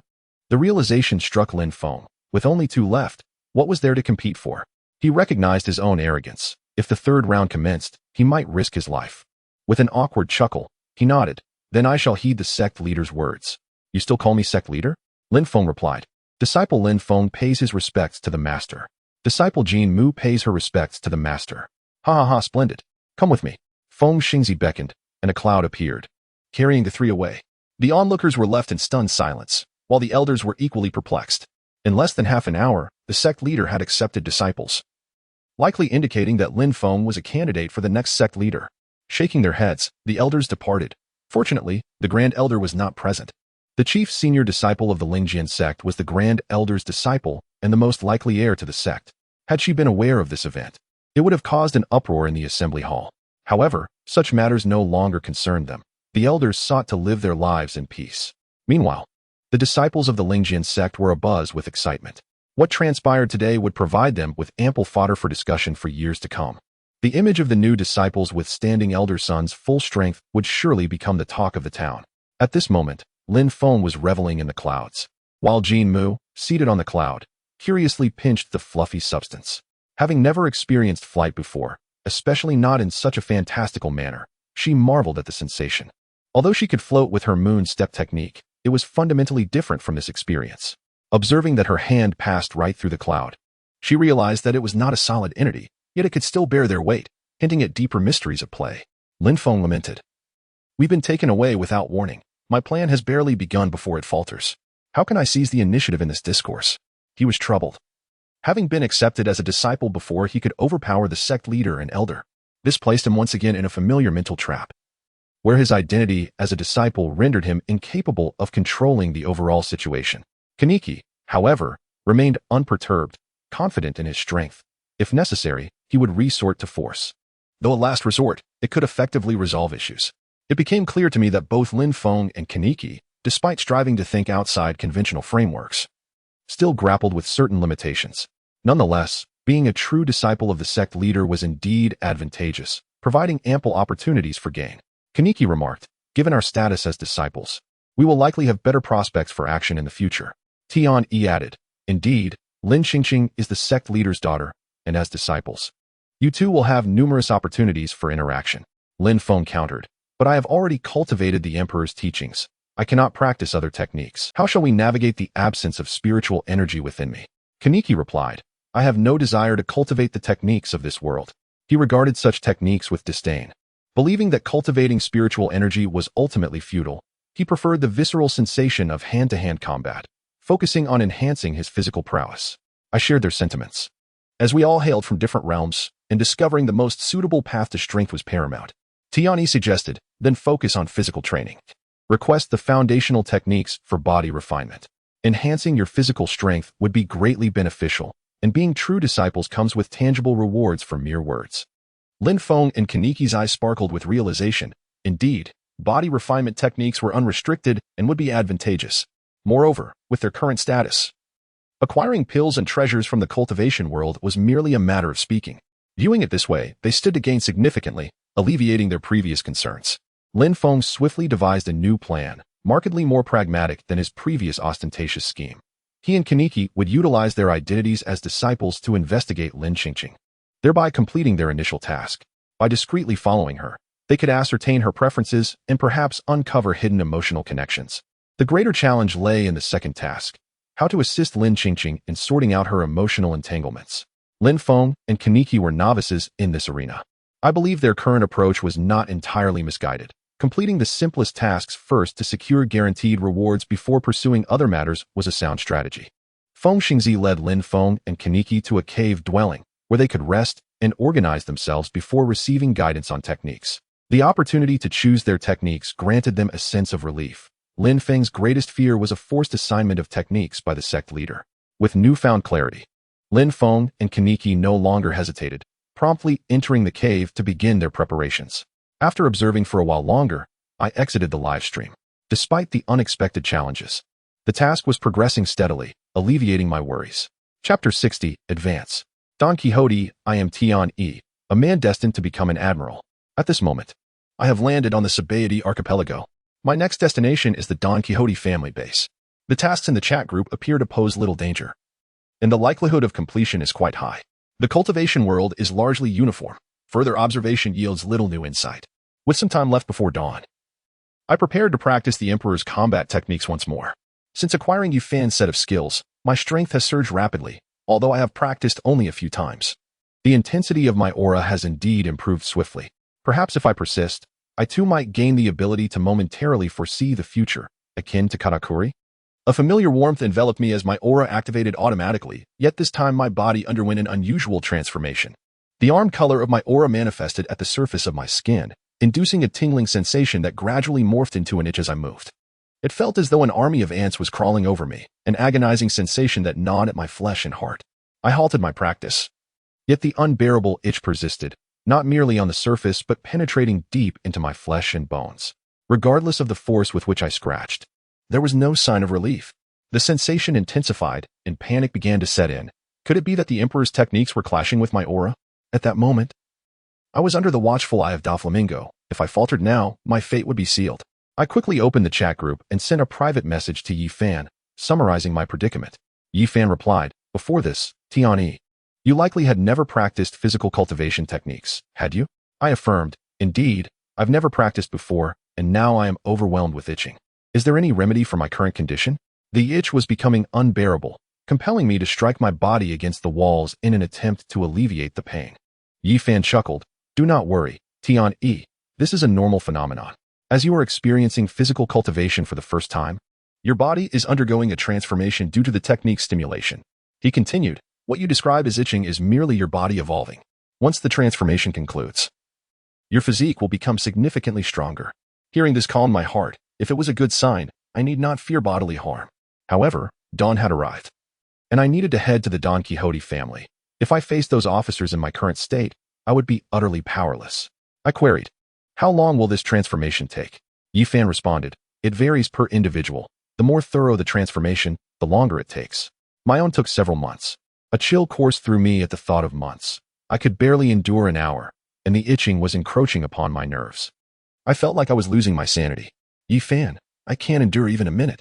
Is there any way to alleviate this itching immediately?" I implored. Yifan suggested, "You could allow others to strike you with their techniques during your transformation. The resulting shockwaves can relieve your itching. This method essentially uses your body as a crucible, forging yourself through the attacks of others. If you can endure, it could lead to an alternative path to enlightenment." He added, "I achieved my own physical sanctification through this method. While perilous, the opportunities it presents are substantial." Having read tales from the Zhetian world, I was familiar with this approach. At that moment, the discomfort was overwhelming as I slammed my body against the wall. I did feel a slight tremor that alleviated the itch. It appeared that allowing others to attack me was a viable strategy. Unfortunately, the wall could only provide limited resistance, and the itching continued to escalate. I disregarded my reservations, called out to Ace, and without waiting for a response, leapt from the window. I did not unleash my might. My body fell rigidly to the ground without any effort on my part, a violent tremor coursing through me, nearly eliciting a moan of pleasure. Never had I imagined I would experience such a day of uncontrollable shivers. Alas, at this moment, my bones felt as if they were nothing but worthless, and the discomfort of not fighting was unbearable. Fixated on the direction of the Don Quixote family's headquarters, I abandoned my use of hockey and charged straight ahead. When I encountered obstacles, I neither dodged nor evaded, colliding directly with them, creating chaos under the tranquil night sky. The residents of the street trembled in fear, having drawn the conclusion, based on recent harrowing news, that the Big Mom Pirates had arrived. Someone shouted, "The Big Mom Pirates are here. Quick, run. Call the Red Heart Army to capture them." I paid no heed to the cries of the people. After crashing through a high wall, my right arm hung limply. It was broken. My first instinct was to stop immediately, but at this moment, the unbearable itch combined with my fractured arm felt akin to a moth drawn to flames when confronting the Don Quixote family. Suddenly, a burst of flames appeared behind me. Ace had followed. He had been resting but was awakened by my shouting. Upon stepping outside, he witnessed me leaping from the windowsill, bewildered by my apparent madness. He noticed no other enemies nearby. Could it be an invisibility user? "Tiani, what's wrong? Did you discover something?" No, Ace. "I believe you have already realized that my body is experiencing a minor issue. Hence I have decided to launch an early attack on the Don Quixote family." Ace looked puzzled. "What? If your body is in trouble, shouldn't we hold off? What does launching an attack mean?" Ace couldn't comprehend my actions, but I had no time to elaborate. A sudden wave of intense itching surged through my fractured arm, and within a few breaths, I regained sensation in my fingers, the entire arm restored to its former state. I rejoiced internally. This transformation of my flesh was extraordinarily unfair. Such injuries could heal. Feeling reassured, I suppressed the itch and waved my hand. "Stay close." Ace, perplexed by the inexplicable changes occurring within me, reluctantly followed suit. He was prepared to retreat at any moment, opting not to use his devil fruit abilities, merely running behind me. I recalled my elementary school math teacher's lesson. The shortest distance between 2 points is a straight line. Thus, I charged forward without deviation, quickly reaching the Don Quixote headquarters. The outer structure resembled a grand fortress, imposing and magnificent. Gazing at the colossal building before me, my spirit ignited. If I collided with this giant, the resulting shockwave would surely be exhilarating. Why did I have such thoughts? I sensed my desire for chaos awakening. The sheer potency of my physical transformation was astounding. No wonder the Emperor was so formidable. I surmised he, too, must have been a formidable shield in his early days. Should I charge through? Ace came up beside me, aware that we had already demolished numerous structures along our path, and the island's law enforcement would soon arrive. Chapter 61. Bodily Mutation INT on E. Due to my training in the Emperor's combat style, my flesh is undergoing a transformation, accompanied by an unbearable itch. This deep-seated itch is nearing resolution. Gazing at the imposing structure before me, I felt exhilarated. Step aside and watch me shatter this fortress. The Emperor harnessed the strength of his enemies to forge his own body, converting their power into the energy for his own refinement. However, I possess no such techniques, nor do they exist in this world. In my case, it would entail enduring a vigorous thrashing from a powerful adversary, preferably one of immense strength. Only the purest clash of power could invigorate my blood and bones, alleviating the itch within. Focusing on the formidable wall ahead, I pushed my hockey to its utmost limits. Don Quixote, I am coming. If I could collide with this colossal edifice, the itching sensation would subside, and the ensuing impact would minimize my suffering. Ace, Having taken my suggestion to keep his distance, was now far removed from me. I required additional force to pummel me, without him sharing the burden. Ace was utterly bewildered, unable to follow my reasoning. I had abruptly declared my intent to assault the Don Quixote family in the early hours before dawn. And now I was instructing him to maintain a distance. What was his purpose in being here? Ace had completely abandoned the idea of executing a precise strategic plan. Finding my behavior too erratic, he feared that if this continued, I would surely meet my end. Uncertain of my own strength, indeed. I too was unsure, having developed cautiously in the past. Only after joining a chat group had I begun to act boldly. This encounter with a formidable opponent was the perfect opportunity to test my limits. Haki. A rich, almost liquid form of haki enveloped my body, its intensity far surpassing what I had previously experienced. However, as I activated my haki, the deep, penetrating itch intensified. With no time to spare, I shielded my head with my hands and charged toward the gate. The guards atop the gate had long been rendered speechless by fear, having witnessed Ace and me barreling toward the Don Quixote stronghold. A phone snail, which had been in use, tumbled to the ground. Hello? What happened? Report immediately. Can anyone hear me? Damn it, what is going on? The voice on the other end began to roar in frustration. But he did not have to wait long for an answer. I had collided violently with the iron gate. With a deep, resounding crash, the earth shook violently, causing one of the guards atop the tower to lose his footing and tumble down. I had no time to concern myself with such minor characters. My sole focus was a single word: exhilarating. With this full-force collision, I felt my bones resonate, and after enduring the torment of itchings, to experience such a sensation was truly blissful. Stepping back slightly, I prepared to charge the gate once more. The previous impact had already created a significant dent in the iron gate. Another collision would surely shatter it completely. Dark, ominous energy flickered wildly. My haki was unstable, having completely transitioned from solid to liquid. I had never encountered such a form of haki, only sensing that its quality far exceeded anything I had experienced before. And this transformation was still ongoing. Merely practicing a portion of the Emperor's combat style had induced such a qualitative change. If I were to practice techniques, it would be something else entirely. But never mind, such thoughts were mere musings. Even if the Emperor presented me with techniques, I would refuse to learn them. I firmly believed that what I learned in the world of pirates was the most suited to me. After yet another collision with the iron gate, a wave of relief washed over me. Having found the right method, I felt my frail bones might indeed be saved. The iron gate has been forcefully breached, and the city walls are now adorned with web-like patterns, continuously spreading outward. Who possesses such audacity to assault the Don Quixote family? At last, a high-ranking individual has made an appearance. A towering figure, reminiscent of a small hill, descends directly. Unmistakably the wielder of the stone fruit, Pika. I am overwhelmed with joy at Pika's arrival. The hardness of the stone fruit is unparalleled, and its immense strength promises a delightful clash. I am known as Thor, and if you possess any sense, surrender your valuable treasures to me. A colossal hand looms above me, as Pika shows no intention of granting me the courtesy of dialogue, aiming to eliminate me at the earliest opportunity. However, this suits me perfectly, as I remain resolute in my decision not to strike back, bracing myself for Pika's assault. Ah, what a thrill! The force of that blow shattered my spine, yet within mere seconds, my body rejuvenated to its former state. Pika, astonished by the ineffectiveness of his fist, could hardly believe his eyes. It was the first time he had encountered someone who could withstand his iron fist unscathed. Raising his arm with all his might, he strikes me again. I adopt the same stance to absorb the impact. This time, the force is even greater, but my spine remains intact. Although my Achilles tendon feels the strain, I realize that this physical transformation is refining my bones, though the principle eludes me. I understand that once a bone breaks and heals, its hardness significantly increases. This method is rather effective. The itching sensation enveloping me dulls any perception of pain, rendering the fleeting moments of discomfort negligible. Who on earth are you? Pika, having sensed something amiss after his 2 failed attempts, questions me.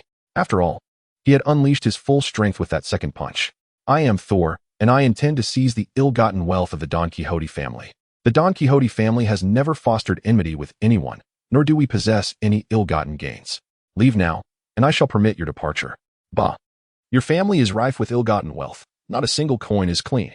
If you know what's good for you, hand over the treasures. Then you shall wait. Pika steps aside and dials a din mushy to contact Toripol, requesting reinforcements from the family headquarters as he seeks to buy time. I observe Pika, contemplating my next course of action. After enduring 2 punches, my condition has notably improved, and I am in no rush to retaliate. If the other executives possess similar strength, I sense they pose little threat. Hello? Is this Pika? A deep voice emanates from the din-din mushy. Pola, an odd individual has arrived, claiming to be Thor. I have told you countless times to call me Mr. Pola. Wait, what did you just say? Thor is at our doorstep? The voice on the other end clearly exhibits excitement. Indeed, Pola, and he is remarkably strong. It is quite possible I cannot subdue him. Should I consult Doflamingo? The captain is out seeking allies and is currently off the island. You must stall this Thor fellow. I will notify the other executives for swift support. Understood. Click. Pika glares at me with murderous intent. Since you refuse to leave, you shall remain here forever. Stone fruit, activate. A palpable energy emanates from the ground, enveloping Pika as he harnesses the power of the rocks, elevating his strength to new heights. Once more, he charges at me with a fist, and I again cross my arms to shield my head, pushing my haki to its utmost limits, preparing to absorb this blow. Bang! Under the weight of Pika's massive fist, my body is propelled like a cannonball, crashing against a distant building, the opposing forces causing me to spit blood. Chapter 62. Encounter, Fire Fist Asa. The residents of the building scream in terror. This is Sabaody Archipelago. How could a battle erupt here? Has the Big Mom Pirates already arrived? Someone shouts. The Big Mom Pirates are attacking. Instantly, pandemonium ensues as the residents begin to flee, frightened that they may be caught in the crossfire. The bolder residents stealthily peer through their windows to gauge the situation. They notice the Heart Pirates and Diamond Pirates are on high alert. It's Sugar. We are saved. The sight of the little girl standing at the forefront of the army ignites excitement among the residents. She is the user of the hobby fruit, Sugar. Sugar's ability is formidable, capable of transforming those around her into her toys, binding them to her will, thus necessitating a considerable distance when confronting her. At this moment, Ace observes everything from a nearby rooftop. He is taken aback to see me withstand Pika's iron fist unscathed.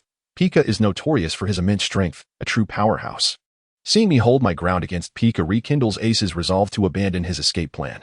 Meanwhile, Sugar receives orders from Toripole, alerting her to an ambush at the headquarters, where Pika is currently engaged, necessitating her immediate reinforcement. Target, family headquarters, move out. The toy army begins its advance toward the headquarters. Ace, hidden in the shadows, feels a surge of confidence upon witnessing my strength and resolves to delay Sugar and her forces. He has heard tales of Sugar, the hobby fruit user, a paragon of superhuman ability. Engaging her requires distance to avoid becoming a mere toy servant. Taking a deep breath, Ace activates his armament haki, enveloping his fists. The element of surprise is his greatest advantage, and he knows this initial strike must succeed. He does not aspire to eliminate her in one blow. Merely injuring her would suffice. As Sugar's forces draw near to Ace's building, their attention is focused on their surroundings, oblivious to the impending danger from above. Sugar, meanwhile, hums a cheerful tune, chewing gum, and is dismissive of Torpole's warnings regarding a potential threat posed by Pika's opponent. Perhaps by the time she arrives, Pika will have already dealt with him. Just then, she suddenly senses a lethal aura. Enemy. Fire. Great Flame Emperor. Before Sugar can relay any orders to her troops, Ace unleashes his most powerful technique. The Great Flame Emperor is the pinnacle of Fire Fist Ace's abilities, summoning a fireball the size of a small mountain, descending from the sky. No. Sugar watches in horror as the miniature sun plummets toward her. Even before it makes contact, the moisture in her body begins to evaporate. Protect me. In a moment of desperation, Sugar commands her toy army to form a human shield, bracing for Ace's Great Flame Emperor. Watching the wall of toys below, Ace scoffs. This flimsy barrier will not withstand his artificial sun. Initially, he anticipated that Sugar might possess other extraordinary abilities. But it seems she has no offensive or defensive power of her own, merely the ability to manipulate others. Indeed, the heavens are fair. Yet Ace is no benevolent soul. He shows no inclination to hold back. This is the optimal opportunity to severely wound Sugar, and he will not let it slip away. The colossal fireball descends with a thunderous roar, igniting the sky in crimson hues. Sizzle. The ground and surrounding buildings begin to ignite, the capabilities of the flame fruit manifesting. Sugar watches in despair as wave after wave of her toy soldiers fall, while the gigantic fireball shows no signs of abating, continuing its relentless descent. Sugar hastily rose to her feet and began to flee, but being merely a small girl, she could hardly run far. Ace hovered in the air, seizing the opportunity to strike down this cornered foe. Fire gun. A barrage of fiery bullets rained down upon Sugar. Ah, you're Fire Fist Ace. Why are you here? Sugar screamed as she dodged. Who is Ace? I don't know him. A massive, terrifying fireball loomed over her, leaving Sugar no chance to speak. Nonetheless, Ace remained vigilant, sensing that this encounter was surprisingly effortless. No battle ever concludes without difficulty. Therefore, instead of pressing his advantage, he retreated higher into the sky to reassess the situation. As it turned out, Ace's instincts were correct. A colossal hand emerged from the fireball, forcefully lifting it and hurling it towards Ace. He felt fortunate for his earlier decision. This little girl indeed had a trick up her sleeve. You managed to see through my ruse. Sugar shrieked. From the very beginning, she had sensed Ace's presence. Sacrificing numerous soldiers and tolerating widespread destruction of the city to lower Ace's guard and lead him into a trap. Every prior maneuver had been a preparation for her recent ultimate technique. Yet she had not anticipated that Fire Fist Ace would withdraw at the critical moment. It felt akin to striking cotton, a most frustrating sensation. Nyo, take him down. Ace evaded the incoming fireball and fixed his gaze upon the enormous creature below, a bull-headed monster. Evidently a product of biological experimentation, showcasing immense strength and durability. The bull-headed creature crouched slightly before springing from the ground like a cannonball towards Ace. I can't match his strength. I'll have to kite him, Ace thought. The creature's power was overwhelming, and a direct confrontation was ill-advised. Ace began to showcase his agility. Flames swirling in the air, sometimes joyous, sometimes intense. Although the bull-headed monster possessed formidable strength and explosive power, its lack of agility was its sole weakness. However, its tough hide rendered Ace's flames largely ineffective. Engaging the creature up close with his haki would be tantamount to courting death. This one is mine to handle. The rest of you proceed swiftly to the headquarters and support Pika. Sugar commanded her remaining toy soldiers. The remaining toy soldiers surged toward the family headquarters, while Ace attempted to intercept them with his fire, only for the bull-headed creature to block every shot. Its defensive capabilities were indeed vexing. The two became locked in a stalemate of pursuit and evasion. Ace pondered how to break the deadlock when his gaze drifted to Sugar, who was secretly hiding within a nearby building. Suddenly, an idea struck him. Why not eliminate Sugar directly? Why waste time battling the bull-headed creature? However, timing was crucial. So Ace silently noted the building and floor where Sugar was hiding, pretending not to notice her little maneuver while continuing his struggle with the bull-headed monster. Sugar, feeling triumphant, climbed to the third floor and covertly peered out from the window, completely unaware that her actions had been observed by Ace. Heh, foolish fool. You and Nyo can wear each other out. Once my reinforcements arrive, you're finished. I'll make you my 1000th servant. Sugar retrieved her transponder snail and called Toripol, requesting more reinforcements as the family members on Sabaody Archipelago were limited. Hello? Is this Sugar? It's me. I'm about to be taken down by Fire Fist Ace. Hurry and send someone to help me. I remember Virgo is nearby. In this dire moment, Sugar didn't hesitate to demand assistance. Hold on for a moment. I'll contact the other family members right away. You better hurry. Click. The call ended, and Sugar took a deep breath, trying to calm her nerves. Although Ace was temporarily occupied with Nyo, he would inevitably discern that the user of the devil fruit was the key to resolving this situation. Faced with Ace's relentless assault, she felt utterly powerless. She needed to relocate to a safer position. Chapter 63. Do you know the technique of descending palms? The bull-headed monster was characterized by its tough hide and immense power. Fortunately, its intelligence was lacking, and its actions were predictable. After several rounds of engagement, Ace had nearly deciphered the creature's patterns. This was largely due to the absence of Sugar, who, hiding away, had left the bull-headed monster to rely solely on instinct in battle. Sugar, observing the fierce clash above, felt a surge of glee. As Ace had yet to notice her subtle movements, she had identified an excellent hiding spot.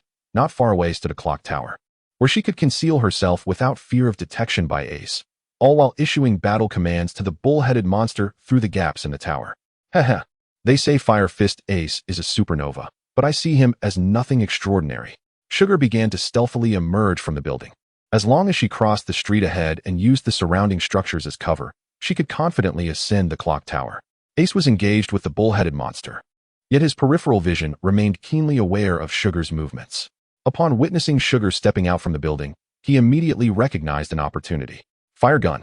Ace unleashed a torrent of fiery bullets towards the bull-headed monster for suppression.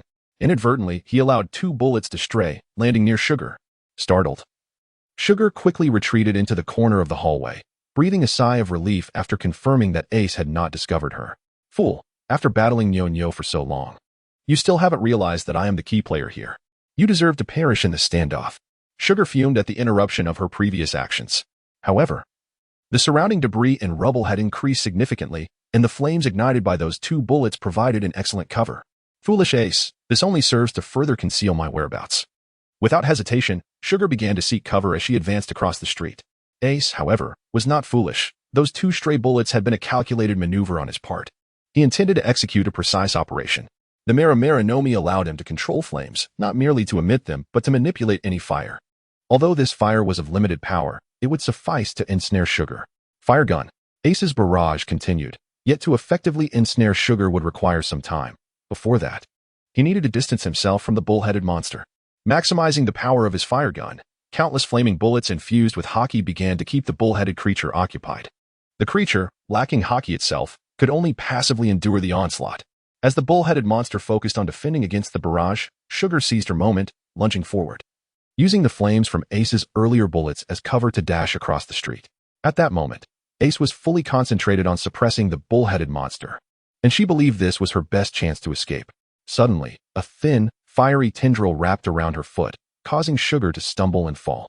The look of delight on her face quickly transformed into one of terror as she saw Ace, with his right hand using fire gun to suppress the bull-headed monster, and his left hand forming a sword-like gesture to control the residual flames on the ground. Countless fiery tendrils coiled around her, and despite her frantic struggles, Ace's flames had begun to undergo a transformation. Though fine, these tendrils were as strong as steel, rendering her efforts futile. Is this similar to what Lord Doflamingo can do? Sugar contemplated the string fruit of Doflamingo, which possessed the remarkable ability to transform soft threads into incredibly firm ones, a situation strikingly similar to her current predicament. Flames ensnared Sugar's limbs and head, leaving behind faint scorch marks at the points of restraint. At this juncture, Ace had successfully gained preliminary control over Sugar's movements. Minotaur. Eliminate him.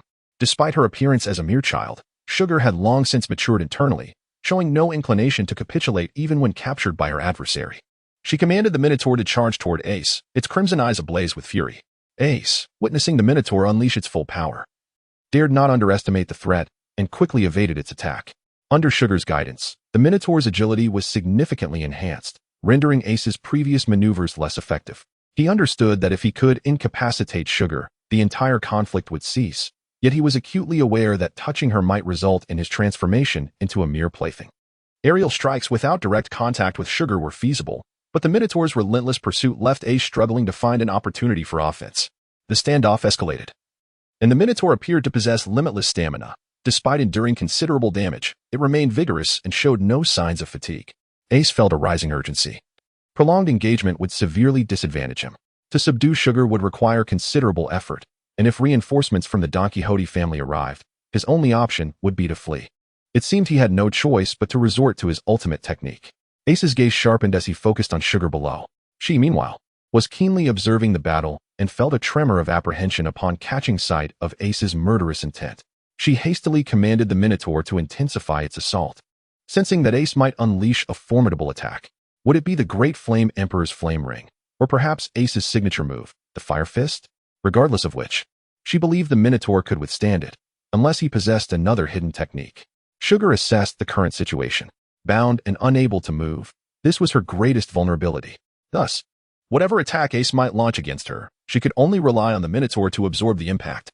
However, she had unwavering confidence in the Minotaur's physical strength.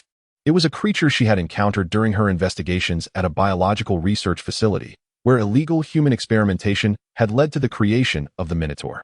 Possessing the genes of 2 sea kings, its physical resilience was akin to that of Diamond, impervious even to the mightiest of blades. Moreover, its soft yet robust hide absorbed tremendous impact, enabling it to withstand significant damage. Unbeknownst to Ace, even if he were aware of Sugar's thoughts, he would remain indifferent to her concerns. He was preparing to unleash his conqueror's Haki.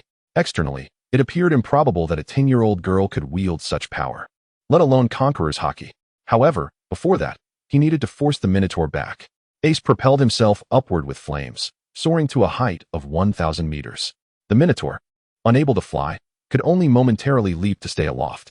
At this elevation, it could not intercept him. Minotaur, protect me, Sugar commanded. The Minotaur swiftly positioned itself before her. Ace engulfed his right hand in flames, compressing them until the gaseous fire transformed into a flowing liquid flame. A crimson and violet blaze surged toward Sugar from above. Fire Fist. A column of fire descended from the sky, Ace's signature skill. He had initially hesitated to use it, knowing that its activation would announce his presence throughout the city. Yet, the urgency of the situation left him no choice. Disguising his identity would be futile. The Minotaur crossed its arms defensively against the falling Fire Fist. The impact forced it backward, carving deep trenches into the ground beneath its feet. Ultimately, it managed to stabilize itself. As the Minotaur braced against the fiery assault, it struggled to recover from the shock. The fire fist served as a mere distraction, allowing Ace to use this opportunity to unleash his conqueror's haki.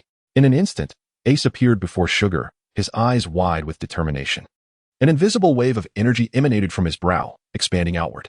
Conqueror's haki. Activate. Chapter 64. Come and strike me. Sugar felt a surge of triumph. The Minotaur, having created an opening for her, could now facilitate her escape.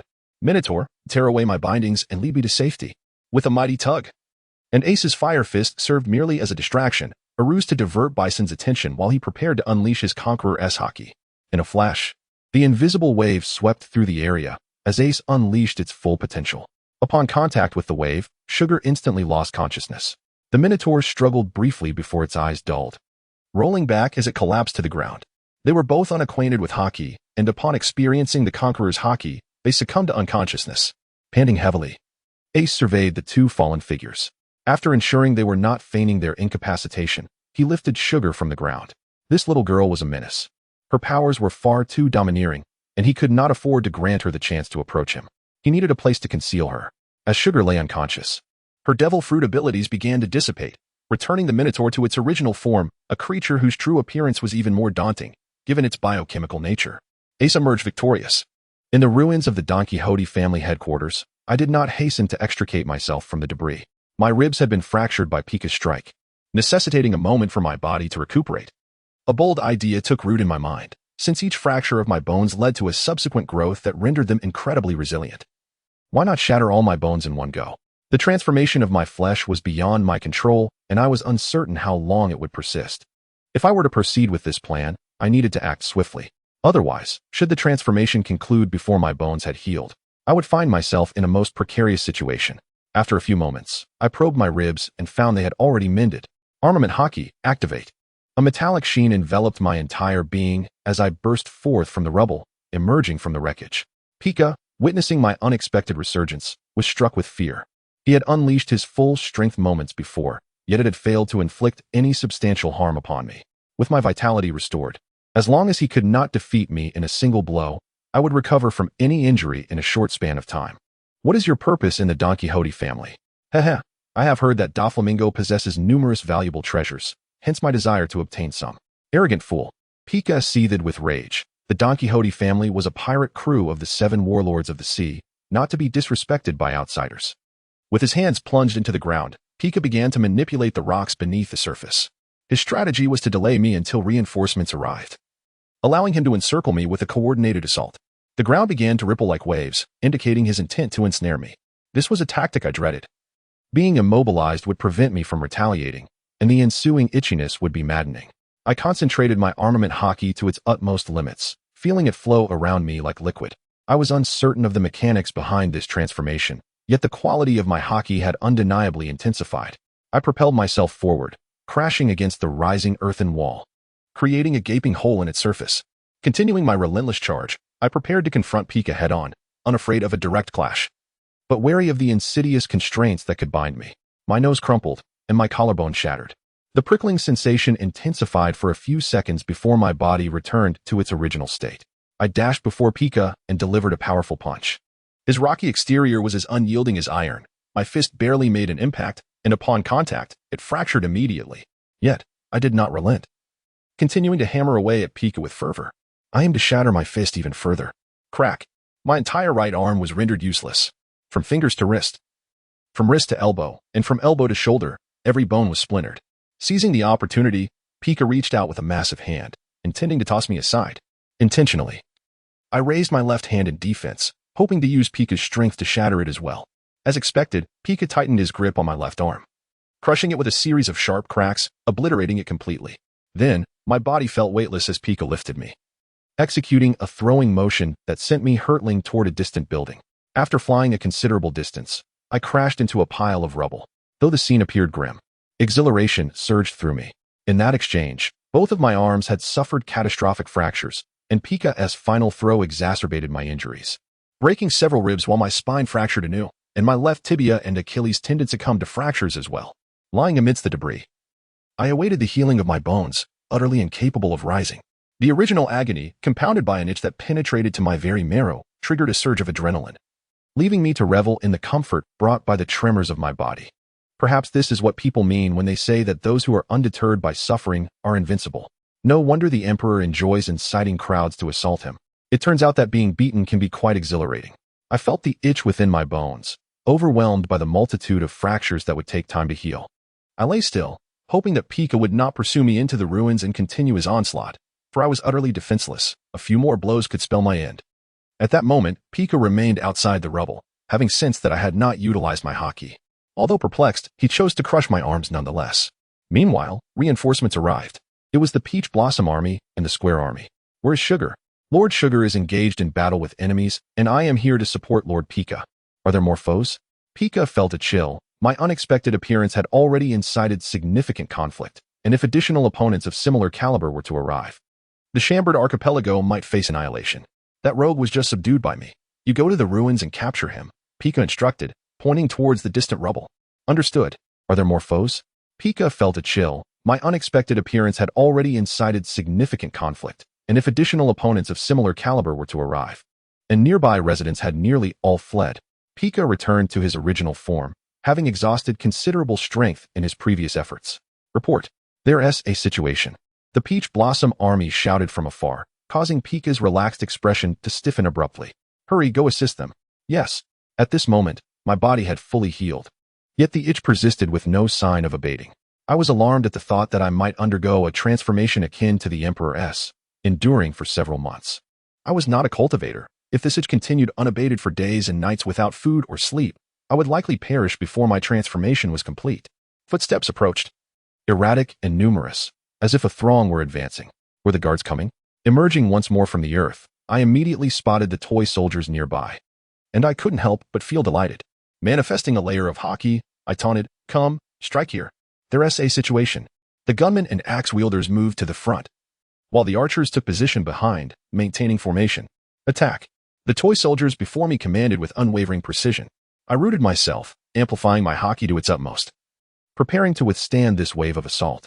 Dozens of tiny soldiers armed with long spears and blades surrounded me. The clash of their hardened weapons against my body sent sparks flying.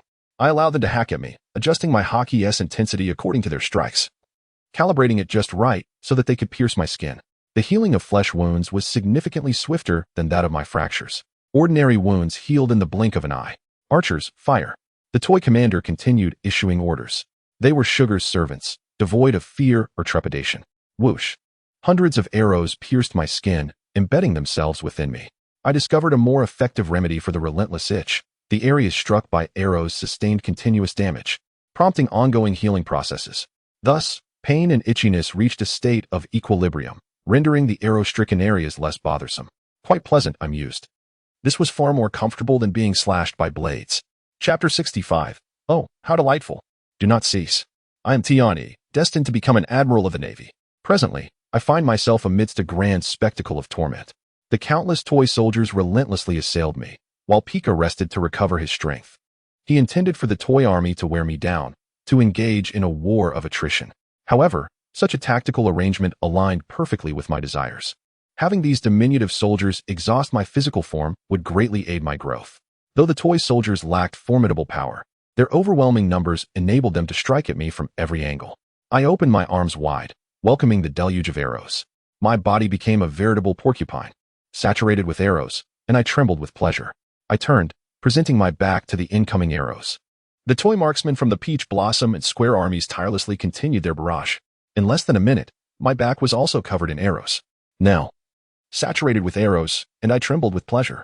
I turned, presenting my back to the incoming arrows, enveloping the arrows embedded in my body with my haki, rendering the surrounding soldiers incapable of inflicting further harm. Initially alleviating the incessant itch, I glanced at Pika. I could no longer delay. He needed to be dealt with swiftly, lest more reinforcements arrive and turn the tide against me. Pika, noticing my gaze, recognized my intent and glared back, his eyes wide with fury. He was no pushover to be easily handled. I propelled myself toward Pika, my physical form continually evolving and strengthening throughout this transformation process. I was now barely capable of withstanding Pika's heavy blows. The arrows on my body shattered one after another, causing me distress. If I were to engage a powerful adversary, these pesky projectiles would undoubtedly be lost, meaning I would again face the torment of itching. Pika activated the powers of his stone fruit, transforming into a colossal figure clad in rock armor. I ceased to engage him directly. The recoil from my punches against his body sufficiently alleviated my itch. Moonwalk. I leaped atop Pika's head. Finger gun. My fingers became claws, reaching for his skull. Pika's enlarged form was unable to evade with agility, forcing him to withstand my assault with haki. Pika was caught off guard as I breached his defenses, a wave of shock washing over him. Until now, I had been on the defensive, leaving him unaware of my true offensive capabilities. With a single grasp, I tore open a portion of his skull, prompting him to reevaluate my strength and fear. In his eyes, my haki was now worthy of standing against Virgo. Damn it. Why has the reinforcements arrived yet? What on earth is Toribol doing? Toribol sneezed within the base, having implemented the best strategy possible by prioritizing Virgo's support for Sugar, followed by their combined efforts to subdue Raiji. However, he did not anticipate that before Virgo's arrival, Ace had already spirited away the unconscious Sugar. Consequently, reinforcements opted not to assist Pika at the earliest opportunity, as everyone subconsciously believed Pika could handle the situation alone. Pika himself thought the same. Alas, reality often defies expectations. Teaching him a harsh lesson, Pika dared not maintain his armor in a colossal form any longer, as to do so would invite certain demise. Returning to his normal size, Pika chose to create distance. At that moment, I felt exhilarated. I had never envisioned such strength within me, certainly thanks to the mutation of my body. The automatic healing effect from this transformation rendered me nearly invincible, growing even stronger with each confrontation, albeit accompanied by an insatiable itch. Taking a deep breath, Pika chose to create distance. At that moment, I felt exhilarated. I had never envisioned such strength within me, certainly thanks to the mutation of my body. His muscles bulged to an exaggerated extent. Hiss. He was about to unleash a powerful attack. Yet, I had no choice but to remain, as my itch could only be alleviated through collision with Pika. Activating both armament haki and observation haki to their fullest, Pika's assault appeared formidable. However, I wondered if my haki could withstand it. Chaos Wave. Pika charged forward, delivering a barrage of punches as if propelled by a cannon. In mere seconds, I endured nearly 100 consecutive strikes. Perhaps due to his injuries, Pika's haki was diminished, or perhaps the speed of his punches dispersed his strength. I wondered if my haki could withstand it. Chaos Wave. Pika charged forward, delivering a barrage of punches as if propelled by a cannon. In mere seconds, as every bone and sinew trembled violently, I was propelled backward by Pika's frenzied onslaught, leaving deep trenches in the ground. Pika continued his relentless hammering. His blows did not exceed my expectations, and my haki was just sufficient to withstand them. The relentless assault left me with that delightful sensation of soreness throughout my body. Pika noticed this shift. It seemed that no matter how he struck, I could defend against it.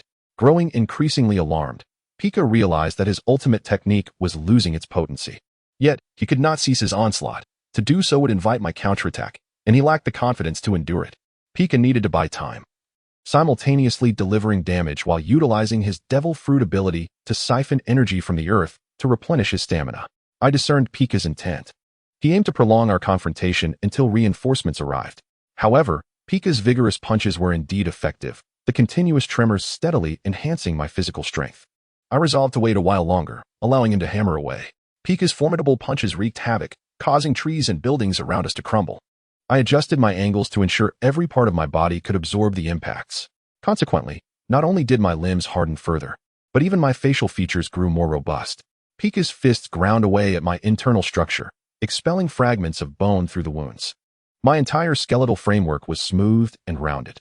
What Leaf Fan had previously described, refining oneself through the assault of others, was becoming clear. I sensed that Pika's punches were not as powerful as before, not due to a lack of force on his part, but because my body had strengthened, rendering him incapable of further honing my resilience. At this moment, I lacked a swift method to decisively defeat Pika. It seemed that only the conqueror's haki could suffice. I hesitated, knowing that employing haki would exacerbate the itchiness, potentially worsening my current condition. Pika's punches gradually ceased. He needed to exit the battlefield quickly to report the situation to Toribol. If he failed to report, Toribol might still believe he had dealt with the intruders. Realizing this, Pika no longer hesitated and prepared to activate his stone fruit ability to escape underground. As I observed him halting, I understood he was about to take alternative action. Don't stop. This feels so good, I exclaimed, relishing the sensation. I needed to divert Pika's attention.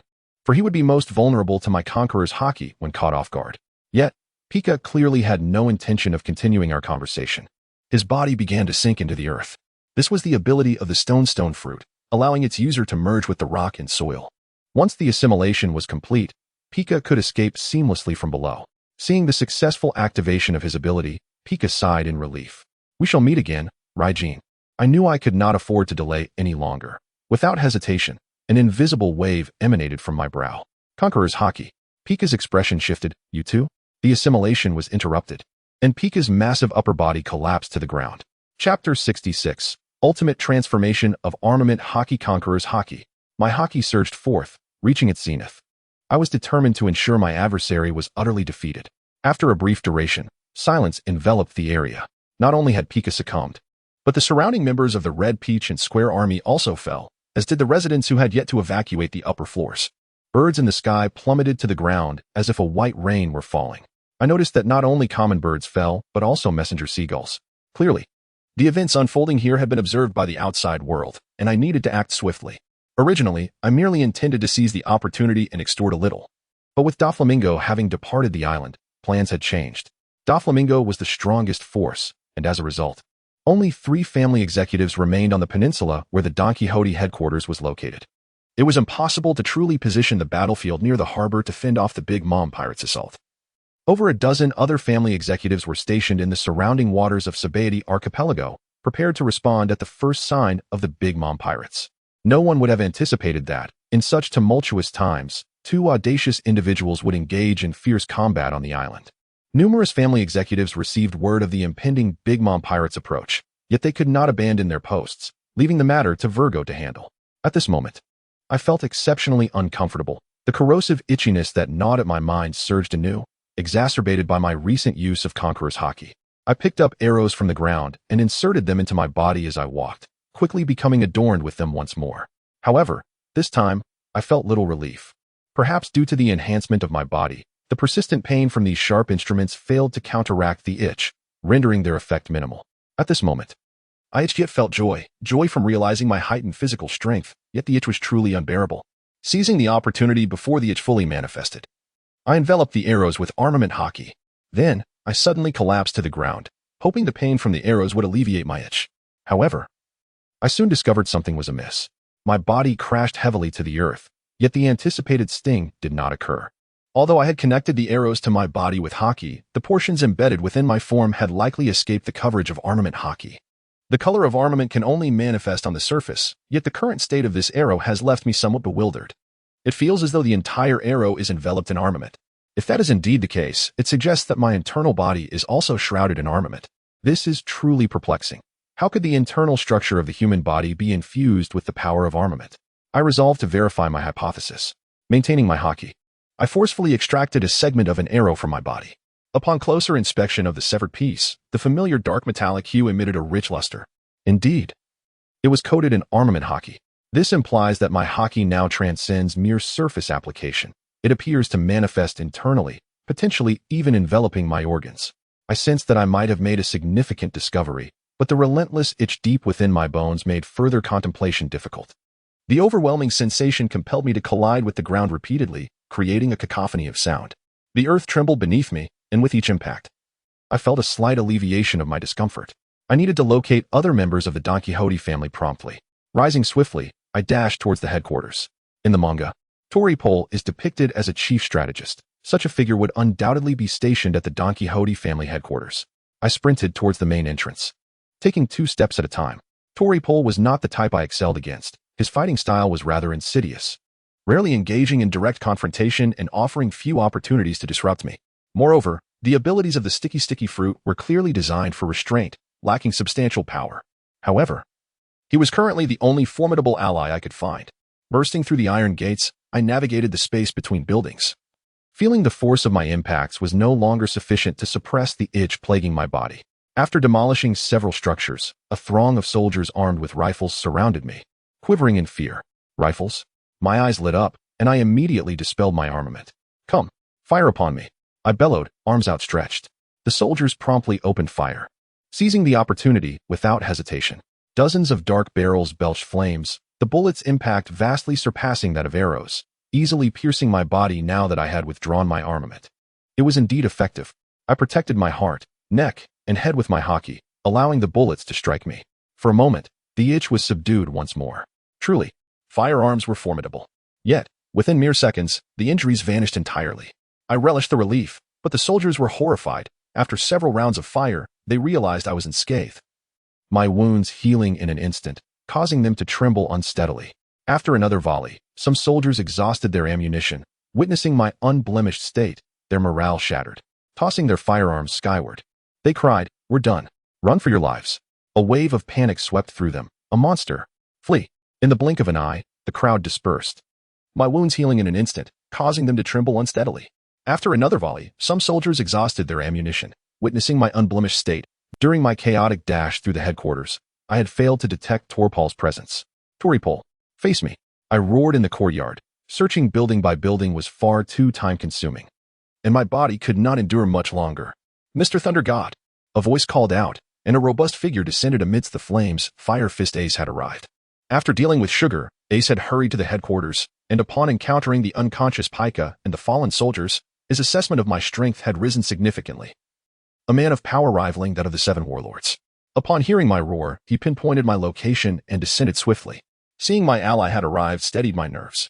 After dealing with Sugar, Ace had hurried to the headquarters, and upon encountering the unconscious Pika and the fallen soldiers, his assessment of my strength had... She won't die? I understood. Even if Sugar regained consciousness, she would struggle to make any significant moves. To my surprise, Ace had encountered Sugar and defeated her. Sugar had always been a persistent threat to me, particularly as someone who engaged in close combat. Her abilities could easily turn me into a toy. With her dealt with, one of my burdens was lifted. "Well done, Fire God. You're overestimating me." I heard Mr. Thunder God calling for Toripol. Ace remained vigilant, aware that the battle had only just begun. Indeed, Toripol is one of the highest-ranking members of the Don Quixote family, tasked with overseeing and strategizing. He must be here. Understood. One of my burdens was lifted. "Well done, Fire God. You're overestimating me." I heard Mr. Thunder God calling for Toripol. Ace remained vigilant. "Could you direct your flames towards me?" Ace responded with a puzzled expression. Ace scanned the surroundings cautiously. The itch within me began to flare once more. I turned to Ace, hoping his flames might help suppress my discomfort. "Fire God, could you direct your flames towards me?" Ace responded with a puzzled expression.